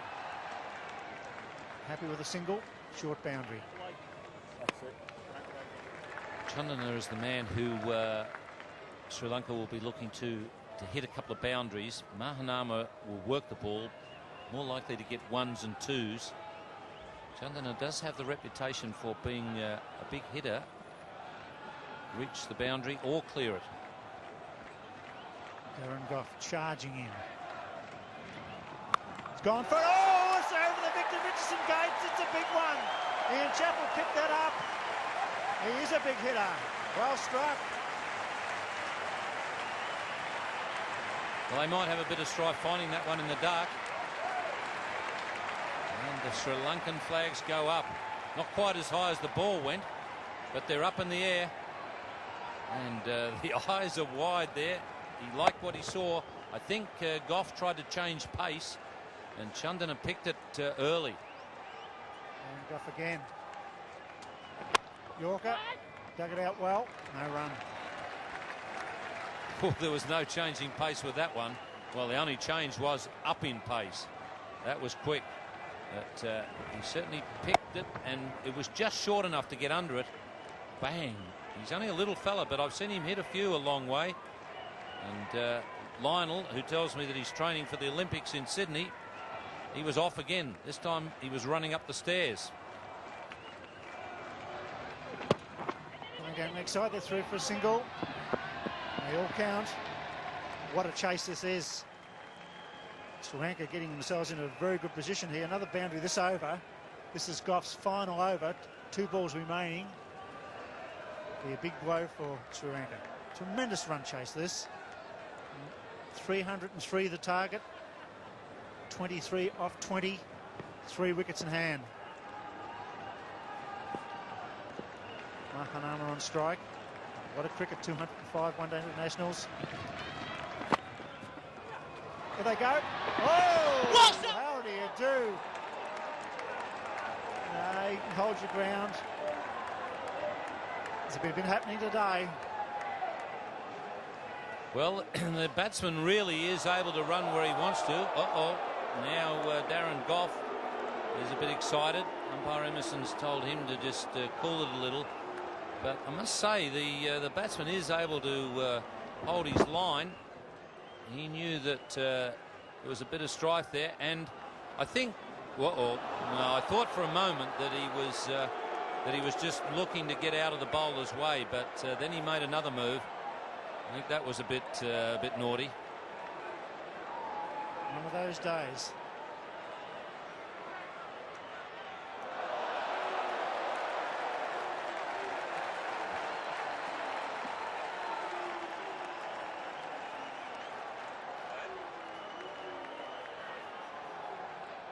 Hello. The umpire's now had a look at that last replay. They're coming across to have a chat here. Calling for obstruction, I think.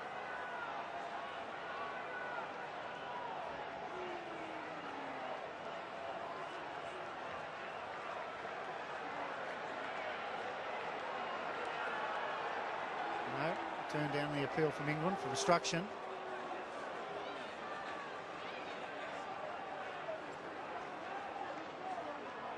Well, I think the umpire's got to tell that gentleman to get out of there. There's no place for him out on the field right at the moment. There's enough problems without having any extras out there. The last ball for Darren Goff. Struck down to 1 off. They're through for 1. 10 off the over. 7 for 282. set just for Darren Goff, 2 for 68.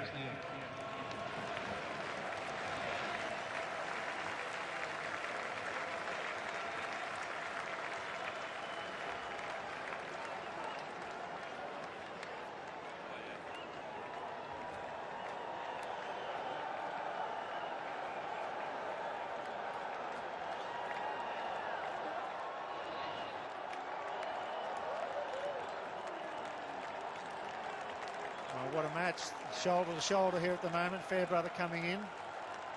Mahanama having a bit to say. 21 off 18. Sri Lanka close enough now. Need a boundary this over. Wells the bowler. It's gone for, that's a big hit. That's going a long way. It's running, it's there. What a chase. Oh, what a day and night this has been. We've seen some terrific cricket. And boy, hasn't it got a bit heated out there from time to time. There's been a few rockets handed out. And Chandana doing a terrific job here. He's moved along, raced along to 23. And now Alex Stewart is sending a faster man into the outfield. Nick Knight is being sent out into that deep area. And that's the area where Chandana likes to hit. He's already hit a couple of fours out that way, plus a 6. He's got Mullally out of that position. Sensible batting just required now. Keep it on the ground, hit into the gaps. He goes to cover. 17 off 16. The ball getting a bit hard to pick up as well now. Chandana 23 off 16, 1-6 and 1-4.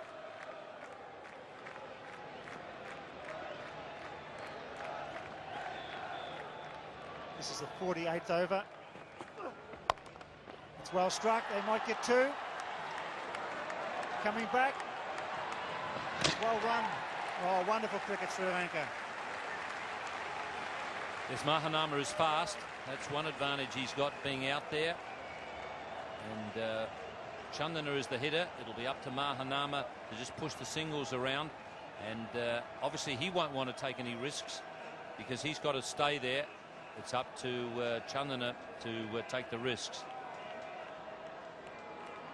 What a match. One-day cricket at its best. A big chase, a good pitch. 15 off 15, 3 wickets in hand. Wells, could he be a hero for England? He's got him, I think. I think he's got him caught. It could be a change of pace. Fairbrother took a very good catch. Oh dear. Chandana's gone. That's a very good catch by Fairbrother. He's played a terrific innings for England earlier on, and he's taken a valuable catch there. He's a good man in the ring. Just getting it to thick outside edge. And Fairbrother moving to his left and diving. Takes a good catch. So Wells, a couple of important wickets for him. As Sri Lanka are now 8 down. 8 for 288. Upal Chandana out for 25 from 18 balls faced.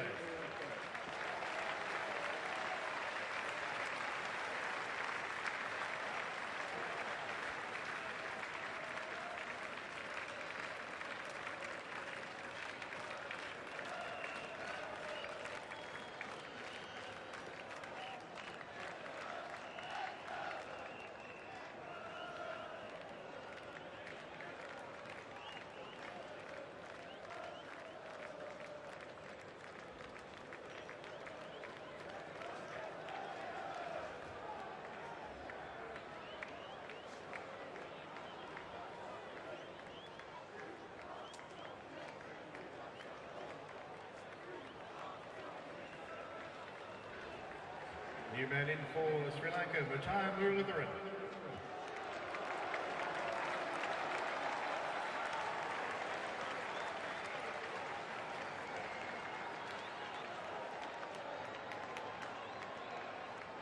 Muralitharan comes out.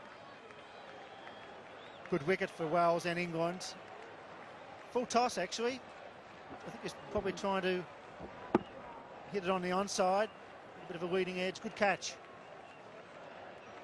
Yes, he's kept pretty calm in there. He always does, Fairbrother. Does a lot of good work in that ring.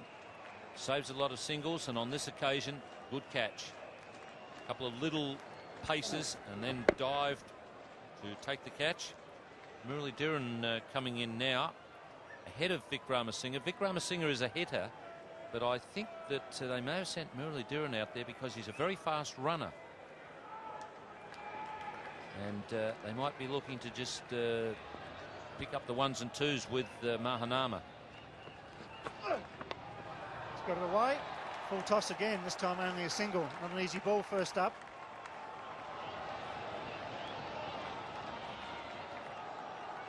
Murali's just wanting to check with the square leg umpire to see if it was too high. Umpire McQuillan and Emerson just having a chat. They've had a few chats today.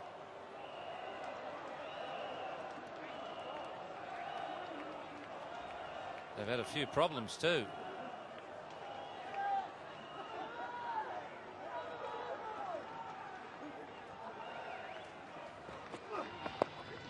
It's well run. This might get two. No, happy with the single. Oh, my word, it's all happening here. Shoulder to shoulder, chest to chest. 8 for 290. I saw Darren Goff and Mahanama. Watch, he changes course here. Definitely put the shoulder in. There's no doubt about it. There he goes. And he comes back. Into the over.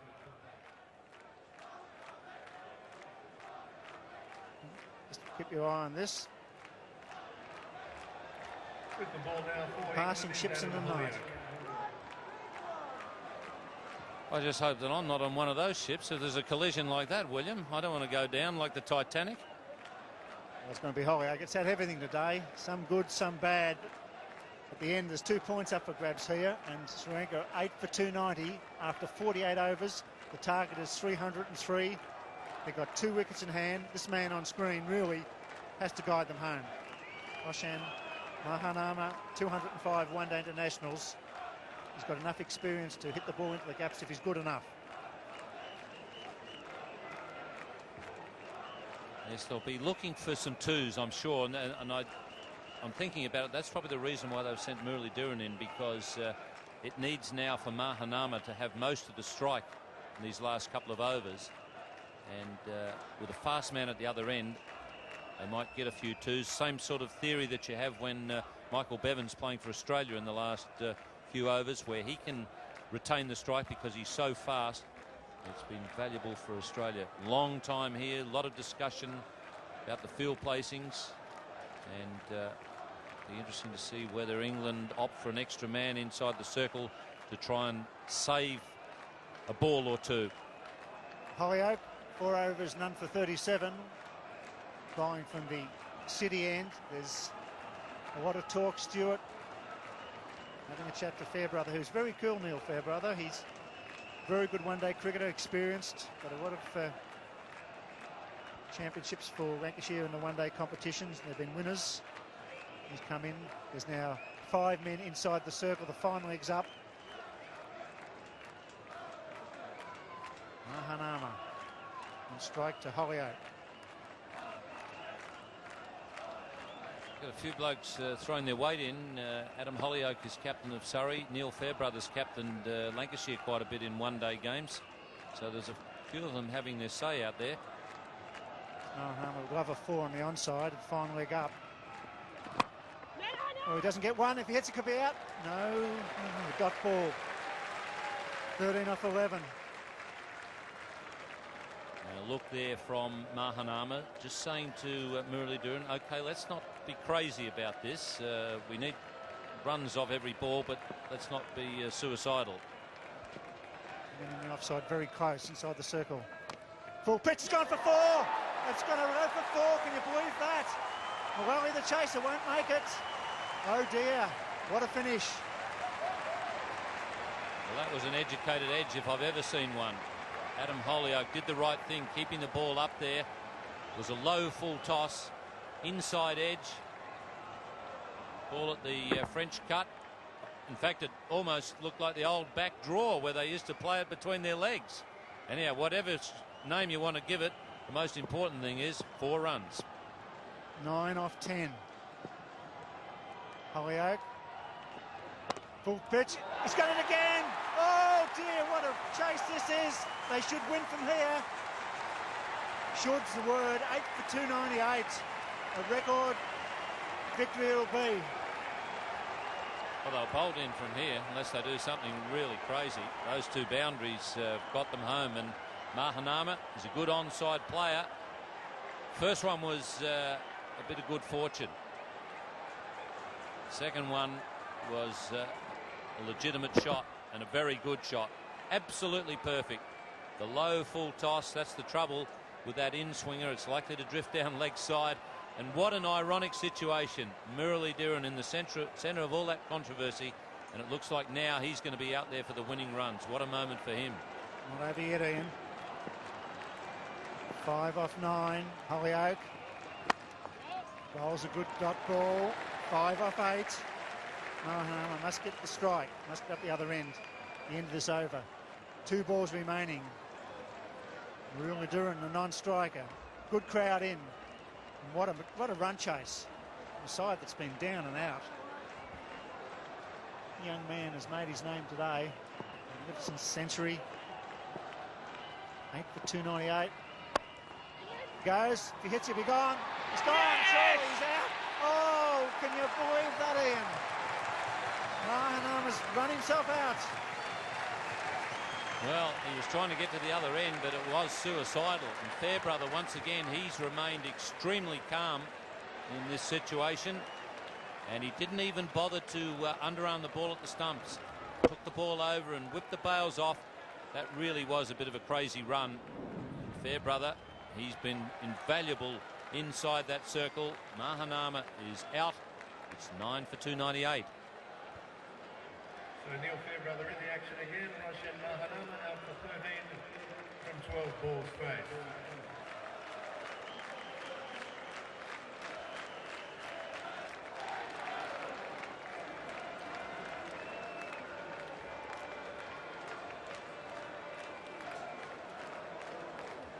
The batter is Pramodya Vikramasinghe.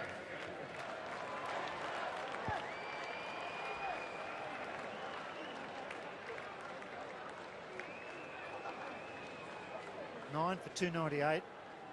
Can't believe that run out. That's the pressure of the one-day cricket final overs. He's just taken 2 boundaries, had the game in the bag. He pushes it. Fairbrother does well here. Hit it too hard. Fairbrother in quickly. Good cool head.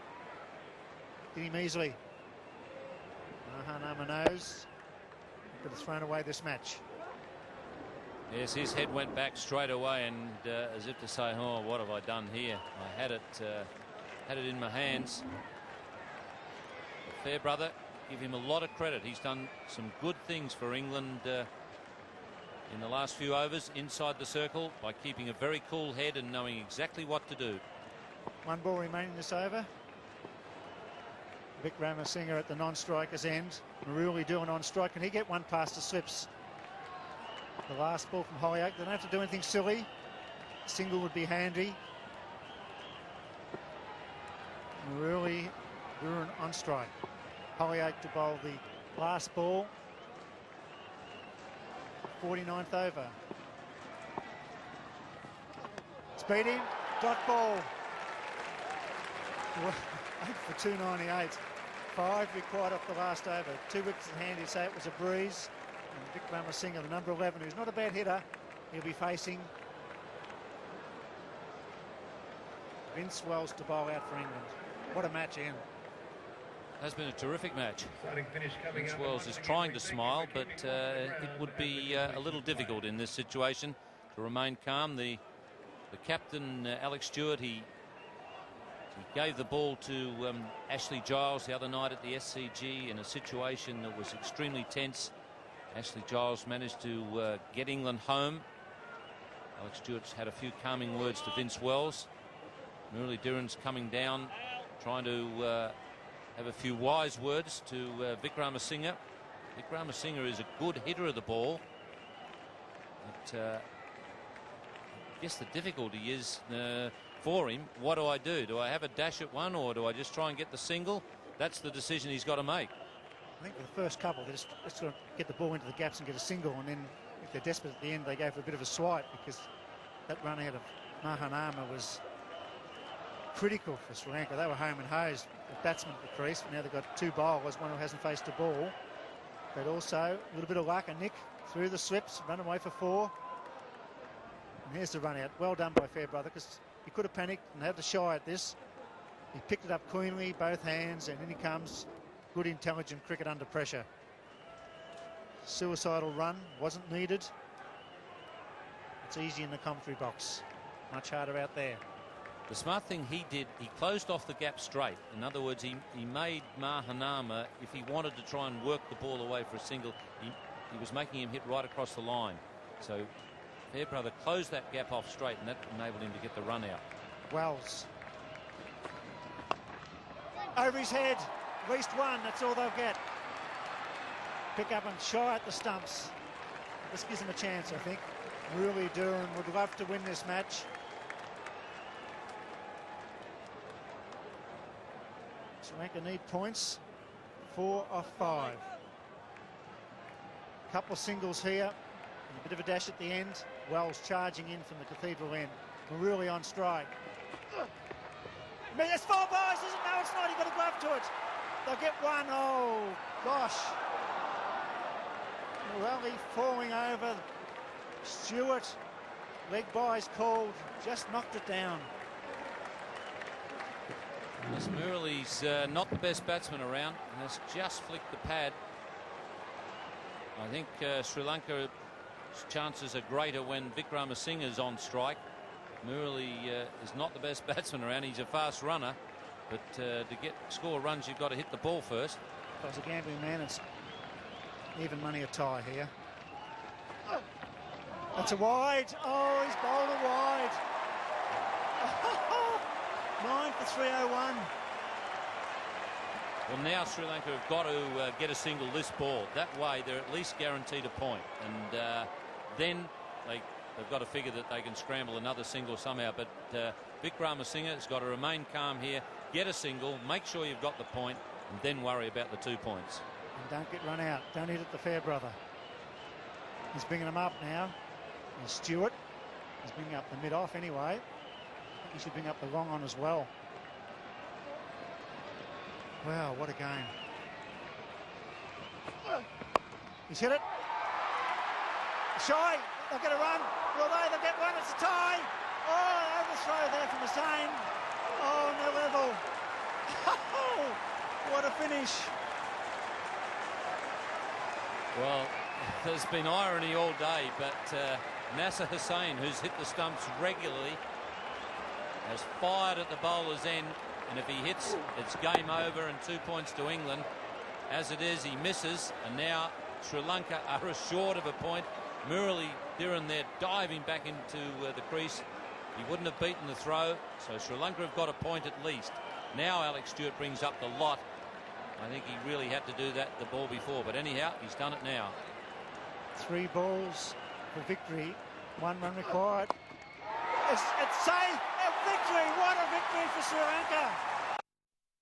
That's the decision he's got to make. I think for the first couple, they just got to get the ball into the gaps and get a single, and then if they're desperate at the end, they go for a bit of a swipe, because that run out of Mahanama was critical for Sri Lanka. They were home and hosed. The batsman at the crease. Now they've got 2 bowlers, one who hasn't faced a ball. But also a little bit of luck, a nick through the slips, run away for 4. And here's the run out. Well done by Fairbrother, because he could have panicked and had to shy at this. He picked it up cleanly, both hands, and in he comes. Good intelligent cricket under pressure. Suicidal run, wasn't needed. It's easy in the commentary box. Much harder out there. The smart thing he did, he closed off the gap straight. In other words, he made Mahanama, if he wanted to try and work the ball away for a single, he was making him hit right across the line. So Fairbrother closed that gap off straight, and that enabled him to get the run out. Wells. Over his head. At least one, that's all they'll get. Pick up and shy at the stumps. This gives them a chance, I think. Really Duran would love to win this match. Sri Lanka need points. 4 off 5. Couple of singles here, and a bit of a dash at the end. Wells charging in from the cathedral end. Maruli on strike. There's 4 balls, isn't it? No, it's not. You've got to go up to it. They'll get one. Oh, gosh. Morelli falling over.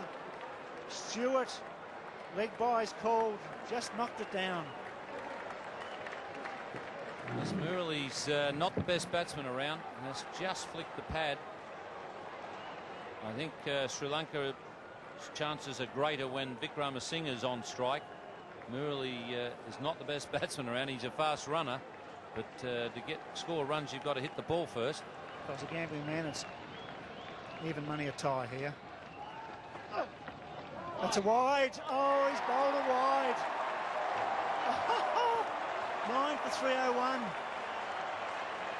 Well, now Sri Lanka have got to get a single this ball. That way, they're at least guaranteed a point. And then they've got to figure that they can scramble another single somehow. But Vikramasinghe has got to remain calm here, get a single, make sure you've got the point, and then worry about the 2 points.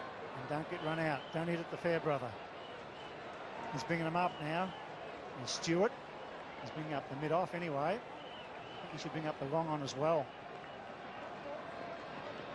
Wow, what a game. He's hit it. Shy, they'll get a run. Will they? They'll get one. It's a tie. Oh, overthrow there from Hussain. Oh, no level. Oh, what a finish. Well, there's been irony all day, but Nasser Hussain, who's hit the stumps regularly, has fired at the bowler's end, and if he hits, it's game over and 2 points to England. As it is, he misses, and now Sri Lanka are assured of a point. Murali Dhiran there diving back into the crease. He wouldn't have beaten the throw, so Sri Lanka have got a point at least. Now Alex Stewart brings up the lot. I think he really had to do that the ball before, but anyhow, he's done it now. 3 balls for victory, 1 run required. It's safe. A victory. What a victory for Sri Lanka. What a performance. They've chased 303 and they've won. A magnificent effort. Dramatic day in the end. Sri Lanka, magnificent. And can you believe that? Murali Dhiran has hit the winning run, and it's cleared cover point by no more than a metre. And what's more, when it landed, it only rolled a couple more centimetres. It had nothing left in it. It has been an amazing day at the Adelaide Oval. Lionel, well, he ought to go and train for the Olympics after what's happened today, because it has been a day that has had everything. Yes, full credit to them. They beat Australia at Belrive on an indifferent wicket. Here on a magnificent batting wicket. They needed 303 runs for victory off 50 overs. They've got it, and all of a sudden they've got 4 points in the competition. They've broken the highest chasing score here at the Adelaide Oval. 297 was the best previously by New Zealand. And look at that dressing room. They should be elated. So should all their supporters right around the world. Magnificent. The World Cup champions are back in town. And the big thing for them is they found a star young batsman. A full toss again, and have a look at this. It's just cleared Adam Holyoake. Look at Nasser Hussain. He's trying to push him up there. He can't get there, and it didn't have much left on it after it got past Adam Holyoake, but it had enough. And the irony of it all, Murali Dhiran hits the winning run after being called for chucking earlier in the day. Tremendous atmosphere. One-day international cricket at its best. Today had a lot of drama we probably didn't need, but in the end, cricket won because it was a wonderful finish. Jaya Suraya, 51 off 36 started. They lost 2 or 3 quick wickets. And they fought back magnificently, the World Cup champions. And there it is, a miss hit off a full toss.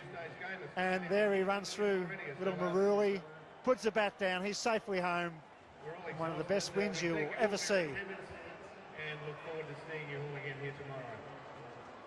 And then he realises that the game's over. Ed's heart will be pumping away. Shakes hands with the Englishman. He would be bitterly disappointed they couldn't defend 302 runs. And this sets up what a weekend it's going to be here in Adelaide. Australia, Sri Lanka tomorrow, Ian. Anything could happen. Well, Sri Lanka might get Aravinda De Silva back tomorrow, and that'd be a huge boost to them. But the important thing is that they've got 2 points from this game, because it's always tough when you've got to play back-to-back matches, and they've got the 2 points up first. That's a very important thing for them. We'll be back here at the Adelaide Oval in just a moment with Richie Benno.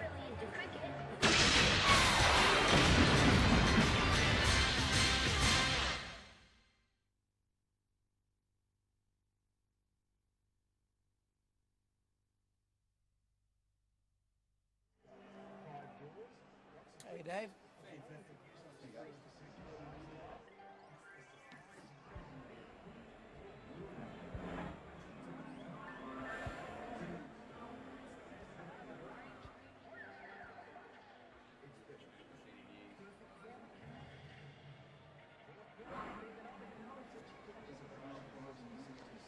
Yes, it's very pleasant up here, nice and warm.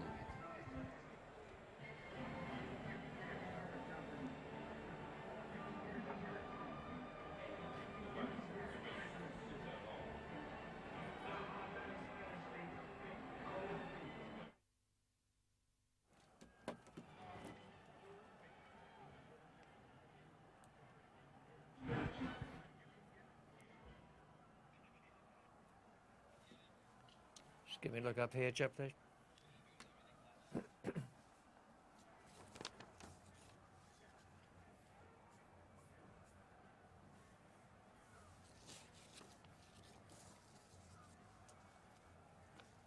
Jeff, it's Dave here in the comm box.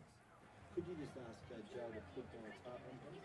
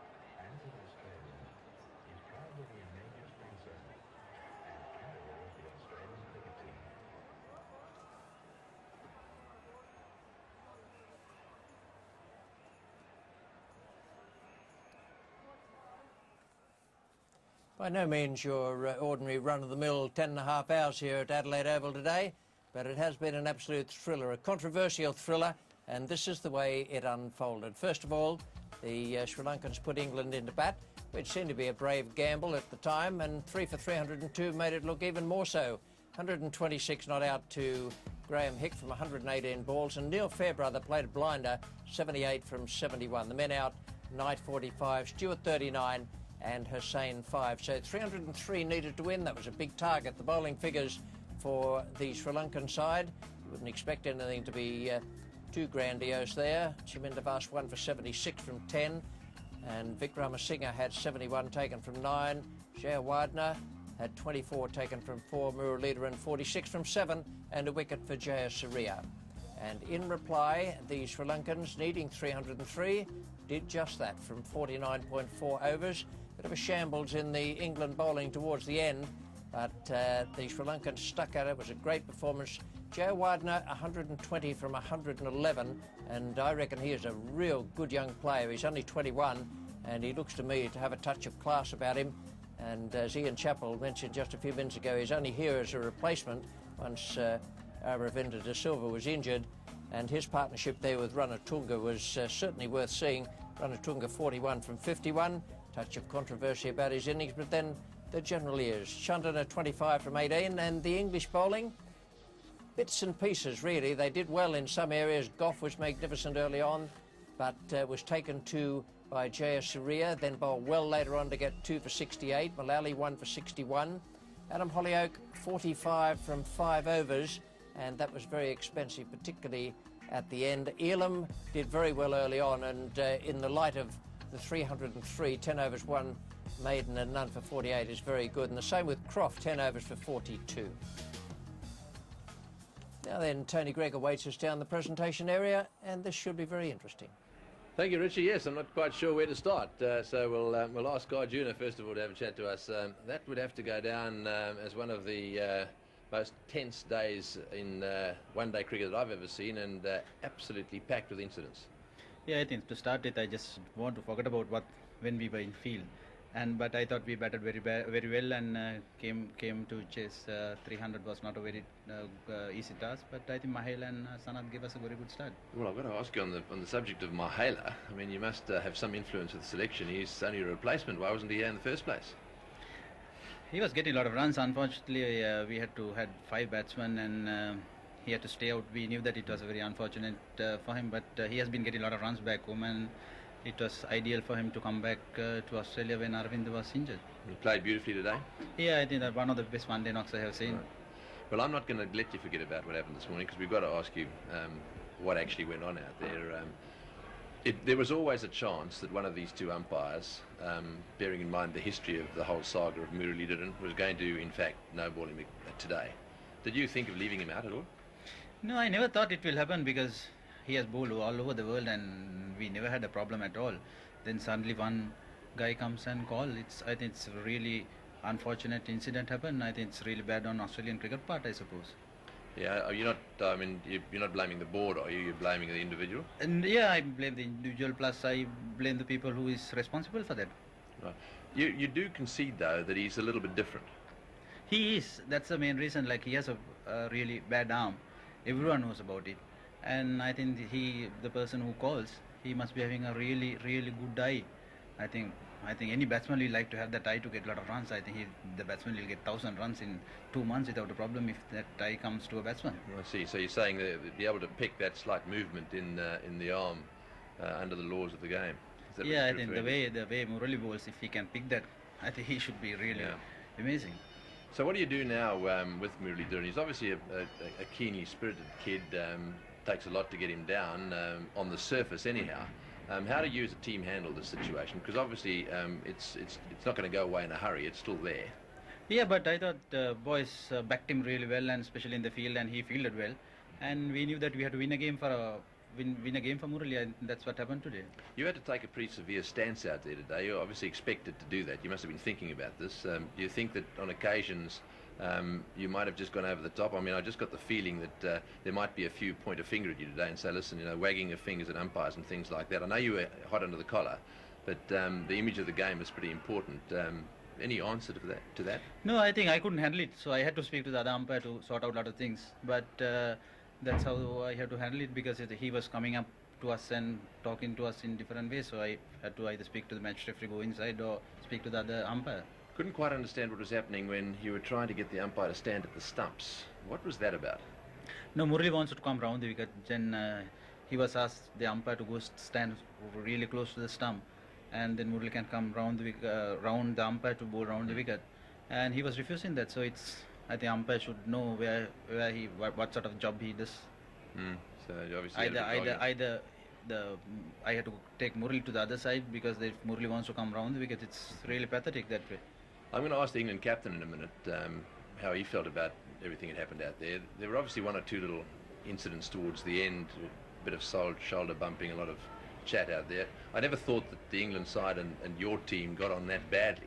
There was a bit of bad blood out there. Is that, do you think, because of the tenseness of the situation earlier in the day? Yeah, I thought it was very tense. I think for us, I think it was one of the tense games we played. For me, it's one of the tense games I played for a long time. So I think it must be the reason for that. Yeah, one or two little instances there. You just saw that one. We can understand people getting hot under the collar when a kid's career is in jeopardy, but it seemed just towards the end there, things got a little bit out of hand. I suppose that's something that you've got to be very careful of, huh? Yeah, we will. You'll keep an eye on it. Well, look, there's nothing much more we can say. Good luck with whatever it is you're going to have to do with your management team, because obviously there's a bit of work to be done. Do you have these umpires again at any stage? Yeah, I think we are having the same person somewhere end of the tour, like most probably in Perth.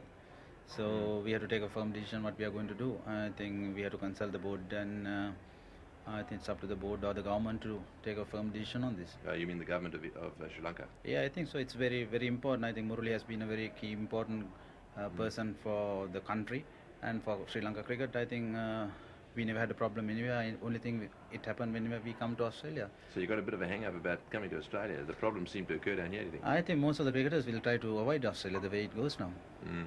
And the public has been really bad on Murali, and the media has been really bad. I think it's really pathetic. A person who has got 200 wickets and 200 test wickets, only called once in only in Australia.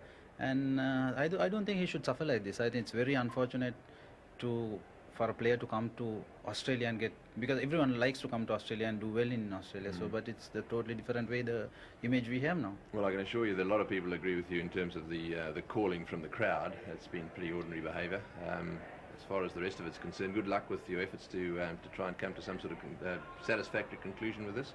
And thanks for coming to talk to us today. Thanks. And by the way, really well played today. What a good win. Great match. Thanks a lot, Tom.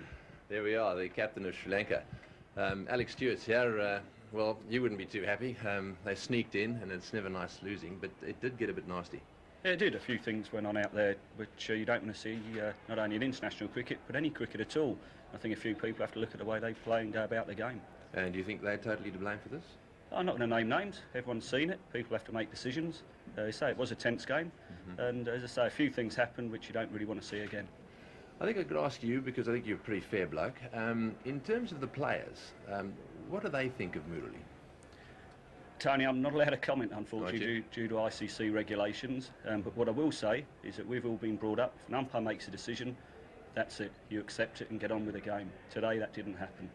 Yeah, well, what about when you say get on with the game, in this day and age when umpires can call for replays on run-outs, don't you think it's appropriate that a group of eminent people, especially if they know something about cricket, get together and have a look at some replays before that sort of thing does happen on the field?